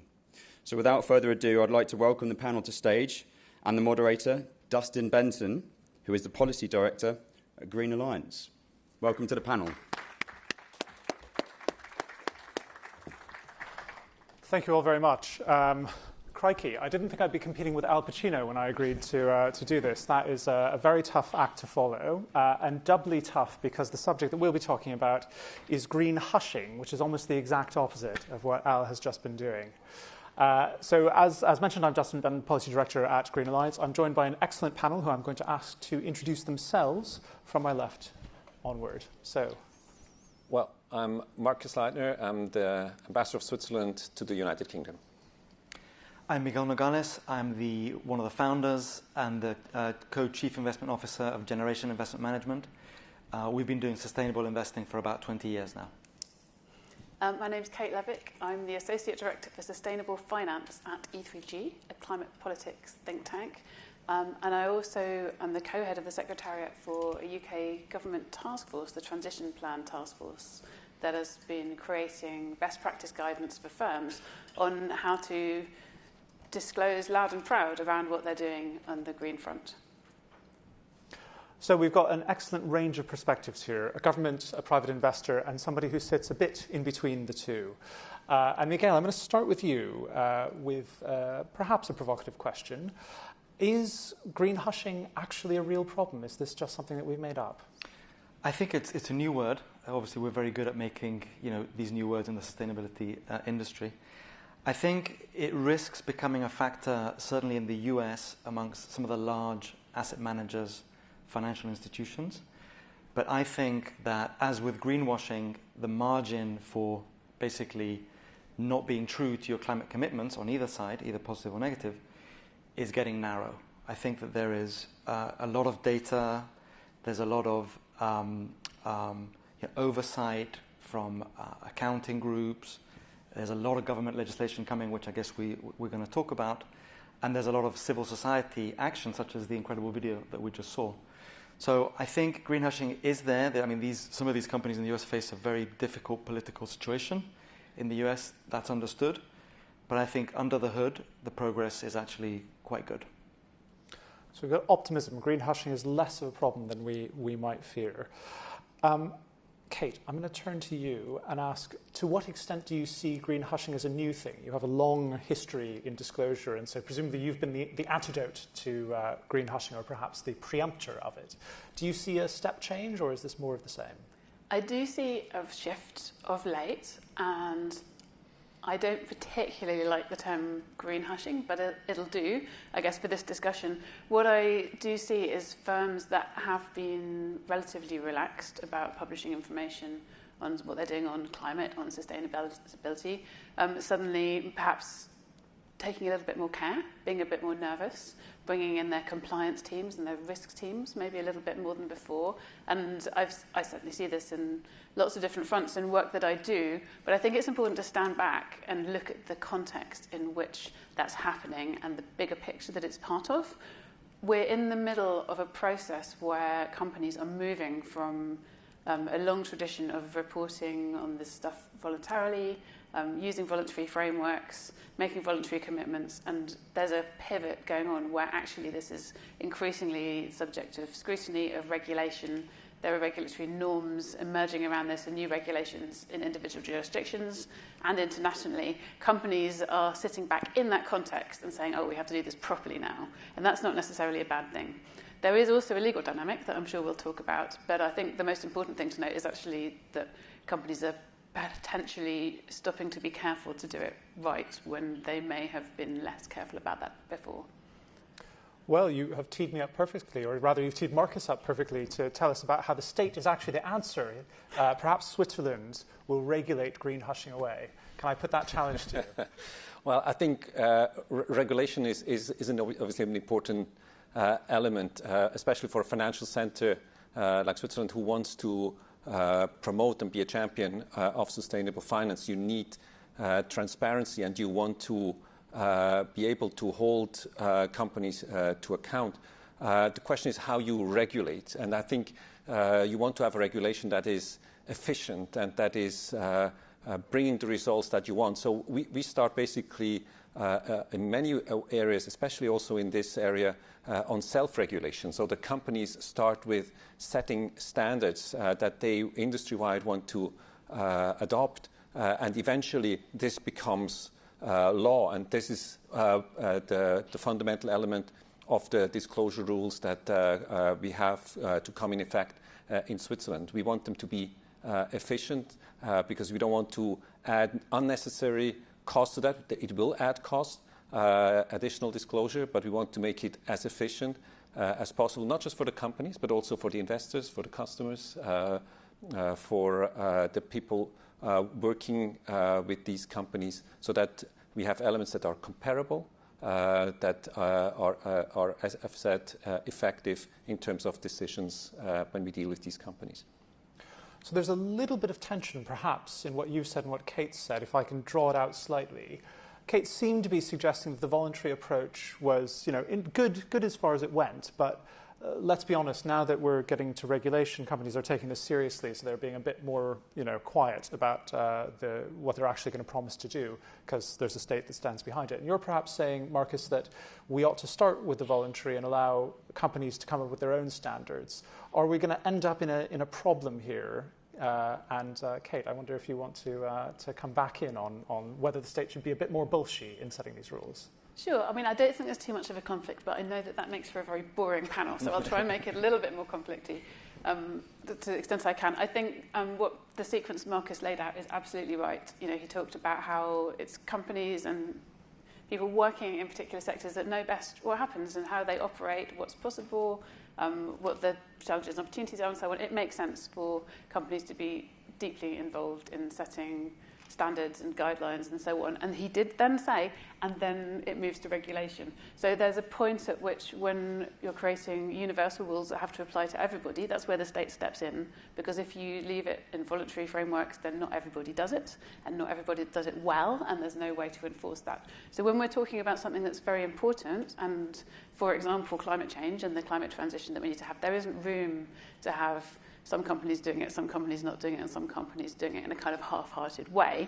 That's why we move to regulation. But the regulation doesn't work unless it's been designed in a multi-stakeholder way, taking actual realities into account and all of the industry input. And I mean, any regulator will tell you that. Sorry, I've been a bit less conflicted than I meant to be. You have given Marcus his out from my false, false conflict. I'm glad to say something on this. Well, I mean, what we want to avoid is that the companies just tick boxes. Mm-hmm. And that's what we see sometimes in some of the taxonomies, that you come in and then you tick these boxes. We want to have forward-looking frameworks that you can finance transitions when it comes to sustainable finance, but not just ticking the box and everything is okay.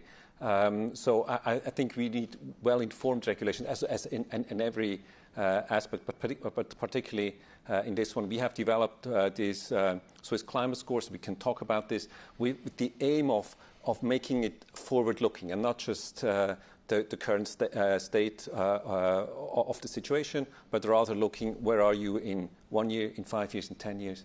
Can I just come back quickly on that? Because I couldn't agree more with that. Part of the shift that's happening is we're very much moving from backward-looking types of disclosure to forward-looking. And, you know, a good example of that is transition plans, where you're asking a company to talk about its plans, what it will do in the future. And that's a big shift for many companies. Financial accounting, by definition, looks backwards because you take the numbers that you've got from like the past year plus all the months it took to collect them and audit them and so on. That's been the traditional way of also handling sustainability reporting. That is no longer good enough because we are looking to report on future risks and opportunities and plans. And it's a huge shift. It creates a whole lot of different kind of risk and compliance challenges, some of which are still only being understood and worked through now. And again, you know, it's a new territory for regulators. It's actually new territory for companies as well. And I think when we see some pause at times in the industry, that's part of the reason. And I'm just going to pick up on the word pause there, because of course the underlying question which I have, both in relation to the kind of voluntary first approach and indeed to moving from backward looking to forward looking, is pace. We have a climate crisis. We also have a nature crisis. They're urgent. Some companies that have made commitments, I would say, admirably for years like 2030, which are pretty close. My own local authority here in London has declared a climate emergency, I think, for 2028. I'm not entirely sure what they're doing, but it's certainly bold. And I guess the question to you is, thinking about the reality of these targets, should we be watching out for either green hushing, i.e. retreat from the targets perhaps made in haste and now slightly being repented at leisure, or should we watch out just for greenwashing or even just bad stuff like overuse of offsets or overuse of renewable energy certificates that don't actually do anything? Miguel, I want to direct this question at you because you're at the sharp edge of this. You're actually looking at companies and investing. Sure. How do you distinguish between these? And do you see these risks? Sure, yeah. So look, I think first of all, I think from a point of view of the importance of this, we think that listed companies in some form or other, if you include Scope 3, account for about 60% of global emissions. So they're a very important leverage point, and public companies can be accessed by public shareholders, which is obviously different to private companies or to governments, which are accountable to just their population. So I think, Kate, to your point, I mean, what I'm excited about, having been doing this for 20 years, is that we spent years trying to get companies to disclose their carbon footprint, carbon disclosure project, which you were involved in. Now what's exciting is that we've got Scope 1, we've got Scope 2. I think we're making very decent progress on Scope 3, but that's a bit gnarly, as we all know. So mathematically, we've got 7 years to get to minus 50% emissions in 2030, so that's 7-8% per annum on average. Not every company, some companies are growing faster than others, but in aggregate, we need to start getting down 7-8% per annum.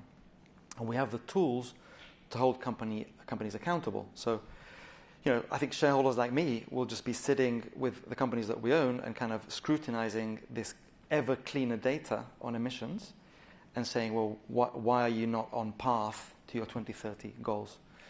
I think that, Science-Based Targets Initiative, which is, I think, what everybody's coalescing around, they've reported quite good progress on Scope 1 and 2, down 35% or so in the last 5 years. Again, I think Scope 3 is really gnarly. But the interesting thing about Scope 3 is that the companies that I've spoken to, some of the big companies with very big Scope 3s, they've actually learned a huge amount from getting into their supply chain and really understanding where their products come from. I think that's actually made them stronger companies. Just the final point on offsets. Obviously, the offset market is controversial, has been extremely challenging, especially in recent times. I don't think that offsets are a credible solution. I mean, SBTi will let you offset a portion, I think it's 10% of the residual emissions. The first goal is to do as much as you can, and then if there's any residual, you can maybe think about some high-quality permanent removals. But their role is certainly controversial. And you don't see a risk that for companies that aren't signed up to what is a voluntary initiative, SBTI. They'll just go big on offsets and make carbon neutrality claims. And perhaps, Marcus, is this a role for the state to exclude those companies that are going for these wild bonanzas of not very credible forms of decarbonisation? Well, I think in terms of offsets, I think we have to. I know there are obviously challenges, but when we talk about offsets, obviously we say how much should we as Switzerland offset, or is it possible to do investments abroad in a setup that is much more efficient to lower the carbon emission, and then be able to say this is part of our contribution. And we are very positive about this, but obviously there needs to be rules and regulations around this, and we have promoted this during COP26, 27, and we have specific projects on this with Ghana, with Peru, with other countries, where we feel we can make a difference, a substantial difference in lowering CO2 emission in these countries. We have to make sure that there is no double counting, obviously, but under the right conditions, we can make a good progress, and it is a good instrument. But you have to make sure, and I agree with you, that you have a clear setup and clear rules about that. Mm-hmm. I want to just pause for a moment to remind you all that we have a Slido app, and I will be coming to questions that you can put through that app toward the end of the session, giving you a note now, so I get lots of good questions to put to the panel. But I want to come back in this area because we've touched on a few things which are sort of related. We've talked about international offsets, we've talked about Scope 3 emissions. And certainly from where I sit in a think tank looking at how we decarbonize the whole system, what I'm beginning to see is a relationship between climate mitigation and nature. I mentioned at the beginning there's a nature crisis. And I wonder whether you are seeing, and Miguel, I'm going to come back to you on this as well, whether you're seeing, in a sense, the opposite of green hushing happen on the nature side of things, where you're seeing companies make lots of claims about being nature-friendly or nature-positive or regenerative agriculture, and whether this should play in our thinking about green hushing, which seems to be more of a climate phenomenon. Yeah, it's a very good question. I mean, obviously nature is very, very closely linked to carbon. I think that it's much harder for the average company can see what they emit in a relatively straightforward way. It's much harder for a company to understand the impact that they're having on the environment in the area they operate. I mean, I think it's probably more obvious in the extractive industries, and there was a panel earlier on that. But when it comes to companies not in the extractive area, it really comes into looking at your supply chain. I think this is the concept of nature, deforestation, biodiversity has been a big impact for the big issue for the food companies. Some of them have done a very good job at becoming deforestation free, but we really, I mean, it's probably where carbon was 10 years ago. We don't have the numbers, we don't have the language, we don't have the tools. I see very few resolutions happening at AGMs that are trying to get companies to disclose their nature. Of course, there isn't really yet a biodiversity credit in the same way that there is a carbon credit. So I think we're at a very, very early stage. I want to come to you, Kate. So in thinking about all of the work on disclosure, you've done all of the work on financial rules. Do you see nature coming into this? And do you have any thoughts about how we can avoid the pitfalls of another decade of working out how to save nature? My point being that we don't have a decade to work it out. We need to start doing it now. Well, I mean, I'd agree. Obviously, nature is sort of behind in terms of the technical sophistication, in terms of what would be reporting norms and all of that kind of thing. It's coming up fast. We're going to see the launch of the recommendations of the Task Force for Nature-Related Financial Disclosures in this city in this month. And that will be quite an important thing that a lot of companies internationally will be looking at in terms of giving them guidance. In our work in the UK's Transition Plan Task Force, at the start of this year, we set up, which is set up specifically to tell companies what a good climate transition plan looks like and help them create one. Early this year, we set up working groups on nature, adaptation, and just transition. And I cannot tell you how much interest we've had in those groups from industry, from the media, because people very, very much want guidance and steer.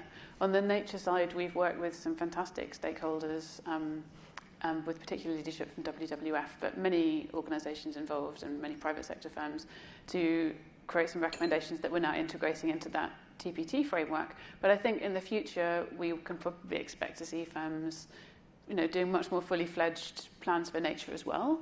Obviously, the EU is ahead in some ways on this. The EU companies are being asked to do fully fledged sustainability plans. Those don't yet have clear detail on what's expected on the social agenda, but there's much more detail already coming out of EU on nature. Now, that creates its own problems.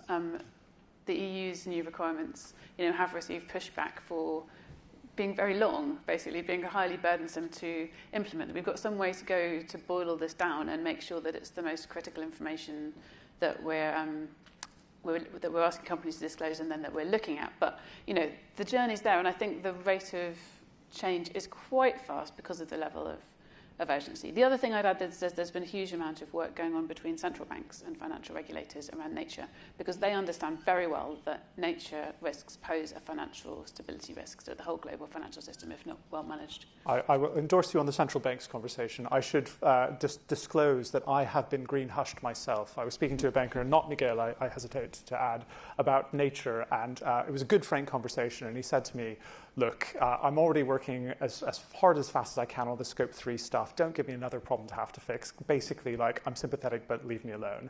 So I worry that nature may fall into that bucket. But I want to come on to, in a sense, the elephant in the room on green hushing, and that's the question of litigation.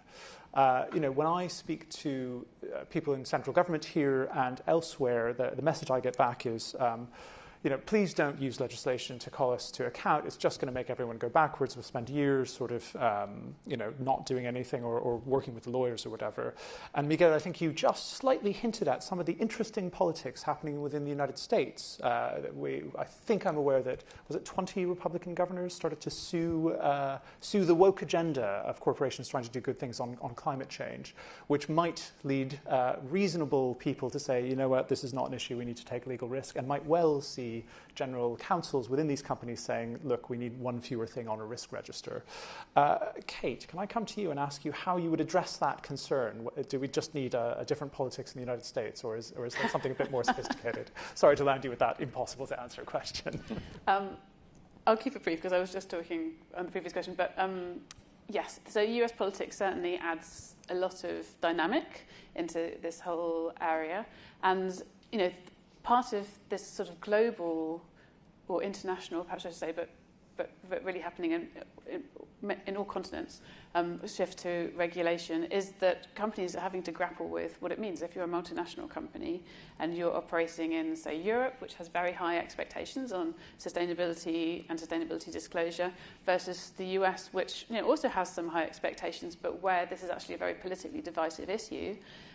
You've alluded to the recent incident when attorneys general from quite a few Republican states wrote to large insurance companies and said that they thought that it could be an antitrust issue, that they were part of the Net Zero Insurance Alliance. And as a result of that, many and all the big firms basically left the Net Zero Insurance Alliance, which is a hugely sort of retrograde step in terms of the momentum of all these sort of voluntary commitments and so on. That doesn't mean those firms are not still acting on climate. It doesn't mean they've abandoned their net zero commitments. It doesn't mean they're not still going to be faced with all the regulation that's coming down the pipe. But sort of optically, it's not ideal. And for those firms, there's definitely an issue of, this is a precedent that other firms will look very carefully at when they're seeing what they're going to do next, and could they fall into some similar situation. So those dynamics are really key to this whole green hushing issue, where firms are taking much more care, and having the legal team go, did you see what just happened over there in the Net Zero Insurance Alliance, is definitely part of that. I would say that when you look at the interests, the sort of political interests that are pushing that agenda, they may or may not be on the ascendant in the States. We'll see. We'll see what happens in the next US election that's coming up fairly soon. But ultimately, they are on the wrong side in terms of actual physics and in terms of sort of quantifiable financial risk and so on. And there are legal efforts on the other direction, saying to firms, why are you not disclosing all of these risks? Why are you not taking these issues seriously? You're not managing our money properly because you're not taking them into account. Ultimately, I think physical reality will win, but we're probably in for a bumpy few years in that respect. And Miguel, thinking about this role of legislation as an investor, do you tend towards the view of the last thing I need is a few more years of bumpy road, so basically let's get litigation out of this? Or would you stand with the kind of climate activists who would say we need to be suing big companies, we need to be suing governments to keep them on track with their net zero or nature restoration commitments? Yeah, I think point number two. I mean, I think that even if it cuts into profits, even if it makes the job of the companies you fund more being more sustainable makes you a better, long-term, more profitable business. I mean, I think why are companies decarbonizing? I think first of all, we've got a massive climate crisis, and they can see that themselves. Secondly, their customers are demanding it. Thirdly, their employees are demanding it. Fourth, they're having to report on it, and I think that the European CSRD initiative, it's a really big deal because it's not just European, it's also transnational. Maybe it's a bit too burdensome, but I think it gets the ball rolling in the right direction. If a company still hasn't got the message from all of those points and needs a legal push, and let's say that the experience of the tobacco industry is a good precedent here, although I don't think it's quite as easy to ascribe harm in the case of climate as it is in the case of tobacco. But I think that if a company needs a push and hasn't got the message, I actually think that a legal challenge, if it's done in the right way, would be welcome and interesting. And if you're on a board, you pay attention to a legal challenge. You may not pay as much attention to people that are camping outside your headquarters. You may pay more attention when you've got a significant legal, and suddenly your CFO starts to get interested. So I think it's a done thing. There's a good thing, and there's obviously a counter risk that people sue to stop companies from driving net zero plans. That's a different matter. Marcus, this is going to be a tricky area for you. You're an ambassador. We've talked about the United States. I'm sure you wouldn't want to make any untoward comments about a strong partner for Switzerland, I'm sure. But I just want to ask you a little bit about whether this question of legal risk is relevant to different jurisdictions, Switzerland, for example, and whether you see this as an advantage for Switzerland, its sort of history of being relatively moderate and sensible in all things. Well, don't worry, I will not say anything negative on the US. I represented the US for 4 years in Iran, so I have strong connections there. But I think what's important in terms of, in this area, I feel, is that the governments have the instruments and the means to implement the rules as well in terms of reporting and disclosure that they want. That's before you talk about litigation. And so that even if you start on a voluntary basis, if it becomes law, and you need to be able to implement it properly. And it's true that obviously I've spoken to some of some companies who moved to Switzerland not because we wanted them to move, but they moved anyway, and they told me we like the less litigious environment in Switzerland. But I mean, we are good at implementing our laws and obligation. I think that's important. What I think one point I'd like to make just on the nature issue and on the EU laws and coming up. I mean, regulation have costs, and we should not underestimate them. They might be, yes, they're borne by the big companies and the big investors, and that's one thing. But down the line, they have huge costs. And in Switzerland, we are good at producing these capsules for coffee. It's not just for this one company, but there are many different capsules now. Other capsules are absolutely.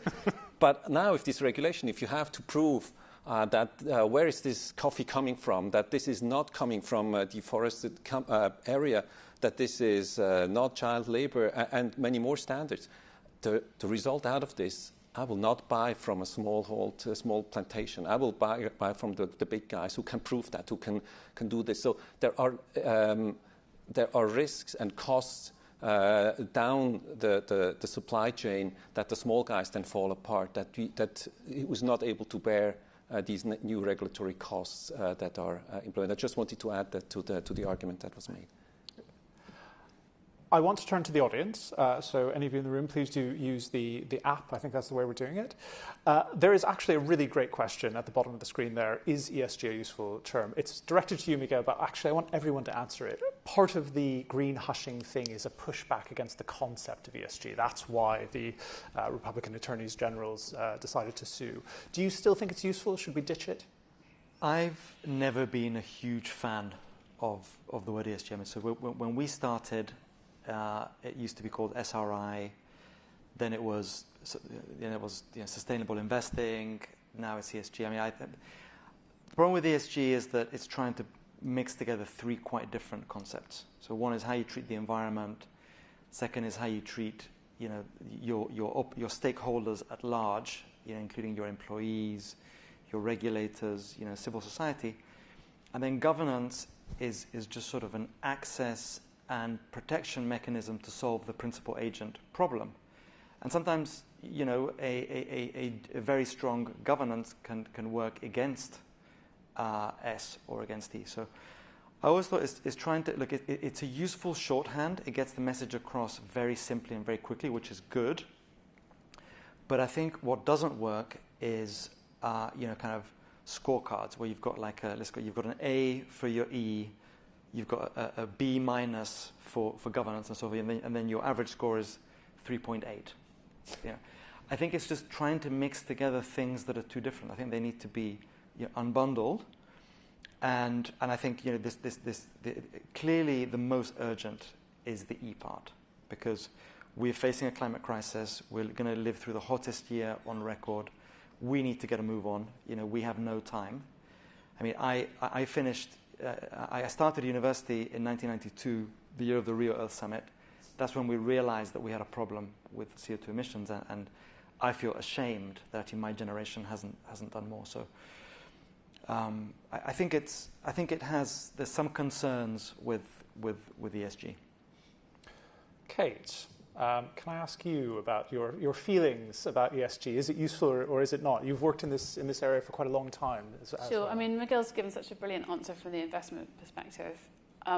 It's a shorthand that's useful in a particular context. It certainly isn't that helpful in a sort of broader context, maybe outside sort of rooms in investment companies where it's useful to just tossing some acronyms around. I think the most sort of unhelpful thing about it in a way is it is just another three-letter acronym. It doesn't say what it means at all. So it's quite easy to co-opt, has been happening sometimes, and again, this is partly taking us back to sort of dynamics in the States, into a narrative about it being some kind of evil thing, a conspiracy of some kind, ESG. And because it is not clear what it means, it's very easy to kind of project that kind of narrative onto it. And so it's interesting to note that when people are having success sort of arguing back against some of the more ridiculous sort of anti-ESG arguments being made, they're not using ESG, they're talking about what we're actually talking about. They're saying, so do you actually have a problem with clean water or with clean air or with kind of looking after the planet for your children or trying to make sure that people are paid appropriately and don't die when they're at work? And I think, it's got the same problem as any acronym has, in that it takes it away from what it really means. I don't tend to use it myself, but I probably would if I was working in an investment firm. But in my think tank work, I would tend to use sustainability as being slightly more indicative of what we're actually talking about. I'm glad you raised the point about practicality, because an awful lot of ESG, an awful lot of greenwashing is at the level of the very abstract. And one of the things that I observe in the sector is that there's not much greenwashing about renewable energy. And that's because renewable energy is cheap, abundant, and happening. Where I start to see the problems are in nature-based offsets, for example, or in decarbonisation of heavy industry, the difficult bits which we're sort of still kind of struggling towards. And I wonder if I could combine that with the question at the bottom here, Miguel, about how your perspective has changed as an investor over that period, and whether you see, we've had this extraordinary success, particularly in renewable energy, increasingly in surface transport. I'm actually an optimist about heavy industry personally. But do you see this risk of greenwashing or greenhushing being sectoral? And should we look at those sectors in more forensic detail? And perhaps, if you could be so kind, you could suggest which sectors, or even if you want to, which companies we might have for particular scrutiny. Yeah, I think, over 20 years, I mean, if I look back to 20 years ago, the key area of focus was power. And, wind power was 5 times more expensive than normal power back then. So if we go down, a scale of difficulty and what has been solved, I would say that power is on a very good direction. I think transportation is the other big one, and that's I think making good progress. I mean, particularly, I think in China, almost a third of new vehicles sold are electric now. And we're seeing, the supply chain coalescing around lithium batteries. When it comes to buildings, which is the next big chunk, so we're getting progressively more difficult here. Buildings is, complex, building by building, but once you electrify and you put heat pumps and the likes, you solve part of it. The harder ones are heavy industry, as you suggested, and then agriculture. So after having run generation for 20 years, a couple of years ago, we created a new business called Just Climate, which is actually focusing on these very hard to decarbonize sectors. And that's a different style of investment because it's a bit more capital intensive and you need to write bigger check sizes. So actually this morning we just announced an investment in a very significant green steel plant in Sweden, a company in Sweden. And it's likely that the next leg of that is going to be how do you decarbonize agriculture through regenerative agriculture? And is there a high quality nature-based solution market? Because look, it's clearly been a very challenging market, but I think actually the world needs to get high quality carbon credits in order to survive. And I think that's something that we're going to be exploring. So you would side with Christoph in the Q&A, who says basically, if we're going to channel private money, we've got to use carbon credits. That's the mechanism we can piggyback on that. I think there's many ways to do it. I think when it comes to avoiding deforestation, on a personal capacity, I'm a fan of a jurisdictional approach, which is what you're talking about, when it's done at very large scale, country agreements, funneling a very large amount of money. I'm less of a fan of the piecemeal projects. But when it comes to afforestation, which is creation of new biome in a certain way, I think that can be done with high quality credits. Look, I think from a point of view of regenerative agriculture, which is a fascinating area, we've been losing about 1% of our topsoil every year. And if you look at the numbers, there's lots of numbers out there, but the capacity for soil, which is really part of the biome, and good soil is a living entity, soil can capture absolutely vast amounts of gigatons of carbon.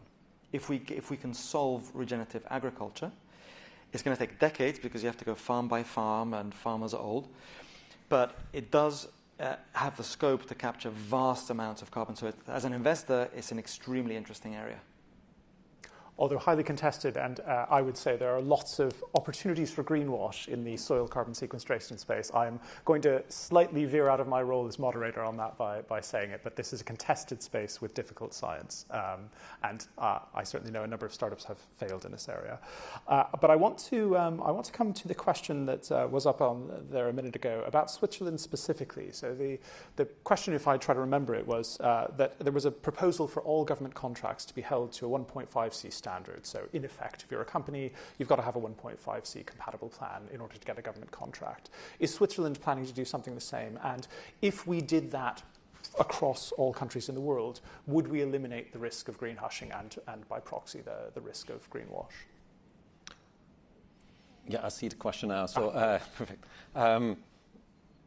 It's not an official plan as such that we move into in that direction, but I think in general, we should think around these standards for public procurement in general. It is definitely something that the public in Switzerland asks. In Switzerland, you go to a vote, and we have to vote on basically everything. And so we have a climate law that is approved by the people, and that brings me back to the ESG question before, because these elements.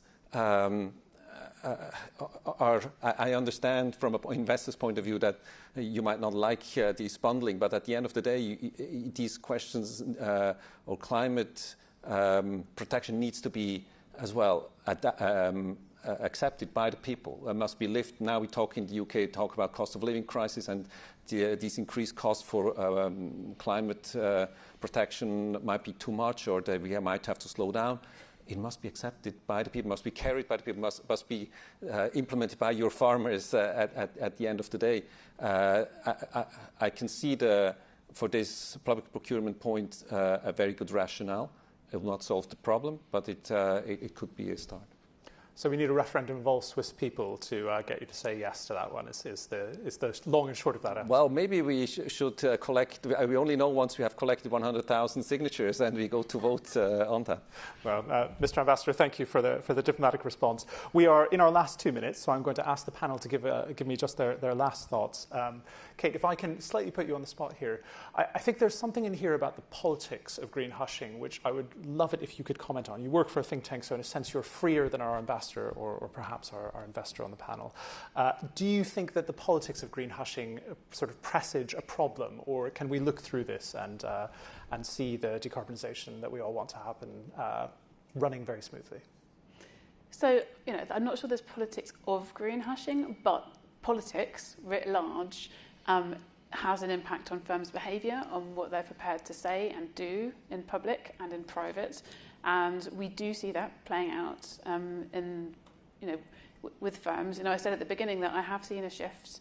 I see firms taking more care, looking at places where other firms have been, brought into maybe, some place where their legal or compliance or risk officers are giving them a warning sign and thinking twice. But as I said again at the beginning, I don't think that's all negative. I think that's partly that we're getting into a grown-up place where firms are actually being expected to, say things that are credible, do things that are credible, actually put their money where their mouth is, and they're going to be held to account. So politics can have this chilling effect, and that's partly what green hushing is, but also what we're actually seeing is this move towards sort of regulation and making this much more normal. 50 years ago, firms only had to do financial accounting. Now we're expecting them to account for their impact on the planet and on society. That's not a bad thing, and we expect them to do it properly. And I think they're adjusting to that, just as we all are. Miguel, over to you. I think Kate said everything that I wanted to say. I mean, I would look, when we started in 2004, the concept of sustainable investing was, very fringe. And there's been cycles throughout. So we had a boom in renewables in 2007 that went away with the financial crisis. We then had a period of multiple years where there was just really zero progress on decarbonization. And then in the late 2010s, we had a really enormous, very, very fast growth around ESG. I think some of that led to some poor practices, which I think are now being unwound. But I think that the trend is just fundamentally up. And the trend is up because we face a climate crisis and because corporates have a very important role to play in dealing with it. So I think that the trend will continue to be up over time with cycles. Marcus, last word. You have 5 seconds. Now, we talk a lot about the corporates, which, as you say, play an important role, but obviously the challenge is bigger, and we have to make sure and find mechanisms as well that state-owned enterprises, small SMEs also do their share, and I think that's another discussion then for next year. Thanks. Thank you all very much. Sorry for overrunning. I want to end on a note of optimism, and I'm stealing it from Kate just to attribute things properly. I take from this that the caution, the green hushing that we're seeing is a sign that we're getting real, and getting real is what you have to do to make actual progress. So ignore the noise or the lack of noise and focus on what's actually happening. Thank you all very much.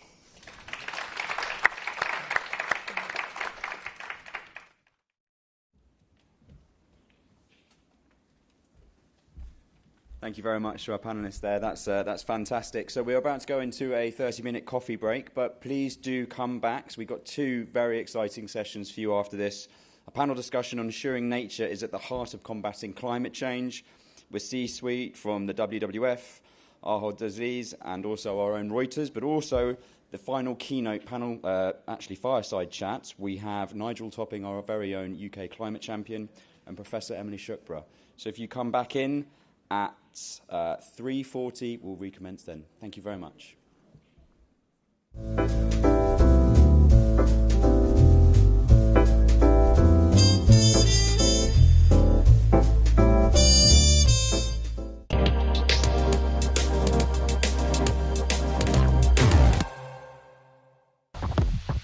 We are in times of great change, from the way we live and work to how we communicate and travel. From geopolitical ructions to climate change and energy insecurity. We need to ask big questions about our future. From the streets of London and Beijing to the centres of New York and Sao Paulo. Building a better tomorrow starts with a better understanding of today. Reuters Next is our leading editorial event, hosting the essential debates. Engaging constructively and reliably with us as interlocutors is really important. There is a lot of uncertainty, and there's a lot of different forces that are impacting markets. Drawing on our unrivaled newsroom and journalism, Reuters Next helps set the agenda. And we're encouraged by the news we've seen out of Europe. I'm not going to get ahead of our European allies and partners. Clearly, as you say, energy security is top of the agenda. Can you give us details? Our reporters ask questions to get to the facts, to catch people's vision. So what's next for big business, supply chains, and globalization? What's next for energy, sustainability, and finance? Join us at Reuters Next, because in a time of great change, the most powerful question is, what's next?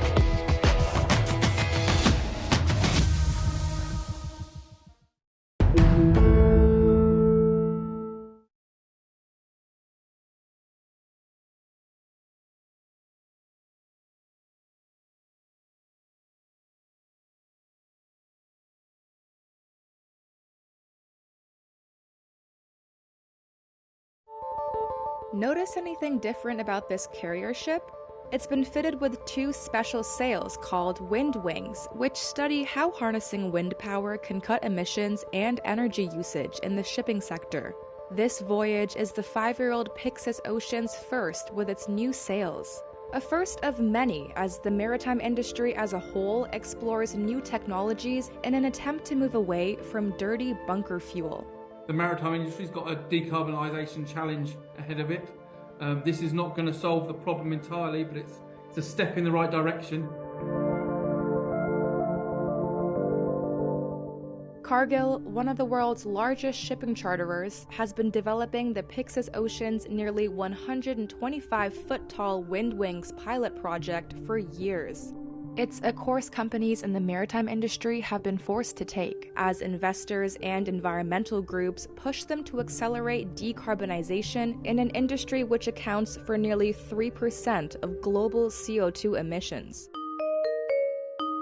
But as new technologies blossom, the idea of harnessing wind for energy is an old one.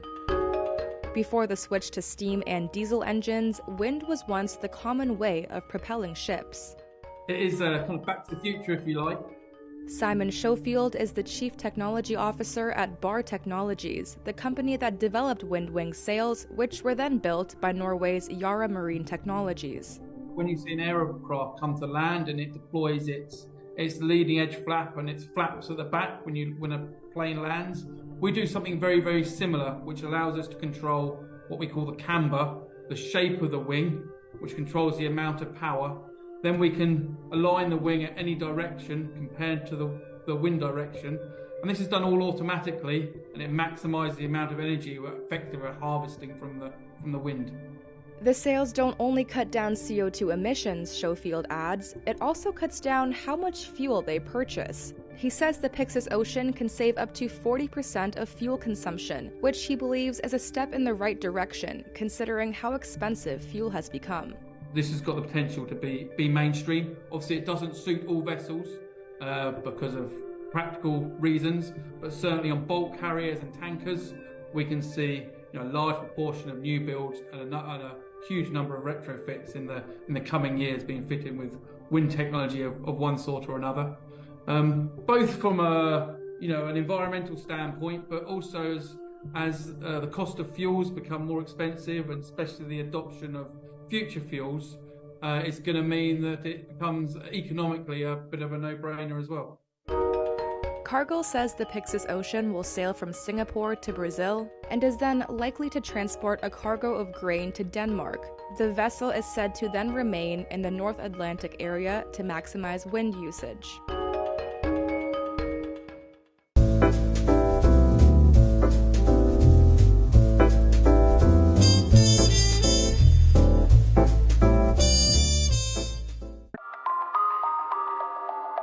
Iraq's southern marshes are drying up. They're receding and turning brackish following multiple years of drought. Fish are disappearing. And an entire way of life, going back centuries, is under threat. Fishermen here say they're feeling the squeeze. And they're asking, where do we go now? أي أنواع السمك كان موجود بها هنا. كل شيء كان بني سمتي أشكال. هسه كله راح مات. من قلة الماء. الماء صار مالح. صار السدود علينا. وكله مات. السمك مات، الدغل مات، كله انتهى.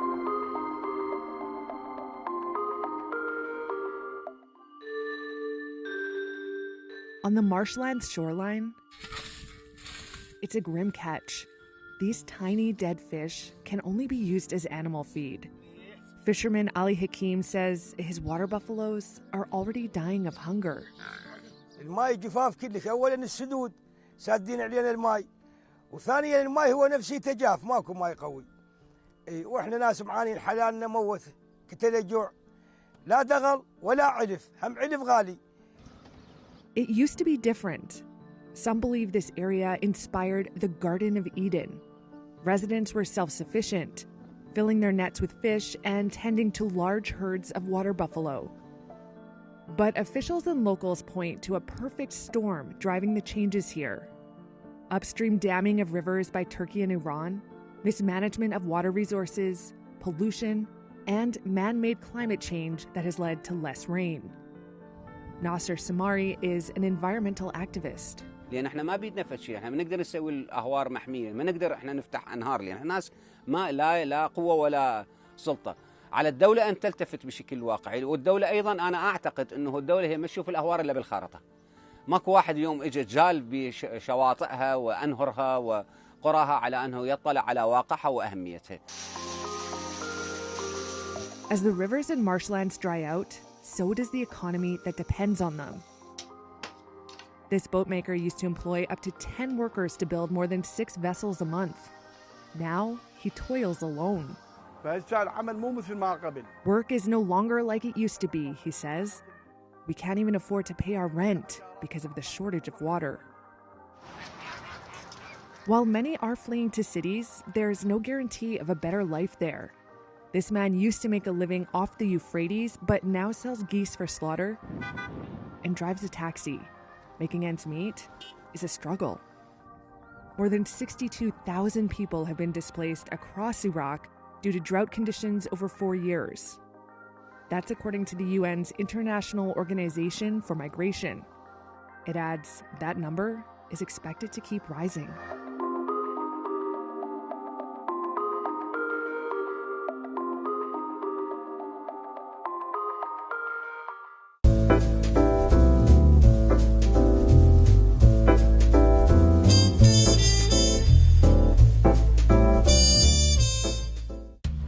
This variety of rice is climate resistant and climate smart, designed to withstand droughts, floods, and rising sea levels.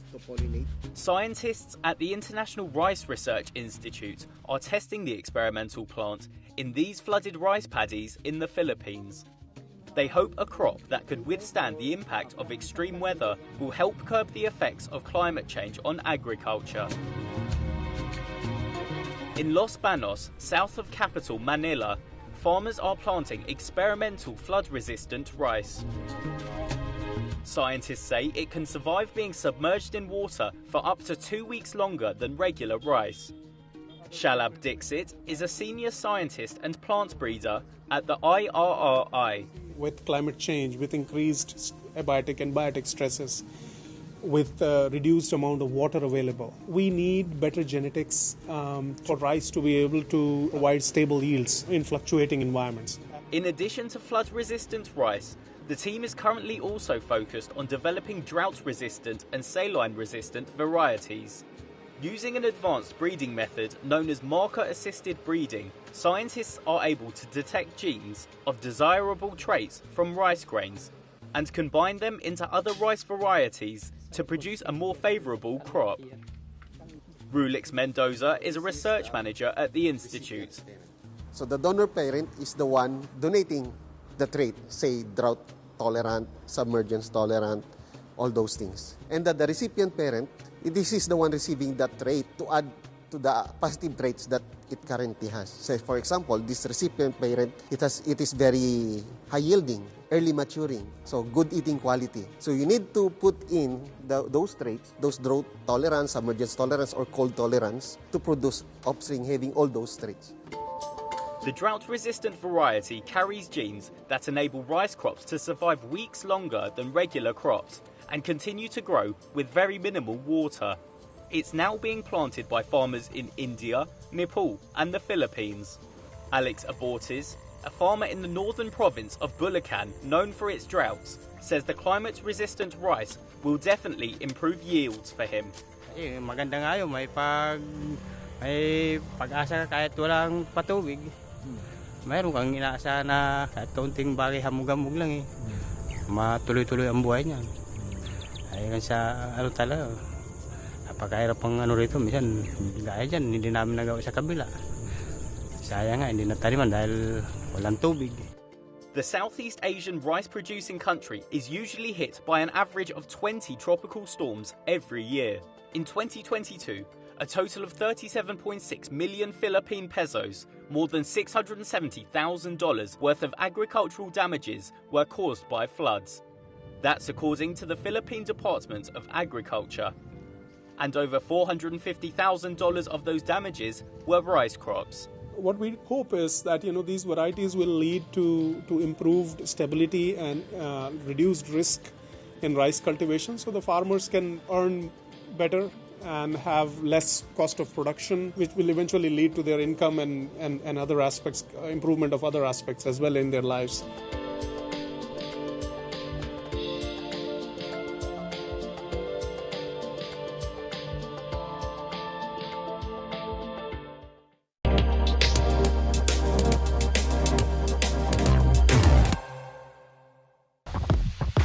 We are in times of great change, from the way we live and work to how we communicate and travel.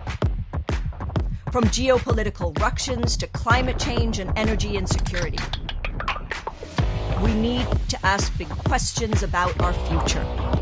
From the streets of London and Beijing to the centres of New York and Sao Paulo. Building a better tomorrow starts with a better understanding of today. Reuters Next is our leading editorial event, hosting the essential debates. Engaging constructively and reliably with us as interlocutors is really important. There is a lot of uncertainty and there's a lot of different forces that are impacting markets. Drawing on our unrivaled newsroom and journalism, Reuters Next helps set the agenda. And we're encouraged by the news we've seen out of Europe. I'm not going to get ahead of our European allies and partners. Clearly, as you say, energy security is top of the agenda. Can you give us details? Our reporters ask questions to get to the facts, to catch people's vision.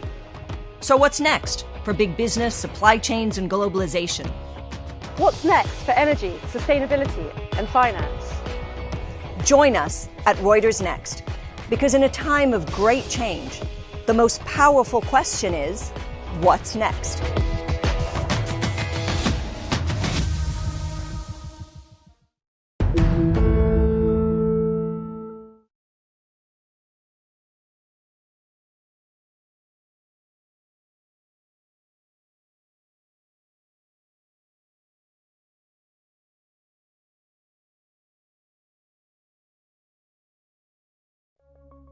This is the world's biggest permafrost crater, a gash in the earth of Russia's far east, stretching 2/3 of a mile. And as the planet warms up, the Batagayka crater's permafrost is melting. Locals call it the cave-in or the gateway to the underworld. But it has a scientific name too, a megaslump. Scientists warn the phenomenon is a sign of danger for what's to come.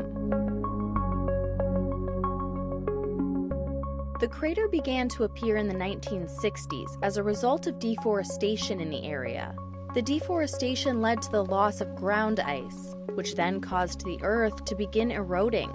Since then, locals have taken note of its rapid growth.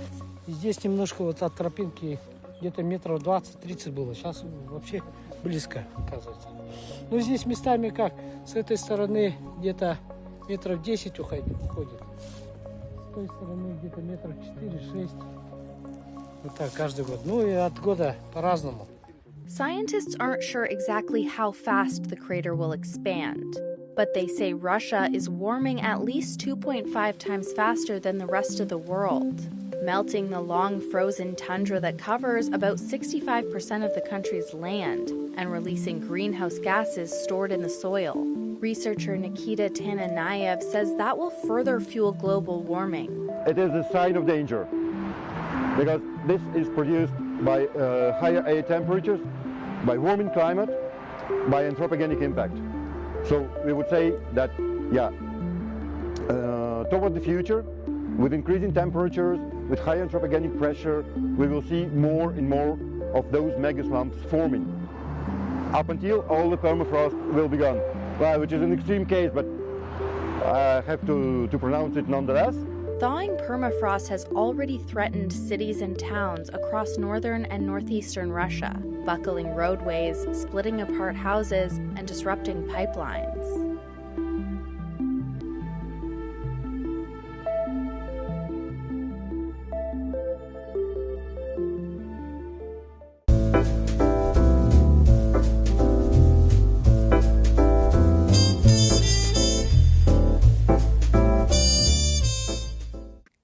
Record heat and historic floods in China this summer, but little public debate on climate change and what the world's top carbon polluter can do about it.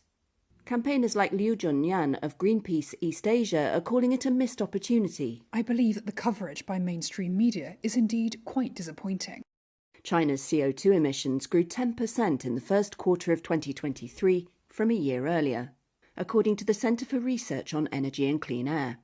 China has set some bold green targets. President Xi Jinping has pledged to make the country carbon neutral by 2060, but experts want faster action. They worry Beijing is failing to engage the public, which could slow the transition. This Beijing resident, who gave his name as Li, is worried. If, for instance, a heavy rainstorm occurs and people merely discuss it and move on, as with earthquakes and pandemics, people just continue with what they have been doing when they're over. I don't think the results will be very good. Climate change debate has been absent from media coverage of the extreme weather, campaigners say. Floods damaged Su's home and crops in Hebei province. I'm not a scholar, I dare not say this. I can't comment on the bad environment. The river channel has narrowed, it's not as wide as it used to be. This is a fact. State media and officials have said in the past climate change makes China more vulnerable to extreme weather. Though this year few have made that connection, or linked the climate to China's own emissions, now around a third of the global total and rising. People have been discussing severe weather like these deadly floods in Beijing, but there was no big spike in searches on climate change on Weibo or Baidu, China's biggest search engine, according to their official indexes. State media are defending China's record. Articles focus on Beijing's climate leadership and call on developed countries, where campaigners are also anxious governments are backpedalling on climate, to take more responsibility.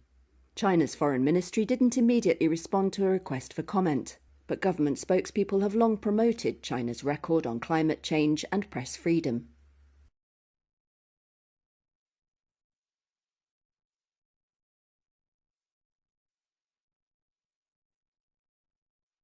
China's climate campaigns tend to be state-led, and Fan Kecheng of the Chinese University of Hong Kong says the issue is misused, wasting the possibilities.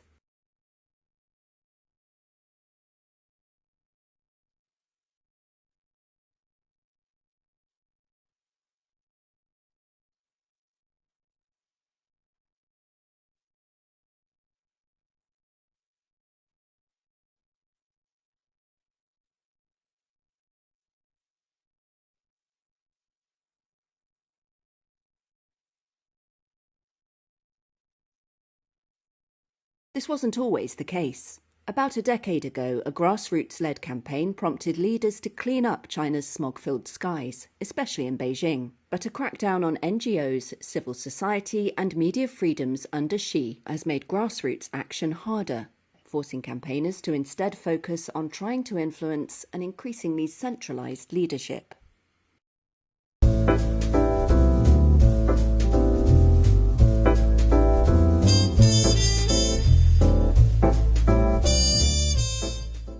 Would you live in a home made of fungi? London-based architects say it might be a way to create a new type of building material, which could reduce carbon emissions from the construction industry. Mycelium is the intricate roots-like structure that makes up mushrooms and other fungi. So over my left shoulder is a demonstrator of these mycelium blocks.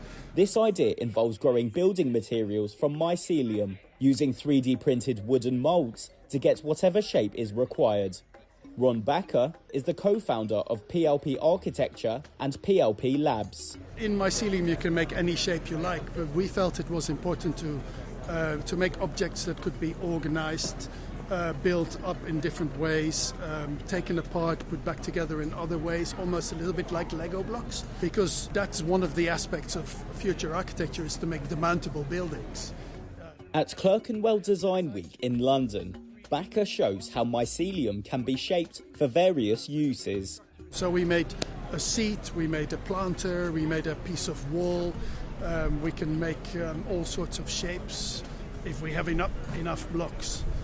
And that's what we tried to show here.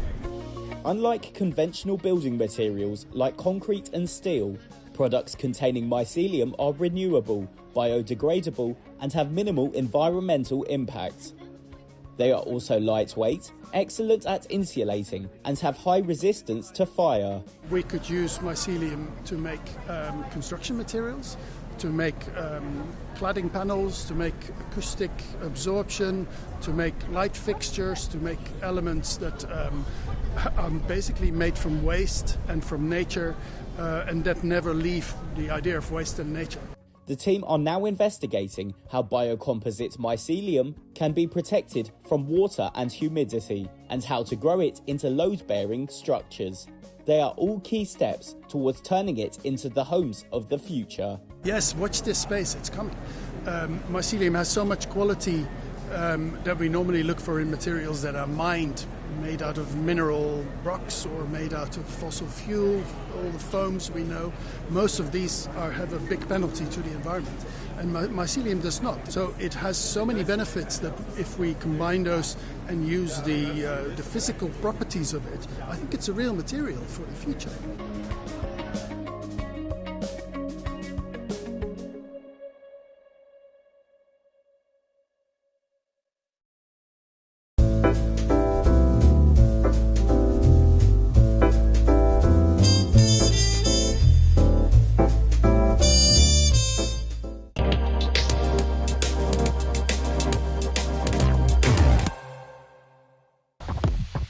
We are in times of great change, from the way we live and work to how we communicate and travel.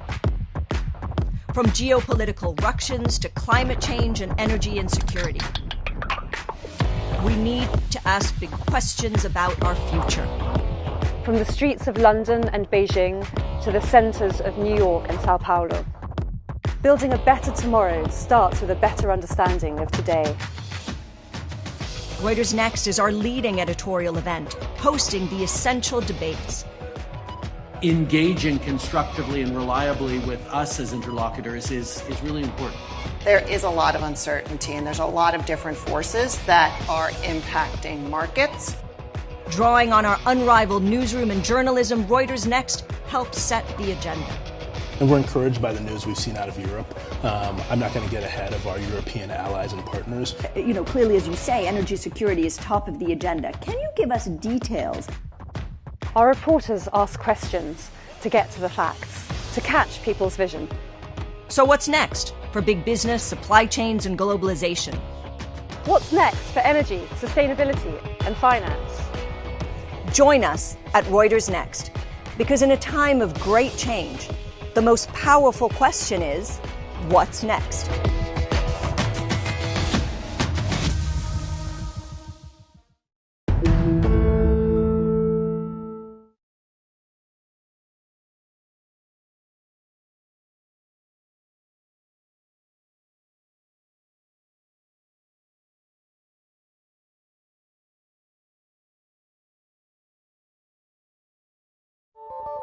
Notice anything different about this carrier ship? It's been fitted with 2 special sails called wind wings, which study how harnessing wind power can cut emissions and energy usage in the shipping sector. This voyage is the 5-year-old Pyxis Ocean's first with its new sails. A first of many as the maritime industry as a whole explores new technologies in an attempt to move away from dirty bunker fuel. The maritime industry's got a decarbonisation challenge ahead of it. This is not going to solve the problem entirely, but it's a step in the right direction. Cargill, one of the world's largest shipping charterers, has been developing the Pyxis Ocean's nearly 125-foot-tall wind wings pilot project for years. It's a course companies in the maritime industry have been forced to take, as investors and environmental groups push them to accelerate decarbonization in an industry which accounts for nearly 3% of global CO2 emissions. But as new technologies blossom, the idea of harnessing wind for energy is an old one. Before the switch to steam and diesel engines, wind was once the common way of propelling ships. It is kind of back to the future, if you like. Simon Schofield is the Chief Technology Officer at Bar Technologies, the company that developed Windwing sails, which were then built by Norway's Yara Marine Technologies. When you see an aircraft come to land and it deploys its leading edge flap and its flaps at the back when a plane lands, we do something very, very similar, which allows us to control what we call the camber, the shape of the wing, which controls the amount of power. Then we can align the wing at any direction compared to the wind direction. And this is done all automatically, and it maximizes the amount of energy we're effectively harvesting from the wind. The sails don't only cut down CO2 emissions, Schofield adds, it also cuts down how much fuel they purchase. He says the Pyxis Ocean can save up to 40% of fuel consumption, which he believes is a step in the right direction, considering how expensive fuel has become. This has got the potential to be mainstream. Obviously, it doesn't suit all vessels because of practical reasons, but certainly on bulk carriers and tankers, we can see a large proportion of new builds and a huge number of retrofits in the coming years being fitted with wind technology of one sort or another. Both from an environmental standpoint, but also as the cost of fuels become more expensive, and especially the adoption of future fuels, it's going to mean that it becomes economically a bit of a no-brainer as well. Cargill says the Pyxis Ocean will sail from Singapore to Brazil and is then likely to transport a cargo of grain to Denmark. The vessel is said to then remain in the North Atlantic area to maximize wind usage.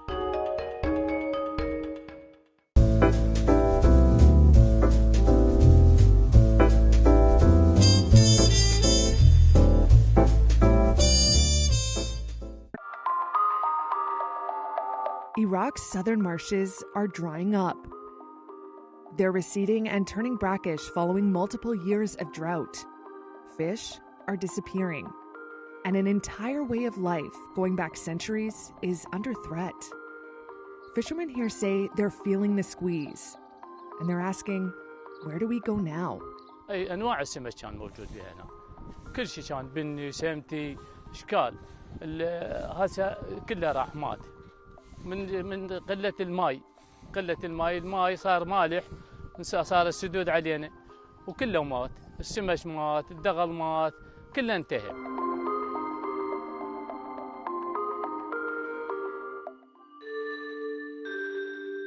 On the marshland's shoreline, it's a grim catch. These tiny dead fish can only be used as animal feed. Fisherman Ali Hakim says his water buffaloes are already dying of hunger. الماي جفاف كلش، أولاً السدود سادين علينا الماي، وثانياً الماي هو نفسه تجاف، ماكو ماي قوي. وإحنا ناس معانين حلالنا موت، قتل جوع، لا دغل ولا علف، هم علف غالي. It used to be different. Some believe this area inspired the Garden of Eden. Residents were self-sufficient, filling their nets with fish and tending to large herds of water buffalo. But officials and locals point to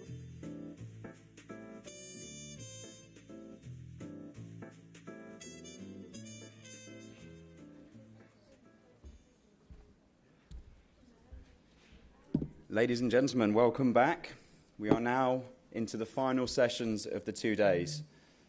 Call yourself the champions, you've made it through. Thank you very much for bearing with us. So without further ado, we have a very exciting panel discussion for you today, and one that's actually very key to post-COP15 that we experienced at the end of last year. Ensuring nature is at the heart of combating climate change. So welcoming to stage the panel, but more specifically our moderator, our very own Helen Reid, European retail correspondent from Reuters. So please do welcome them to stage. Thank you very much.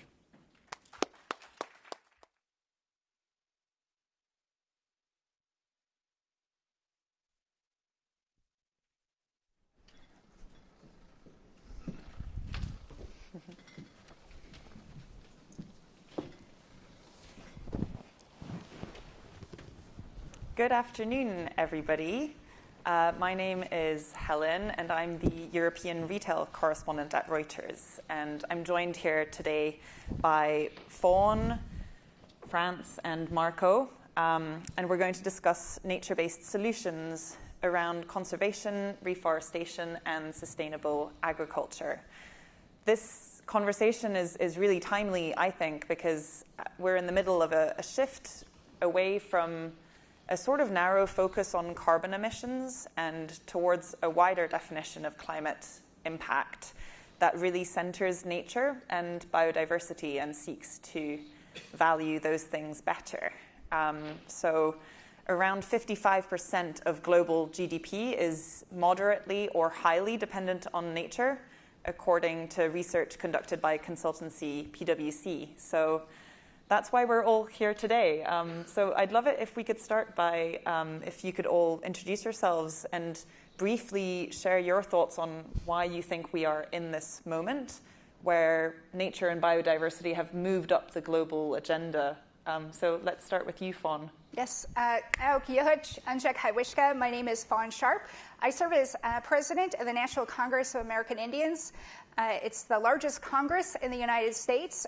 We are made up of 574 sovereign tribal nations.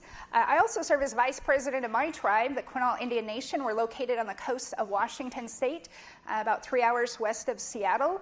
On the Olympic Peninsula. And we believe that nature is becoming a new and emerging priority because the world is starting to understand and reconcile our ways of life with indigenous peoples. We've lived in our areas for millennia, and we've had not only a connection to nature-based foods for subsistence, but it's truly part of who we are, our identity, our spiritual and cultural connection to the land base.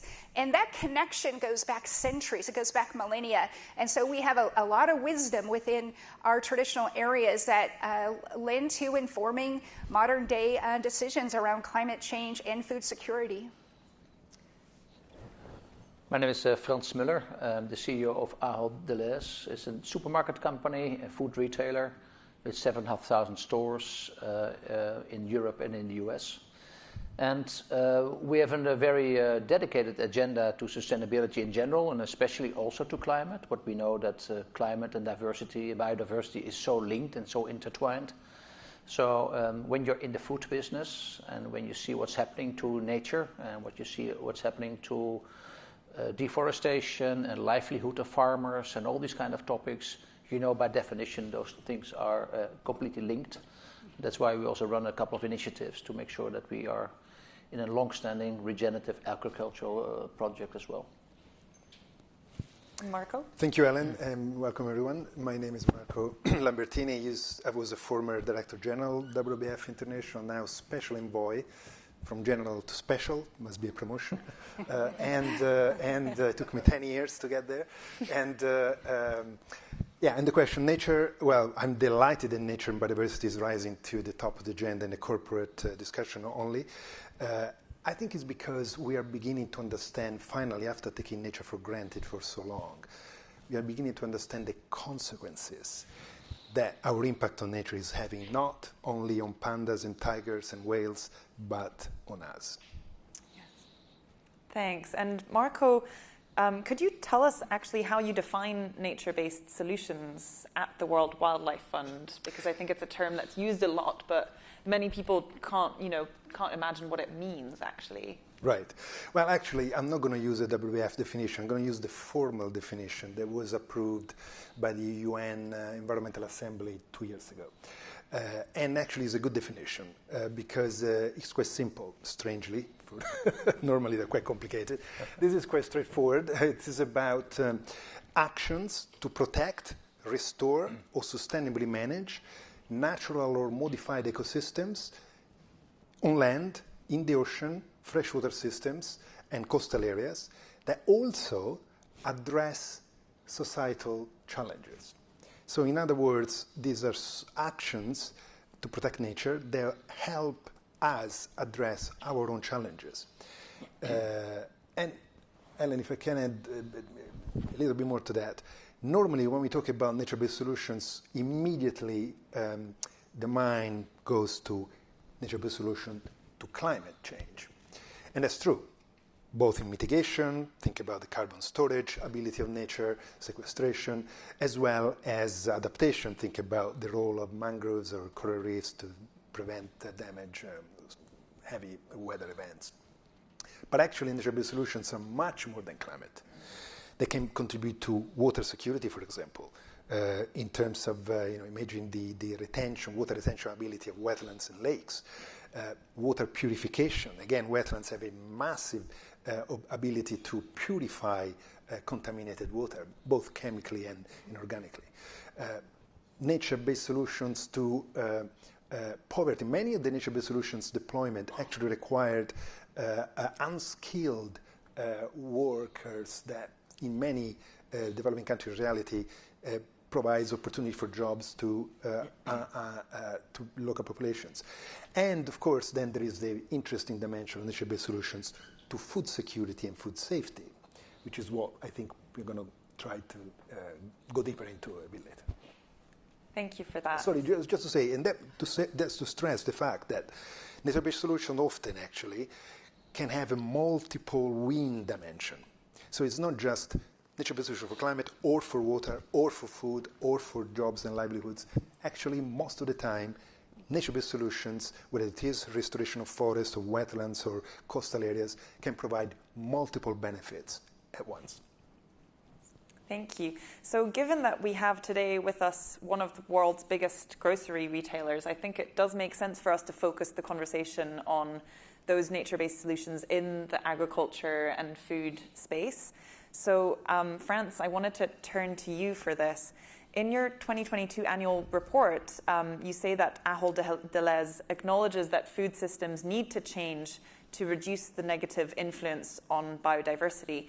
Could you elaborate on that a little bit? How do food systems need to change in your view, and how are you acting on that? Yeah, to stay with that beautiful sector of food, and also the fact that we would love to have a healthy and sustainable meal on our tables. That linked with food security and a growing worldwide population shows that we have a big challenge here to feed the world in the future, to make sure that we do this in a sustainable way so that we don't further deplete our soils and these kind of things. That we, and Marco mentioned already, that we have a good, let's say, infrastructure on water and water quality. That we give farmers who produce a lot of our food a livelihood so that they can make a living, and that they can invest also in regenerative agriculture to make sure that we have a sustainable environment. All these kind of things brought together and make sure that we as a company and we as a sector have to team up to really break through and change that system. That has to do with financing and pre-financing and funding, has to do with changing farming practices, has to do with informing consumers about the value of food as well, and has to do also with getting inefficiencies out of our systems. So, for example, we run a brand in the Netherlands called Albert Heijn, and there we have a Better For program with 1,100 farmers in the fruit and vegetables, in meat, in fish, but also in dairy, where we, from the beginning to the end, work with those farmers to make sure that they, first of all, have a 5 years contract on these kind of things, that they can make a living, that they can get paid above market price for their products, but they can also invest into the future. And then you talk about soil quality, then you talk about animal welfare, then you talk about how they treat, let's say, their crops and how they plant. And you see that with a lot of help from a number of people upstream, if it's seeds or if it's fertilizers, that you can increase the yields of the lands when you start investing. And I think that will take us some time, and I think we have a role to play as a food retailer to help together with consumers that education, that information, so that we also give ourselves the time to make that happen. That's really interesting. And how do you measure the success of that nature-based solution? What are the different kind of metrics that you use? Yeah, there are. We give a project to a dairy farmer, and we pay that 5 cents above market price. And then we talk about animal welfare, which we can meet. Then we talk about soil quality. We can check the bio-life in the soil because he is tilling in a different way or not tilling at all anymore. We check what kind of feed, animal feed he is using, also for, let's say, the methane and the CO2. And those metrics are getting better and better, and digital and technology can support us more and more. Of course, there's a whole management how you run your stables for in this case milk cows, and also there's a lot of technology coming in which can help us there, and it's also necessary. And I think if we can show a long-term view for farmers that say, hey, there is a living in this, I have a long-term commitment, I can go to the bank with a good contract to get financing for these kind of things. Hopefully also the government and the legislator is helping at the same time so that the rules do not change too often and too fast. I think then we can build ourselves a good future. And I think it's easy for us to explain. I think we can explain this to consumers and to customers that this is so important. And we have very good relationships and a high loyalty with us farmers because, hey, they also think, hey, my business is also supported. So, and the metrics, they have a contract with a lot of metrics in to how to measure their performance, and that we, both them and ourselves, come up to our commitments. Great, awesome. We're going to come back to that consumer piece a little bit later in the conversation, but I wanted to turn to you, Fawn. Can you share an example of a nature-based solution that you have worked on as the NCAI, and what things have worked for you? Yes, absolutely. I'd like to start with an example within my own tribe, the Quinault Nation.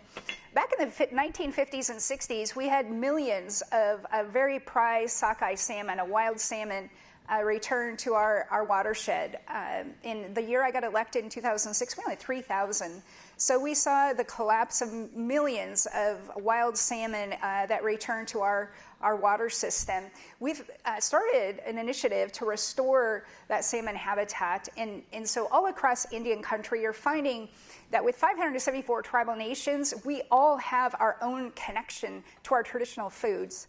And so at the National Congress of American Indians, we've worked directly with tribal nations that are undertaking an effort right now to identify some of those traditional foods, because we survived on those foods for centuries. And so at the National Congress of American Indians, we're working to not only support tribal nations to know that history, but to understand the stories and the value of the connection, because we firmly believe that for us to sustain these food supplies going into the future, that it's not only important for us to gain access to foods that provide nourishment, that provide health.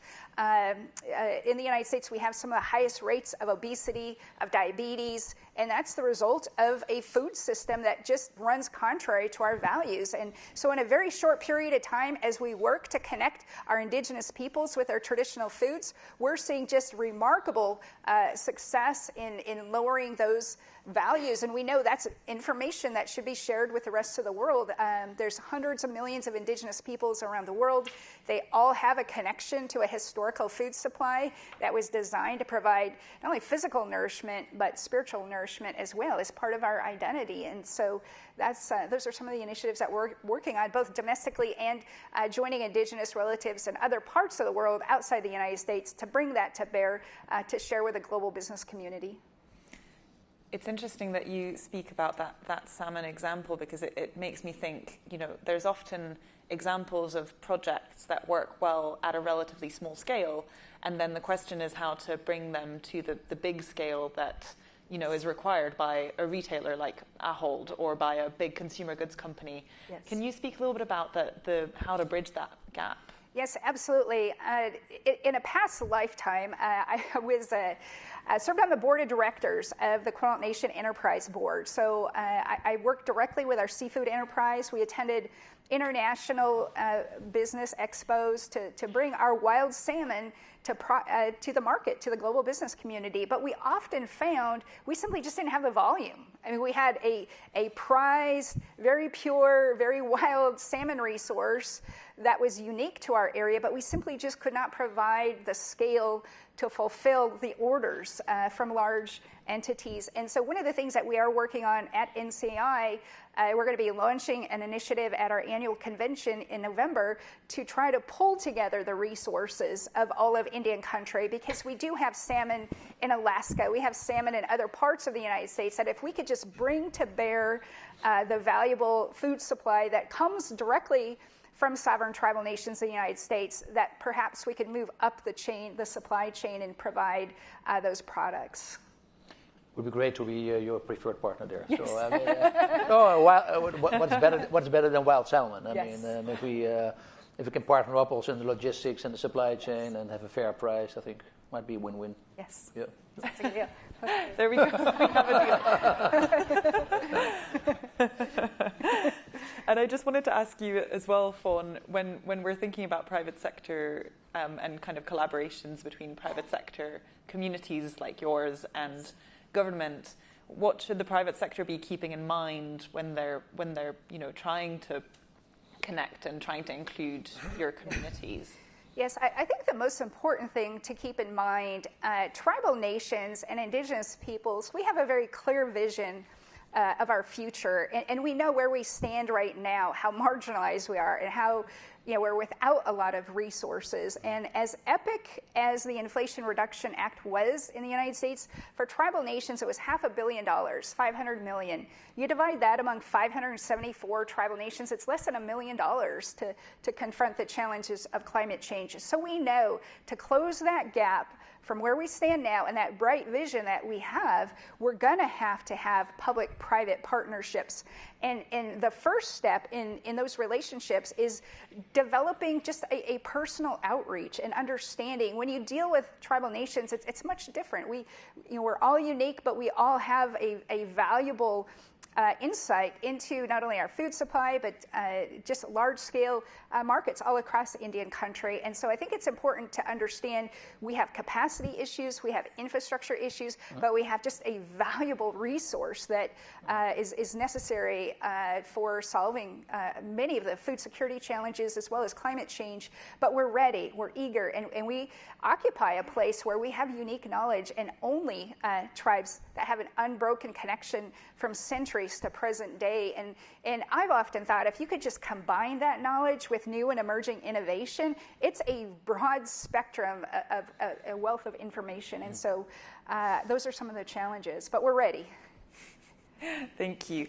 Marco, I wanted to come back to you around some of the thorny issues that companies have to navigate around nature-based solutions.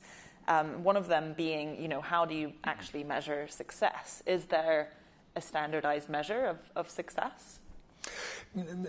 So, first of all, nature-based solutions needs to drive everyone, not just companies, towards the two, if you like, global goals, the double compass that now the world has given itself to navigate towards a sustainable future. Carbon neutrality, net zero emissions, nature positive, net positive biodiversity.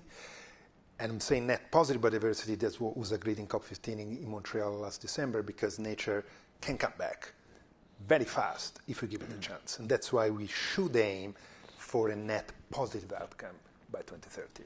The salmon section is a good example. In many rivers where the barrages have been broken down and the river is still, free-flowing, are coming back pretty quickly.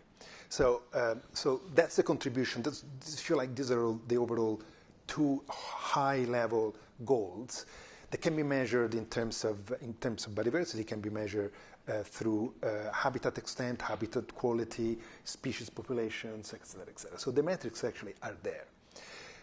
The methodology to deliver those outcomes varies from company to company, sector to sector, needs to be tailored to the context, the reality where the company operates, the landscape level, as well as the value chain. And that's where the complexity in terms of delivering nature positive outcome is. But we have all the data, all the knowledge to actually make that happen. Now we have also the global goal agreed by the world. So it's now a question of engaging with companies and companies of engaging with civil society, with local communities, with this science to really deliver plans that will move, for example, food production from being nature negative as today, because agriculture is the main driver of nature loss today. Water, land, ocean, everywhere you look, every time, most of the time, that we eat food on our plate, we are eating a piece of biodiversity in nature out of the planet. That's the reality. So from nature negative, we need to transition to a nature positive agriculture. And this is where nature-based solutions can help. And Francis is totally right. Actually, it's quite different, the approach of nature-based solutions to climate, which is a very direct relationship. You know, you protect the forest, you basically protect carbon stock. Or you restore a forest, you absorb carbon with it. On agriculture, on fishing is slightly different. Nature-based solutions are more empowering this transition from nature negative to nature positive by supporting new practices, in fact, very often rediscover traditional practices that have been abandoned and preserving biodiversity in the soil or restoring biodiversity in the soil as well as above ground. Let's remember that 2/3 of our crops require pollinators and that pollinators are declining as rapidly as many other wildlife groups. They don't make the headlines so fast, but they will when they get to a point when actually crops will fail. And so basically, nature-based solution can help with different, more sustainable practices to transition to an agriculture in a way producing food that produce more food, but with less. Less water, less land, less pesticide, less fertilizers.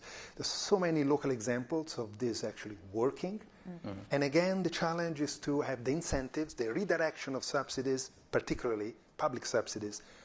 Hundreds of billions go into nature negative agriculture today. That needs to be redirected towards nature positive. And those changes will deliver an agriculture which is safer, more resilient, more sustainable, and more productive as well in the long term. So the triple bottom line. I think, Frans, that you were talking earlier about actually getting a return from your nature-based solution in the Netherlands, right? That you actually are generating a return. Did you also have to kind of invest in that and subsidize those farmers for a time, or?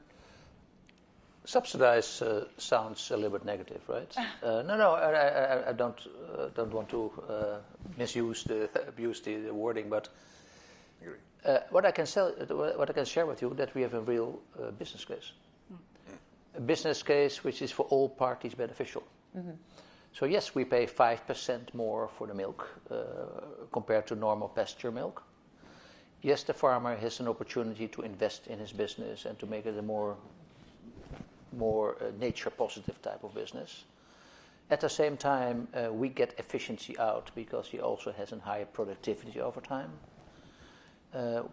Customers' prices are not getting higher. So with a lot of these kind of things and a lot of more things in sustainability, it's not necessarily getting more expensive because you get efficiencies, of energy efficiencies, that's more on the climate discussion, but also nature efficiencies. There's quite some work done on scientists where yields and crops can be better served by different ways of agricultural farming practices. We need some time to make that investment and to get out of the trough and get in a better space. And I think we'll have to find ways, and we will find ways, we have to find ways to make that happen. So I'm quite positive there if we get enough traction. And another thing is that where the indigenous people in the US understand exactly what the value of nature is for millenniums and for generations long, I think we still have a challenge to explain to the broader customer groups we all serve how important this is. And that is a matter of communication, and there we have to team up together. And that's why, for example, the Consumer Goods Forum is also having Race to Zero, Forest Positive, plastics, waste, and these kind of things as priorities to see how can we team up in the total sector to help understanding but also conveying the message. And when it arrives with the population who is buying products, in our case in food, I think then we get a little bit more traction. And then also the questions about the economics will not be there anymore, because then we can scale these kind of things. And then customers are very, very smart. They will make their choice on the shelf, a carbon low or carbon high, a nutrition product, a nutrition labeling product with the right values. They will make those choices when we are able to get it communicated. And then the other component, and I finish, Helen, is that I think also the younger generation, the Gen Z people, are giving us a huge push, and that commitment we take on also as a food retailer, because those are not only the customers of today, but for sure of tomorrow. And they are very demanding, and rightfully so. I just wanted to touch quickly on regulation, because we've spoken a little bit about subsidies, but I wanted to ask you, do you think that regulation at the moment and enforcement of regulation is fit for purpose around nature-based solutions? Let's start with you, Fawn. Yes, I think there's a lot of work that needs to be done. I think the regulatory framework that we've experienced, courts are now holding those who have regulatory and permitting decisions to a much higher standard, a fiduciary standard, to be mindful of climate-related impacts to those regulatory and permitting decisions. For example, in our area, the idea that a melting glacier has a direct bearing, as well as ocean acidification on our salmon runs, you're not going to find a melting glacier on a regulatory checklist. But courts are now in the United States holding those who make regulatory decisions to a much higher fiduciary standard to be mindful of climate-related impacts. And we all know on the front lines, there are many macro-environmental issues for which we have no control. How do we take all of the acid out of the ocean? How do we reinstall glaciers back into the mountains? It's impossible. So those few public policy decisions for which we do have control over, we need to make sure that that regulatory framework is patterned in a way that both fosters and supports the work that we want to do, but also to hold those accountable who might impinge or interfere with that growth and that progress and that trajectory that we see. So it is very important, and the regulatory framework has a lot of work to do, and it should be informed and mindful of the rights of indigenous peoples and our traditional ecological knowledge. In itself, it's maybe sometimes strange from companies like us. I'm in favor of regulation. I'm in favor of regulation because it gives a level playing field and full clarity. I'm not in favor of bureaucracy around the regulation, but I'm in favor of regulation. And I think a clear voice, and a lot of people are having complaints about GDPR.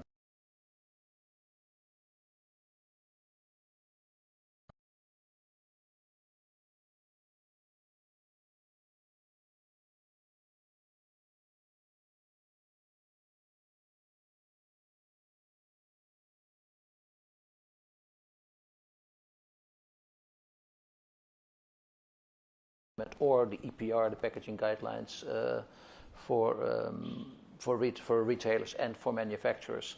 I would think that level playing field, that clarity is important, and then also enforcement. So that we really do something with it. I think it can help us. It can discipline us. Clarity to all the parties. I'm in favor of that. Ditto. I mean, Fawn and Franz absolutely covered it very well in their answers. Regulation is obviously critical, but it's not enough.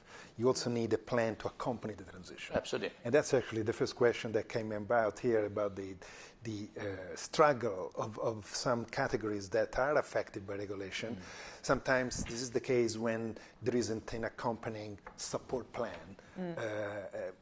Transition, when you talk about, we're talking about, we are a society in transition already. We know where we're coming from. We actually know where we need to get to.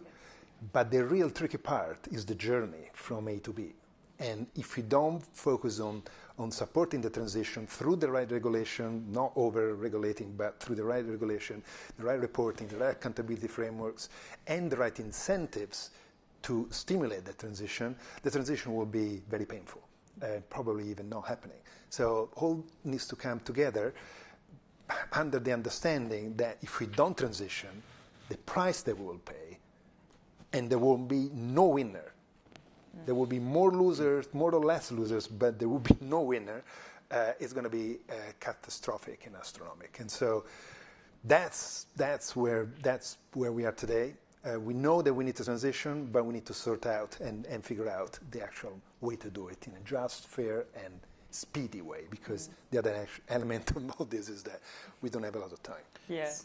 Communication is a big topic, Helen, across the various stakeholders. And Fawn, you're doing a lot of work on communication and convincing people and showing what consequences are when it's not managed properly.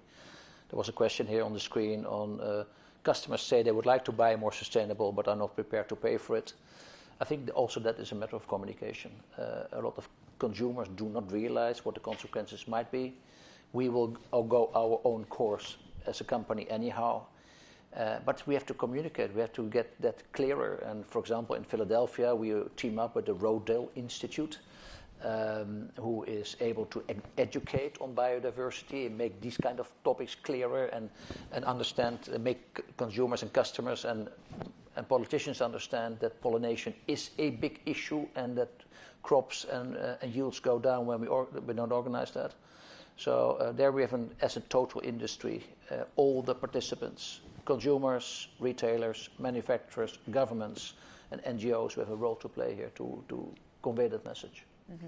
I'd like to also add, too, that coming from both an elected official as well as moving into discussion with the global business community, there's a definite difference in speed of regulation between the speed of business and the speed of government, and then there's the speed of the sense of urgency in dealing with the climate crisis. And I've often said there's no way we're going to regulate our way out of this crisis, but we have to be very practical. We have to have clarity. We have to have all of those other attributes to good public policy and regulatory decisions, because we are running out of time. And tribal nations in the United States, we're regulated to a degree where we have some regulations that go back to the 1950s, and they're very paternalistic and they're very oppressive. And so we're working to try to streamline those things to unlock the energy potential within Indian country to provide access to our foods. And so there's a lot of work to be done, but I think there are those parameters that we should be very mindful of as we move toward solving these challenges. Mm-hmm.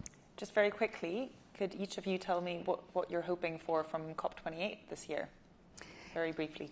Yes, we're hoping to further expand on global public and private partnerships. As I said, we have a very clear vision, and we just know that it's so important, not only for Indigenous peoples in the United States. There are hundreds of millions of Indigenous peoples around the world, and for the most part, they do not have political structure. They don't have tribal councils. They don't have commercial enterprise boards, and we've been able to bring them directly to the table with the United States to have those conversations. So that's our key objective. I don't expect a big transformation during COP28, but I'm very happy with 10 years of good, consistent, incremental change. I think that also can work. And the other thing what I'm quite optimistic and happy about is that also health is now on the agenda. And you can imagine for our sector, but also for when we talk about the whole obesity and when we talk about diabetes and these kind of things, health and healthy populations are super important, also to give people and communities the best chances when education and healthy food is in combination. I think we get happier too.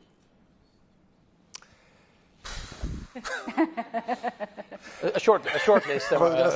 Yeah. Let me take my notes. If I had to pick one.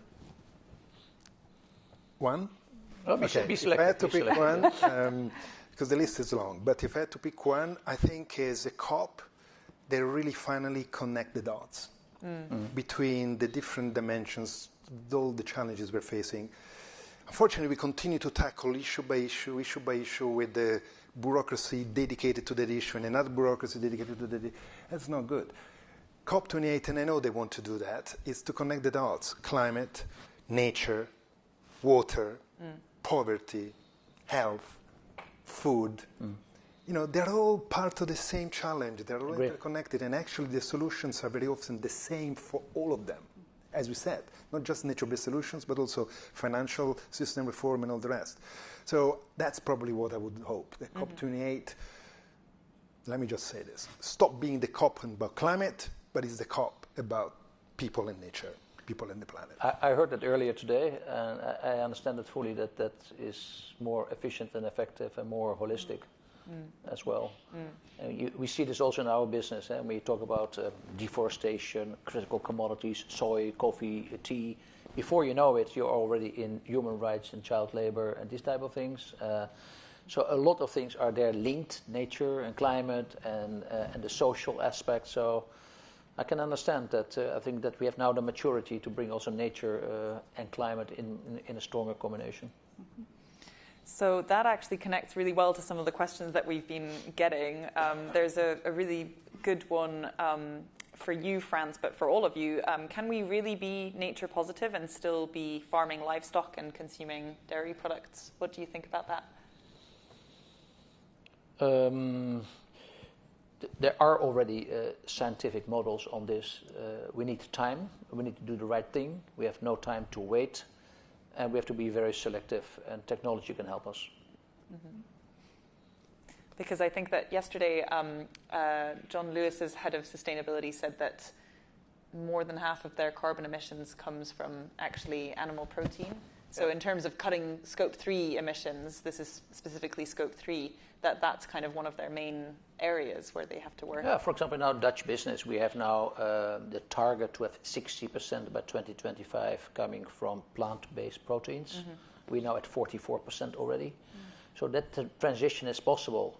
Communication again with consumers, gradual things, having good products which taste nice and changing behaviors. And also promoting this and with loyalty systems and extra incentives to make that change.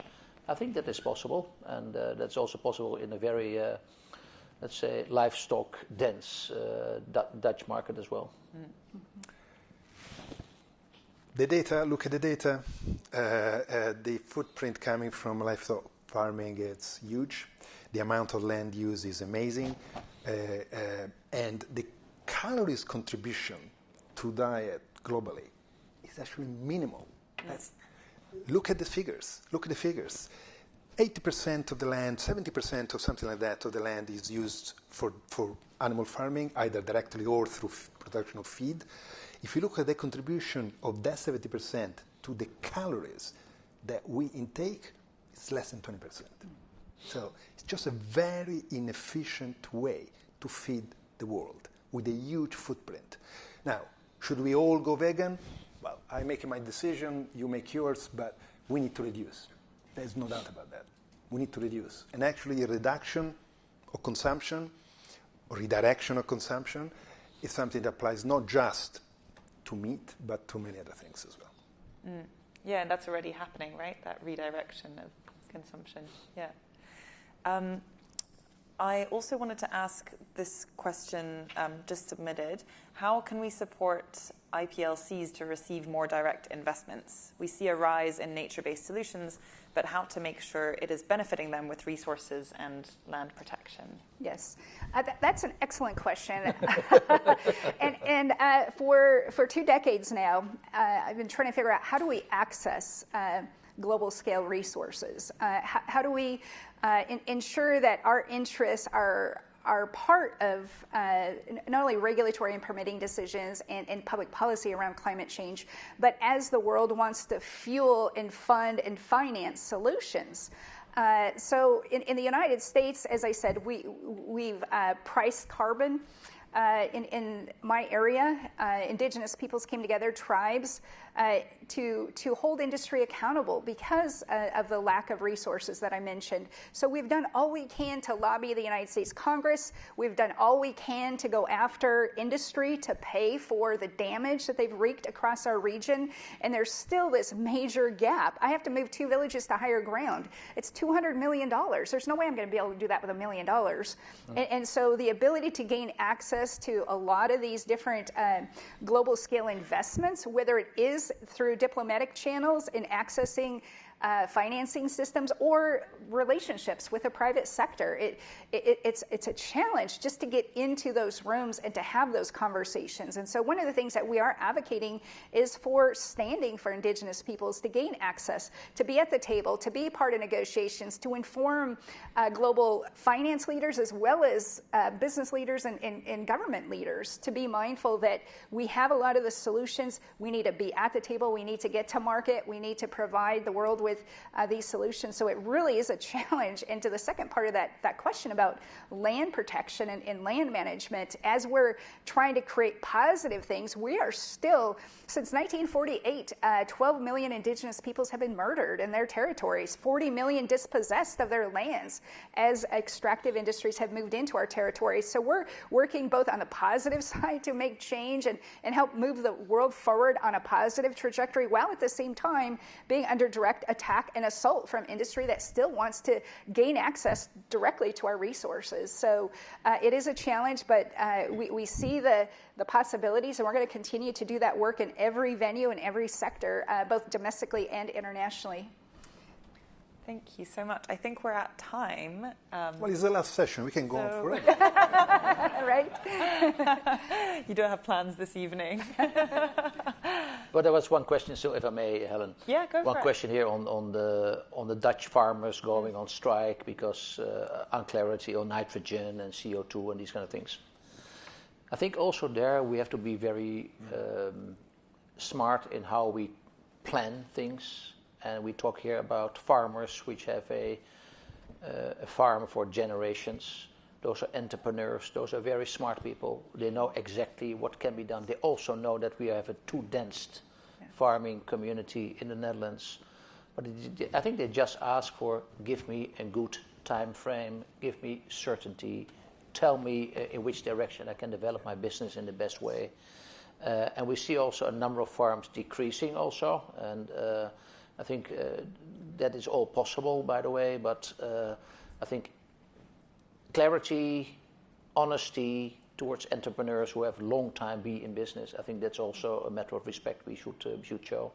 And then we might get to that transformation. Thanks.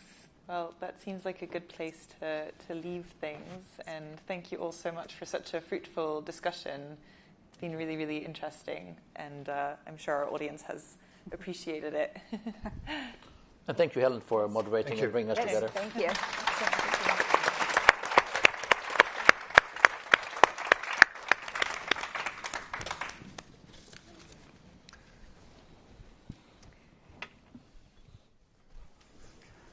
Hello, ladies and gentlemen. So that brings us to the final session of the day, and we have a full room. So that's really great. Thank you so much for bearing with us. So, very fitting for the last session of today, not all doom and gloom, which is great. How do we better communicate the stories of climate? So, without further ado, I'd like to introduce two people who I'm sure need no introduction. So we have Nigel Topping and Emily Shukborough, Dr. Emily Shukborough. So if you would like to make your way to the stage, get underway.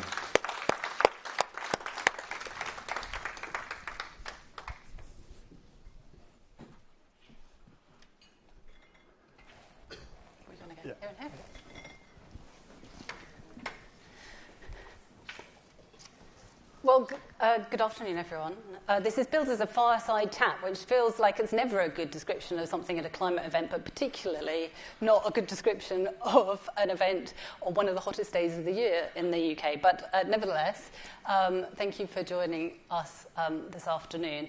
So the title of this session is Not All Doom and Gloom, How Do We Better Communicate Stories of Climate? And so I thought I would start off by asking Nigel, in your long experience, whether you could articulate some of the examples of success stories that really ought to be given more prominence on the climate agenda. Well, those know me, this sort of topic really matters to me because the media have a mantra that if it bleeds, it leads. And that's because they know that we're kind of hardwired to be more grippy on bad news. And that's okay, that's just life, that's the way the news cycle works. But the problem is that we respond to the stories that we hear and we tell, and if all we're doing is telling each other how screwed we are, how much we're failing by, how bad things are going to get. That's kind of dispiriting. It's not empowering, and it's also not entirely true, right? I mean, we do need to remind ourselves about how bad things are from time to time, but it's not very empowering. So, and it's also not the nature of the way things change. So I think it's also really useful to look at the spread of time and how things have changed over time, rather than just always taking snapshots. So, you know, in 2018, when the IPCC issued their 1.5 degree report, nobody was focusing on getting to net zero by 2050.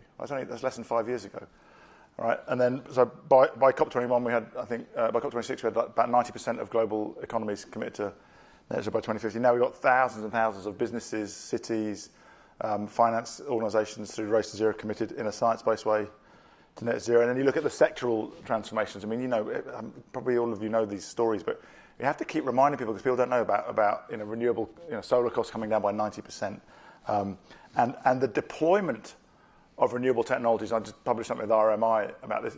Nearly all the mainstream modelers, I want to come back to this because I think there's a role for academia in this. Do kind of really defensive models that are always wrong. They're always wrong on the downside. It seems to me you should either change your methodology or resign if your forecasts are always wrong. In the same way, we're now seeing that if you actually model the exponential change in renewable energy development, we're ahead of the net zero 2050 curve. And in fact, the IEA are doing some really interesting analysis. They look at, for key technologies like PV, electrolyzers, batteries, what's the manufacturing capacity in 2022 compared to where we need to be in 2030 on the net zero pathway. And it's woeful, right? It's, I don't know, 30% of PV, 20% of batteries, 5% of electrolyzers. So it looks like we're no chance of succeeding. And you hear a lot of this in the press with UK figures of it, charging infrastructure or heat pumps, like we're never going to make it. But then they look at what are the commitments to invest in new manufacturing infrastructure to build out before 2030, and we get to 150% of the PV capacity needed. So we're gonna massively beat the PV benchmark we need in 2030 for net zero by 2050, and we start to see this exponential pattern in sector after sector. We did TED Countdown the other day, and Morton from Maersk is explaining that. Okay, Maersk, first of all, interesting, when they committed to net zero in 2018, I think, they said net zero 2050, like 3 years later, after some serious engineering work, net zero 2040. That's a really consistent pattern in big engineering firms. 3 years ago, there wasn't a single zero carbon ship on order to be built. They ordered the first one 3 years ago. 2 years ago, there were 20 on order, and now there's 120. So 0, 1, 20, 120, nice exponential. And you can go on and on in the sector. So it's not guaranteed. It's done by engineers and researchers and investors doing brilliant work in solving problems, but that's the kind of pattern. And so one thing that frustrates me is the media don't tell that story enough. But I'm also interested in, and this is what I want to come back to, that all of the business leaders, economists, government leaders, they've all gone to the best universities in the world. How come they're thinking about the future in a way which doesn't reflect the way that we actually know historically change happens? How do we fix that? Because it's a real sort of cognitive problem. Well, I mean, I completely agree with you, and I think the key thing that, in a sense, you've already articulated, the key thing that's missing from that thinking is the critical importance of tipping points. Yeah. The complex systems are fundamentally non-linear, and they have tipping points in them. I come from a climate science background. In fact, actually, Nigel and I both studied mathematics at university, and so actually, from a mathematician's perspective, it's a non-linear dynamical system. Of course, it's got tipping points in it. But the key thing from the climate science perspective is we know that in the climate system there are tipping points. That's the doom and gloom part of the narrative, which is very important to understand. But in the real world, in the economy and society, there are also tipping points, and those are the non-linearities, and those are the reinforcing feedbacks that we could be tapping into through. That's where we need to get our policies and our policy frameworks, helping to support those reinforcing feedbacks on those economic, societal, technological tipping points, and that's where you start to move up the S-curve. I think too often, you ask why hasn't that been recognised by much of the economics profession? I think it's fair to say, until more recently, and why is it not being fully recognised in many policy circles? And I think that part of that is you point to the training that we provide to people. Part of it is the siloed nature of training. Yeah. That we haven't seen those interconnections. The one thing that comes up again and again in the work that I do in the university context, studying climate, responses to climate, is the central importance of looking at it as a system. And we've heard that in the last session just now, mentioned exactly that. You can't look at climate in isolation of food and water and nature. These things are all interconnected, and health are critically important. Another dimension that until recently has just really not been properly connected, and understanding that climate and health are so intimately connected together. So I think the key in terms of the training that we provide people is to ensure that there's much more holistic understanding, and that then needs to feed through all the way into the solutions that are being implemented. And that people learn relearn their exponential maths. Right, you hear this a lot. You say, we're never going to get to 100% EVs. We're only, we were rubbish at 3% 2 years ago. Now we're rubbish at 6%. But that's a doubling in 2 years, right? And then apparently they go 6, 12, 24, boom, done.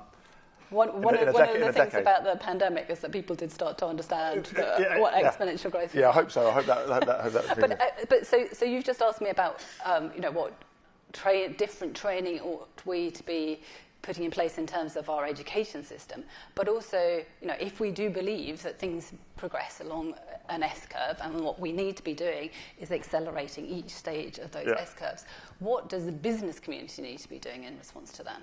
Yeah, I think I think the first thing is to actually take seriously the historical evidence that this is the way that every technology transition has happened, and to look at some of the really good work. I think RMI are doing some of the best work on this, actually modelling S-curves forward based on current data sets, or I think Dawn Farmer and Rupert Way at Oxford did a really interesting paper showing that extrapolating exponential growth, or decaying exponential growth if you want technically, because it's an S-curve, it plateaus, right? Is a more reliable way of forecasting technology adoption than the integrated assessment models that are being used to drive the advice that's being given to governments and investors. So the first thing is take exponential change seriously, and I'd say set exponential goals. So don't say, we managed to go from 5% to 10% in the last 10 years, so let's aim to go from 10 to 15 in the next. No, if you doubled in 5 years, then aim to double again and then double again. So set exponential goals.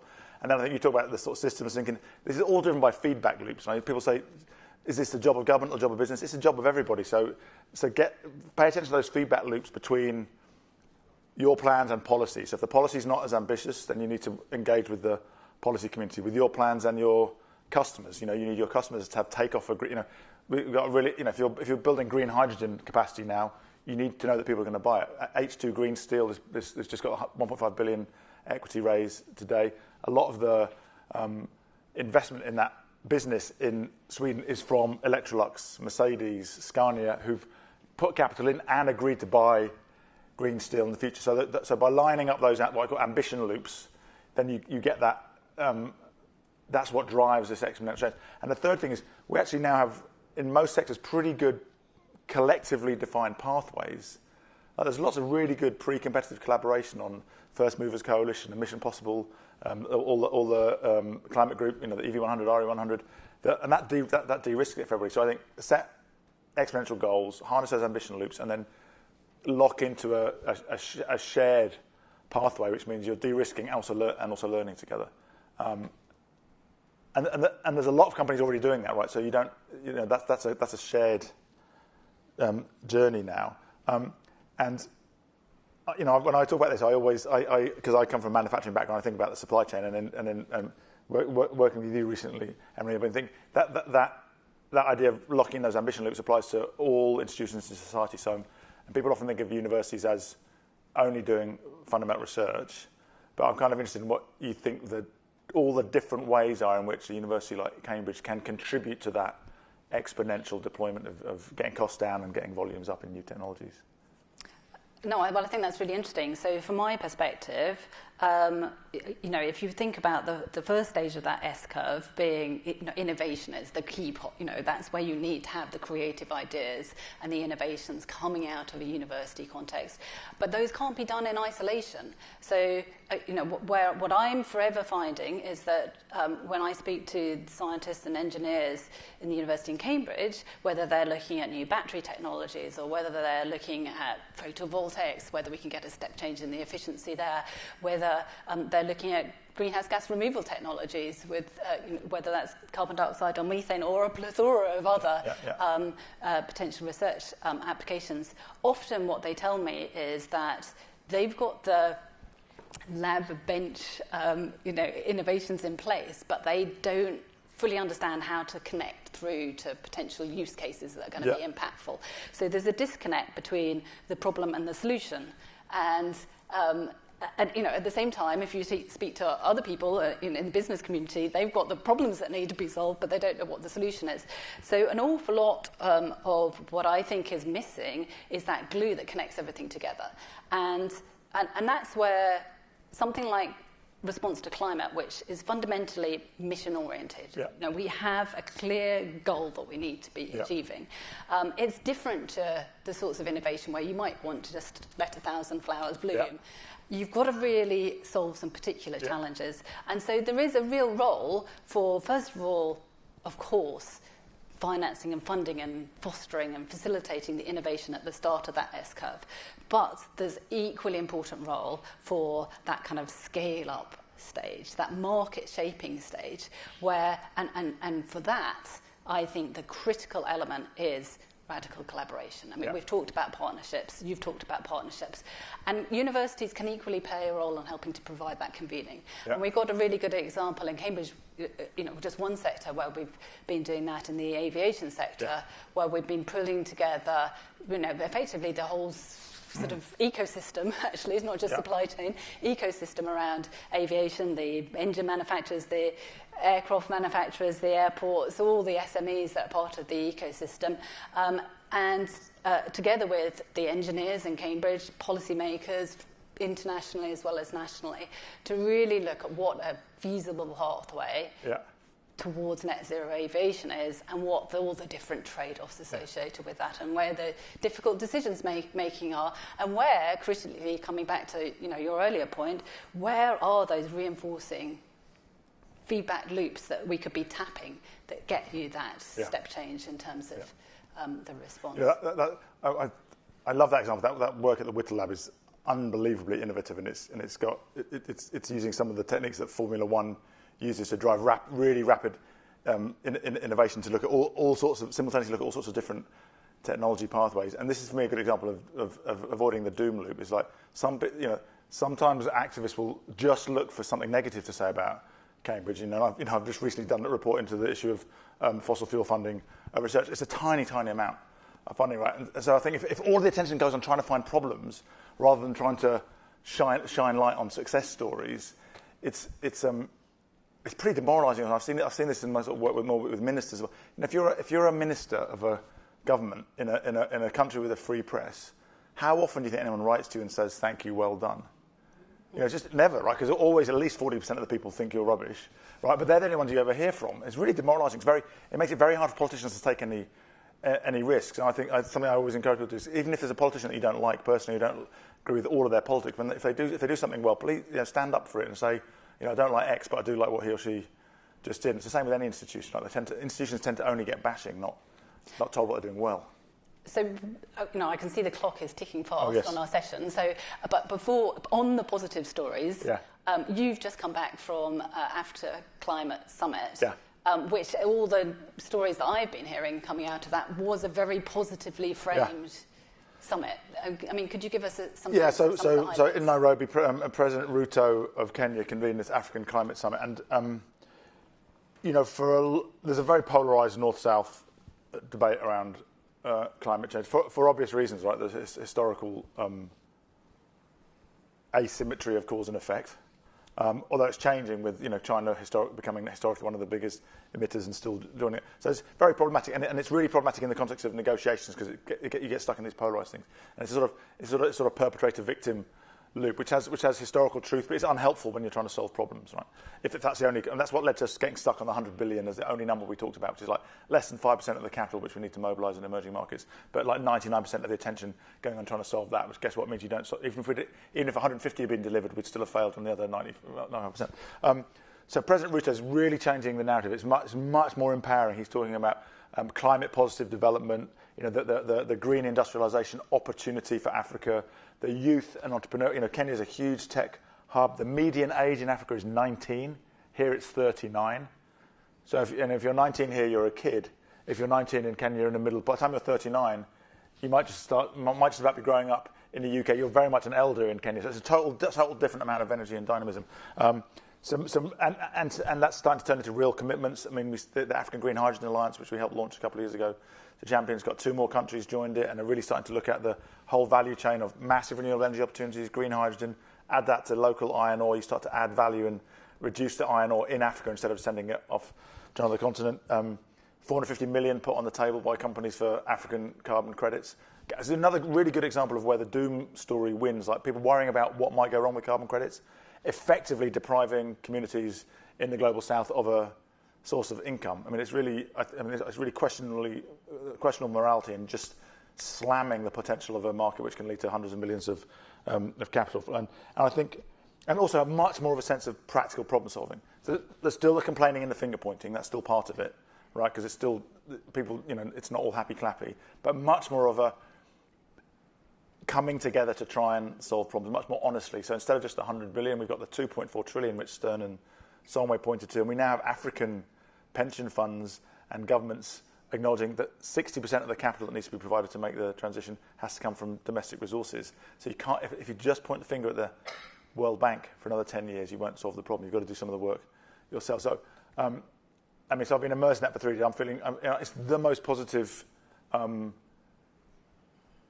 international climate event that I've ever been to. It doesn't mean all the problems are going to be solved, but I think a very different tone from African leadership could really help actually invite a lot more collaborators. It's much more interesting to go and talk to somebody who wants to work with you to solve a problem than to go and talk to somebody who wants to tell you how you've caused it. And we've been seeing this on the university side as well. So we have a relatively new programme in Cambridge that's funded by the MasterCard Foundation, right. Which is over the next 8 years bringing over 500 masters and PhD students to Cambridge. With the intention of them going back to Africa, and that's sort of one element of it. But almost more important is that we are setting up a climate and sustainability collaborative with 3 African universities, very much cognizant that the solutions need to be locally generated solutions. That's so cool. The capacity needs to be locally generated solutions. There may be opportunities for us to be filling gaps in terms of some of the technology solutions, or helping to connect up the finance, or providing some of those skills training on, whether it's in terms of technical skills or training associated with entrepreneurship, or immersing them in that entrepreneurship culture that we've got very well developed, in places like Cambridge, and helping them to translate that through into their local context. But it comes back again to the same thing that we've been keeping reiterating: partnership, radical partnerships, and looking at how we can connect up, like-minded, enthusiastic people who really want to make the positive difference on that accelerated timescale. And that, to me, feels like, there's nothing more exciting and inspiring than to be in a group of other people who want to help to solve these seemingly impossible challenges. I kind of feel like 10 years ago you could kind of know everything that was going on in the world of climate change. And now it's just impossible because it's just exploded. I wish I'd known this example 2 days ago, because one part of the conversation I was having in Africa was, trying to figure out what are all the bits of the puzzle that need to go exponential. And there's a growing realization that there's huge skill gaps, and no one knows how big they are. So I think it's great, it's fantastic that you're already collaborating with, how many investment bankers, how many accountants, how many electrical engineers, how many soil scientists, how many exponentially trained economic modelers do we need, and who's going to train them, and where are the courses to train them? So that's fantastic. So now that I know that, I'll be able to tell African colleagues that there are people already starting to work on that part of the problem as well. Excellent. Now, we're pretty much out of time, so I have to, as the last session of this session, ask you, this is the road to COP28 now, so what are your big asks of governments in particular in that run-up to COP28 and at COP28? Yeah, I think it's very similar to business. Make very clear your exponential commitments, and not just net zero end date, but till 2030. And remember, in 2 years, they're going to have to deliver their new NDCs. Look at how fast things are going in the private sector as a guide, and align with that, again, aligning that ambition loop. And then go to COP with absolute clarity about how you're going to help deliver on that, whether it's in the incentives and support needed in the early stage of technology, or whether it's the fiscal support needed as you go up the scale, or whether it's changing the regulatory framework in that sense of partnership between public and private and internationally. There are lots of really good international collaborations now. One thing we launched in Glasgow has become the Breakthrough Agenda, which is now covering over 50% of the emissions in 7 sectors, and it's all about trying to align to de-risk. And so I say absolute number one thing is go with evidence of your ambition and what you're doing to deliver it, and start thinking about COP30 in 2025, when you'll have to deliver your next 5-year nationally determined contribution, and it has to be ambitious, and it should be exponentially ambitious. And in the context of the 4th and 5th biggest economies in the world, Germany and California, having net zero 2045 commitments, and the UK, in the Climate Change Committee, which I'm now a member of in its advice to Parliament, has a tailwind scenario which shows how the UK gets to net zero in 2042. I actually personally think that the competitiveness industrially around the solutions is going to drive us towards net zero in the early 40s. And if you're not already thinking like that, then you're actually planning to be uncompetitive. So I think that might be a really good point to end on. Let's realise exponential ambition. Feels like a good rallying call in the run-up to COP28. So thank you very much, everyone, for joining in the room and online. Thank you, Nigel. Thank you, Emily.